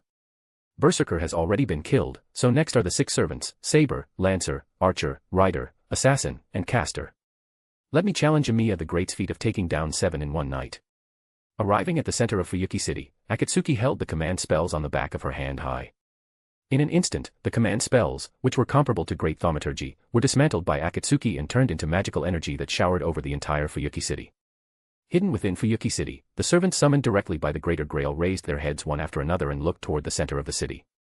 This is a provocation. A voice came from inside the originally collapsed great underground cavern. Anyone can see that, but is the master you chose really reliable? A second voice spoke. Vampire, are you questioning my master?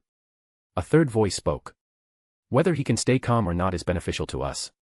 If the servants of the Night Holy Grail War he leads are defeated by the Old Guard servants, the Greater Grail will still manifest, and vice versa. No matter which side wins, we won't lose out. Oh. Then why are you so sure the Greater Grail will descend upon this spiritual ley line? As far as I know, there is more than one spiritual ley line in this city where the Greater Grail can descend. Humph. Are they here?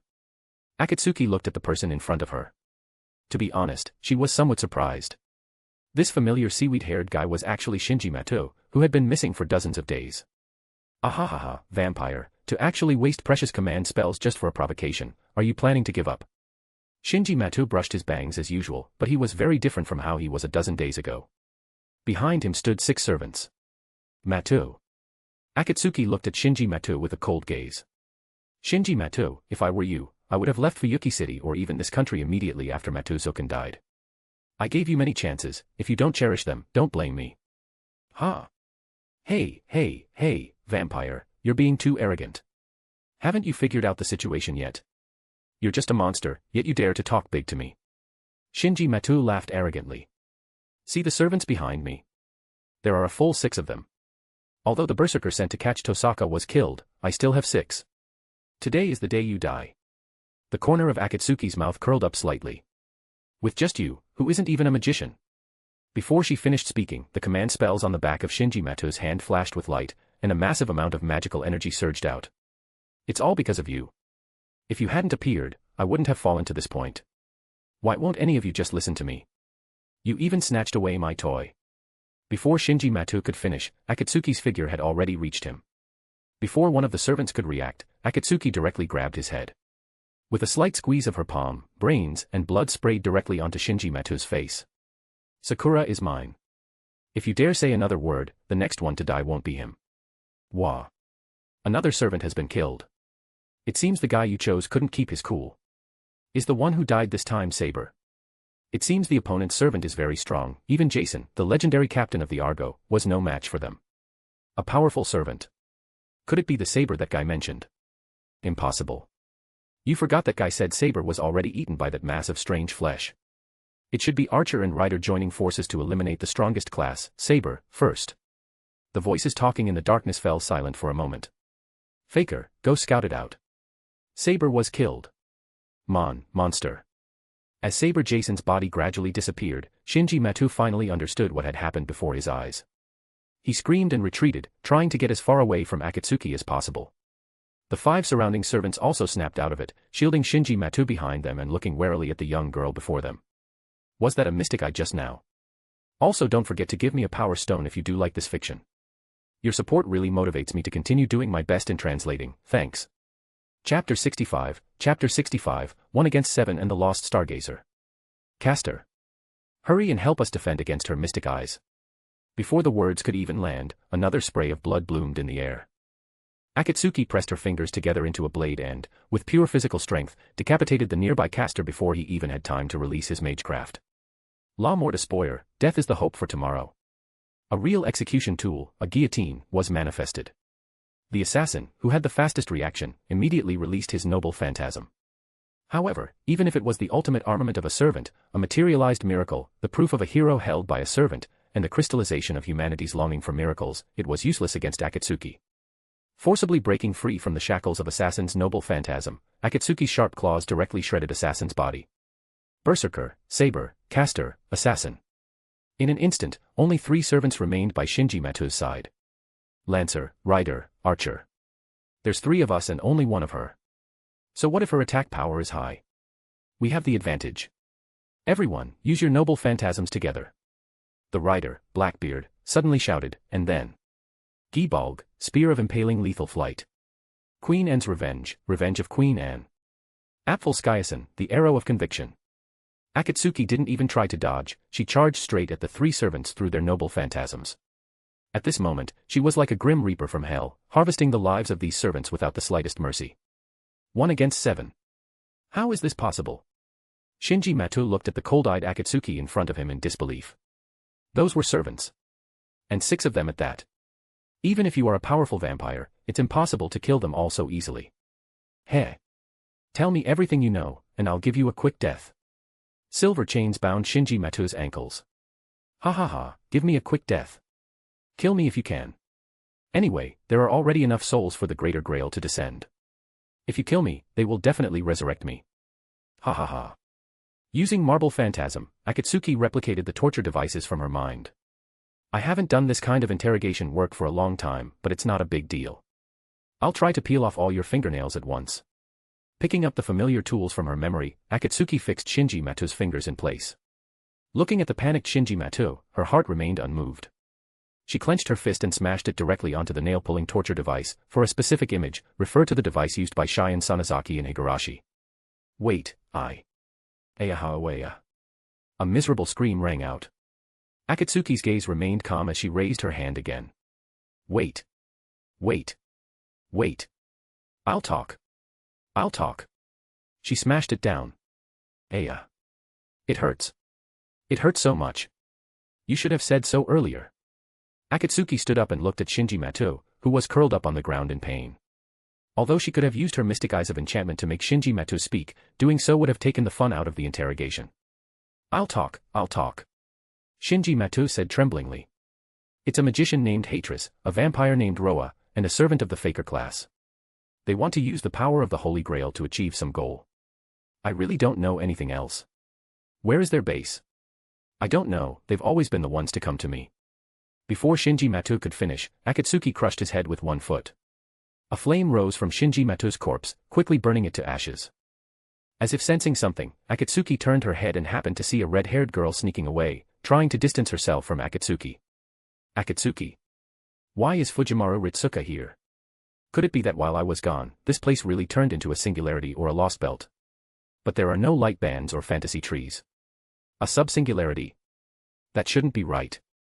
Fujimaru Ritsuka, I heard that if you get killed in a dream, you'll automatically wake up. Is this really a dream? The two stared at each other for a moment. Akatsuki was the first to break the silence. Fujimaru Ritsuka. Present. Rubbing her temples, Akatsuki looked at Fujimaru Ritsuka, who was wearing a Chaldea uniform, and suddenly understood. You're dreaming, aren't you? The person in the dream knows I'm dreaming. Does that mean I've been pulled into some strange incident again? Akatsuki smiled helplessly. Which singularity have you reached? Or have you already finished them all? We just recently completed the 7th singularity. In a little while, we'll be heading into the final battle with Solomon. By the way, where is this? Why does it feel so familiar? Fuyuki City after the start of the 5th Holy Grail War. But since you're here, you might as well watch until the end. Akatsuki walked over to Fujimaru Ritsuka and grabbed her shoulder. Isn't this Singularity F? But it's completely different from Singularity F, it's almost like a normal town. However, normal towns don't usually have serial killers. The next moment, she took Fujimaru Ritsuka and appeared directly at the Tosaka family residence. They're not at the Tosaka family. There are only a few places in Fuyuki City where the Holy Grail can descend. Let's check them one by one. Regarding how Fujimaru Ritsuka would occasionally dream of strange things, or even have her soul pulled to odd places by servants to fight while she slept, he hadn't paid much attention to such things when playing FGO, because others were the ones watching the story, while he was responsible for farming free quests to earn Saint Quartz. The church, nothing. The new city civic center, nothing. Inside the great underground cavern. I didn't expect the Greater Grail to actually descend. It was worth the trip all the way from Europe. This thing is the Greater Grail. Hatris and Roa stood before the Greater Grail, looking at the floating vessel. This legendary omnipotent wish-granting machine was now right in front of them. They had met in a small town in Europe. At that time, Hatris, along with Faker, had heard of the destruction of the Matou family in Fuyuki City and the death of the Holy Grail War's supervisor. At that time, Roa had just completed his reincarnation. After a brief clash, the two groups hit it off. Rumors that a true ancestor with the surname Brunestud was in Fuyuki City began to spread. Thus, Hatris, who wanted to join the Holy Grail War, and Roa, who wanted to find Brunestud in Fuyuki City, came to an agreement and traveled there together. Also, don't forget to give me a power stone if you do like this fiction. Your support really motivates me to continue doing my best in translating, thanks. Chapter 66, Akatsuki vs. Roa. I'm going to snatch the Holy Grail. Stay here and don't move. Opening the passage between herself and the Millennium Castle, Akatsuki placed Fujimaru Ritsuka inside the vast and silent Millennium Castle. After giving her instructions, she strode toward the great underground cavern of Mount Enzu. Compared to the ruins previously collapsed by Saber's Excalibur, the great underground cavern had now been cleared into a fairly spacious area. At its center were Hatris, Roa, and the Greater Grail. Hatris, why aren't you using the Holy Grail? Akatsuki emerged from the darkness. The Greater Grail had already descended, yet Hatris, being the closest to it, had surprisingly not used its power to fulfill his wish.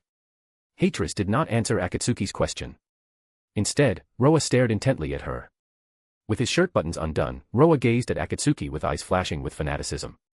True Ancestor, Brunestud. Roa, Serpent of Akasha. Having researched the method of reincarnation in pursuit of immortality, the once genius magician's physical bodies obtained through successive reincarnations were all inferior to the original, causing his strength to continuously diminish. Only the body of the 17th generation in the Tsukihime world, Shikitano, was exceptionally outstanding, almost reaching the level of the original. In the Fate world, Roa was not as powerful as his counterpart in the Tsukihime world because he was not a direct dead apostle of Arcuade. Furthermore, as a dead apostle, he was also suppressed by the Alaya of the Fate world. However, no matter how strong he was, killing him was like crushing a bug to Akatsuki. Akatsuki looked at Roa with cold eyes. Even without intentionally controlling it, a terrifying aura radiated from her body. Yet Roa showed no fear, instead revealing an obsessed smile. Ha ha ha, I've finally found you. If you had been the one to transform me into a dead apostle back then, I would definitely be much stronger now, Roa muttered to himself. Akatsuki remained expressionless, she didn't want to waste time with this madman. Akatsuki's palm suddenly clenched behind her as she pulled forcefully toward herself. Her other hand grabbed Faker by the neck. Her immense power and swift speed left Faker with no chance to resist. What? Who gave you the courage to launch a sneak attack? Did watching me deal with servants from the sidelines make you think you were hallucinating and wanted to try it for yourself? While Akatsuki was speaking, Roa made a move, charging at her like a wild beast. Magician, I can't hold back. I have a feeling that after I consume her, I will definitely become stronger. You want to arm wrestle with me when you don't even have a crown, principal blood locket. Do you think I'm that easily fooled, foolish true ancestor? Meeting Roa's lightning magecraft, Akatsuki sent him flying with a single punch. The launched Roa was embedded into the rock wall of the great underground cavern. Akatsuki controlled her strength to prevent accidentally killing Roa, as she didn't want to have to search the whole world for his reincarnated body later. Clap, clap, clap. As expected of a true ancestor. Perhaps coming to Fuyuki City was a mistake. Hatris clapped as he looked at Akatsuki. Put Faker down, and I will hand over the Greater Grail to you. What are you planning? To obtain the Greater Grail, you didn't hesitate to tamper with the rules of the Holy Grail War to create the Night Holy Grail War that only exists at night. You even specifically converted 7 new servants for Shinji Matou to command. And now you're going to give up the Greater Grail so easily. Akatsuki applied a bit of pressure, and a chilling sound came from Faker's throat, a sound that would make any ordinary person's heart jump in fear. You are too cautious. Hatris shook his head. With your strength, winning the Holy Grail War shouldn't have been difficult. Yet, the war has dragged on until now. This means that in the early stages, you were wary of something unknown. But now that you are being so high-profile and unscrupulous, there can only be one reason: your strength has undergone a qualitative leap, and the thing you once feared no longer poses a threat to you. Akatsuki raised an eyebrow and released Faker. She didn't know much about Hatris, but she knew the man before her was calculating, calm, and possessed great talent in the field of magecraft. It's not over yet. As if a thunder god had descended, endless lightning struck Akatsuki directly. Roa, who had just been embedded in the rock wall, burst out and threw a punch at Akatsuki's face. That didn't hurt at all. Roa, have you degraded to such an extent? Unharmed, Akatsuki looked at Roa, who was enveloped in lightning, and sighed. Lightning isn't meant to be used like that. Lightning art, palm thunder. Black lightning raged out from Akatsuki's hand. The ultimate yang power spread along Roa's lightning to his body. In an instant, Roa felt the power within him melt rapidly like snowflakes encountering a forest fire upon meeting that black lightning. The overbearing power directly shattered Roa's brain, destroyed his soul, and crushed his spirit. He didn't even have time to scream before turning into ash. The Serpent of Akasha, the infinite reincarnator, Roa was completely dead. Seal, who was eating curry in the Red Continent banquet hall, Taishan, paused with her spoon in hand. She looked around in surprise and then at her own hands. That guy Roa is dead. Was it really Akatsuki who killed him? Boss. 3 more servings of curry. Her appetite rose along with her mood. While eating her curry, Seal thought about what gift she should give Akatsuki to thank her the next time they met. Akatsuki's gaze was calm. Naturally, she didn't know cultivation or anything like that, but with her current power, she could perfectly imitate techniques from cultivation novels. For no other reason than one word: cool. So, tell me. Why would you give up the Holy Grail so easily? Hatris looked at the ashes of Roa on the ground and spoke slowly. Let's start with my goal. No need. I already know. It's nothing more than your hatred for the current system of the magecraft world, leading you to resign from your position as department head in an attempt to bring back the Age of Gods and plot the subversion of the magecraft world. To that end, you even joined forces with the Lord of the Celestial Body Department, Maris Berry Animosphere, secretly triggering the serial killings of Mystic Eye holders 7 years ago. You also stole the catalyst Lord El Meloy II used to summon a servant, leading to the subsequent Rail Zeppelin incident. I know all of this. Tell me something I don't know. Also, don't forget to give me a power stone if you do like this fiction. Your support really motivates me to continue doing my best in translating, thanks. Chapter 67, Invert, My Heart. Hatris. Your plan is to use the Divine Spirit Iskandar to restore Age of Gods magecraft. The reason the clock tower dedicates itself day and night to boring conspiracies is to fight over the fading mystery. In that case, one simply needs to retrieve the Age of Gods magecraft that makes such behavior meaningless. Am I right, former head of the Department of Modern Magecraft, Dr. Hatris? Hatris looked at Akatsuki and fell silent. He had thought that the true ancestor before him was unaware of the various circumstances regarding himself and the internal affairs of the clock tower, but now it seemed she knew better than anyone. What a terrifying intelligence network. Do you want to know the reason I gave up on the Greater Grail? Exactly. Your goal was within reach, why did you give up? As she spoke, Akatsuki seemed to realize something and warned, do not attempt to deceive me, or your journey with Faker will end early in Fuyuki City. Hatris took a deep breath and said slowly, because if I use the Greater Grail to achieve my goal, there would be many unstable factors involved. For instance, regarding reaching the root via the Greater Grail, if one does not stick to their own path but seeks a shortcut like the Greater Grail, even if they successfully bypass the counter-force and reach the root, they will only be erased. Someone without power can achieve nothing upon reaching the root. It is the same for me. Akatsuki understood. She seemed to grasp Hatress's meaning. To use an example from the cultivation novels she had read before, it was like someone in the chi condensation stage using some form of cheating to pass the immortal tribulation and reach the immortal realm. In the end, they would still only be at the chi condensation stage and unable to use immortal chi, only leading to their own destruction. But, you just need to take the grail, finding the right way to use it shouldn't even be an issue worth mentioning, right? Exactly. The corners of Hatress's mouth curled up slightly. That's why I'm telling you to let go of Faker. By the power of a command spells. Faker, take the grail and leave here immediately. Don't even think about it. Invert, my heart. Hatress's eyes flashed with an eerie light. For a moment, Akatsuki's vision went dark, her sight had been stolen. This was the mystic eyes of usurpation, which could seize one's field of vision. It was originally just at the level of finding lost items, a rare but low-grade mystic eye. However, after the incident in the fairy realm, it mutated into a mystic eye that can even usurp the vision of other mystic eyes. With just this. Even in darkness, Akatsuki remained expressionless. She swiftly threw 2 black keys at the rapidly moving Faker, the blades piercing Faker's hands and pinning them firmly to the rock wall of the great underground cavern. By the power of the 3rd command spells. Faker, return to my... Muda. A black key pierced through Hatress's command spells. Carrying magic-breaking power, the black key directly destroyed the internal structure of the command spells and Hatress's magic circuits along with it. The magic circuits are pseudo-nerves within a magician's body, proof of their aptitude as a magician. They are paths that convert life force into magical energy, connected to the foundations and great rituals. Destroying magic circuits is like destroying a person's nerves while they're alive. It's not just pain, but the very meaning of a magician's existence being annihilated. How is this possible? Exerting his last bit of strength, Hatress tried to make a wish to the Greater Grail. However, a black key directly took off his head. Even if Faker wanted to do something, she was now completely powerless. You almost got away. After her vision returned, Akatsuki picked up the Greater Grail from the ground and shook her head at Hatress's corpse. Similarly, after the fairy realm incident, Hatress had lost his heart. In its place was a sort of alternate space, a portal, similar to a rift, that seemed to have been processed by imaginary number magecraft. By chanting the incantation, invert, my heart, he could transfer external objects, as well as himself, into that alternate space, and vice versa. But this was not some special technique, it was a pure defect. As Lord Elmeloy too had seen through in the original work, the act of inverting the heart was less an ability and more a pure flaw. By connecting his heart, which had been discarded in the fairy realm, with the inside of his hollowed-out body, Hatress achieved a pseudo-transfer close to the realm of true magic, acting as if he were performing surgery to invert his heart. A small flame rose from Hatress's body.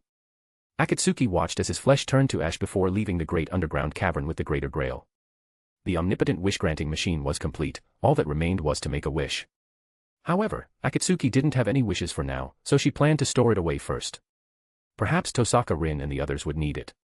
Of course, the Greater Grail could not be given to Artoria, otherwise, the singularity, Eternal Britain, might appear. Trouble would surely follow then. It might even attract the attention of Solomon or the alien god. If Gaia or Alaya couldn't handle it, they would drag her in to clean up the mess.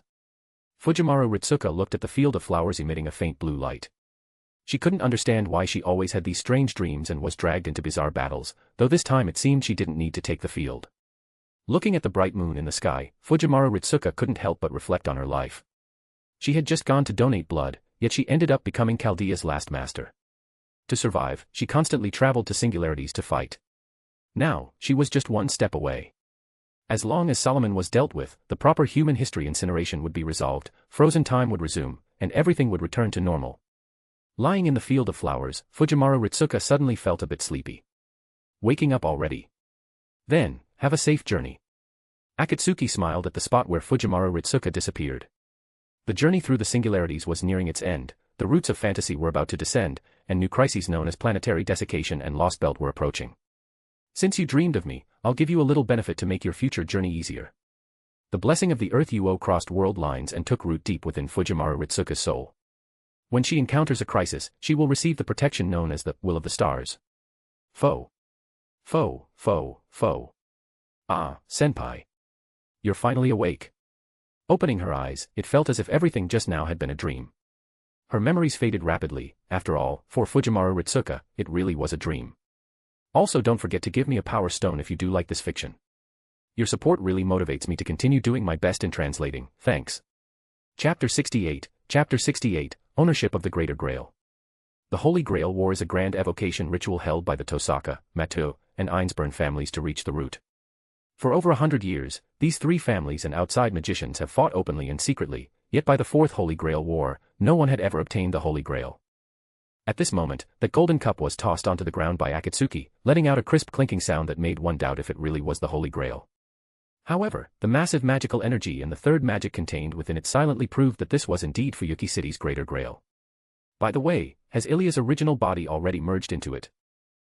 Yes. I just had Archer go confirm it. Ilya's original body, which was kept in the Tosaka family basement, has vanished into thin air. The Greater Grail must have automatically absorbed that soulless vessel when it was forming. Tosaka Rin looked at the Greater Grail before her, which radiated a holy glow, with a sense of disbelief.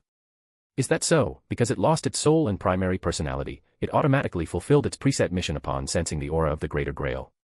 Akatsuki looked at the Greater Grail, which Ryder had picked up and placed on the table. In that case, who's going to use this thing? Any wish is fine, as long as it doesn't cause any major trouble. After it's used, we'll have Lord Elmeloy II help us dismantle the Greater Grail. Silence. Looking at the silent crowd, Archer was the first to break the atmosphere. I don't have any wish to make. After all, I only became a heroic spirit after fulfilling my wish, so I have no use for this thing.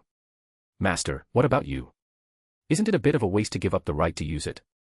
If I wished for infinite wealth, I wouldn't have to work so hard to earn money for jewels. Master, you. Archer seemed to recall his first meeting with Akatsuki. Master, even if you obtained wealth that didn't belong to you, that wealth would eventually return to society in some way. And then infinite wealth would directly trigger a financial crisis in this country. At that point, tens of millions of yen wouldn't even buy a bag of rice. If you really did that, Rin, after you die, you might even be sublimated into a heroic spirit because of it. Hearing Akatsuki say this, Tosaka Rin's expression soured. Shiro Amiya, standing nearby, couldn't help but remind her, Tosaka, it's better not to have any crooked ideas. You can't think about using projection magic to project famous paintings to scam people anymore. Shut up. You have no idea how expensive jewel sorcery is. The lodging fees Akatsuki gave me were already used up halfway through the Holy Grail War. Now there isn't a single jewel left in my jewel box. What kind of jewel sorcery is jewel sorcery without jewels? Seemingly intimidated by Tosaka Rin's aura, Archer and Shiro Amiya both shut their mouths. Can't you just use projection magic to project jewels? Akatsuki's words stunned Tosaka Rin, while Lord Elmeloy II immediately understood Akatsuki's meaning. I see. The jewels in jewel sorcery are consumables after all. Rather than using expensive real jewels, wouldn't it be better to use projected ones? While ordinary projection magic can't compare to Shiro and Archer's, it should be sufficient as consumables for jewel sorcery. Listening to Lord Elmeloy II's analysis, Tosaka Rin had a sudden realization. Akatsuki clapped at the right moment. As expected of the clock tower's finest teacher, the great Big Ben, London Star. Don't call me by that boring title. I don't have a wish either, as long as Sakura is happy. After Tosaka Rin gave up her wish to become the world's richest person, Ryder spoke up. I wasn't interested in the Holy Grail War to begin with, and becoming Ryder's master was just a coincidence, so give the chance to make a wish to someone else. Matou, Sakura and Ryder refused the chance to use the Greater Grail without any hesitation. Everyone turned their gaze toward Shiro Amiya. Stared at by everyone, Shiro Amiya scratched his head and made the same choice as the others. I won't rely on the power of the Greater Grail. My wish is still to become a hero of justice. For that, I will keep working hard until I achieve that goal. Archer gave Shiro Amiya a deep look, then closed his eyes and leaned against the wall without saying a word. Everyone present indicated they didn't need the power of the Greater Grail, with one exception. She looked at the Greater Grail with a burning gaze, as if she wanted to rush forward and seize it. Saber. Shiro Amiya looked at Avenger Artoria, also known as Avenger, in confusion. Don't let the Avenger Saint Graph influence you. No, I am very calm. Avenger looked at Akatsuki, her gaze resolute as if she had made up her mind. I cannot let go of my country and my people. The pollution inside the Greater Grail should have been removed. Since no one else needs this power, why not give it to me?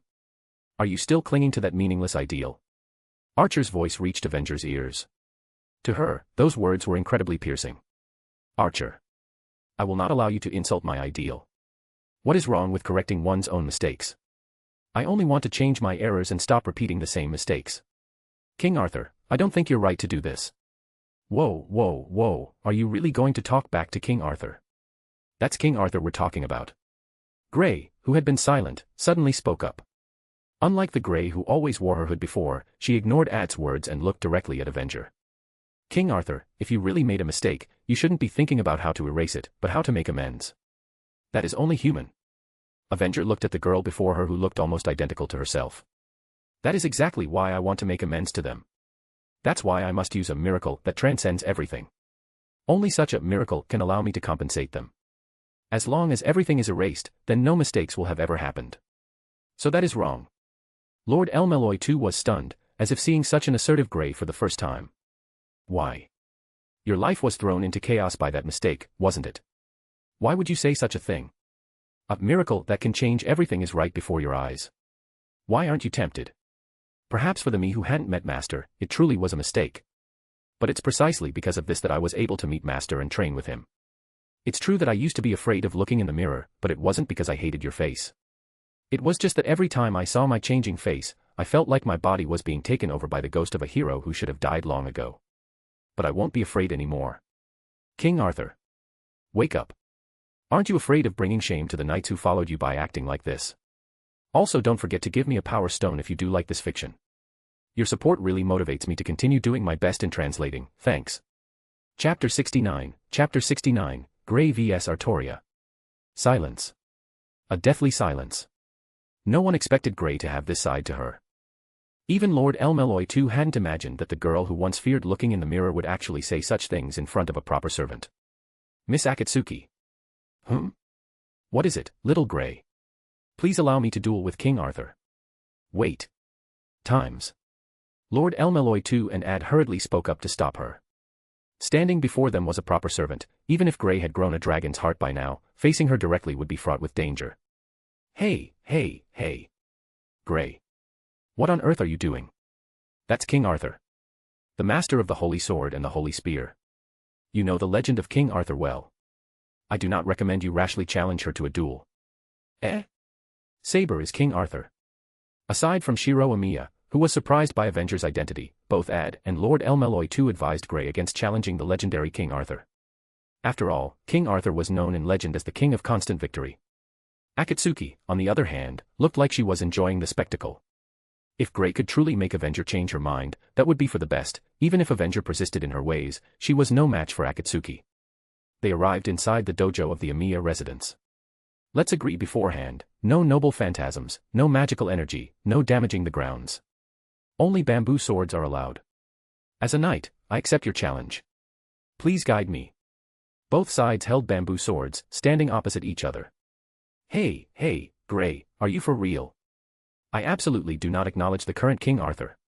Such a wish is an insult to the knights who walked alongside her. There must be a limit to this nonsense. For some reason, Ad felt that the current Grey seemed a bit different from her usual self. The introverted and shy Grey had become extremely assertive upon meeting Avenger. What?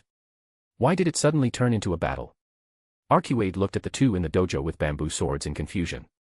Things had developed too quickly. They were just discussing how to handle the Holy Grail, and the next second, the two had begun to spar. How should I put it? You can understand it as a younger King Arthur seeing the current King Arthur and being unable to resist scolding her.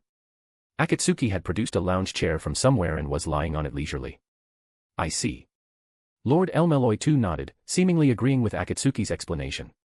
Grey's body was already transforming into King Arthur's. Directly contacting King Arthur now has had a certain impact on her psyche, causing her to subconsciously mimic King Arthur. And the noble King Arthur does not seem to agree with that Avenger's ideas. Everyone watched the two figures constantly clashing in the center of the dojo. One was Avenger as King Arthur, and the other was Grey, who had once been treated as a vessel for King Arthur. Initially, Avenger overwhelmed Grey with her superior swordsmanship, but as time passed, Grey seemed to grasp some sort of knack, gradually narrowing the gap between her and Avenger. Saber is a king. Combining what she had said before, Shiro Amiya now vaguely guessed her wish. However, his viewpoint remained unchanged. To do something akin to overturning history just to make up for one's mistakes was undoubtedly wrong. Suddenly, Grey's speed increased sharply, for a moment forcing Avenger to switch from offense to defense. The bamboo swords in their hands collided, producing crisp sounds. Not bad, little Grey. Akatsuki said with a smile. Originally, she thought Grey would at most struggle to defend against Avenger's attacks, but Grey had exceeded her expectations by actually forcing Avenger back. However, that was as far as it went. Just then, a sharp crack echoed in the dojo. Grey's bamboo sword snapped into two pieces, while Avenger's bamboo sword was held against her throat. You lost. Yes, I lost. After the farce ended, Avenger turned to look at Akatsuki. Although she said nothing, Akatsuki understood. She wanted the Greater Grail to fulfill her wish. I never said that if you won, I would give the Greater Grail to you. However, at this moment, Avenger couldn't listen to Akatsuki's words at all.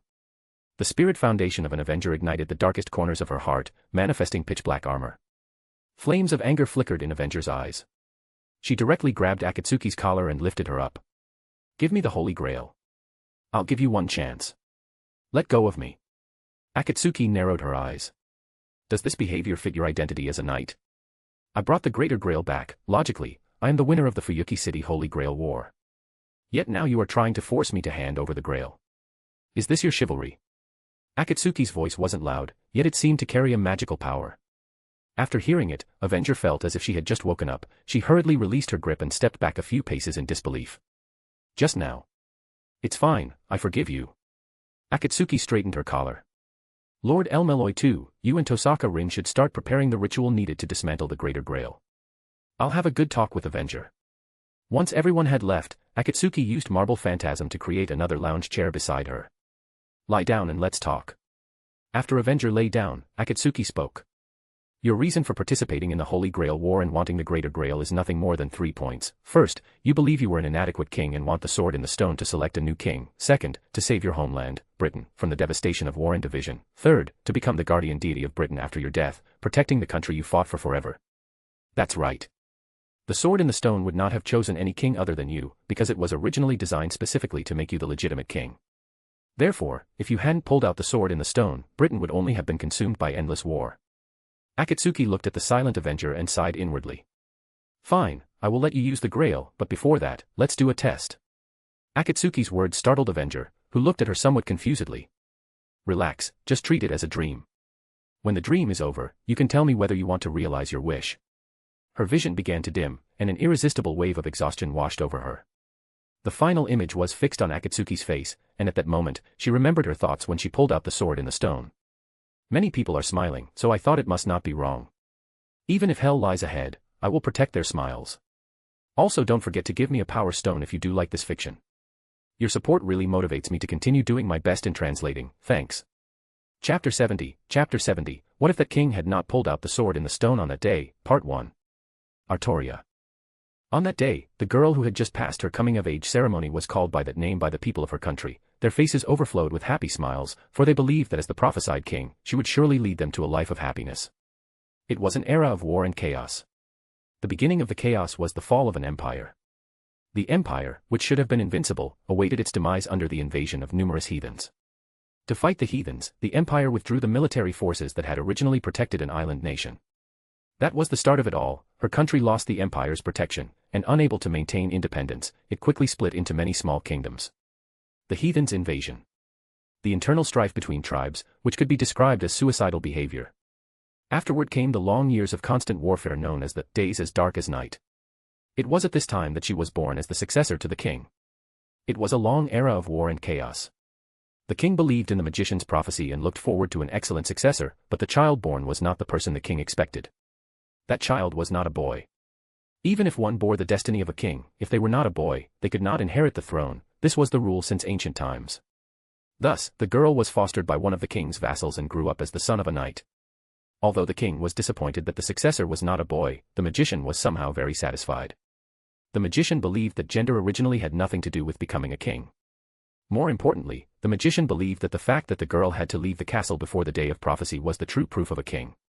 In the home of a simple and wise old knight, the girl grew up as his successor. This was not because the old knight believed in the magician's prophecy, but because the old knight felt the same qualities in the girl as in his lord, and thus believed he must raise her to be a knight, looking forward to her growth. But without even needing expectations, the girl trained day after day to be stronger than anyone else. If only a king could save this country stepping toward death, then without needing others to say a word, the girl swore to swing her sword for that purpose. Then, the day of prophecy arrived.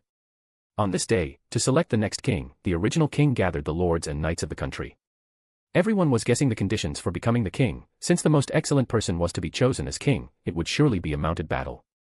But when all the lords and knights gathered by the king's side, only a sword thrust into a stone was prepared at the meeting place, the sword in the stone. On the hilt, there was a golden inscription. Whoso pulleth out this sword from this stone and anvil, is rightwise king born of all Britain. Many knights followed the inscription and grasped the hilt of this sword, yet not a single one could pull it out. Disappointed by this, the knights began to select the king through mounted combat as originally planned.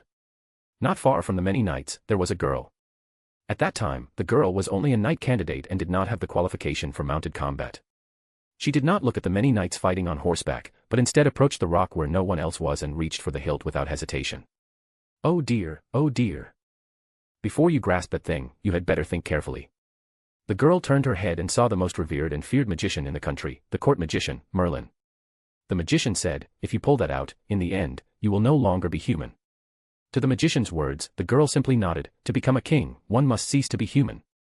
Such a resolution was something she had since she was born. After all, she was born for this purpose. A king is one who, in order to protect the people, must be the existence that kills the most people. This was something she had known since childhood. Back then, while still young, she thought about this every night, trembling until dawn. There was not a day she was not afraid. But the girl said, the fear ends today. The sword was pulled out as if it were only natural, and the surroundings were enveloped in light. The distant knights were pale with shock because they never expected that the one who could pull out the sword would actually be a knight candidate. At that same moment, she was no longer human. Immediately following, doubts about the girl surged like a tide. The girl did not care about these. To verify whether the girl truly possessed the qualities of a king, a crowd of knights one after another challenged the girl, a mere knight candidate, to duels. Just as the magician thought, kingship had nothing to do with gender. As long as one had the function of a king, no one would care, and no one would pay attention to their appearance. Not to the magician's surprise, the girl successfully defeated everyone and gained the following of the crowd of knights. Even if someone noticed that the noble king was a woman, as long as she was an excellent king, there should be no problem. Because of the sword's magical power, her growth also stopped. Her body forever remained in the appearance of a 15-year-old. Although some knights felt uncomfortable and afraid, the majority of the knights praised their lord's mysterious immortality. After that, the era of the king, which would be called a legend by later generations, began. The newly crowned king participated in wars as if a god of war had descended upon the world. As the king, she often stood on the front lines. All her enemies were utterly defeated at the mere sight of her. War god Artoria. The king, praised as the incarnation of a dragon, could not be defeated. 10 years on the battlefield, 12 great battles, all concluded with her victory. For the current Artoria, those must have been days spent focusing on galloping forward in her identity as the king. In those days, she never once looked back, and never once was she wounded. She grew as the king and carried out her duties.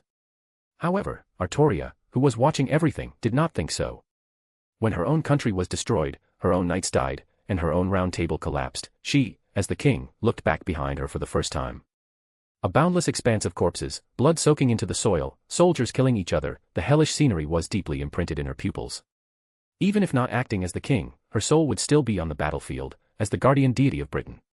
Before dawn, under the blue sky, she let the breeze blow against her body, simply gazing into the distance. The sky was high, and the clouds moved very fast.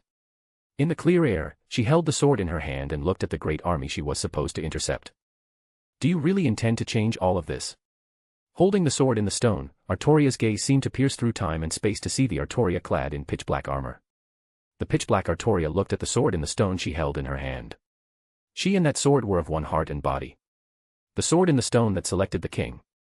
At the same time, the sword that decided Artoria's fate shimmered with radiance. That radiance was so dazzling yet gentle. The above text is adapted from the scene Shiro Amiya dreams of while acting as Saber's master in Fate/Stay Night. Also, don't forget to give me a power stone if you do like this fiction. Your support really motivates me to continue doing my best in translating. Thanks. Chapter 71, If that king had not pulled out the sword in the stone that day, Part 2. Oh my, oh my. Before you grasp that thing, you'd better think it through carefully. A familiar voice. The most respected court magician of this country, Merlin, was looking at her. Her memory was a bit hazy. Artoria looked doubtfully at Merlin and the sword in the stone plunged into the rock before her. In that case, I'll give up. To Merlin's shock, Artoria withdrew her hand and walked away without looking back toward the knights fighting on horseback. Merlin. Wait, are you sure? Before he could finish, Artoria had already walked far away. Merlin looked at her departing figure in confusion, unable to understand what had gone wrong. The king who would pull out the sword in the stone as prophesied did not appear. Ultimately, the knights decided on a new king of Britain through mounted combat. A new king was born. He was a very capable knight. However, he did not have the ability to pull out the sword in the stone. Consequently, rumors began to circulate one after another among the people.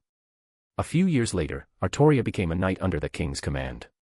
To protect her homeland, Artoria was active on the front lines against the pagans. However, the new king who had not pulled out the sword in the stone was, in the end, only human. Although he could offer effective resistance against the pagan offensive, it was only that much. In contrast, the knights led by Artoria advanced triumphantly on the battlefield, showing signs of overshadowing the monarch's prestige.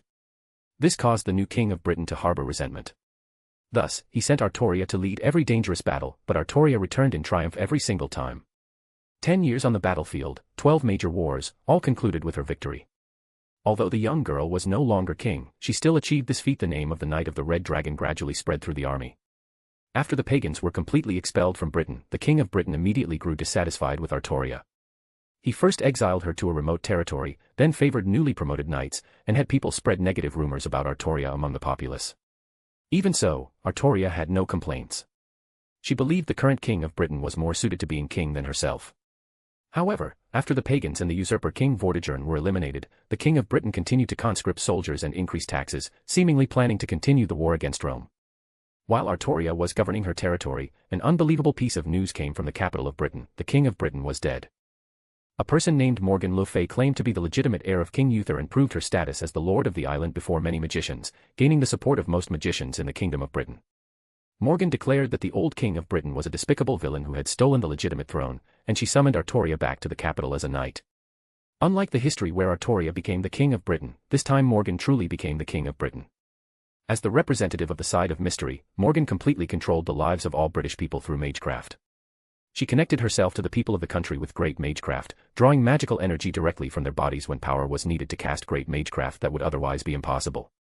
After Morgan became the king of Britain, magecraft was planted within the bodies of all the people, and after that, high walls rose along the borders of Britain.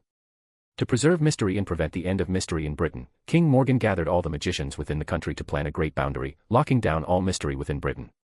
Any deficiency was supplemented by invading other countries to maintain the mystery that was about to dissipate. The Age of Gods was coming to an end.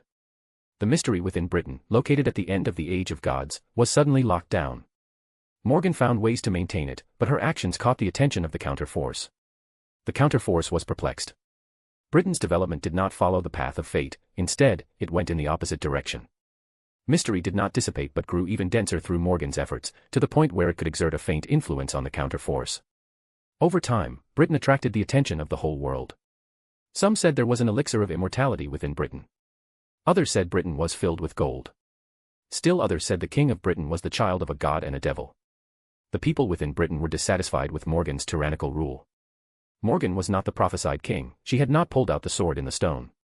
The resistance used this to recruit a group of knights dissatisfied with Morgan's rule. However, as long as Morgan lived, she controlled everything in Britain with absolute power. The resistance lasted only a few days before internal strife broke out, and they were eventually wiped out by the knights sent by Morgan. At this moment, it seemed no one could curb Morgan's ambition. Because the course of history was different, Britain did not fall but grew stronger. Therefore, the Holy Grail War was not held, and magecraft and mystery disappeared everywhere except Britain. The illusion ended. Saber looked at Akatsuki with a bitter expression. Do you still not want to give up? Do you want to try a few more times? With Akatsuki's computing power, she could simulate the development of a planet using magical energy and then project an individual's consciousness into the simulation to calculate the optimal solution to a problem. This was a privilege of a person from the real world, self-proclaimed. Only after becoming the true king of Earth did she have the basic power to activate this authority. Akatsuki looked at Artoria.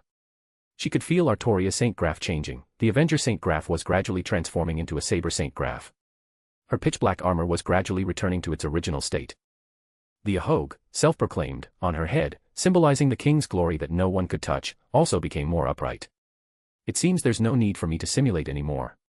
Akatsuki nodded with satisfaction. To make an old stubborn person like Artoria, who only had a bit of femininity in the fate route, realize reality, she had to let her experience the world she desired once. Raising her hand to pat Artoria's head, Akatsuki handed a wallet to her. This is some identification documents, a passport, and a bank card. Living in this era without these is very inconvenient. When I went to the clock tower to find Lord Elmeloy too, although I didn't find him, I spoke a bit with the Lord of the Department of Law and commissioned that fellow to help process some documents. Also, don't forget to give me a power stone if you do like this fiction. Your support really motivates me to continue doing my best in translating, thanks. Chapter 72, Demanding a Person. Before her eyes was a blonde loli with a familiar face. Although everything felt incredibly real at this moment, Akatsuki still clearly knew she was dreaming. To be honest, I felt like you guys were about to come looking for me, but why use her appearance? Akatsuki had nothing to say to the expressionless blonde loli. Although her appearance was exactly the same as the loli in her memories, her inner essence was the genuine Alaya. Alaya is generated by the subconscious desire for survival of all primates. Generally, people hope their world will extend indefinitely, so humans will procreate, defend peace, and create a better future. There might be some humans among them who complain and wish for the destruction of humanity or the world, but under normal circumstances, the wishes of such people are insignificant, so Alaya basically ignores such existences.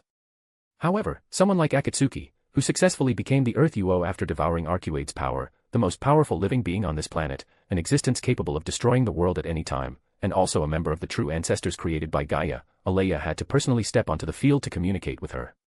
Because it makes communication easier this way. Alaya looked at Akatsuki. Is that so? Then let's talk about the bargaining chips for cooperation. Gaia regards humans as the cancer of the Earth. If humans truly threaten him in the future, will I help you then, or Gaia? Alaya looked at Akatsuki expressionlessly. You will not take action to destroy humanity. Don't be so sure.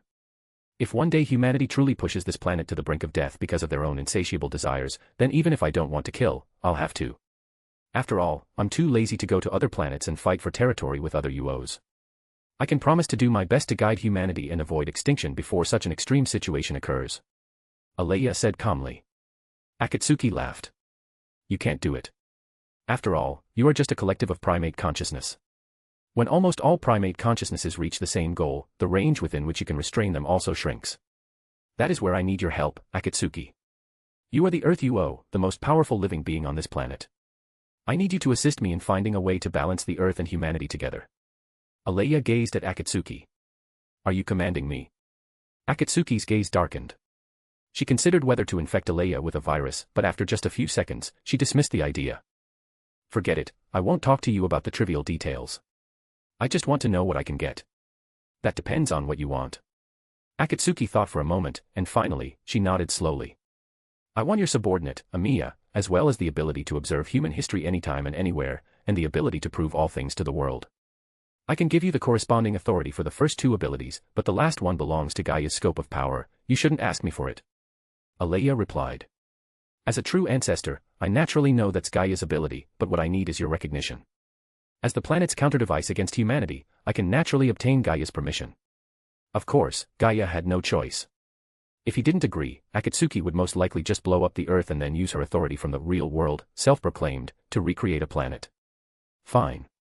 Seeing Alaya compromise, Akatsuki didn't say anything more, just waved her hand and then vanished on the spot. Alaya remained silent for a moment but eventually handed the authority over to Akatsuki.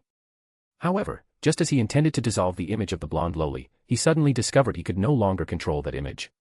The blonde loli slowly raised her head. Her gaze looked toward the boundless sky, crossing the obstacles of time and space, finally landing on a corner of the dream. Gradually, expressions began to appear on her expressionless face. Heh. A laugh came from her throat. A sickly smile appeared at the corner of the blonde loli's mouth as she glanced at the place where Akatsuki had disappeared. As expected of the pseudo-UO I spent so much to create. In just a few months since arriving in this timeline, she completed a task estimated to take hundreds of years. A moment later, a black-haired, straight-haired loli crawled out from the blonde loli's shadow. She sized up the surrounding environment, looked at the unconscious blonde loli, and stepped directly on the blonde loli's face. How long do you plan on sleeping? The blonde loli showed a dazed expression. Her memory was still stuck at the moment before the forced correction. Asleep and confused? Or is your memory damaged? The black-haired, straight-haired loli looked at the blonde loli in confusion. I remember the technique wasn't supposed to affect memories. Did I remember it wrong? When the black-haired, straight-haired loli was creating Akatsuki's body, she had also developed a technique. As long as an existence imitating the blonde loli's physical body existed, no matter who the other party was, she could awaken from that body, and her awakening would then trigger the blonde loli's awakening. This was less of a technique and more of a concept. From the moment she and the blonde loli were corrected, she had been waiting for this day. Again with things I've never heard of. Just how much have you hidden from me, you jerk? Give me back all my confessions and feelings, you bastard. Understanding everything, the blonde loli immediately rushed toward the black-haired, straight-haired loli recklessly, and the black-haired, straight-haired loli had no intention of showing mercy either.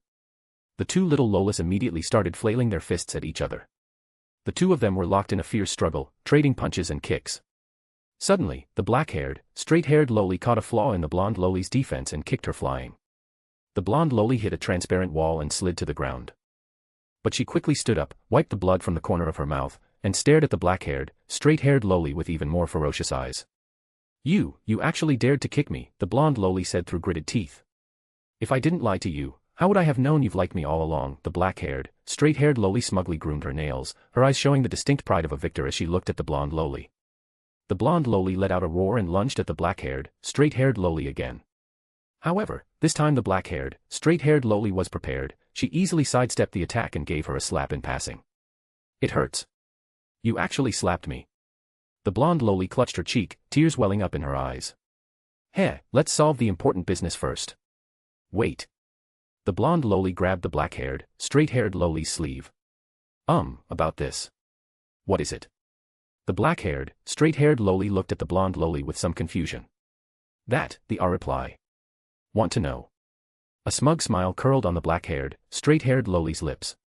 I'll tell you after everything is over. Also don't forget to give me a power stone if you do like this fiction.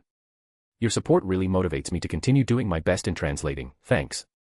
Chapter 73, gradually returning to the right track. Akatsuki looked at the Greater Grail sitting on the nightstand and frowned. Since no one is using it, I'll take it for myself.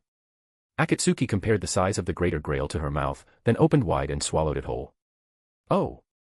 After swallowing the Greater Grail, Akatsuki's body emitted a strange light, just like the atmosphere lights in a KTV, while a wondrous sensation welled up inside her.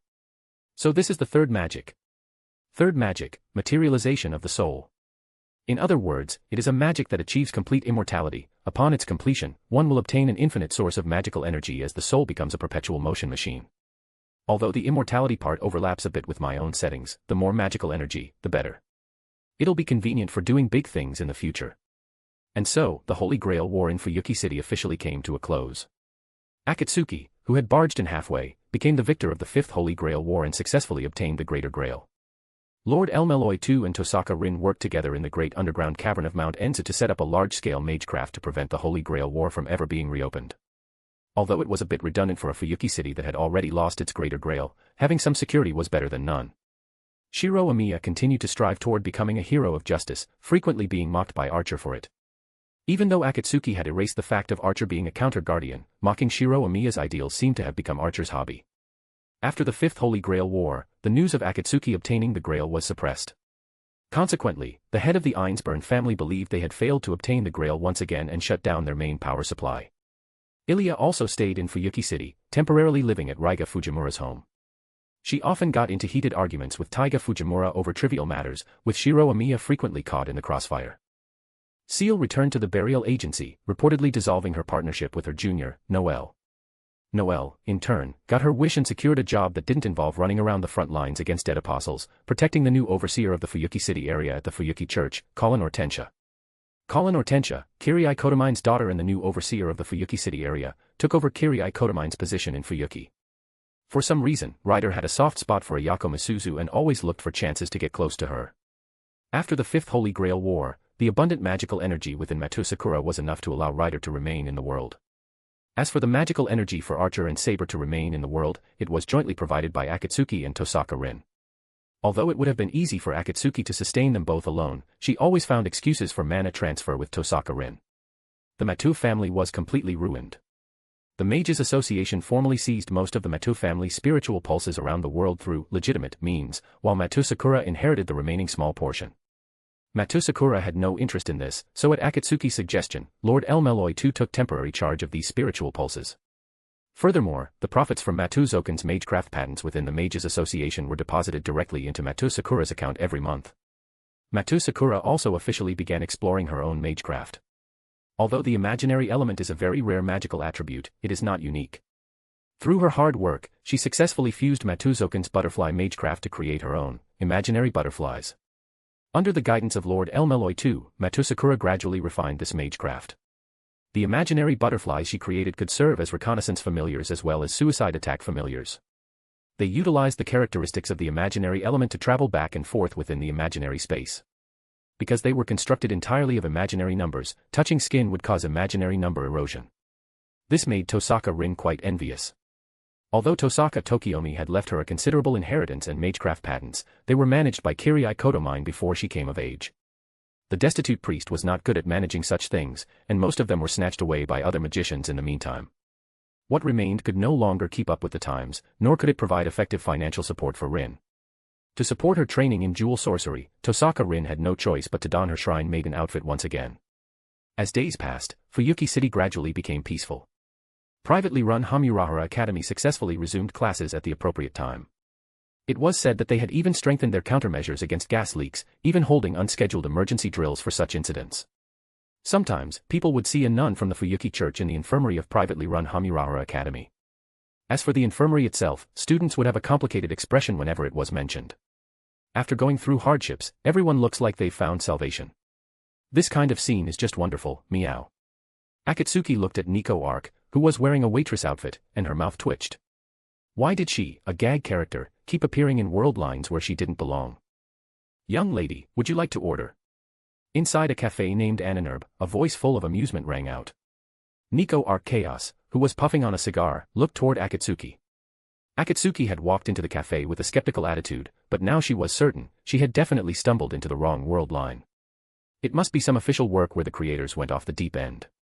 Don't doubt it, you haven't entered another world, Nico Arc Chaos reminded her with an amused voice.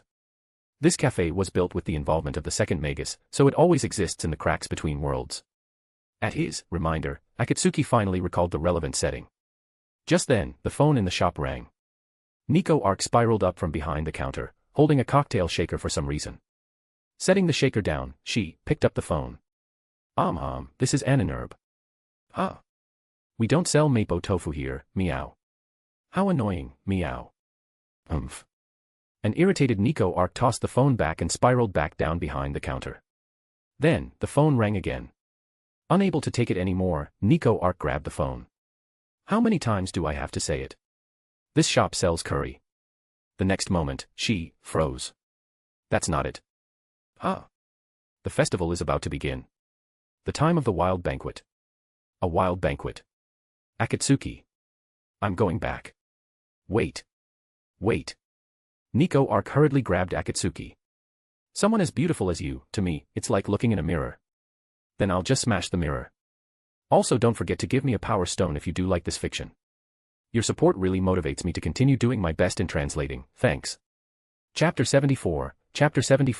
At that time, Tosaka Rin had not yet realized the hardships of the future. Akatsuki didn't do anything about the appearance of the Ananerb Cafe, because it wasn't necessary. Although Akatsuki and Nico Arc had some conflicts during the Fifth Holy Grail War, it didn't matter anymore. After all, the combat power of a gag character is always a mystery. As long as she didn't cause trouble, Akatsuki was too lazy to deal with her. Besides, wasn't it better to just flirt with a young lady? Another morning arrived. On this day, the alarm clock of the Tosaka family was still working diligently, while a groggy Tosaka Rin reached out from under the covers and skillfully threw the alarm clock onto the floor. Give me a break. I worked hard until very late last night too. Akatsuki picked up the alarm clock from the floor. After turning it off, Tosaka Rin's complaining voice stopped, replaced by the sound of steady breathing. I've told you many times, throwing the alarm clock on the floor won't make it stop automatically. Akatsuki skillfully slipped into the warm blankets and buried her face in Tosaka Rin's chest. Even through the clothes, the touch was still soft. For a moment, Akatsuki felt as if she had worked hard to live until now just for this moment. Sensing a familiar scent, Tosaka Rin wrapped her arms around Akatsuki, letting out a sleepy murmur from her mouth, and then there was no more movement. Akatsuki saw that Tosaka Rin had fallen back into a deep, groggy sleep. So, she took large gulps of air against the soft pajamas in front of her, then exhaled in small breaths, inhaling and exhaling, inhaling and exhaling. The moment the unique fragrance of a young girl entered her nasal cavity, Akatsuki felt Tosaka Rin's cold gaze. After meeting her eyes, Akatsuki proactively leaned her face closer. Wait. I just woke up. Really, at least, wait until I brush my teeth, That half-hearted resistance and the cute cries of distress only served to unleash Akatsuki's beastly nature and had no other effect. Her wandering hands caused Tosaka Rin's originally lazy body to instantly stiffen. Wait. Doing this first thing in the morning is too strange. Her skin was flushed crimson, whether from shyness or because the room temperature was too high. Akatsuki looked at the disheveled Tosaka Rin in her pajamas and asked as if tempting her, "Are you sure you don't want to continue?" Tosaka Rin hesitated for a while, then decisively refused. "If we do this all morning, my head will break." "That's a pity then." Akatsuki shrugged, wearing a look of regret. Then, under Tosaka Rin's puzzled gaze, she took out a new set of uniforms. "How about wearing this set today?" "No." "Akatsuki, are you treating me like a dress-up doll? Why do you always give me strange clothes to wear, especially?" Seeming to remember some embarrassing memory, Tosaka Rin's face turned even redder. She gave a HMPF and looked away. "Sigh, you really don't plan to wear it? Sakura will be wearing it. Don't you want to wear matching sister outfits with her? I guarantee this outfit falls within the normal range." After receiving Akatsuki's guarantee and hearing the condition about wearing matching sister outfits with Matou Sakura, Tosaka Rin inevitably began to waver. Then, "I'll try it. Akatsuki, just as planned. JPG. A moment later, Tosaka Rin stood before the mirror, looking at herself with some surprise, while also looking forward to seeing Matou Sakura in this outfit. In the mirror, Tosaka Rin was wearing a small black and white suit on her upper body and a light black pleated skirt on her lower body. The edges of the suit had white stripes. Instantly, an aura of nobility and youth rushed forth. If an unfamiliar person saw her, they would think she was a student from some aristocratic school. On her legs, she wore faux thigh-high socks, commonly known as fake over-the-knee socks, which were actually a type of pantyhose. The lower half was black silk, while the part from the knees to the thighs was flesh-colored. From a distance, they looked like ordinary black over-the-knee socks, but one thing was very important: the tops wouldn't slip down. This was still quite rare in this era. Akatsuki's palms rubbed the slender, straight calves beneath the skirt. There wasn't a hint of excess flesh, they were like an exquisite work of art. "Have you touched enough?" "Oh, are you actually asking that?" Akatsuki put on a troubled expression. "I remember telling you a long time ago, I could play with these legs for a lifetime." Unlike Shinji Matou, the things she liked would only increase, never decrease. Once she fell in love with something, she would love it forever. There was no possibility of falling out of love. "Akatsuki, you're also awake." Having just opened the door to see the scene of Akatsuki squatting under Tosaka Rin's skirt and stroking her calves, Archer was silent for a moment and then silently closed the door. "Wait." After a bout of fussing, they finally explained everything to Archer. After washing up, Akatsuki and Tosaka Rin sat at the dining table eating the breakfast prepared by the Tosaka family's household manager, Archer. "Rin, low blood pressure is a sign of subhealth. Have you actually been properly regulating your daily routine?" Facing Akatsuki's inquiry, Tosaka Rin waved her hand very dismissively. However, after hearing this, Archer looked at Tosaka Rin with a somewhat serious expression. "Although you started living alone at a very young age, and that time must have been very difficult, you can't just slap things together once you've learned how to cook. You can't just drink a cup of tea in the morning and head out, you can't treat nutritional supplements as meals, and you certainly can't treat protein powder as a meal for the sake of training. You must eat regularly, otherwise when will you ever grow flesh in the places it's needed? Of course, I'm not saying there's anything wrong with being flat-chested, but it's best to be healthy first. Regardless, you are the head of the Tosaka family and must uphold the family motto of always remaining elegant." As Akatsuki revealed more and more, Archer's gaze toward Tosaka Rin became increasingly unfriendly, while Tosaka Rin looked at Akatsuki with a face full of annoyance. "Are you my mother?" Although she had been supervised by Archer to wake up early recently, Archer seemed to have overlooked many things.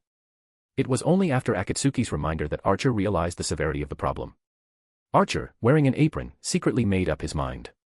To let Tosaka Rin live more healthily, he had to establish a strict and scientific daily schedule.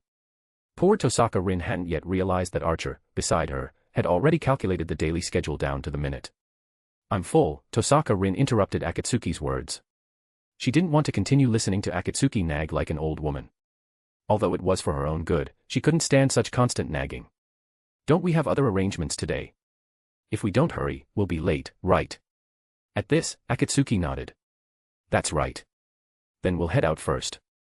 Archer, remember to lock the door when you go out.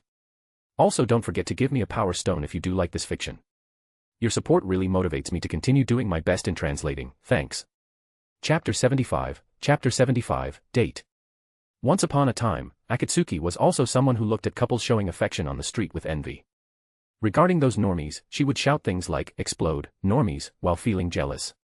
However, at this moment, she had already become the very person she once loathed. A soft sensation came from her arm. In this regard, Matou Sakura had defeated the sister she admired, Tosaka Rin, with an overwhelming advantage. A few days ago, Akatsuki had come clean to the girls, ending the twisted relationships between them and replacing them with official romantic ones. Tosaka Rin, Matou Sakura, Arcuade, and potentially Saber, Rider, Ayako Masuzu. Wow, before I knew it, even an old man like me has started a harem.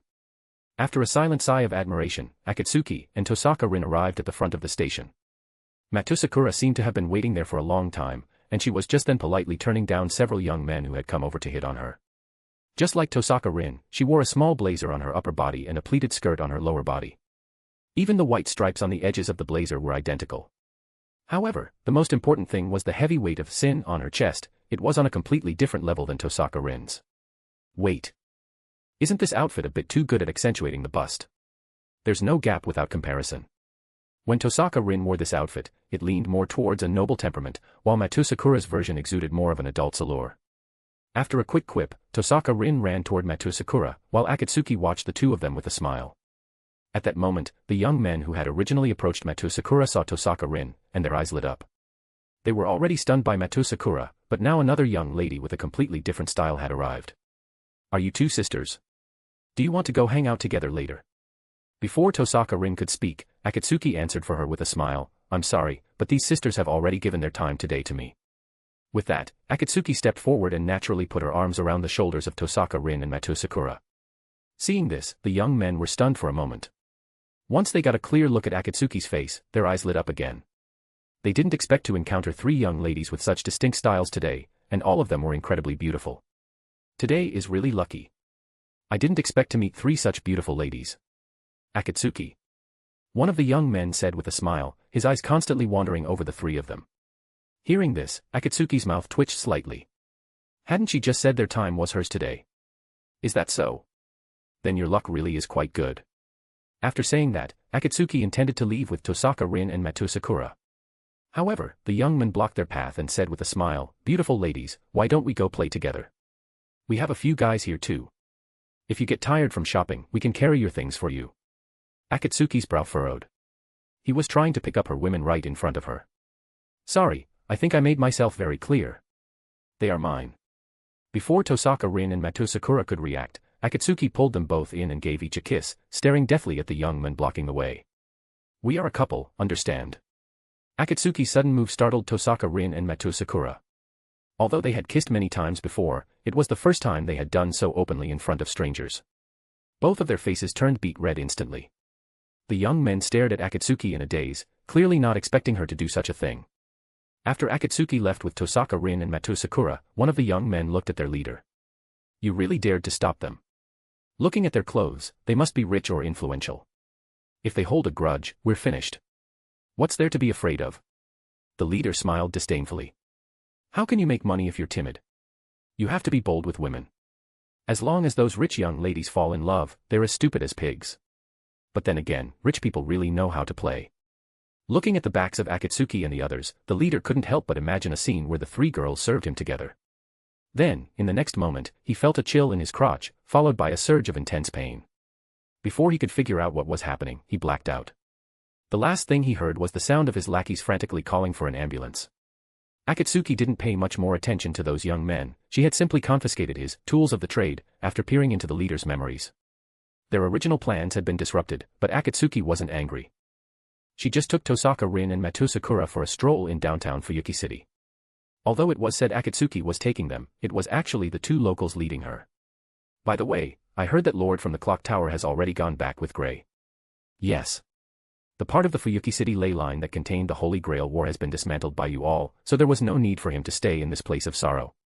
Yesterday, after buying a bunch of games in Akihabara, he flew back to London." Inside the Ananurb Cafe, Akatsuki was looking at the menu while answering Tosaka Rin's question. "Speaking of which, when did a cafe like this open here? Why don't I remember it?" Akatsuki gave Tosaka Rin a flat look. "How could someone like you, who deals with her own meals all day and even treats protein powder as a meal, know about such things? Magecraft isn't everything in life. You should learn a thing or two from Archer." Tosaka Rin's face darkened, but the mention of Archer made her pause. Archer. Exactly. Akatsuki gestured with her chin toward a waiter nearby who was taking an order. Tosaka Rin and Matou Sakura followed her gaze and indeed saw Archer wearing a waiter's uniform. Excuse me. Please give me another serving of curry. Seal's voice came from behind, and Akatsuki looked back in confusion. Aren't you supposed to be in the Vatican? Ah, he. I heard a new cafe selling curry opened in Fuyuki City, so I applied to the church for a business trip here. It's also a good chance to see if Colin and Noelle are getting used to life at the Fuyuki church. Recently, the association and the church have both been handling the procedures for the dismantled Holy Grail War in Fuyuki City. You'd better not let those guys from the association see a servant, or it'll be a real hassle. Also, don't forget to give me a power stone if you do like this fiction.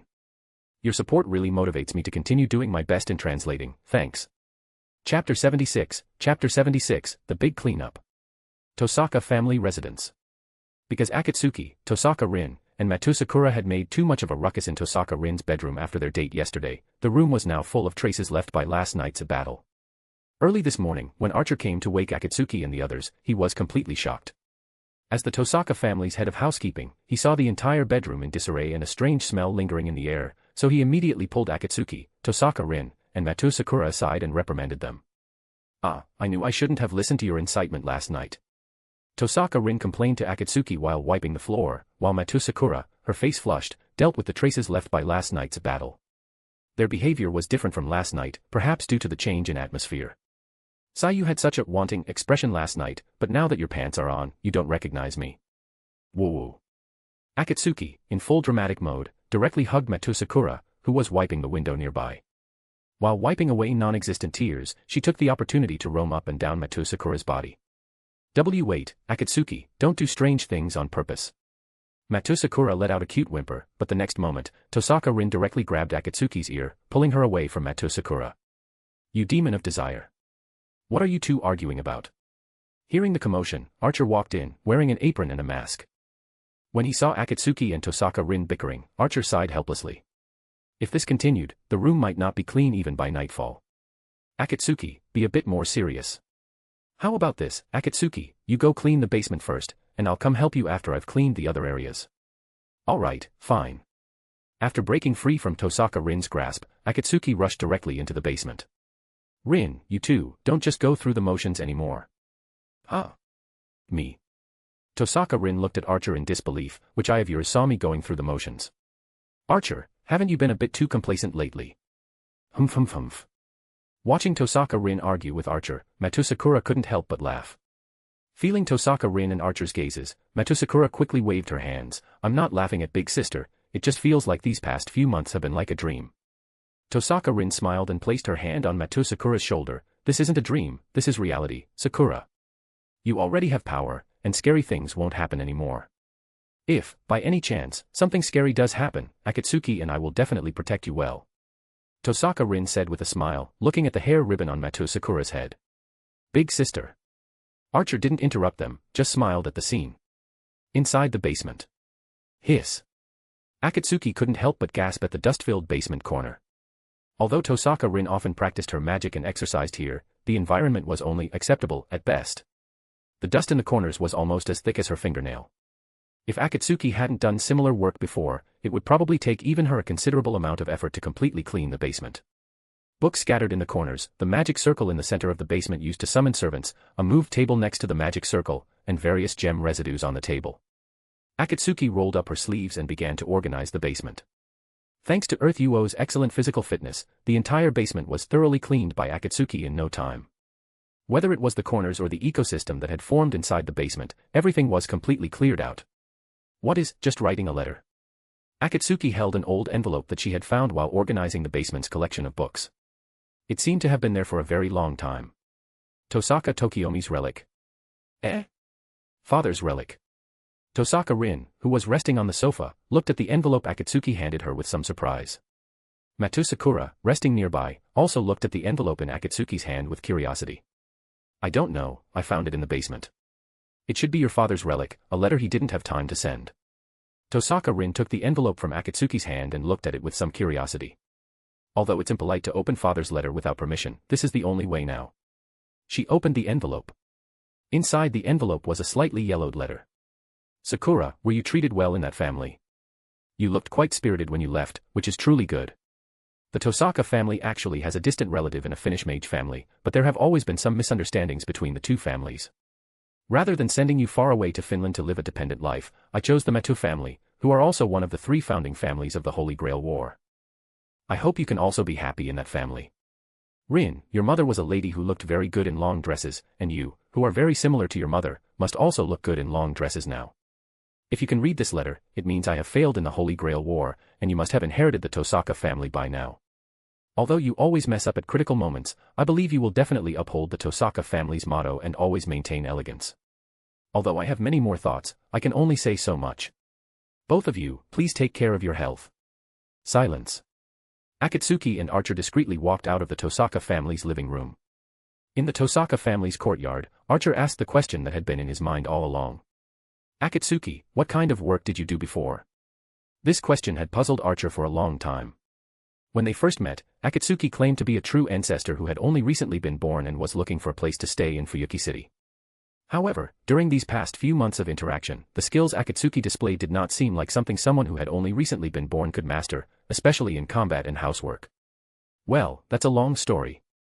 Akatsuki looked at the sky and spoke with a hint of melancholy, but it's just right as a topic for passing the time. The Tosaka family wasn't the only one doing a big cleanup today. Ah. Such a nostalgic feeling, all these dolls were brought back by Kiritsugu. Matou, Sakura said happily, looking at the old items that had been cleaned out. Kiritsugu used to always travel abroad, but every time he came back, he looked lost, yet he always brought back a doll. Also, don't forget to give me a power stone if you do like this fiction. Your support really motivates me to continue doing my best in translating, thanks. Chapter 77, Chapter 77, after all this time, the 3 of us are actually old acquaintances. What are you molding now? The blonde loli looked at the black-haired, straight-haired loli with a face full of confusion. Even though they had successfully resurrected and entered the core area, the black-haired, straight-haired loli was still using her status as Gaia to mobilize resources from other planes. Do you remember that soul you pulled randomly from the gap between worlds? That lunatic who claimed to be from the real world? The blonde loli became even more puzzled. Why mention Akatsuki now? Was it because Akatsuki's performance was so outstanding that this girl wanted to mold a wife for her? I think it's wrong for you to mess with someone's marriage. Black-haired, straight-haired loli. That girl Akatsuki has already started a harem, and it's up to 3 people now. If you send another one, aren't you just hurting her? When the Shura field breaks out and Akatsuki loses control of her strength even a little, I feel like we'll be rolling back into that storage-era world to serve more prison time. The black-haired, straight-haired loli fell silent for a moment, suddenly speechless. Is your head filled with nothing but trashy thoughts? If I send another one, the rest of this novel's content will probably have to be posted on some moderator's site to be seen. We're on a legitimate platform here. Blonde loli. The black-haired, straight-haired loli shook her head in exasperation. She always felt that the little loli next to her with the poop yellow hair wasn't very bright. Wait. Were you just calling my hair poop yellow in your head? This is blonde. Golden like gold. How many times do I have to tell you before you remember? Stop right there. The black-haired, straight-haired loli quickly bowed her head and apologized. She didn't want to waste any more time, after all, Akatsuki's growth rate was far too fast. So what exactly are you doing, mobilizing resources from those parallel worlds? Don't you think Akatsuki resembles someone? The blonde loli tilted her head and thought hard. Resembles who? After thinking for a long time, the blonde loli finally gave up. A flash of pain and hesitation crossed the black-haired, straight-haired loli's eyes. She seemed to be weighing her words. I already have a girlfriend, and, from the real world, don't those 2 phrases remind you of a certain infuriating person? The blonde loli's mouth hung open as a surge of fear welled up from her heart. Ykir is already dead, isn't she? Weren't you there too? Her soul was shattered back then, not even a speck of soul dust remained. Slap. Wake up. The black-haired, straight-haired loli slapped the blonde loli and shook her head gently. It's not Ykir. That pervert Ykir is undoubtedly dead as can be. The problem is the person she always kept by her side, the one who broke through the ultimate limits of the human body and slaughtered an entire wealthy clan in the imperial capital. The blonde loli froze. Then, as if remembering something, her body began to tremble, and the fear in her eyes almost overflowed. The black-haired, straight-haired loli reacted quickly, covering the blonde loli's mouth. Don't mention that name. Once you say it, she'll discover our existence immediately.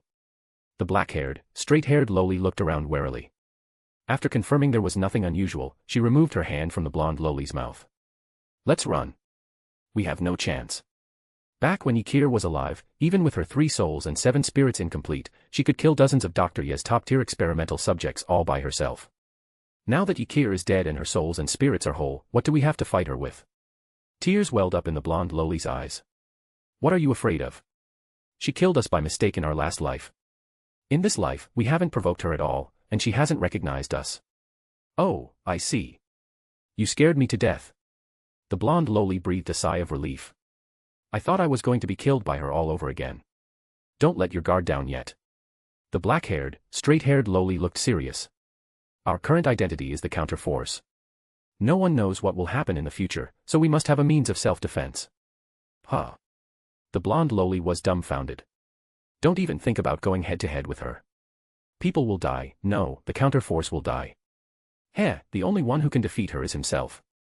A flash of light flickered, and a tall figure with waist-length hair and a flat, unremarkable chest, wearing a maid outfit, appeared before the black-haired, straight-haired loli. The moment the blonde loli saw his face, she collapsed directly onto the ground. Don't be a wimp. The black-haired, straight-haired loli's voice trembled slightly, but she forced down the urge to flee. This is a puppet I made using a hospital from a certain parallel world. Logically, he shouldn't have his full power. I see. The puppet looked at the 2 little lolis expressionlessly. So you 2 are treating me as a weapon. Upon hearing that all too familiar voice behind her, the black-haired, straight-haired loli immediately bolted. Holy crap. Wait for me, damn it. The blonde loli followed close behind. However, the puppet had no intention of chasing them. He simply scanned his surroundings calmly. Young lady. After a long while, the blonde loli and the black-haired, straight-haired loli looked at each other, their hearts filled with terror. You bastard, didn't you say it was a puppet? How is he alive? And wearing a maid outfit? That was right after Ykir died. The black-haired, straight-haired loli's hands shook as she looked at the blonde loli in disbelief. I don't know either. I just made the body, I didn't even install an AI. We're doomed. I think I've messed up big time. More than just messed up. If you let him stay here any longer, I might not even be able to keep my status as the counter-force. Hurry up and find a way to kill him. The blonde loli curled up in a corner, her voice even carrying a hint of a sob. Wait, did he leave? The 2 little lolis looked at each other. They couldn't sense the man's presence in this pure white space. Did that mean he had left? That shouldn't be possible. Scared the life out of me. The 2 little lolis looked at each other again. Were you just about to leave me behind and run away alone? The little blonde loli suddenly remembered. She immediately tackled the black-haired, straight-haired loli, straddling her and asking fiercely. And no, I wasn't. You so wrong. Ow. A sensation of pain came from the back of the little blonde loli's head. She reached out to touch it, only for the smooth sensation to stun her again. Why did it feel like she was bald? The black-haired, straight-haired loli clutched a handful of blonde hair in her hand behind her back, a drop of cold sweat trickling down her forehead. I pulled too hard while running. Luckily, this girl is such an idiot that she forgets all her physical sensations when she's scared. Also, don't forget to give me a power stone if you do like this fiction. Your support really motivates me to continue doing my best in translating, thanks. Chapter 78, Shadow of the Past. Finally, under the blonde loli's insistence, the black-haired, straight-haired loli confessed everything to Akatsuki. After all, the black-haired, straight-haired loli had created that doll specifically to suppress Akatsuki. Based on their understanding of Akatsuki, if she found out they were the ones behind the trouble after dealing with the doll, they would certainly meet a miserable end. So, that's why you pulled me over here while I was on a date with Arcuade. After being demoted to Akatsuki's kin, Arcuade would become very sleepy during the day.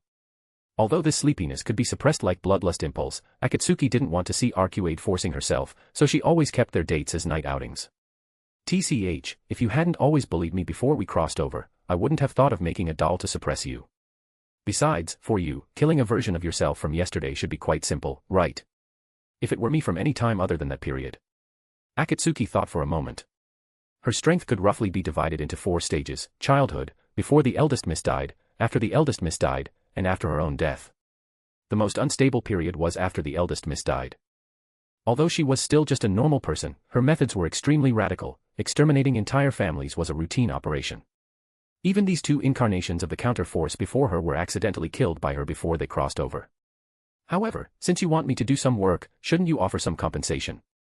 The black-haired, straight-haired lowly rolled her eyes at Akatsuki. We certainly won't make you work for nothing. Besides, we're acquaintances. Just say what you want once you've dealt with that thing. Anything. Akatsuki looked at the black-haired, straight-haired lowly, a mysterious emotion flickering in her eyes. Originally, she wasn't very interested in this request from an acquaintance from the counter-force, but since she put it that way, it was worth getting involved. Of course. We of the Yi family are as good as our word and never go back on it. Except for that crazy woman Ykir. TSK. At most, the eldest miss is just psychologically and behaviorally perverted. It's not as serious as you make it sound. Akatsuki shook her head. Prejudices between people couldn't be eliminated with just a few words from her. After all, before crossing over, Ykir often ordered her to bully these two little Lolas, so they had long held a grudge. So, any other questions? If not, I'm going back to my date with Arcuade. Also, can you two behave yourselves? Stop making things you can't control. None of your business. Opening her eyes again. An unfamiliar ceiling, though I'd like to say that, this ceiling isn't unfamiliar. This familiar scent, let me guess, I should be in Rin's room right now. Hearing Akatsuki talking to herself, Tosaka Rin and Arcuade quickly ran over. Akatsuki, are you okay? Indulging in lust every day, has your body finally given out? Compared to Arcuade's anxiety, Tosaka Rin appeared much calmer. Although she couldn't imagine exactly how strong Akatsuki was, she was certain that Akatsuki would never faint from overindulgence.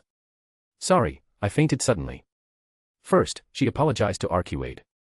After all, few people went out at night in Fuyuki City, and since Arcuade had been catching up on sleep during the day lately, she could only come out to wander at night.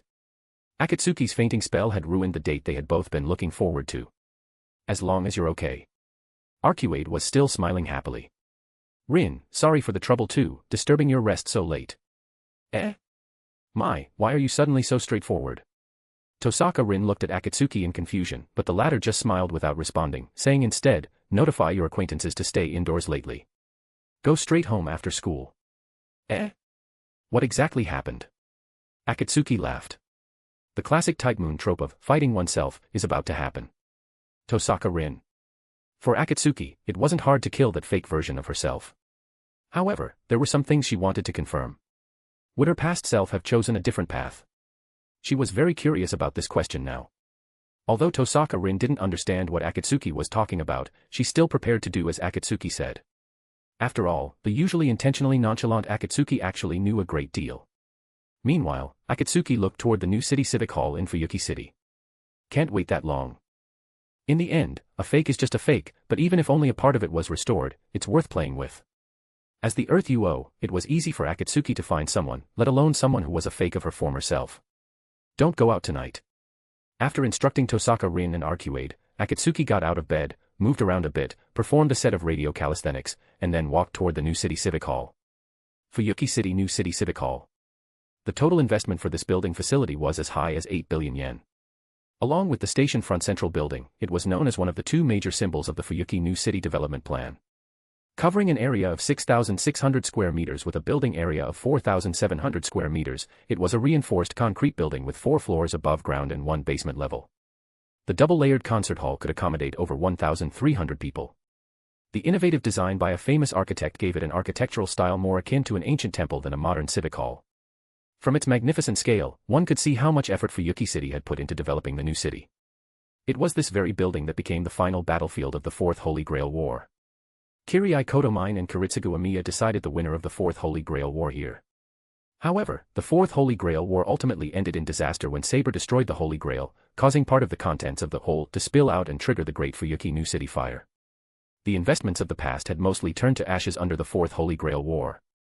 Since then, the economic development of the entire new city seemed to have stalled. At this moment, Akatsuki stood at the site of the final battle of the Fourth Holy Grail War, the place where the King of Heroes, Gilgamesh, had demonstrated the wrong way to propose. Before her was a doll playing the piano. Although she didn't know where he had gotten the piano, Akatsuki could feel his immersion in it. Even when Akatsuki pressed the black keys against his neck, he didn't waver in the slightest. As for release ended, the doll, which bore the face of Akatsuki's past life, slowly looked up at her. It seems you're living quite well here. Nonsense. A smile appeared on Akatsuki's lips. On the other hand, what is it you're trying to do? Also don't forget to give me a power stone if you do like this fiction. Your support really motivates me to continue doing my best in translating, thanks. Chapter 79, Fighting Myself. Isn't such a thing obvious? A faint smile also appeared on the lips of the doll. Its long black hair fell to its waist, and it wore a pure black maid outfit that seemed to cater to someone's specific taste, an outfit the doll had never taken off.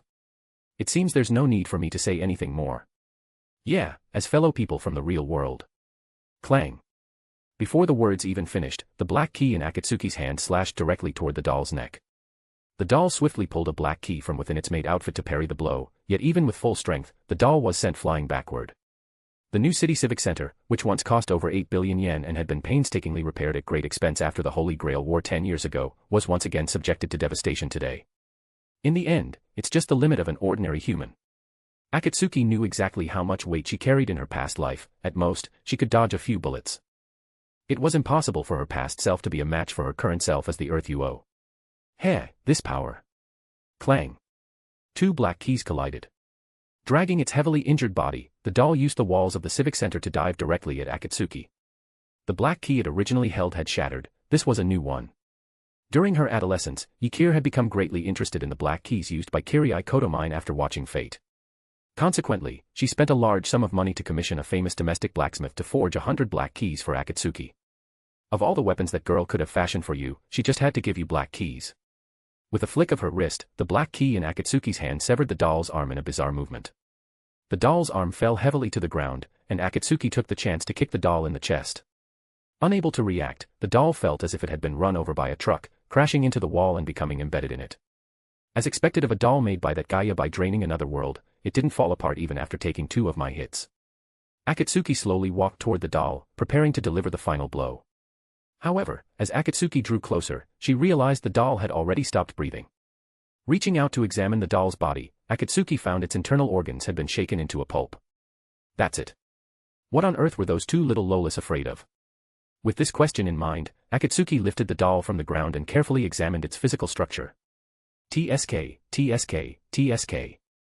As expected of my past life, even in death, I'm still so handsome. After a few seconds of narcissism, Akatsuki began to sweep the vicinity of the new city. Since the doll was fashioned according to that little loli's memory of her, it definitely wouldn't be killed by Akatsuki so easily. Sure enough, after a night of searching, Akatsuki really discovered something fishy in the new city. Thousands of time bombs were buried in various locations throughout the city. What is this? Is this all you can manage right now? I suppose a counterfeit is just a counterfeit after all. If it were me, I would have detonated the bombs as soon as they were set, and then used the chaos to go about other business. How disappointing. After disposing of the time bombs, Akatsuki spoke to the empty air. Hey, little loli, I've dealt with this thing. Take the corpse and convert it back into energy to return to that world you drained. The surrounding scenery shifted as a miniature reality marble enveloped Akatsuki. 2 little Lolas, 1 blonde and 1 black-haired, appeared before her. Huh. To think it was so weak. The black-haired, straight-haired loli frowned as she took the doll's corpse. After inspecting it, she tossed it to the blonde loli, who was startled by the sudden move and quickly scrambled away from her companion. Catch it, damn it. You're making it look like I'm insulting Akatsuki's corpse. Who knew you'd suddenly throw it at me? Anyone would be scared if a corpse was suddenly tossed their way. With nothing more to say, the 2 little Lolas were soon tangled up in a childish brawl again. Was it really okay for the Gaia and the counterforce of this world to merge with them? Seeing the 2 of them making a mess, Akatsuki didn't know what to say and could only step forward to stop them. All right, stop messing around. As if they couldn't hear Akatsuki, the 2 little Lolas continued their scuffle. One moment, the black-haired, straight-haired loli was sitting on the blonde loli, delivering 2 punches, the next, the roles reversed, and the blonde loli had the black-haired one in a joint lock. Normally, Akatsuki would have been very interested in watching this noob fight. She might even have pulled out a bag of melon seeds to snack on while commenting, Akatsuki, just love watching women fight. But right now, she wasn't in the mood. She was extremely annoyed that her date with Arcuade had been interrupted by these 2 little Lolas. Snap. With a snap of her fingers, chains from within the Millennium Castle forcibly separated the 2 little Lolas, binding their hands and feet and suspending them in the air. Bondage play. Just kidding. Wait. What are you doing? The black-haired, straight-haired loli muttered in dissatisfaction. However, because she hadn't fully merged with this world's Gaia yet, she didn't have the power to break free from the chains. At that thought, she immediately wiped the angry expression off her face. The blonde loli also calmed down, looking at Akatsuki in confusion. The two of you suddenly interrupted my date with Arcuade and even ordered me to clean up your mess. Don't you have anything to show for it? Show for it. The black-haired, straight-haired loli looked at Akatsuki with dissatisfaction. I created this body of yours, and your soul was pulled back from the rift between worlds by that underdeveloped brat next to me. And you want me to show you something? Akatsuki, ? When did you become so bold? Wait. The blonde loli looked at the black-haired, straight-haired loli in shock. She clearly hadn't expected the other to say such things at a time like this. Seeing Akatsuki's expression gradually darken, she hurriedly spoke up to warn her. So you're saying you're very brave? You're joking, I'm super brave, okay. Wait. What are you do, eek? Smack. Akatsuki's lip twitched slightly. Without another word, she lifted the black-haired, straight-haired loli's skirt and delivered a direct slap to her bottom, turning the fair skin a light red. Smack. Eek. Wait, why am I getting hit too? The blonde loli's cry of pain cleared the black-haired, straight-haired loli's head a bit. She glared at Akatsuki with a look that seemed like she wanted to eat her alive. You seem to have forgotten one thing. Although the doll you made was weak, there is a fundamental difference between me and him. After giving the two little lolis a good lesson, Akatsuki finally left with satisfaction. The black-haired, straight-haired loli stared fixedly at Akatsuki's retreating back. At the thought of the blonde loli's cry just now, she couldn't help but clench her fists. A thought crossed her mind. A smile curled onto the lips of the black-haired, straight-haired loli. Also, don't forget to give me a power stone if you do like this fiction. Your support really motivates me to continue doing my best in translating, thanks. Chapter 80, Revenge from the Loli. The burning pain on her bottom made the black-haired, straight-haired loli furrow her brows. Unlike her stubborn refusal to cry out, the blonde loli beside her had been lying on the ground sobbing for a long time. The highlights had even vanished from her eyes, making her look completely broken. Still hurts. The black-haired, straight-haired loli looked at the wailing blonde loli with some heartache and couldn't help but ask. Of course it hurts. That guy Akatsuki has never known his own strength. Back when he first came to the Yi family, Ikir was sent to the hospital by him several times. It's not like you don't know. Alright, stop crying. You're Alaya now, one of the two great counter-forces. What does it look like, crying like this? The black-haired, straight-haired loli gently stroked the blonde loli's hair to comfort her. I don't understand, I want to kiss. With a flushed face, the blonde loli looked at the black-haired, straight-haired loli pitifully. With a slap, the blonde loli was struck across the face by the black-haired, straight-haired loli before she could react. I give you an inch and you take a mile, don't you? Stunned by the slap, the blonde loli stood there blankly. Something was wrong. That's exactly what Akatsuki did when they were spying on him and Tosaka Rin the other day. Why did it turn out like this when it was her turn? You. Clutching her face, the blonde loli pointed at the black-haired, straight-haired loli with a reddened face, stammering you 3 times without being able to utter another word. How long has it been since Akatsuki left? A few dozen minutes, maybe. Why are you asking? The blonde loli, clutching her face and not daring to argue, answered timidly. I'm going to send him some fan service. Blonde loli. It's over, life can't go on like this. The blonde loli looked on in despair. The person she liked was finally broken. After getting her bottom smacked, she actually wanted to send him fan service, yet when it was her turn, she only got a slap in the face. I'm tired, let it all be destroyed, wait. Suddenly, a flash of light crossed the blonde loli's mind. Just like Sherlock Holmes finding Watson in a blind spot, she was almost certain that the person she liked might have some strange fetishes. Getting beaten and then preparing fan service for the other person. Stockholm Syndrome or an M. Watching me get beaten and still preparing fan service for him, a sea-cuckold fetish. Getting into fights with me at the drop of a hat, violent tendencies. She often likes to go against Akatsuki, persisting in this hobby even after being pummeled, begging for discipline after falling from grace. As long as she stays stubborn, she can keep receiving high-intensity education. Hiss. Thinking of this, the blonde loli immediately sucked in a breath of cold air. She couldn't believe the young lady she had been inseparable from for over a decade, the one she had liked for over a decade, was actually such a pervert. Noticing the strange way the blonde loli was looking at her, the black-haired, straight-haired loli looked back with confusion and asked, "What's with that expression?" "Let's go see a doctor." The blonde loli solemnly grabbed the black-haired, straight-haired loli's shoulders. See a doctor." The black-haired, straight-haired loli's heart immediately leaped into her throat. For a counterforce to actively suggest seeing a doctor, could there be a problem she couldn't solve herself? Yes, let's see a doctor. The blonde loli's gaze was resolute, as if she had made up her mind. No matter if your perverted beyond belief sexual fetishes can be cured or not, even if they're so deeply rooted they're incurable, I will always like you. I'll like you for the rest of my life. No, even in the next life, I'll definitely like you. The black-haired, straight-haired loli slowly approached the blonde loli, whose eyes were shimmering with tears. Just as the blonde loli opened her arms to embrace her and offer a touch of pure-hearted warmth, a surge of sharp pain descended upon the blonde loli's abdomen along with a face darker than ink from the black-haired, straight-haired loli. Inch force, stomach blow. As the blonde loli tried to curl into a ball and clutch her stomach to ease the agony, the black-haired, straight-haired loli clasped her hands together above her head with a cold gaze and smashed them down hard onto the back of the blonde loli's head. Inch force, skull crusher. With a thud, the blonde loli collapsed to the ground. The black-haired, straight-haired loli shook her hands and looked at the downed blonde loli. Why would you ever come up with such a ridiculous idea that I'm a pervert? Shouldn't that kind of thing be asked at the start?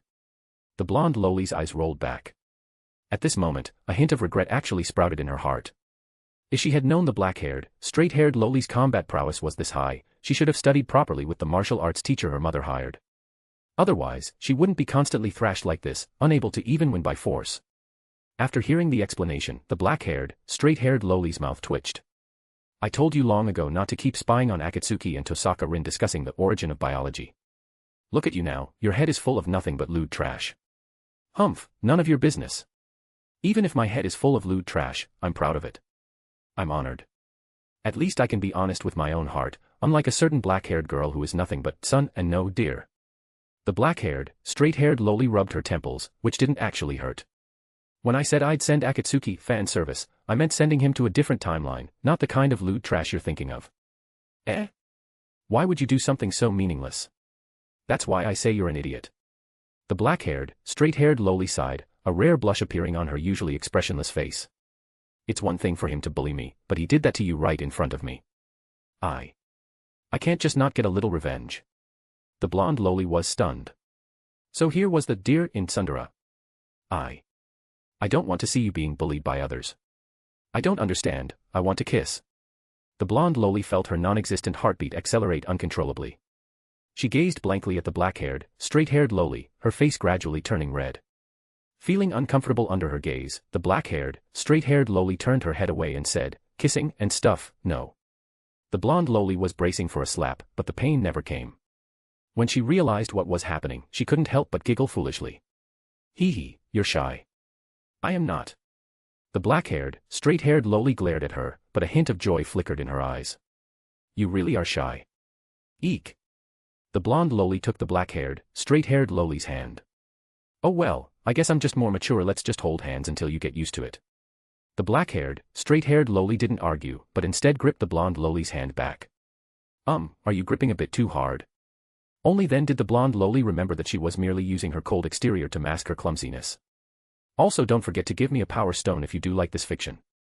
Your support really motivates me to continue doing my best in translating, thanks. Chapter 81, Sentence of Wifelessness. Where on earth did they send me? Is this still Fuyuki City? Akatsuki looked at the somewhat unfamiliar surroundings and gazed up at the endless sky in confusion. Just moments ago, she had been planning another date with Arcuade, but now she didn't even know where she was. She tried to communicate with Alaya or Gaia, but those two great counter-forces only cast confused glances her way, as if they were wondering why Akatsuki had even appeared. Frowning, Akatsuki realized things weren't simple. The only thing she could be certain of was that this was still the Fate world. The two counter-forces proved that, but she couldn't determine which timeline this was. Akatsuki was silent for a few seconds before finally realizing something was wrong. Appearing in this place right after coming out of an reality marble was abnormal no matter how she thought about it. It must be those two lolas holding a grudge and intentionally causing trouble behind her back. When I get back, I'm definitely going to give you two lolas a proper education. In a fit of rage, Akatsuki punched a nearby shipping container. As fist collided with metal, the container immediately went flying into the distance.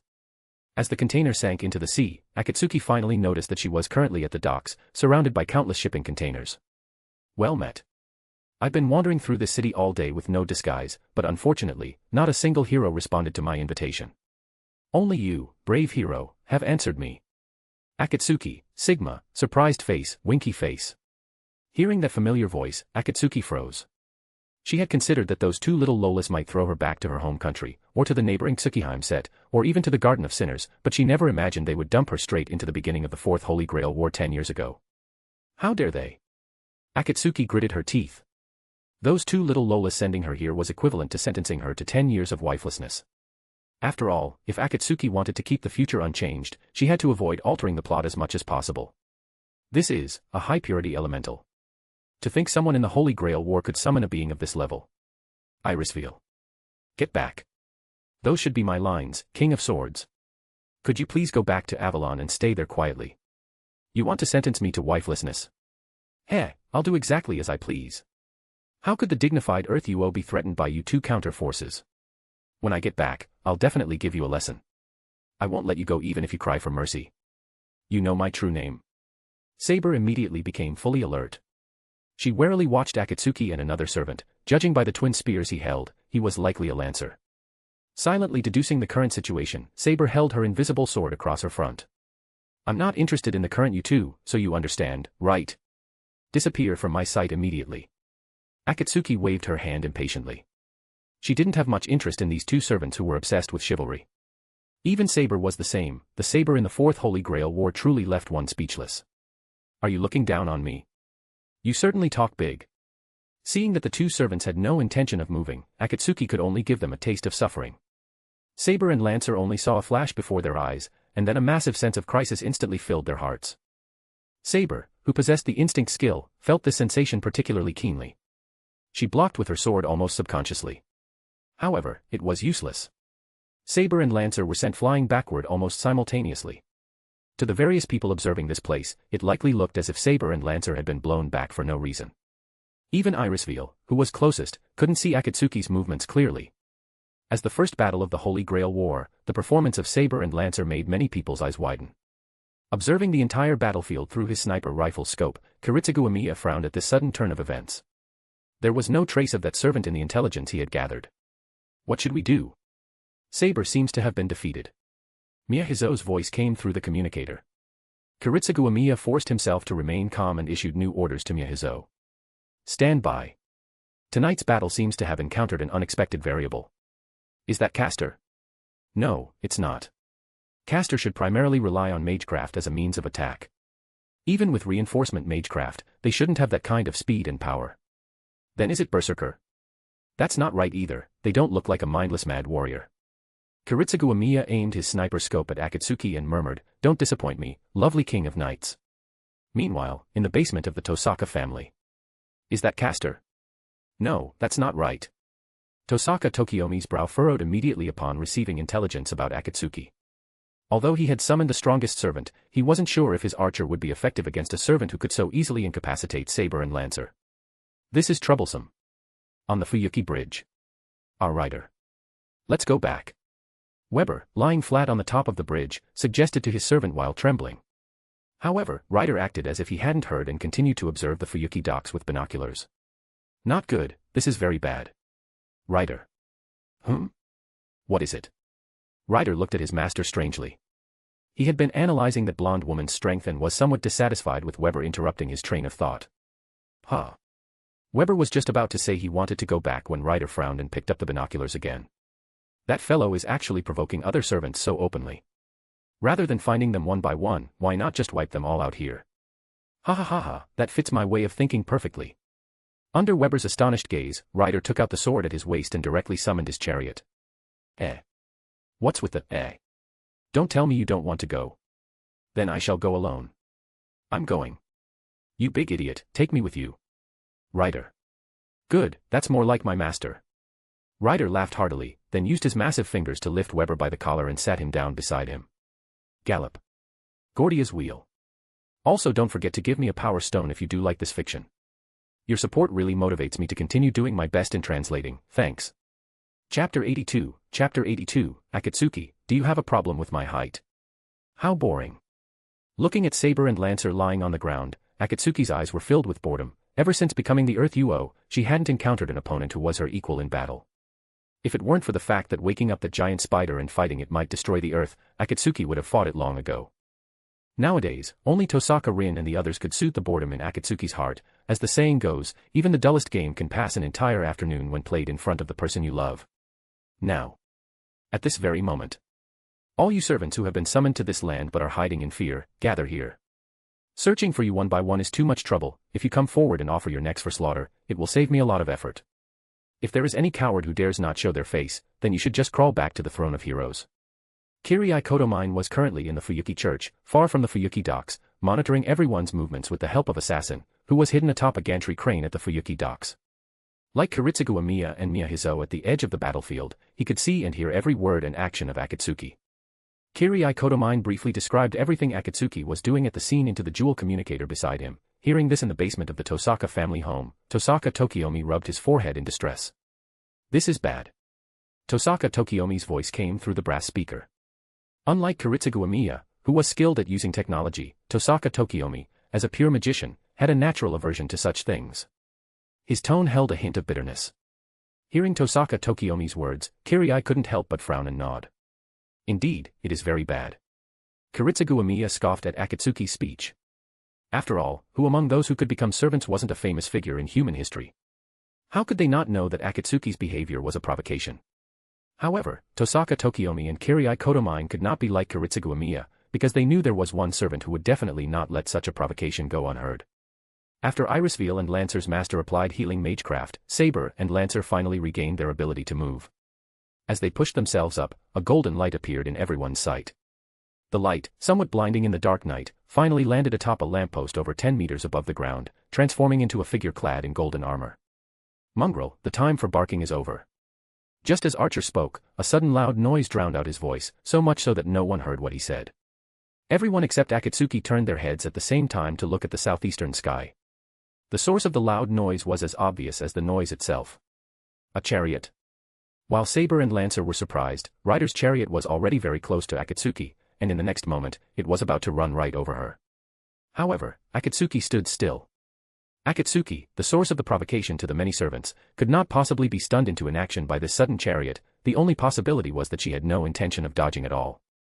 And in the next moment, Akatsuki confirmed their suspicion. Akatsuki took a punching stance, seemingly intending to meet the charging chariot head-on. When Akatsuki and Rider's eyes met, Rider actually took the initiative to turn the chariot away. Lower your weapons. You are now in the presence of a king. Although he had actively avoided Akatsuki, he still spoke heroically after landing, his volume comparable to the thunderous roar when the chariot appeared. My name is the King of Conquerors, Iskandar. I have manifested as Rider in this Holy Grail war. Rider. What are you doing? An overly panicked Waver shrieked while grabbing Rider's cloak. At this moment, even his fear of Rider's massive frame was temporarily forgotten because Rider had voluntarily revealed his true name and noble phantasm. Thwack. A zero-frame startup. Even if Waver realized it, he couldn't dodge. The sound of a forehead flick was clearly heard by everyone present, and Waver's protests came to an abrupt halt. Seeing no response, Rider still held his head high, ignoring everyone as if they weren't there and completely disregarding his master's stunned expression. Rider continued, everyone, submit to me and yield the Holy Grail. If you do, I shall regard you as my dearest friends and share with you the joy of conquering the world. Especially you. Beautiful Golden One. He finished by pointing at Akatsuki, who was standing to the side. Archer was just about to say something when Lancer beat him to it. To dare to be the first to announce your true name in this war where everyone hides them, such spirit earns my deep admiration. However, it is a pity that I cannot accept your proposal. I have already decided that, to fulfill my duty as a knight, I will offer the Holy Grail to my new lord in this life, and that person is not you, Rider. The interrupted Archer glared at Lancer and tried to speak again, but Saber followed Lancer's words immediately, giving Archer no chance to interject. This joke has gone too far, Rider. Regardless, I too am the ruler of a nation, bearing the weight of all the people of Britain and the knights who follow me. No matter how great you, Alexander the Great, may be, I cannot abandon my country and people to serve under you. Boring. Rider, don't expect a response from me. If we're talking about kings, I am also a king of sorts, though unlike you kings who lead armies and rule nations, I rule over my own, or rather, the world's, sins. Oh. The King of Britain and the King of Sins. Rider seemed very interested in Saber and Akatsuki's words. Though I do not know what a King of Sins is, it is truly surprising. I never expected the famous King of Knights to be a young girl who looks to be only in her teens. I see your height isn't even 1.6 meters, you're even 3 centimeters shorter than my master. Waver 157 centimeters, Saber 154 centimeters. King of Conquerors. Do you have a problem with my height, you bastard? Saber's aura suddenly surged. She seemed to take great offense at Ryder mentioning her height. A true king is definitely not determined by such superficial appearances as height. What spirit? But still, the gap between you and what I imagined is just too large. That's the world-renowned king of knights, and yet you're not even as tall as my master. Also, don't forget to give me a power stone if you do like this fiction. Your support really motivates me to continue doing my best in translating, thanks. Chapter 83, Matou Zouken. None of that matters. Saber loudly interrupted Ryder, but Akatsuki could no longer see them. While the others were arguing about Saber's height, she had already left the Fuyuki docks and was wandering through Fuyuki City alone at night. Reminiscing with a bunch of acquaintances who don't even know me is truly a bit boring. With her hands in her pockets, Akatsuki glanced sideways behind her. Immediately, a black key shot out at a speed invisible to the naked eye, heading straight for Assassin's head. As an assassin's head was severed, Akatsuki's cold voice reached Kirai Kotomine's ears. This is the first warning, Kirai Kotomine. Do not attempt to send your pretentious assassins to tail me. Otherwise, I wouldn't mind wiping out the church directly. Through assassin, Kirai Kotomine heard Akatsuki's words clearly. He frowned and pondered for a moment before reporting his speculations about Akatsuki's strength to Tosaka Tokiomi, who was far away in the Tosaka family basement. After leaving the Fuyuki docks, Akatsuki walked straight toward the Matou family home. It might be inappropriate to say, but she actually held a sliver of expectation for Matou Sakura at that age. Humans form their own set of values after reaching adulthood. Whether good or bad, the most fundamental parts are very difficult to change. What Yukir enjoyed doing was completely destroying everything about an adult, their worldview, values, outlook on life, self-esteem, soul, moral standards, personality, and consciousness, crushing them bit by bit while they were still intact. Akatsuki, however, was the exact opposite. When Yukir was alive, Akatsuki's interest was actually quite simple, observing the recovery of children after they experienced significant psychological trauma. Although she had always wanted to intervene herself, Yukir loathed this interest to the point that Akatsuki never had the chance to put it into practice. Yet at this very moment, inside the Matou family home in Fuyuki City, there was a young girl whose soul was being gradually destroyed and whose personality was being slowly erased. For Akatsuki, who wanted to help Matou Sakura while also satisfying her own interest, she might even have to thank the two Lolas who had sent her here. Thinking this, Akatsuki arrived at the perimeter of the Matou family estate. Even in the middle of winter, the sound of insects buzzing around this house was incessant. The magecraft boundary enveloping the Matou family home made the entire place feel like a worm nest. Marble Phantasm. With a snap of Akatsuki's fingers, towering walls rose from the ground, surrounding the Matou family home in the center. First the sides, then the sky and the ground, walls filled with expensive anti-demon metal silently encased the entire Matou family estate, like a box specifically designed to exterminate pests. Akatsuki looked at her masterpiece, nodded in satisfaction, and then stepped inside. Is that fellow Tsuruno planning to fool around outside again tonight? Unable to sense the presence of his son, Matou Tsuruno, Matou Zouken sighed while leaning on his cane. Korea went out hunting with Berserker tonight. That little girl from the Tosaka family just came out of the worm pit not long ago. It seems this old man is destined to be bored tonight. Matou Zouken was not tall. At first glance, one might even wonder if he had dwarfism. He had a bald head that could serve as a light bulb even under a light source, limbs as withered as a mummy's, and a shriveled body wrapped in a bluish-gray kimono. At this moment, his hands were folded, gripping a wooden cane as he stood inside the Matou house. In those sunken eye sockets, no eyes resembling a human's could be seen. The whites were completely black, leaving only two crimson pupils. Yet, even in this state, they emitted an incredible, sharp glint. He carried a foul, decaying odor. Though he looked human, his movements were stiff and slow, like a walking corpse. A magician who used horrific means to extend his lifespan time and again in an attempt to escape death, the source of the Matou family bloodline, one of the three founding families of the Fuyuki City Holy Grail War, a monster who had lived from 500 years ago until the modern era. If one didn't know of his appalling deeds, he would look like an empty nester abandoned by his children, lamenting their lack of filial piety out of late-life boredom. Is it a bit too quiet tonight? Through his vision bugs, familiars, Matou Zouken began to observe every corner of the Matou house. Everything was as usual, the boundary in the magecraft workshop was functioning properly, and his familiars were meticulously patrolling every corner of the estate. But it was too quiet. It was as if his familiars had encountered some terrifying natural predator. At this moment, they didn't even dare to breathe, all maintaining an eerie silence. Matou Zouken did not understand. But 500 years of experience told him this was definitely not a good thing. Through the magecraft crest in his body, Matou Zouken tried to interfere with his familiars and send them commands. However, these actions were like pebbles thrown into the ocean, they couldn't stir up even the slightest ripple. Just what is going on? A terrifying thought appeared in Matou Zouken's mind. An extremely powerful magician had invaded the Matou house, first cutting off his connection with his familiars, and then planning to kill him once and for all. After attempting to fully activate the screening function of the magecraft boundary covering the entire Matou estate, he immediately found the target. This wasn't because the boundary he had established was exceptionally powerful, in fact, any boundary could have done this. After all, Akatsuki had no intention of hiding herself.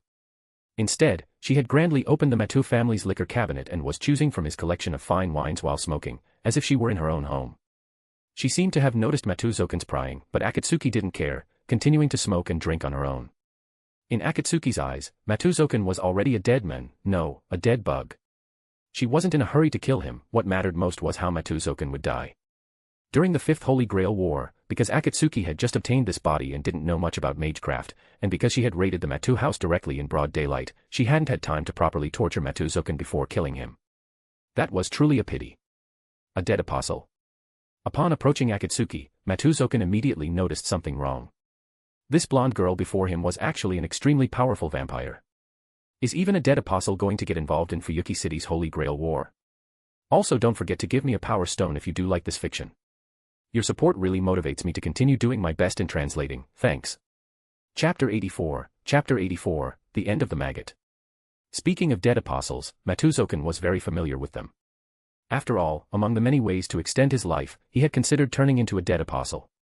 However, that would draw the agents of the church, which would greatly interfere with his plan to seize the Holy Grail. Thus, he had no choice but to abandon that option. What business does a high-ranking dead apostle have with the Matou family? Facing the leisurely Akatsuki, his intuition from the demon god Pillar's lineage told him that the dead apostle before him was no ordinary one. She likely belonged to the 8-rank successor, or perhaps even the 9-rank ancestor. This old maggot, who had lived for 500 years, always followed a pattern when facing an existence that could threaten him: first submit, then propose cooperation to turn an enemy into a friend, and finally use them as a tool. This was his usual trick. Akatsuki did not answer Matou Zouken's question. Instead, she was pondering what kind of end to give him. After all, a simple death would be far too merciful for him. Makiri Zouken, who once wanted to be a hero of justice and eradicate human evil to achieve the salvation of all humanity, had gradually turned into the current Matou Zouken, who only cared about using the Holy Grail to extend his life under the erosion of time. As expected, only this method can make me feel a bit more refreshed. Akatsuki took a wine bottle and smashed it directly onto Matou Zouken's head. The originally bald crown was instantly smashed into mush by Akatsuki's bottle. Fine vintage wine dripped down Matou Zouken's kimono onto the floor of the Matou house. However, inside the brain smashed into mush, there was no brain matter. Instead, there were strange-looking insects. Heh! Before Matou Zouken could speak, a burst of flame suddenly surged from beneath his feet. Without giving him time to react, the searing pain of the fire instantly sent a piercing ache through Matou Zouken's decaying soul. Astonished that Akatsuki would strike without a word, Matou Zouken's body rapidly collapsed. The dense swarm of insects quickly scattered. The flames only managed to burn the outer insects to death, while the core insect immediately tunneled into the walls of the Matou house after breaking away from the swarm. Vampire. Do you have no pride as a high-ranking dead apostle? Having turned into an insect, Matou Zouken let out a voice even more hair-raising than usual. Hey, what right do you have to judge me? You, who abandoned your ideals and used any means necessary to escape death, even reaching your demonic claws toward your own descendants and children. Akatsuki's voice carried a hint of mysterious power, causing Matou Zouken to stifle. Hearing her words, he paused, and the gaze of the insect that had tunneled into the wall held a trace of daze. Suddenly, a thought surged uncontrollably from the depths of his decaying soul: to purge all evil in the world, to annihilate all wicked deeds in the mortal realm, to sever all evil karma among humanity. A witch who bewitches hearts. The moment he touched that thought, Matou Zouken, in his insect form, broke into a cold sweat. As a magician of the underworld, he knew very well that the brief moment of daze just now would have been enough for the dead apostle before him to kill him dozens or even hundreds of times. Calling me a witch is a bit much, isn't it? Akatsuki shrugged innocently, then revealed a kind smile. I'm just helping a centenarian recall his former ideals and memories. Although I'm using a bit of a technique like mental interference, if your heart is firm enough, old man, such a method is actually quite unnecessary. Damn it, damn it, damn it, damn it, damn it, damn it, damn it, damn it, damn it, damn it, damn it. Matou Zouken understood Akatsuki's meaning, but he didn't understand why she was doing this. Of course, Akatsuki had no intention of explaining anything to this old maggot. Hearing the angry sounds from the depths of Matou Zouken's throat, Akatsuki continued. Using the torture and suffering of others as spiritual nourishment to live on, maintaining the vitality of your decaying soul. Can someone like you still remember your original ideal? Shut up, shut up, shut up. As Akatsuki performed mental interference on Matou Zouken, his temper grew more and more violent. Decaying memories were pulled from his soul once again, and his former self was exposed before him. His mind uncontrollably reflected on everything he had done. How do you make a fallen person suffer? Force him to look directly at his past, force him to remember the supreme and most benevolent justice he once wanted to achieve, and force him to view his current self through the eyes of who he used to be. Aya. Die. You vampire. Countless strange insects rushed toward Akatsuki as if they had gone mad. However, as they approached her, they all fell powerlessly to the ground, as if the area around Akatsuki was an absolute zone forbidden to life. It's useless. To me, you magicians are like infants sentenced to death at birth, completely powerless. Even so-called magic users might not be a match for the current me, let alone mere insects. Realizing he could not harm Akatsuki, Matou Zouken decisively abandoned the entire Matou house. After all, he had spiritual pulses all over the world. Even if he fled abroad, he could just return in 60 years for the next Holy Grail War. However, after the insects that blotted out the sky reached the courtyard of the Matou house, they were completely stunned. Exorcism metal, which could cause immense damage just by looking at it, had turned into high walls surrounding the entire Matou house. It's no use, Matou Zouken. Count your sins. Meeting Akatsuki's one red and one gold eye, Matou Zouken saw something deep within Akatsuki's soul through the True Ancestor's body. A mass of unimaginable evil filled every inch of Akatsuki's soul, and within that soul, a golden light shone particularly bright. The Greater Grail. Matou Zouken knew very well that there was no hope in that wicked soul. Through that evil soul, he could see a righteous executioner who had fallen into a serial killer, and a wise monarch who had turned into a tyrant. Why would the Greater Grail, which should be beneath Fuyuki City, appear in a place like this? Matou Zouken would never understand this question. Akatsuki had specially woven a cage for Matou Zouken's utterly decaying soul. There, he would constantly face his original ideals and justice. Even if he was numb to them, the mental interference from Akatsuki would grant him no peace. That feeling was indescribable. If one had to make an analogy, it would be like Kiritsugu Amiya personally killing all of humanity.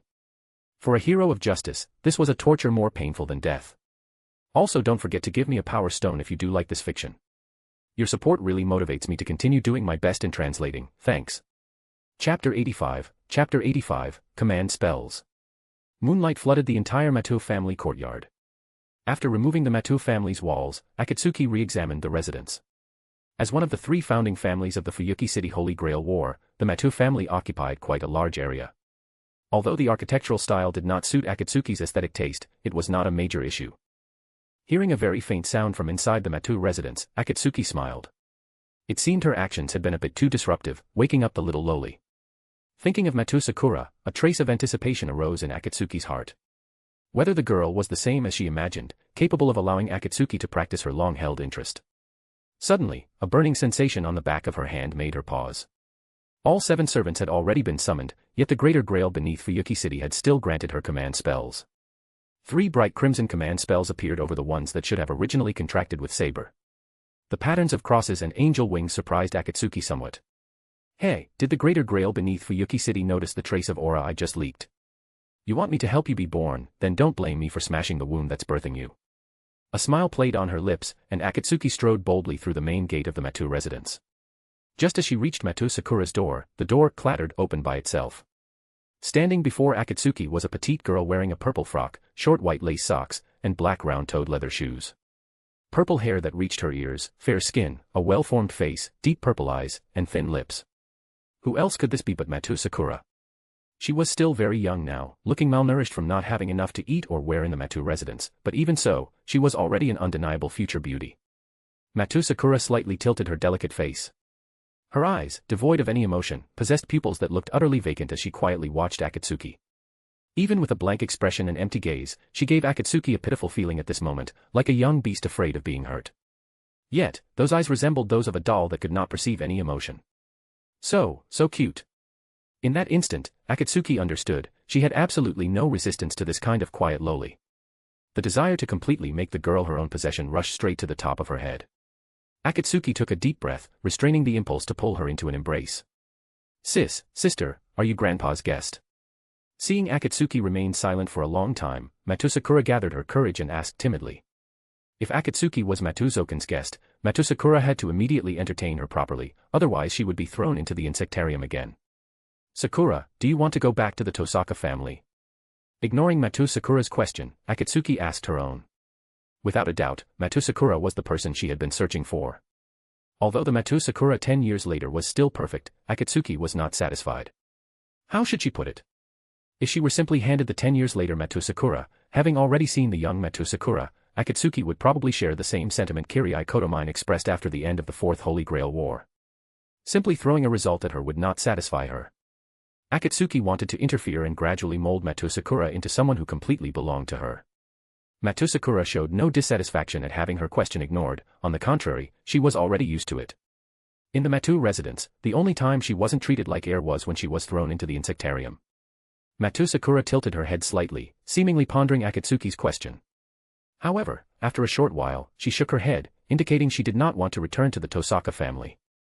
She no longer had anywhere she could truly call home. Crying was useless, and her family members were all gone. Facing this harsh reality, children adapt much faster than adults and are more likely to seal off their inner selves. Matou Sakura had already grown accustomed to passively accepting things and accepting her current plight. As long as she obeyed Grandpa, as long as she listened to Grandpa's words, this was the destiny foretold for her after being abandoned by the Tosaka family. Grandpa had told her so, and reality seemed to confirm it.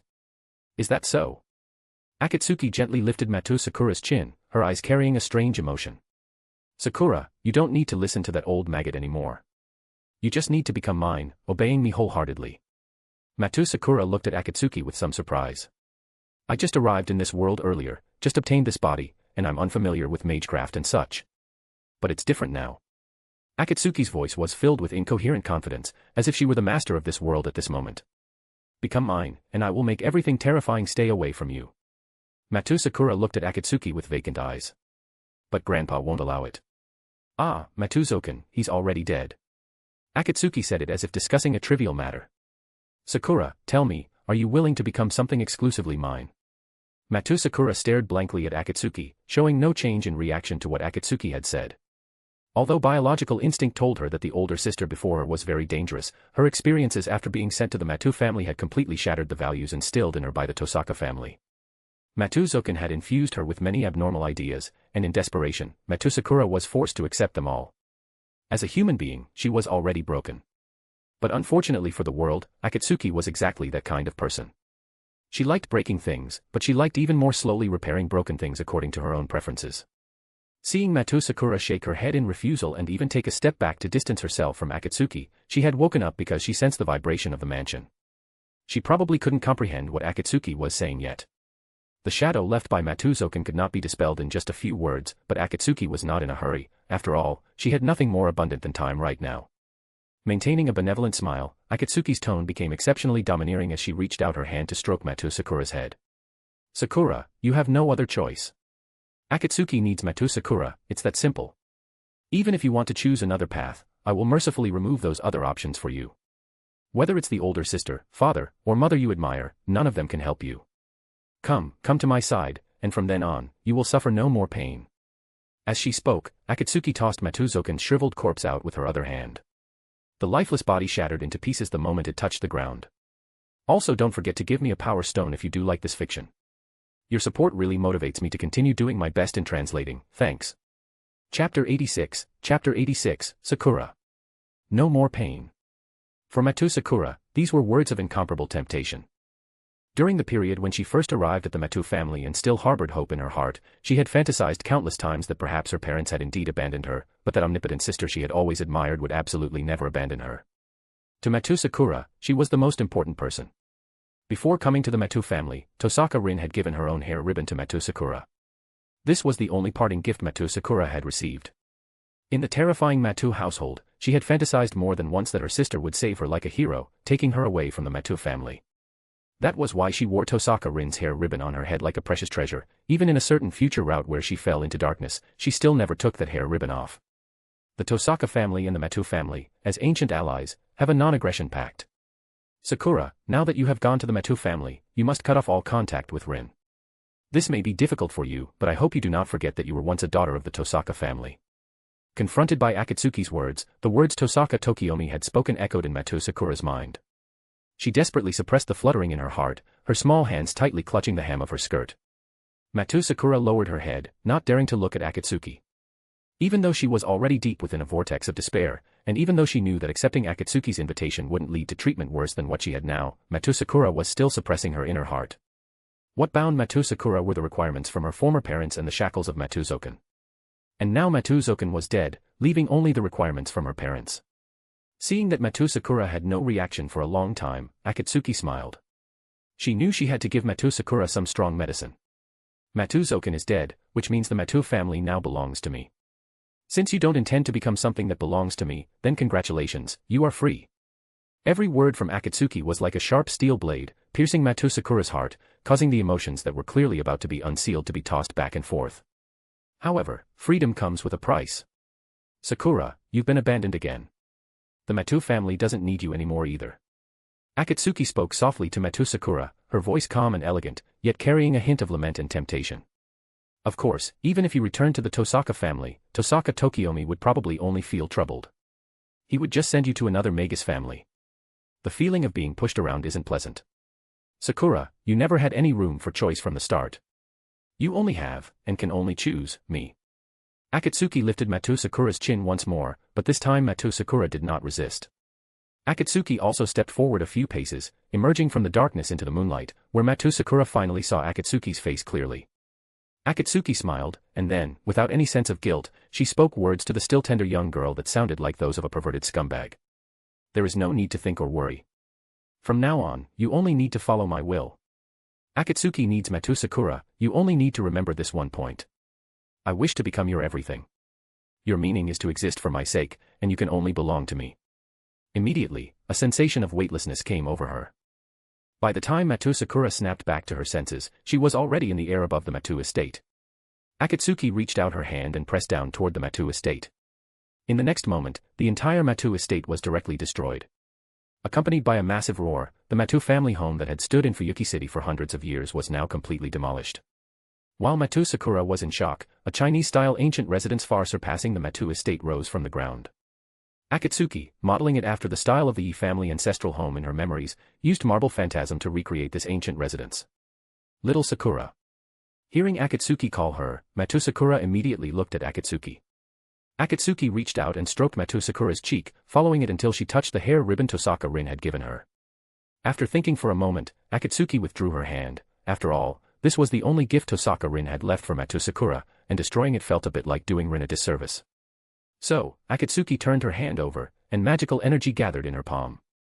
The power of phantasm took root in Akatsuki's palm, and a blooming cherry blossom appeared out of thin air in her hand. To be honest, Matou Sakura perfectly met Akatsuki's expectations. After Yukir died, she had no interest in looking for a suitable candidate, which was why that interest had been shelved. When you see this flower, it is as if I am seeing you. Akatsuki's hand passed through Matou Sakura's hair, pinning that cherry blossom onto the hair ribbon Tosaka Rin had given her. When Akatsuki withdrew her hand, the cherry blossom suddenly crumbled on its own, its many stars transforming into a hair ribbon that tied itself around Matou Sakura's hair. Matou Sakura subconsciously picked up the hanging end of the ribbon. It felt incredibly delicate to the touch, like the finest silk. On the end of the ribbon, short words were inscribed, Akatsuki. In the next moment, tears filled Matou Sakura's eyes. Her voice carried a hint of a sob, yet she tried hard to look at Akatsuki with a smile. Receiving something important from an important person, this is already the second time. Her closed-off heart was gradually opening. Akatsuki reached out her hand toward Matou Sakura. Unlike before, this time Matou Sakura proactively grasped Akatsuki's hand. Matou Sakura placed her small, soft, boneless hand, one that could be entirely enveloped by Akatsuki's, into Akatsuki's palm. For Tosaka Rin, who was more mature than others her age, Akatsuki's words would likely have been hard-pressed to move her heart, because she possessed everything and naturally had no need to seek out such ethereal promises. However, for Matou Sakura, who had been abandoned, abused, was unable to return to a normal life, had no place to belong, and had nothing and could do nothing, it was completely different. What does such a young girl desire most? To be needed. Whether it was a good person or a bad person, a human or a dead apostle, as long as they could move her heart during Matou Sakura's most vulnerable and desperate moment and give her a reason to keep living, then even if what lay ahead was a boundless hell, Matou Sakura would still follow Akatsuki regardless of the cost. Matou Sakura lifted her eyes to gaze at Akatsuki under the bright moonlight. At this moment, only Akatsuki existed in her eyes. Her long-held endurance, pain, and suppressed emotions turned into teardrops welcoming a new life, falling away along with her meaningless past memories. Lord Akatsuki. Under the moonlight, the girl's ethereal voice rang out. She had already made up her mind. Even if she returned to the Tosaka family, she would only be sent to another Magus family again, and the Akatsuki before her who chose her was undoubtedly her best choice. Also, don't forget to give me a power stone if you do like this fiction. Your support really motivates me to continue doing my best in translating, thanks. Chapter 87, Matou Korea. It was the early hours of the morning. Matou Korea dragged his broken and battered body back to the Matou estate step by step. However, he froze the moment he reached the entrance. For some reason, a building that bore no resemblance to his memories now stood on the land that originally belonged to the Matou family. He certainly didn't believe that Matou Zouken, that old maggot, had suddenly wanted a change of pace and decided to switch architectural styles. Even if he had wanted to, such a renovation would take time and extensive preparation. How could it possibly be completed in a single night? Ah, you've finally arrived. A pleasant voice rang in Matou Korea's ear. Startled, he immediately turned his head and met Akatsuki's crimson eyes. It was her. The woman who had brazenly provoked several servants at the Fuyuki docks before mysteriously vanishing. Are you a servant? What business do you have with the Matou family? Filled with wariness, Matou Korea immediately summoned Berserker to stand between himself and Akatsuki, fearing she might suddenly attack. Looking at his body, which had been tortured into a half-human, half-ghost state by the magic crest worms, Akatsuki frowned. An invisible pressure instantly pinned Berserker, who was radiating black aura, to the ground. Berserker let out a beast-like roar, attempting to resist Akatsuki's pressure. However, no matter how terrifying his roars were, his strength appeared far too weak before her. With a bang, the struggling Berserker was instantly reduced to a mist of blood. As specks of light flickered, the blood mist vanished completely. Berserker has been eliminated. How is this possible? Matou Korea watched as Berserker, crushed into a pulp, vanished before his eyes. It was as if his own spine had been removed. He collapsed to his knees. The command spells on the back of his hand faded away, and his mind went blank. I can't save Sakura anymore. The moment the command spells vanished, only this single thought remained in Matou Korea's mind. His resentment toward Matou Zouken and Tosaka Tokiomi was momentarily forgotten. He had failed, he could no longer fulfill his agreement with Matou Zouken. Who exactly are you? Why are you doing this? Matou Korea questioned Akatsuki in despair. Akatsuki looked toward the rising sun and met Matou Korea's eyes. Matou Zouken is dead. Zouken is dead. The progenitor of the Matou bloodline, a monster who had lived for 500 years, an ancestor of one of the 3 founding families of the Holy Grail War, the man who used magecraft to forcibly extend his own life, Matou Zouken was dead. What about Sakura? How is Sakura?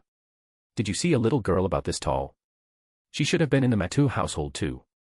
In an instant, Matou Korea was filled with hope again. If what this woman said was true and Matou Zouken was dead, then it must have been this incredibly powerful woman who killed him. She must also be the one who tore down the Matou house and rebuilt it overnight. Everything started to make sense. This woman was likely an enemy of Matou Zouken.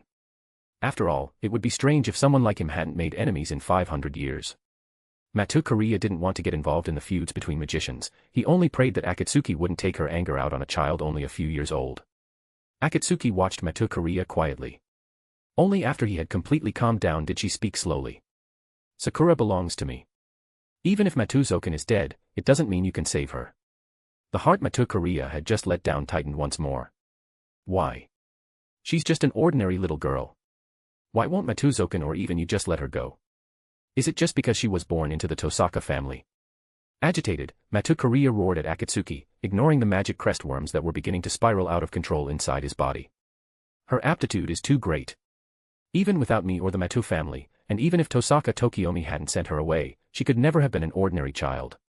Akatsuki's voice was cold and detached, as if she were discussing something completely unrelated to herself. Mystical natures attract one another. Even without the Matou and Tosaka families, the filth of this world and the Mages Association would never have allowed an existence like Matou Sakura to live an ordinary life. Matou Korea, you are not part of the moonlit world, you don't understand the complexities involved. To you, you are saving Matou Sakura, but without the protection of a Magus family, Matou Sakura would eventually end up as nothing more than a specimen preserved in formalin within the Mages Association. How? Cough. Matou Korea suddenly spat out a mouthful of blood. Within the blood were several grotesquely shaped insects that lost their vitality after a few struggles. And you? Why are you taking Sakura away? No, I am not taking Matou Sakura away. For her, there was never a choice to begin with. As for me, I need Sakura. It is as simple as that. Need. That's right. Mentioning this, a hint of reminiscence appeared in Akatsuki's eyes. To put it simply, I am enchanted by the Sakura of this moment. I am very curious to see what form this cherry blossom will take when facing the future under my tutelage. The worms crawled beneath Matou Korea's skin, torturing him frantically as if trying to squeeze out the last drop of their host's life force. Cough, cough, cough. Although I don't understand what you're saying, you probably won't do anything to Sakura, vomit. Rest assured. The lover I require is not a disposable consumable. Thank you. After saying those words, Matou Korea breathed his last. Sensing their host's death, the magic crest worms ceased their life-sustaining functions and instead frantically tried to burrow out of his body. Akatsuki said nothing. A shroud of blue flames instantly enveloped Matou Korea's body, incinerating him along with those grotesque magic crest worms. Matou Korea was beyond saving. Over the past year, under Zouken's arrangements, his body had completely become a culture medium for the magic crest worms, which in turn granted him the qualification to participate in the Holy Grail War. Even if Akatsuki had done nothing, Matou Korea wouldn't have lived much longer. Furthermore, with Zouken dead, there was no one left to suppress the worms for him, so he would only have died sooner. Rather than letting the agony continue, it was better to end it here. Fortunately, Zouken had not treated Matou Sakura as a short-term disposable item. Although his method of altering her magical alignment was far too crude, it had only been a little over a year. It would not be too difficult for Akatsuki to safely remove the magic crest worms from Matou Sakura's body. Also, don't forget to give me a power stone if you do like this fiction. Your support really motivates me to continue doing my best in translating, thanks. Chapter 88, Chapter 88, Under the Sunlight. In the worm pit, countless insects crawled wantonly in this lightless underground. Here, even turning one's neck was an incredibly difficult and painful act. The young girl could only stare blankly at the dim ceiling. Insects crawled over her body, the strange sensation making her feel uncomfortable. However, in this home, no one cared about her feelings, only when she entered the worm pit would grandfather remember her. What is big sister doing at this time? Occasionally, she would also think of her perfect, flawless sister whom she admired. However, the physical pain dragged her from her fantasy world back to the cruel reality again and again. Being poisoned during meals, being thrown into the worm pit whenever there was a chance, and even having unknown things crawling all over her while she slept. She opened her eyes. Her soul, which had fallen into a dream, gradually returned to her body. Dazzling sunlight met her eyes, and at the same time, the slight, soft mound against her face made her feel very comfortable. It seemed like she hadn't seen the sun or had a good night's sleep in a long time. Grandfather didn't like the light of the sun, so the atmosphere of the entire Matou family was quite gloomy. From the moment she entered the Matou family, she was mostly thrown into the worm pit during the day, and at night, she had to undergo various adjustments from grandfather. On the few occasions she passed by a window, she saw the moon through the glass. She heard from big sister that the moon was so bright because it reflected sunlight, but compared to the sun, the moon's light was still too weak, insufficient to illuminate the entire Matou family. Akatsuki was sleeping soundly. Last night, she had killed Matou Zouken and razed the Matou family to the ground. After Matou Sakura fell asleep, Akatsuki felt that with Matou Sakura's aptitude, she still had to learn magecraft, mostly because she wanted Matou Sakura to have the ability to protect herself. So, Akatsuki personally dug out the Matou family home from beneath the replica of the Yi family's ancestral residence she had created, piecing together all of Matou Zouken's magecraft research. It had to be said, that old maggot Matou Zouken was truly wicked. Without the help of the world's consciousness to translate, Akatsuki couldn't understand a single sentence of the magecraft-related things he wrote. Even though she recognized the characters and could understand them when linked together, she couldn't for the life of her find what those words had to do with magecraft. Using the World Card Translator, Akatsuki forced herself to plow through the machine translation of all the relevant classics written by Matou Zouken before Matou Korea returned to the Matou family. Summary: completely useless. After all, she really had no way of dealing with papers that used a large number of cryptic terms, classics, and ancient literature. Even now, as a true ancestor, she would get a headache just looking at those densely packed words. Feeling Matou Sakura wake up in her arms, Akatsuki also opened her eyes. Their eyes met, and time seemed to stand still at that moment. Good morning, Sakura. Good morning, Lady Akatsuki. Akatsuki was the first to break the silence. There was no other reason. If they didn't get up now, they would probably only be able to eat lunch. Matou Sakura was still at the age where she was growing. It didn't matter if she hadn't eaten her fill in the Matou family before, but now that she was in Akatsuki's hands, Akatsuki would definitely raise her to be plump and healthy. As for the magecraft classics she had organized last night, Akatsuki didn't plan on touching them herself. However, there was a suitable candidate in Fuyuki City right now. she would just catch him later to give Matou Sakura some tutoring. Achoo. In the room, Waver suddenly sneezed. Ryder, lying nearby, looked at Waver in confusion and asked, "Boy, your constitution is a bit weak. A true king must not only have excellent strategies but also a strong physique." "None of your business. I'm not a king." Facing Waver's retort, Ryder shook his head helplessly. Then, thinking of something, he picked up Waver, who was sitting in a chair, with 2 fingers. "Aya. What are you doing, Ryder? Boy. A famous person once said that life lies in movement. For your strong physique, go shed some sweat." Huh. Waver, forced into running gear, looked at Ryder in disbelief, as if doubting that this was all a hallucination. With a smack, Ryder's huge palm slapped Waver's back. "Boy, I heard that exercise helps promote growth. If you keep exercising, you might not need the Holy Grail to fulfill your wish of making yourself 20 centimeters taller." Waver, who almost fell after being slapped by Ryder, looked at him angrily. "When did I ever say my wish was to grow 20 centimeters taller? And aren't you afraid the enemy servant will come to ambush us after I'm exhausted from exercising?" Ryder picked his ear and grabbed a handful of cookies from a plate on the table, stuffing them into his mouth. "Boy, your vision is a bit narrow. With me, Iskandar the king of conquerors, here, who would dare to ambush you? Now, start running." Eek. On the other side, inside the Fuyuki City Park, Matou Sakura, now wearing a top-tier mystic code, a small purple dress, created by Akatsuki using marble phantasm, was holding Akatsuki's hand and standing next to a park bench.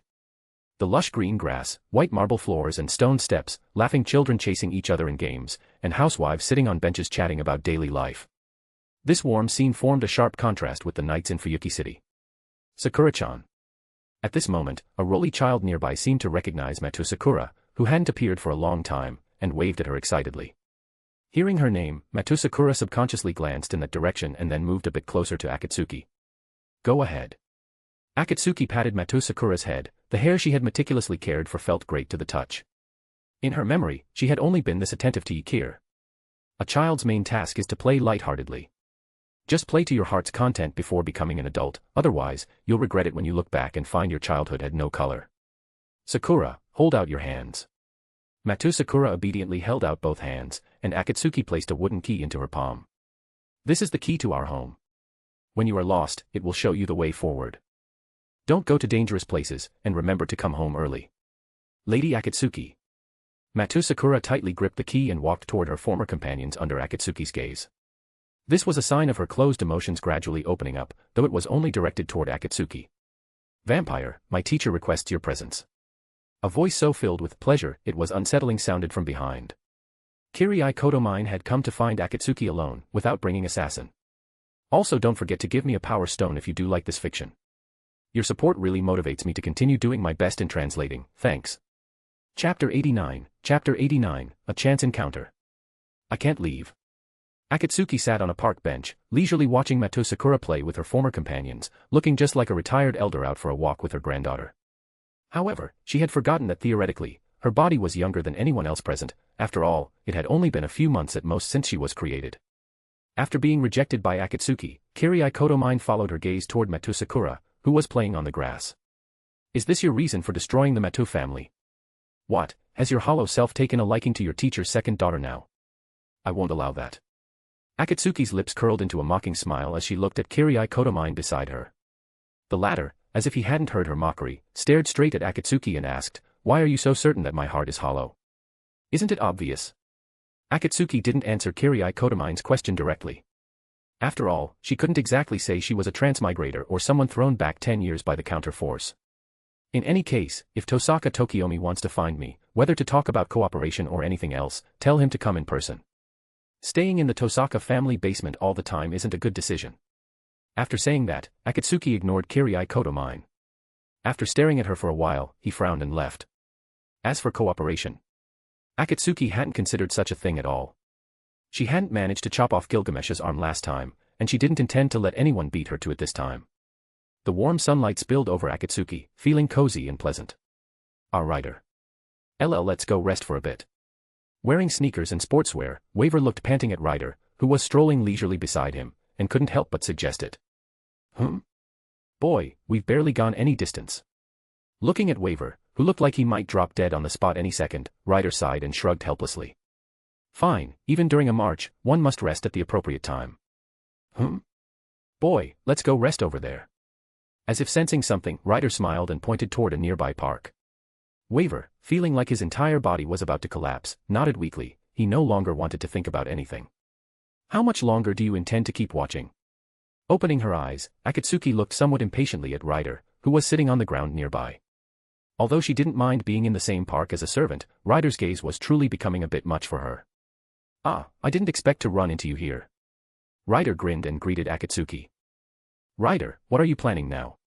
Waver didn't have the strength to stop Ryder anymore, but facing the terrifying existence who had been enough to defeat two servants, Saber and Lancer, on her own last night, he had to force himself to stand up despite his aching muscles and tugged at Ryder's shirt. It's nothing. It's just that your departure without a word last night didn't have even a hint of a kingly demeanor. Saber was quite angry once she realized you had vanished. Hey, doing as one pleases is the very hallmark of a king. Akatsuki leaned back on the park bench, propping her head with her hand. Since we've met by such a coincidence, I'll have to ask your master to help me translate these things. As she spoke, Akatsuki reached out and made a phantom swipe in the air. The space seemed to be torn open by her, revealing a pitch-black, narrow rift. Akatsuki reached in and pulled out one book after another, tossing them to Waver. This is... Waver scrambled to catch the books, then did a quick scan. These are the journals of the Matou family head and a summary of his lifetime's magecraft. What? Boy, is this important? Of course it's important.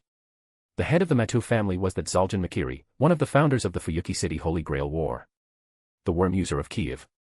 His magecraft journals are something many magicians would dream of. It seems I found the right person. Translate the contents of these books into the simplest, most understandable language before the Holy Grail War ends. During this time, you can study that old maggot's journals however you like. I will come to collect them personally after the Holy Grail War is over. Seeing that it was about time, Akatsuki called out to Matou Sakura and strode out of Fuyuki Park. Hey, are you one of the masters too? Ryder's voice came from behind. Akatsuki gave a wave, flashed the command spells on the back of her hand to Ryder, and then left with Matou Sakura. Wait, Ryder, why would you ask that? Last night she appeared at the docks alone, but today there's a little girl by her side. At first, I guessed that little girl was her master, but she doesn't feel like a servant to me at all, more like some kind of high-purity spirit. Seeing the command spells on the back of her hand just now made me realize that she is also one of the 7 masters in the Holy Grail War. Waver was stunned, then recalled the events of last night. Saber, Lancer, Berserker, Archer, and his own Ryder, plus the assassin who had attacked the Tosaka family earlier. That means, she's the master of Caster. I don't know.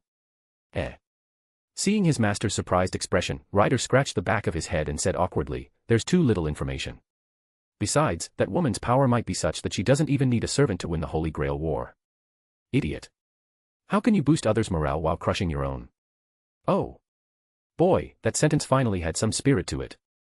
Ryder laughed heartily and slapped Waver's back with his massive palm, nearly sending Waver, who hadn't even caught his breath yet, straight to the afterlife. Lady Akatsuki, was that an acquaintance of yours? Don't use honorifics. Akatsuki didn't answer Matou Sakura's question, but instead corrected the way Sakura addressed her. As for them, consider them teachers I've scouted for you in advance, specifically for magecraft. Holding Matou Sakura's hand, Akatsuki began to calculate when to send Sakura back to school. That old maggot, Matou Zouken, had deliberately forbidden her from attending school just to focus on altering her magical attributes. It was simply insane. Should I send Sakura to China to experience Chinese-style education? The thought was dismissed by Akatsuki as soon as it arose. If nothing else, with Sakura's purple hair, she'd probably be treated as a delinquent by teachers every day in China. Furthermore, Chinese-style education probably wouldn't allow Sakura to reach her full potential and might even cause her psychological issues. All in all, the disadvantages outweighed the benefits. Also, don't forget to give me a power stone if you do like this fiction. Your support really motivates me to continue doing my best in translating, thanks. Chapter 90, Caster's Exit, the future father-in-law comes calling. Ryunosuke. Master. Tilt the knife a little to the left, use moderate force, and don't be in a hurry. We have plenty of time for artistic creation in this war. Caster looked at the child pinned to the stone pillar and gave instructions to his master and bosom friend in a gentle and kind manner. In his view, his master had excellent potential and was fundamentally different from those driven by greed. His heart was very simple and straightforward. The child's screams continued until nightfall. Finally, under Caster's magecraft, the child pinned to the stone pillar watched while fully conscious as Ryunosuke sliced the flesh off his body bit by bit. Master, is he still alive? Correct. But he seems dead. Correct. Caster stood up, walked to Yuri Ryunosuke's side, and reached out to grab the boy's head. With a slight application of force, blood sprayed all over Caster's face. This act, which would be incredibly terrifying to an ordinary person, only caused confusion for Yuri Ryunosuke. Master. He's already broken. Caster looked at Yuri Ryunosuke with a smile. But fortunately, there are many materials, so there's no need to be frugal. Completing the work while maintaining the screams is what you should consider. Cool. Caster narrowed his eyes and imitated Yuri Ryunosuke's tone, saying, cool. Just as the two were immersed in this twisted creation, a chilling wind swept through. Caster became alert. It seems we have an uninvited guest. Yuri Ryunosuke laughed nonchalantly. Is there a guest? A figure slowly stepped out from the shadows. A hideous hobby. Gillista Rice, is this really the sight Jean would want to see? Hearing his own name and Jean's name, Caster laughed loudly. Ha ha ha, I am the one chosen by the Holy Grail, because my wish has already been fulfilled. The saint in my heart has been resurrected. As he spoke, countless sea demons crawled out of the blood around Caster, their twisted bodies rushing toward Akatsuki. Master. Yuri Ryunosuke looked at Caster in confusion. Is it an enemy? Just a mere spirit, Ryunosuke, you continue your creation. Before he could finish his sentence, the sea demons attempting to approach Akatsuki were instantly crushed into meat paste by an invisible force. Caster narrowed his eyes, a trace of wariness rising in his heart. As he chanted an incomprehensible incantation, countless sea demons crawled out of the blood, rushing toward Akatsuki like a plague of locusts. Caster, your time is up. The icy atmosphere instantly made Yuri Ryunosuke shiver. At that moment, snowflakes actually began to fall one by one inside the underground sewer. Akatsuki remained standing still, but both Caster and Yuri Ryunosuke felt a coldness that seeped into their very bones. Akatsuki raised a hand, and an invisible force directly shattered the sea demons that had been frozen into ice blocks. Seeing this, Caster accelerated his chanting, and even more sea demons crawled out of the blood only to be frozen and shattered. Yuri Ryunosuke stood behind Caster, his eyes filled with both excitement and fear. Tibi magnum inominandum, signa stellarum nigrarum, et bufeniformis sedoqui sigillum. With Caster's chant, the surrounding space instantly became somewhat blurred. However, to Akatsuki, his chanting seemed like the final struggle before death, far too weak. There seemed to be something in the air, but an ordinary person could only see a blurred outline. That invisible creature from the stars would perhaps only reveal its true form after drinking its fill of blood, as recorded in books. It was entirely red, seemingly dripping with blood. Countless tentacles pulsed on its deep red body, looking like a wriggling, throbbing mass of jelly. At the tips of the tentacles were mouthparts like octopus suckers, which were hungrily opening and closing. The monster was bloated and disgusting. That large mass had no head, no face, and no eyes. It only possessed an insatiable mouth and claws befitting an interstellar monster. After drinking the blood of the works created by Caster and Yuri Ryunosuke on the ground, human blood, it finally manifested. Subarashii. Totemo Subarashii. Upon seeing the monster's full appearance, Caster waved the human skin book in his hand excitedly. I didn't expect to actually be able to summon a star spirit. Ah. How sacrilegious. But even so, God has not condemned me. Master. The scream of Yuri Ryunosuke behind him made Caster calm down slightly, but he did not step in to stop the star spirit. Instead, he quietly watched as Yuri Ryunosuke's blood was rapidly sucked dry. Is this your trump card? Akatsuki smiled. Since a moment ago, the two major branches of the counter-force of this era had been frantically reminding Akatsuki to stop Caster's actions. Although they didn't know where Akatsuki, this Earth UO, came from, when facing an existence from the depths of the cosmic abyss, the Earth's counter-force was fully capable of excluding it. However, Caster had summoned this alien directly inside the Earth, making it difficult for the counter-force to respond for a time. They could only place their hopes on Akatsuki, the Earth UO. TSK. No wonder Artoria doesn't like octopuses, it looks too terrible. The ice ignored everything, directly freezing the star spirit's twisted body. At this moment, no matter what abilities or authorities it possessed, it had no way to use them. In the next instant, under Caster's astonished gaze, the star spirit's body gradually cracked and dissipated into the world as dust. Time to exit. Caster, retired. Inside the Fuyuki City police station, the chief, who was currently frowning over the recent series of child disappearances in Fuyuki City, was suddenly hit in the head by a stone in his office. Just as he was about to roar in anger, he suddenly discovered that the stone was wrapped in a piece of paper. Tonight, some people in Fuyuki City were destined to lose sleep.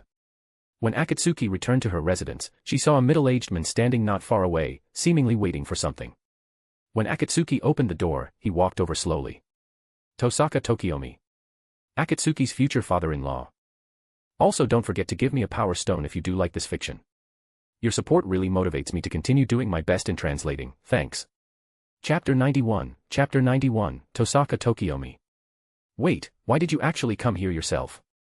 Akatsuki looked at Tosaka Tokiomi, who was walking toward her without a hint of Gilgamesh's aura, her mouth twitching slightly.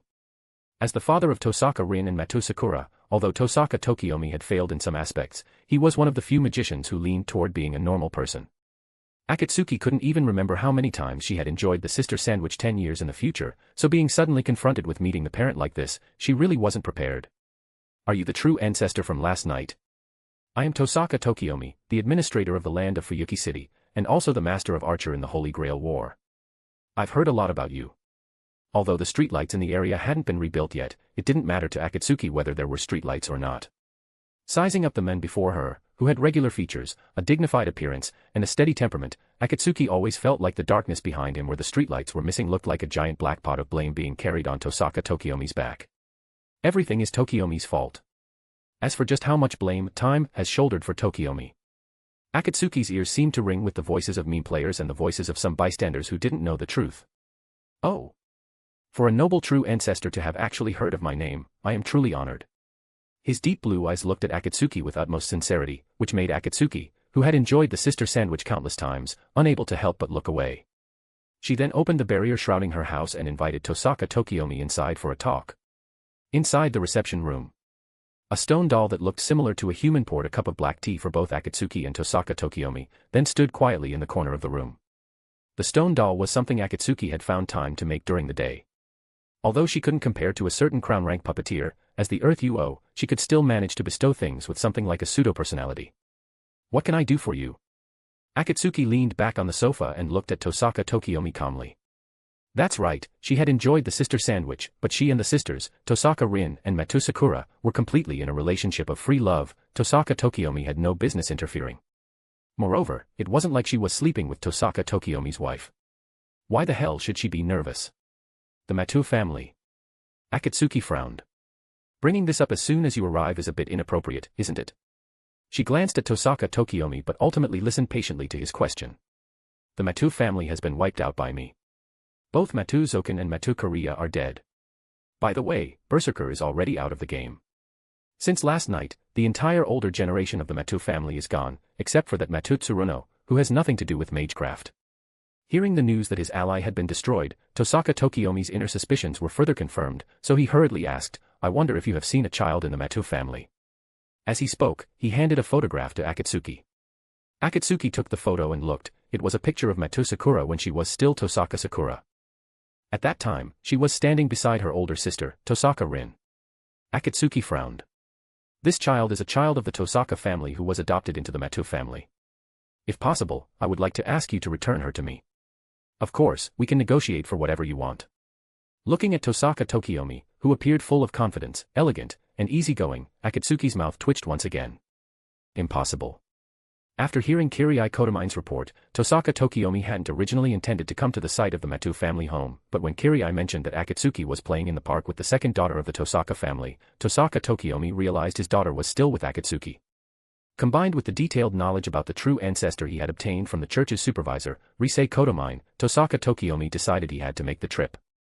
Since Akatsuki, as a true ancestor, chose to take his daughter out to play during the day, it was certain that Akatsuki would not torture his daughter. Perhaps she was just looking after the child on a whim. Thinking this, Tosaka Tokiomi decided to take a huge gamble. He didn't bring his servant, nor did he even need Kirai Kotomine's assassin to protect him from the shadows, and came alone to the front door of Akatsuki's residence. Tosaka Tokiomi knew he was the one asking a favor of Akatsuki, so he specifically chose to look for her at night. However, what Kirai Kotomine didn't expect was that Akatsuki had just left, and Tokiomi arrived right after. They had perfectly missed each other. Why? You don't have the ability to take good care of Sakura. Even if I let you take her, how would you repair the relationship between you and her? Once the seeds of doubt are sown, they will one day take root and sprout. Tosaka Tokiomi, you have already lost Sakura's trust. What Akatsuki said left Tosaka Tokiomi somewhat dazed. He had only done it so his daughter could stay away from a sealing designation and better utilize her talents, but in Akatsuki's mouth, it had become such a serious problem. She will understand me one day. No, Akatsuki's tone was decisive. Even if your starting point was good, you made one major mistake. You didn't properly investigate the distortion hidden behind the Matou family before adopting Sakura into it. Tosaka Tokiomi opened his mouth but didn't know how to argue back, because Akatsuki was telling the truth. Although the Matou family's movements in Fuyuki City were hidden and they rarely had contact with the outside world, he truly hadn't considered that level when he adopted Matou Sakura into the Matou family. However, there was still a sense of unwillingness in his heart. Follow me. Akatsuki also saw that unwillingness in Tosaka Tokiomi's eyes, so she stood up directly. Tosaka Tokiomi didn't understand why, but he still followed Akatsuki's lead. When Akatsuki pushed open the door to the reception room, she and Tosaka Tokiomi seemed to travel through time and space to the period when the Matou family house still existed. The entire house was filled with a gloomy atmosphere. It was hard for sunlight to pass through the windows of the Matou family home. Even if all the windows were opened, it was difficult to let the sunlight in. This is the past. Akatsuki continued to walk forward. Tosaka Tokiomi didn't understand why but still followed Akatsuki's footsteps. Akatsuki led Tosaka Tokiomi around the Matou family home for a long time, finally stopping at the entrance of a basement. Tosaka Tokiomi, why do you think Matou Korea chose to return to the Matou family and even became one of the 7 masters of the Holy Grail War? For someone who once abandoned magecraft to return to this world, it is undoubtedly because of a longing for the power of the Holy Grail. Hearing the name of this former love rival, Tosaka Tokiomi thought for a moment and spoke the words he had prepared in his heart. To this, Akatsuki could only shake her head. Go in and see for yourself. Don't worry, if I wanted to harm you, you would have been dead long ago. Also don't forget to give me a power stone if you do like this fiction. Your support really motivates me to continue doing my best in translating, thanks. Chapter 92, Kirai Kotomine's Guilt. Passing through a long tunnel, a rustling sound gradually reached Tosaka Tokiomi's ears, as if countless insects were crawling over stone slabs. Gradually, a sliver of light appeared, and a massive underground space unfolded before his eyes. However, seeing this scene, Tosaka Tokiomi was rendered speechless. In the tide of countless grotesque insects, a familiar figure lay stark naked. Her eyes were hollow, like a doll's, and she remained unresponsive even as the bugs crawled over her and ravaged her. Sakura. Tap, tap, tap. Footsteps approached from behind, and Matou Zouken's loathsome voice rang out. For the first 3 days, she cried out so loudly. From the 4th day on, she couldn't even make a sound. That loathsome voice sounded as if it were discussing something pleasant, but after hearing the full sentence, a surge of anger suddenly welled up within Tosaka Tokiomi. At dawn today, I threw her into the insect pit to see how long she could last. Despite being ravaged by the insects for most of the day, she hasn't breathed her last yet.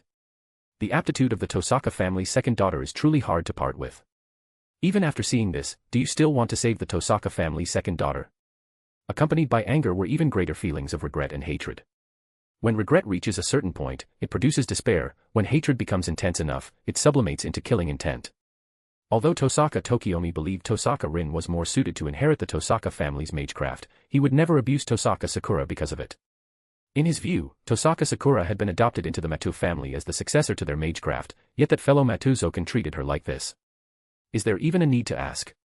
I have no objections. Bring it on.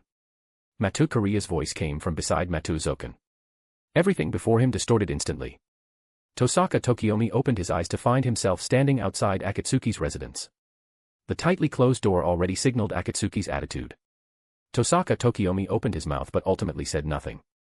That true ancestor must have already guessed his intention. Showing him these things was her way of telling him that an alliance was impossible. Realizing this fact, he could only leave dejectedly. It was already the early hours of the morning by the time he returned to the Tosaka residence. The things he had seen at Akatsuki's place and his physical exhaustion left him unable to care about anything else.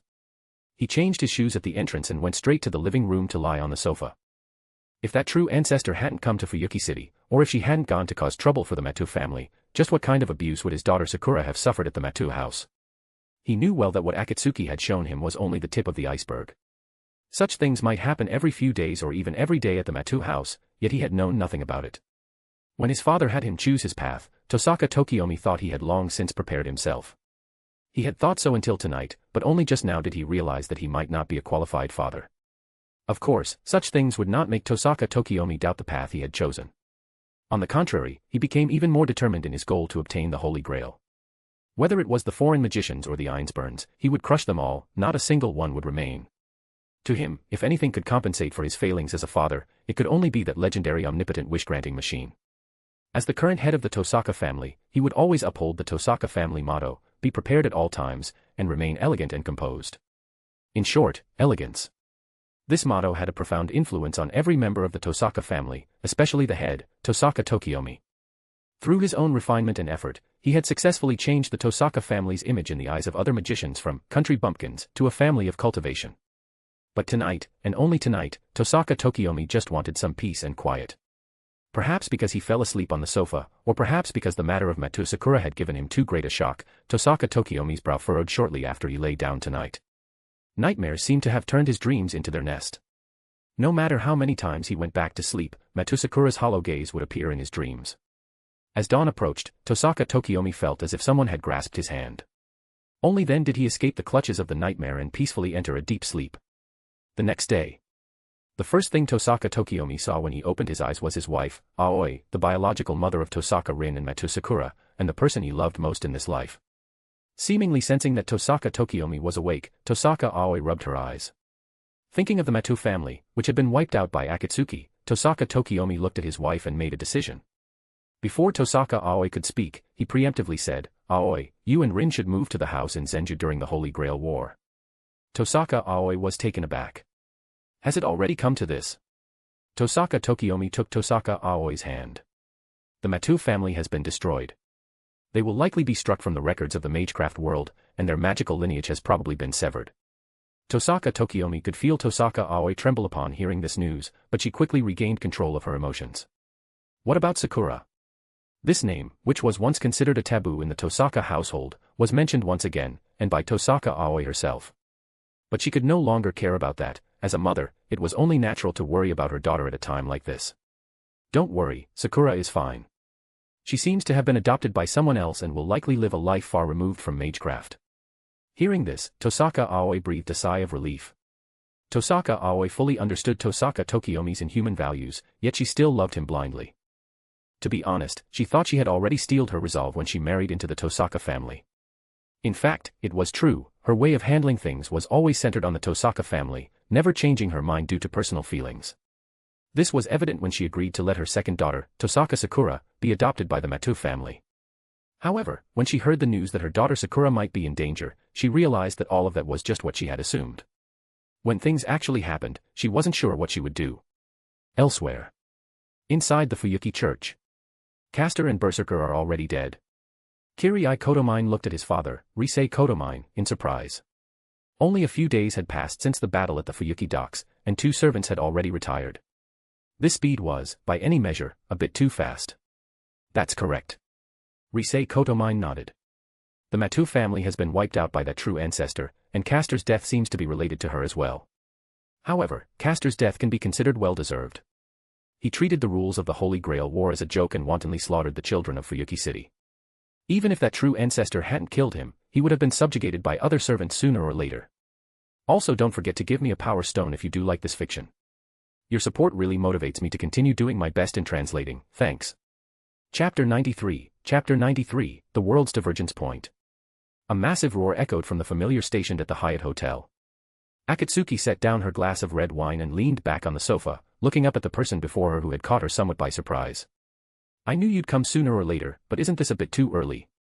I haven't even finished enjoying this time travel trip yet. Standing before her was the creator of Akatsuki's current body and the culprit behind her time travel to the 4th Holy Grail War timeline, Gaia, the planetary consciousness from 10 years in this world's future. The black-haired, straight-haired Loli remained expressionless as ever, but she lowered her head toward Akatsuki in a nearly pleading manner. What is the meaning of this? Akatsuki frowned. She knew very well how stubborn and prideful this little Loli was. There was almost nothing in this world that could make her bow and beg for help. It was precisely for this reason that every mess she caused usually spiraled out of control. Fortunately, her own abilities were top-notch, and since she was one of the targets of Ykir's teasing, those incidents always ended safely in the end. And yet, such a person had actually taken the initiative to come here and bow to her now. Please, I beg of you, stop the proper human history incineration and the planetary desiccation. Akatsuki. Yi Ling, what kind of mess did you screw up this time?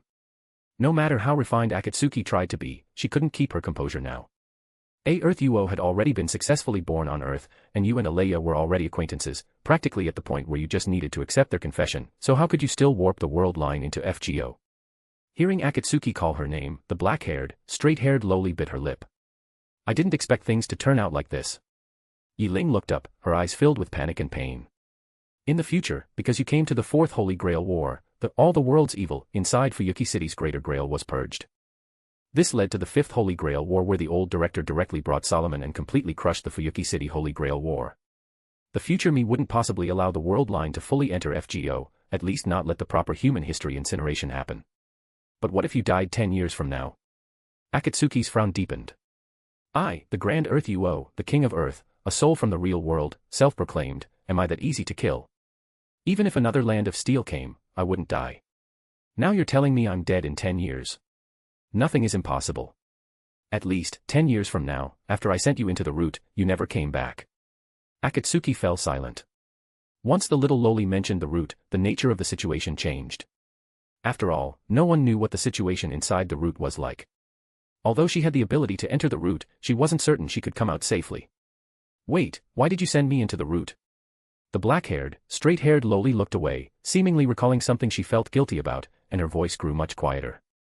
Who told you to spank us? With old and new grudges combined, in a moment of heat, I put my thoughts into practice. Who knew that shortly after you entered the root, I saw a future where she was on the verge of death? Plus, I sensed the establishment of Chaldea, which officially confirmed that the FSN world line had become the FGO world line. The proper human history incineration, planetary desiccation, and the descent of the alien god aren't that harmful to the Earth itself, they mainly target the human order, which is why Alaya is near death. The black-haired, straight-haired loli was indeed correct.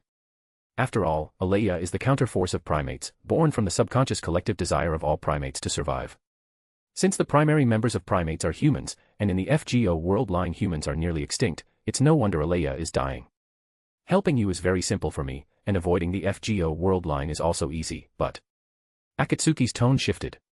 You must understand that the current me could easily guide the world toward FGO without even entering the root. The black-haired, straight-haired loli's expression stiffened. After a moment of thought, she said, do you not care about the lives of Tosaka Rin and the others anymore? I have my own ways to keep them safe. Whether it's a singularity or a lost belt, I have the confidence to fix them onto the Earth's surface and leave Gadako and the others helpless. Don't forget, I am a hedonist through and through.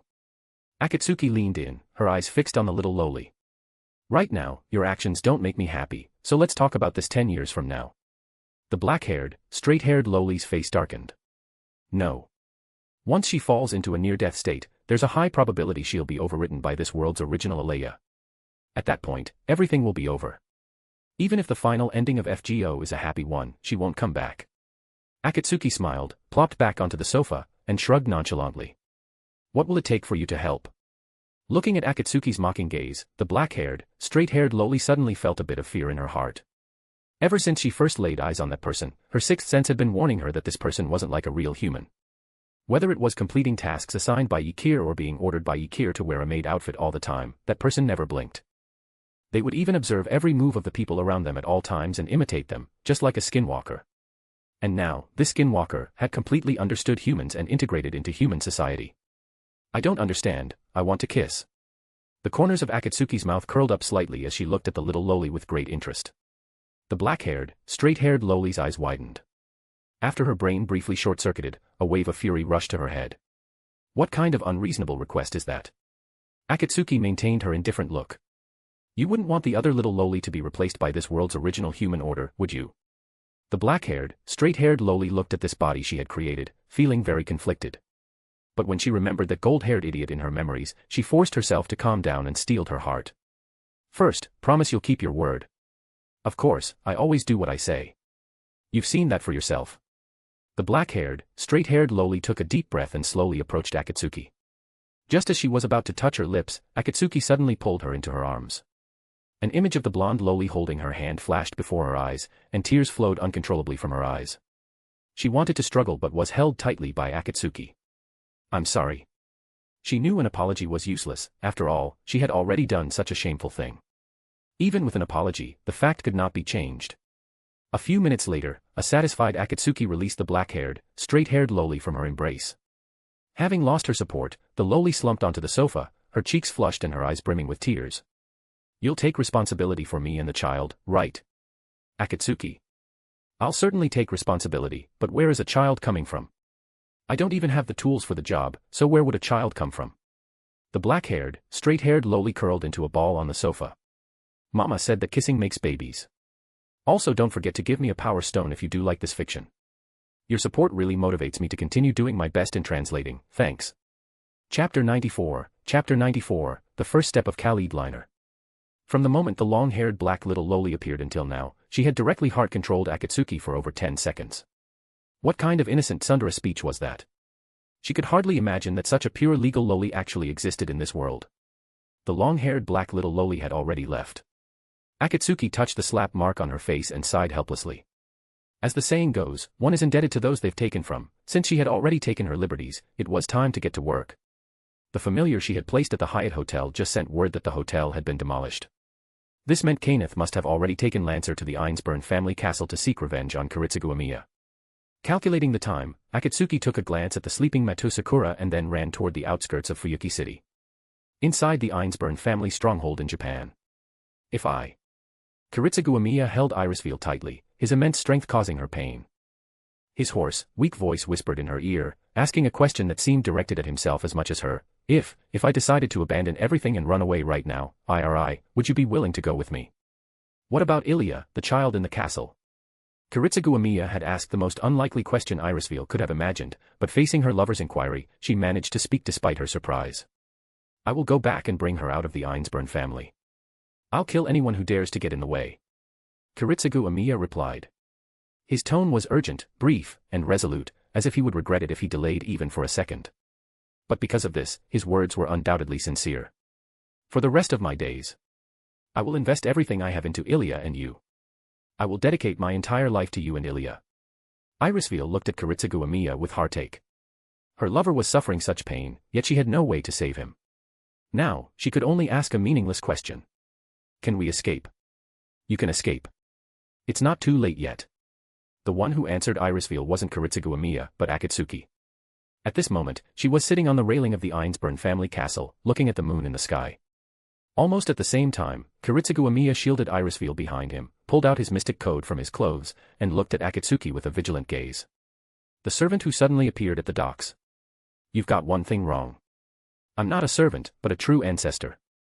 Suddenly appearing behind Irisfield, Akatsuki grabbed Irisfield's neck with one hand and held her wrist with the other, saying in a playful tone, first time meeting, Kiritsugu Amiya. I am Akatsuki Brunestud, the king of true ancestors. A true ancestor? Kiritsugu Amiya, who knew what dead apostles were, naturally knew what a true ancestor was. To put it in simple terms, they were the kings of vampires. Any weapon effective against dead apostles would have minimal effect on a true ancestor. Aside from their own bloodlust impulse, almost nothing could kill them. That's right, a true ancestor.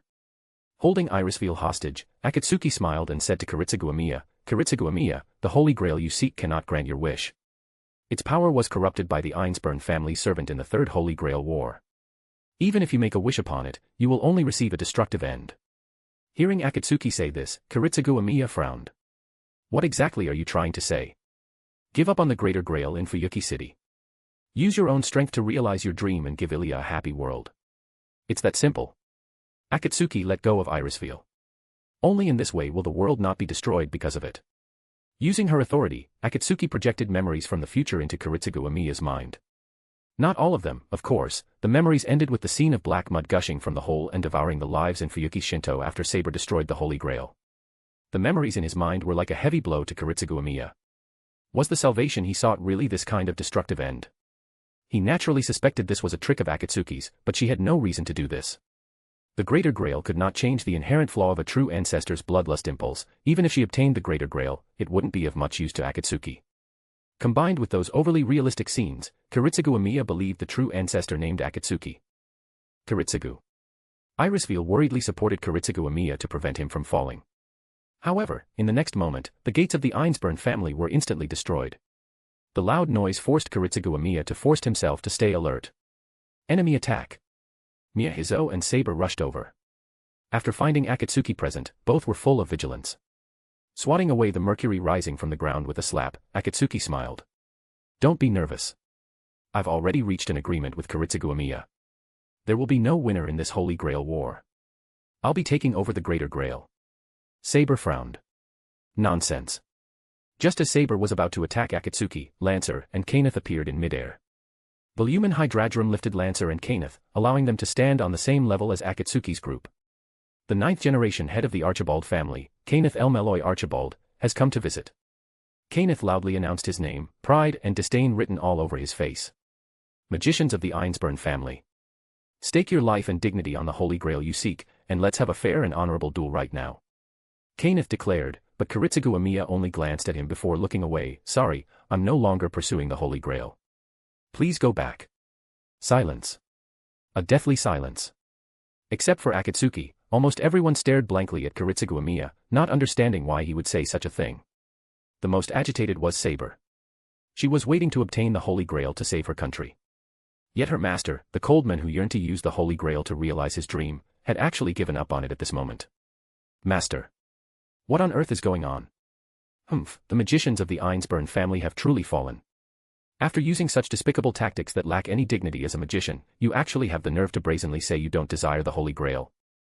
Utterly ridiculous. Also, don't forget to give me a power stone if you do like this fiction. Your support really motivates me to continue doing my best in translating, thanks. Chapter 95, Round, Eliminated. Why? Kiritsugu Amiya. Why would you, who craves to save the world, give up on that omnipotent wish-granting machine? Saber could not accept the decision made by Kiritsugu Amiya. Similarly unable to accept it was Lancer's master, Kenneth. He had prepared countless means to deal with an incoming attack from an enemy magician, yet he was easily dismantled by Kiritsugu Amiya using non-magical means. His pride as an orthodox magician made this fact impossible for him to swallow. Lancer, kill him. Yes, my lord. Before Saber could react, Akatsuki immediately blocked the way in front of Kiritsugu Amiya. She merely gave a disdainful smile at the twin spears in Lancer's hands. In the next moment, Lancer was sent flying backward. Kiritsugu Amiya cannot die. At least in the future I have chosen, he still has other uses. You, however, can die here right now. In Fate/Kaleid Liner, Kiritsugu Amiya did not die, but Kenneth did. Otherwise, Waver would not have become Lord Elmeloy too, and the task of collecting class cards would not have fallen to Tosaka Rin and Luvia. What arrogance! A mere vampire dares to spout such nonsense. Fine, let me give you a good taste of my mystic code. Under Kenneth's manipulation, the volumen Hydradrum acted like giant steel blades hacking toward Akatsuki. However, Akatsuki ignored them completely, merely waving her hand to utterly disintegrate the mystic code Kenneth was so proud of. How is this possible? Seeing his greatest trump card easily neutralized by Akatsuki, Kenneth's eyes widened. However, before he could make another move, Akatsuki was already prepared to strike. Lancer, attack again. Kenneth roared. Although Lancer knew he was no match for Akatsuki, he still charged at her. Akatsuki lightly raised her hand, and a blood-red light flashed. Lancer was actually frozen in place, unable to move. What? Just what kind of monster are you? At this moment, a wave of despair suddenly welled up in Kenneth's heart, and he shouted, nearly breaking down. Akatsuki smiled without saying a word. Just as she intended to deliver a fatal blow to Kenneth, Saber's sword blocked the path between her and Kenneth. Saber, what is the meaning of this? Akatsuki asked with a frown. Putting aside the fact that Lancer and I have a knight's oath from the Fuyuki docks, if you want the Holy Grail, just kill Lancer. Why must you deal such a murderous blow to his master? Foolish chivalry. One had long heard how poisonous Gen Urobuchi's writing of Saber was, and having even seen the original Fate/Zero novel and anime, none of that was as shocking as seeing it with one's own eyes. Akatsuki did not release her restraint on Kenneth and Lancer. On the contrary, her fingers slightly closed toward her palm, and Kenneth and Lancer simultaneously felt a sense of suffocation. It's about time. As Akatsuki spoke, many bats suddenly flew over from the outskirts of the Einsburn family castle. Upon closer inspection, these bats were tightly clutching a woman. A moment later, that woman was dropped in front of Akatsuki. Sola. Kenneth, struggling to breathe, cried out in panic when he saw the person's face clearly. Sola Ui Nuadari Sofiari, Kenneth's fiancé. Kenneth, use your command spells to order Lancer to commit suicide, and I won't kill you or your fiancé. Since she had to guide the direction of the world, there were some things Akatsuki had to do. Whether it was dealing with Kenneth or destroying the Greater Grail beneath Fuyuki City, if no one else was willing to do these things, then she had to be the one. Therefore, when she killed the True Ancestor killer, assassin, who had been summoned by Nico Arc during the Fifth Holy Grail War, she had already made her resolution. When her hands became stained with blood, fate would drag her into an endless abyss of slaughter. How can I believe you? You have no choice. Kenneth fell silent. Akatsuki was right, under this absolute suppression, he indeed had no right to choose. The feeling of suffocation grew stronger. He looked at the command spells on the back of his hand, his unconscious fiancée lying on the ground, and Lancer, who was also imprisoned nearby. Lancer, kill yourself. He raised his hand with great difficulty. One stroke of the bright red command spells vanished. Under Lancer's shocked and despairing gaze, his hand uncontrollably drove the blood-red spear into his own chest. He disappeared before he could even leave any last words. Lancer. Saber. Saber and Akatsuki spoke simultaneously, but compared to Saber, Akatsuki's tone was full of warning. King Arthur, this is war, not a place for you to uphold your chivalry. As a knight, your duty is to be loyal to your lord. With this, my war is over. Release Sola. Freed from Akatsuki's restraint, a dejected Kaneth collapsed directly onto the ground. He hurriedly ran toward his unconscious fiancée. Indeed, I will spare you and Sola. Akatsuki put her hands behind her back and leaned against the castle wall. But that's just me. 2 gunshots rang out. Miyahizo and Kiritsugu Amiya understood Akatsuki's meaning in an instant and cooperated with her without hesitation. There was no need to mention Kiritsugu Amiya, he had learned the truth behind the Fourth Holy Grail War from Akatsuki. As for Miyahizo, she fired because she trusted Kiritsugu Amiya completely. Sola. Kaneth, who had not been hit in a vital spot, let out a heart-wrenching wail. Sensing that Sola had already stopped breathing, he looked at Akatsuki in despair. Kill me, kill me. I'm sorry, I promised you that I wouldn't kill you. Akatsuki remained motionless, as did Kiritsugu Amiya and Miyahizo. Saber looked at Kaneth, who was struggling in pain on the ground, and walked over holding her golden sword. Under everyone's gaze, Saber ended Kaneth's life with a single stroke, also putting an end to his suffering. However, it wasn't perfect yet. Akatsuki walked to Kaneth's side and placed her finger on his body. In an instant, the magic circuits and magecraft crest inside Kaneth's body snapped and reorganized chaotically. At this moment, the magecraft passed down through 9 generations of the Archibald family was completely destroyed, even repairing it would take an unacceptable amount of time. Wicked. Akatsuki looked up. Are you talking to me? Also, don't forget to give me a power stone if you do like this fiction. Your support really motivates me to continue doing my best in translating, thanks. Chapter 96, Persuasion. Not just you. You too. Kiritsugu Amiya. Saber's sword pointed toward Kiritsugu Amiya nearby. I originally thought that our methods were merely different, and that our results would eventually converge. But now, it is absolutely impossible for me to trust you. Kiritsugu Amiya, why exactly do you crave the Holy Grail? I've said it already, I no longer crave the Holy Grail. It is by no means some omnipotent wish-granting machine, it is nothing more than a Pandora's box filled with curses. Saber seemed stunned by Kiritsugu Amiya's tone. In her memory, this was the first time Kiritsugu Amiya had spoken to her, but she never expected him to say such things. Lancer is dead. This means the souls of 3 servants have already been absorbed by the Lesser Grail. How are you feeling, Irisveal? Akatsuki suddenly spoke up. The mentioned Irisveal looked at Akatsuki in surprise. Irisveal shouldn't have told anyone about the negative effects brought by the Lesser Grail absorbing the souls of 3 servants. Irisveal. For gazes turned toward Irisveal, making her smile somewhat unnaturally. It's fine. There's no problem yet. Only for now. Akatsuki looked at Saber and Irisveal with a calm gaze. Originally, she had planned to strike while the iron was hot tonight and send both Lancer and Saber away. However, considering Irisveal's current physical condition, if Saber weren't there to provide magical energy to the Avalon inside her, Irisveal would likely collapse first. After exchanging a few words with Kiritsugu Amiya and telling him to explain the cause of the events to Saber, Akatsuki left the Einsburn family castle. Tonight, she still had to find the other servants and masters. 3 servants, Lancer, Caster, and Berserker, had already been dealt with by Akatsuki. With Kiritsugu and the others handling things on Saber's side, only Rider, Assassin, and Archer remained. As for Rider, Akatsuki was quite at ease. After all, Rider was easy to talk to. Considering that Matou Sakura would need Waver's guidance in magecraft in the future, Akatsuki did not intend to have a falling out with him yet.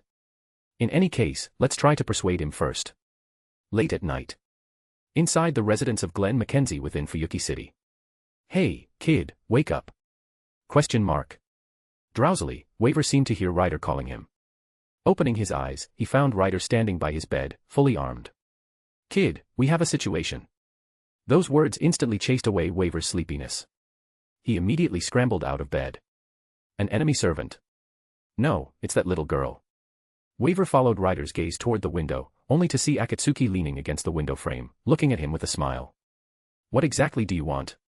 Opening the window to let Akatsuki in, Waver looked at her in confusion. A second later, he seemed to remember something. I haven't completely finished with Makiri's notes yet. It'll probably take a few more days. Are you in a hurry? It's not about that. Akatsuki snapped her fingers, using marble phantasm to manifest a small sofa in the room. The already small room felt even more crowded now. I've come to ask you to withdraw from this Holy Grail war. Huh. Putting that aside for a moment, I am quite interested in your ability to create things out of thin air. I wonder if you would be interested in cooperating with us to conquer the world. After all, if that ability of yours could forge divine weapons to complement our noble phantasm, it would surely create an invincible army. Even if it cannot forge divine weapons, it is still a powerful ability capable of supplying an entire army. Akatsuki smiled. We can talk about that later. Wait. What do you mean? Ask us to give up on the Holy Grail war. The Greater Grail has been corrupted, Akatsuki spoke unhurriedly. During the Third Holy Grail War, the previous one, the Einsburn used a foreign scripture to summon the 8th class, Avenger, and Grameneu, also known as all the world's evil. Of course, he couldn't possibly be the actual evil god of legend. The summoned Grameneu was extremely weak and was killed by another servant within days. However, he corrupted the interior of the Greater Grail, leading to a massive catastrophe in the last Holy Grail War. Grameneu remains inside the Greater Grail. If a winner were to make a wish upon the Greater Grail, it would only be granted in a twisted manner. Waver, I remember your reason for participating in this war was to get those people at the clock tower to give you a proper evaluation, right? Even if you obtained the corrupted Grail, you wouldn't be recognized by the clock tower crowd. Instead, you'd be placed under a sealing designation by the clock tower for leaking the mystery and possessing the Grail, or be hunted down by the church's agents. Hearing Akatsuki's words, Waver froze in place. He had long heard of the notoriety of the sealing designation, and the church's agents had an abysmal reputation among magicians. He never dreamed he would be associated with these two terms. Then what should we do now? Waver asked somewhat frantically. Akatsuki crossed her arms and tilted her head slightly. There is only one way now, destroy the Greater Grail. Destroy the Greater Grail. How is that even possible? Waver's eyes widened. It's not entirely impossible. A faint smile played on Akatsuki's lips. The Holy Grail War in Fuyuki City is, in a sense, a large-scale evocation ritual. Although it combines the Fuyuki City ley lines with the techniques of the Matou family and the Einsburn family, any ritual can be broken. Nothing is eternal. Waver grit his teeth. You make it sound so easy, but that's the Greater Grail. The Holy Grail War has continued in Fuyuki for hundreds of years, do you think you can just destroy it like that? And would the other participants even agree? Summoning his courage, Waver shouted at Akatsuki, but a single look from her sent him back down onto his bed. Saber's master has already agreed. As for the masters of Archer and Assassin, I will persuade them myself.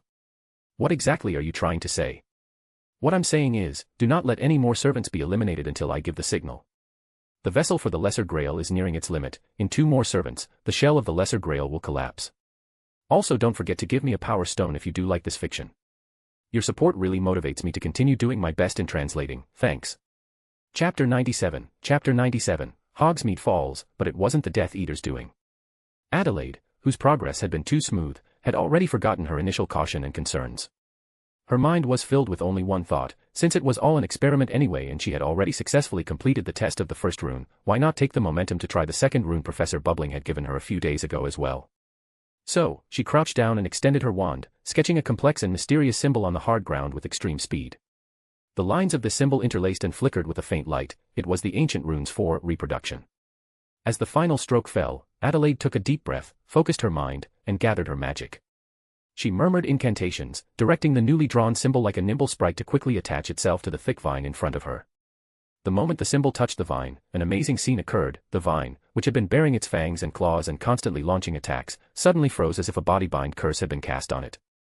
A few seconds later, the vine began to grow frantically at a speed visible to the naked eye, and many pods of various shapes began to grow on it. Some of these pods were round and cute, like translucent pearls, some were long and slender, just like crescent moons, and others presented irregular curved shapes, like works of art carved by nature's uncanny workmanship.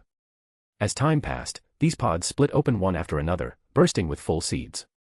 As soon as these seeds touched the ground, they seemed to gain the power of life, quickly taking root and sprouting. In the blink of an eye, they grew into new magic beans plants. Before long, the open space near the Shrieking Shack was filled with pink magic beans vines, making the two opposing sides feel as if they were in a pink forest. The entire scene was magnificent and breathtaking. SSS. Adelaide's expression instantly became somewhat unnatural. A faint blush crept onto her cheeks, and a hint of imperceptible embarrassment revealed itself in her eyes. Clearly, even she hadn't expected things to spiral so far out of control. This was bad. She had only learned growth and reproduction, but hadn't yet learned termination or death. Standing to the side, Headmaster Dumbledore also watched the frantically spreading magic beans vines with a face full of surprise. His wise and deep eyes were filled with disbelief. Who would have thought these mutated magic beans would possess such astonishing reproductive capabilities? In just 10 short seconds, a tiny magic bean seed could quickly grow into a complete plant. What was even more staggering was that the newly grown offspring immediately reproduced as quickly as rabbits, eagerly blooming flowers and bearing full pods, then giving birth to new seeds in the blink of an eye. And so it cycled. Before long, these mutated magic beans, like a surging tide, swept through more than half of Hogsmeade with unstoppable momentum.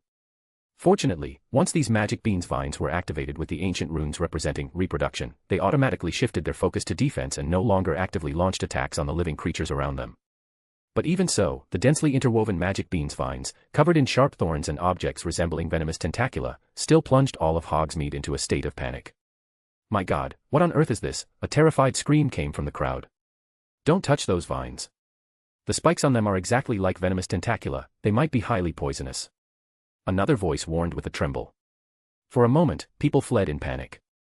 The originally peaceful and tranquil Hogsmeade was now in utter chaos.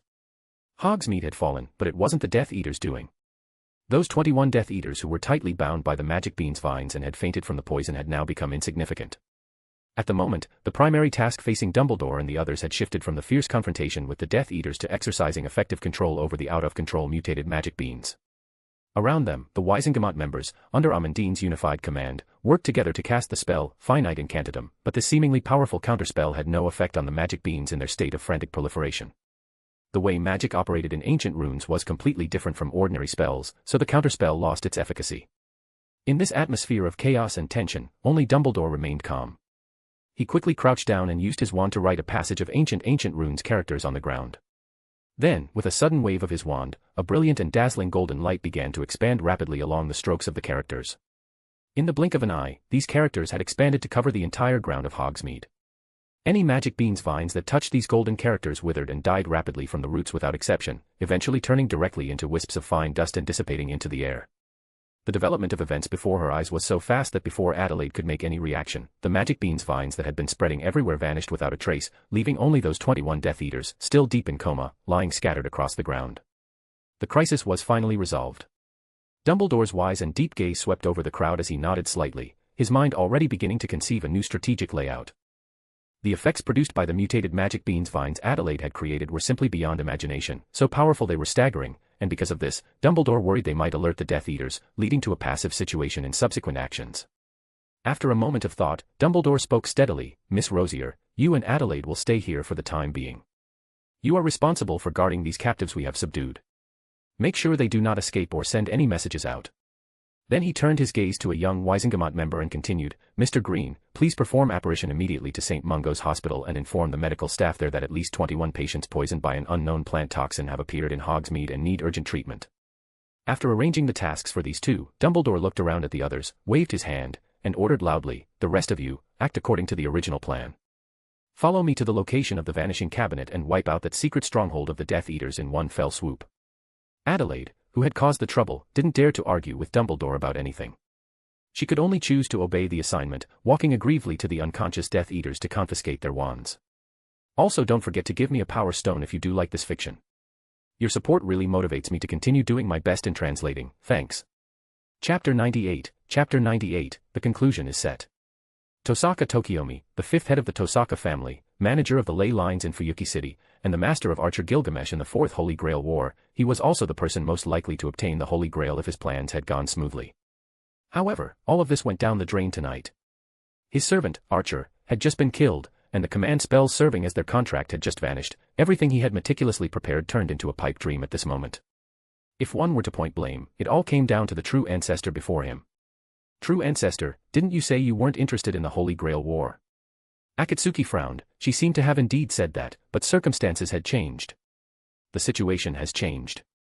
I've accepted a commission and must intervene in this Holy Grail War." So said the True Ancestor who had rescued his daughter from the clutches of the Matou family. In a sense, Akatsuki was Matou Sakura's savior, making it difficult for Tosaka Tokiomi to say much. Besides, the Greater Grail has already been corrupted, it wouldn't be of much use even if you obtained it. Akatsuki nonchalantly dropped a topic that left Tosaka Tokiomi in shock. The Greater Grail is corrupted. How is that possible? Akatsuki sighed and repeated what she had told Waver. After hearing it, Tosaka Tokiomi fell into solemn thought for a moment. Is there no possibility of purification? Even if there were, I wouldn't do it. She has decided to head toward a different future, and I have agreed, therefore, your opinions are no longer important. The reason I came here was to confirm one thing: those who agree shall live, and those who oppose shall die. Silence. Tosaka Tokiomi's eyes were downcast as he seemed to weigh his chances of victory in a battle against Akatsuki. At this point, he was no longer a master in any sense of the word. After a long time, Tosaka Tokiomi slumped into his seat as if all the air had been let out of him. He gave a self-deprecating laugh. If even the king of heroes had been easily suppressed by Akatsuki, what could he, a mere magician, do? How do you plan to deal with the corrupted Greater Grail in Fuyuki City? As the manager of Fuyuki City's ley lines, Tosaka Tokiomi had to know how Akatsuki intended to handle the corrupted Greater Grail. If she planned to disregard the concealment of the mystical, he certainly wouldn't agree. You don't need to worry about that.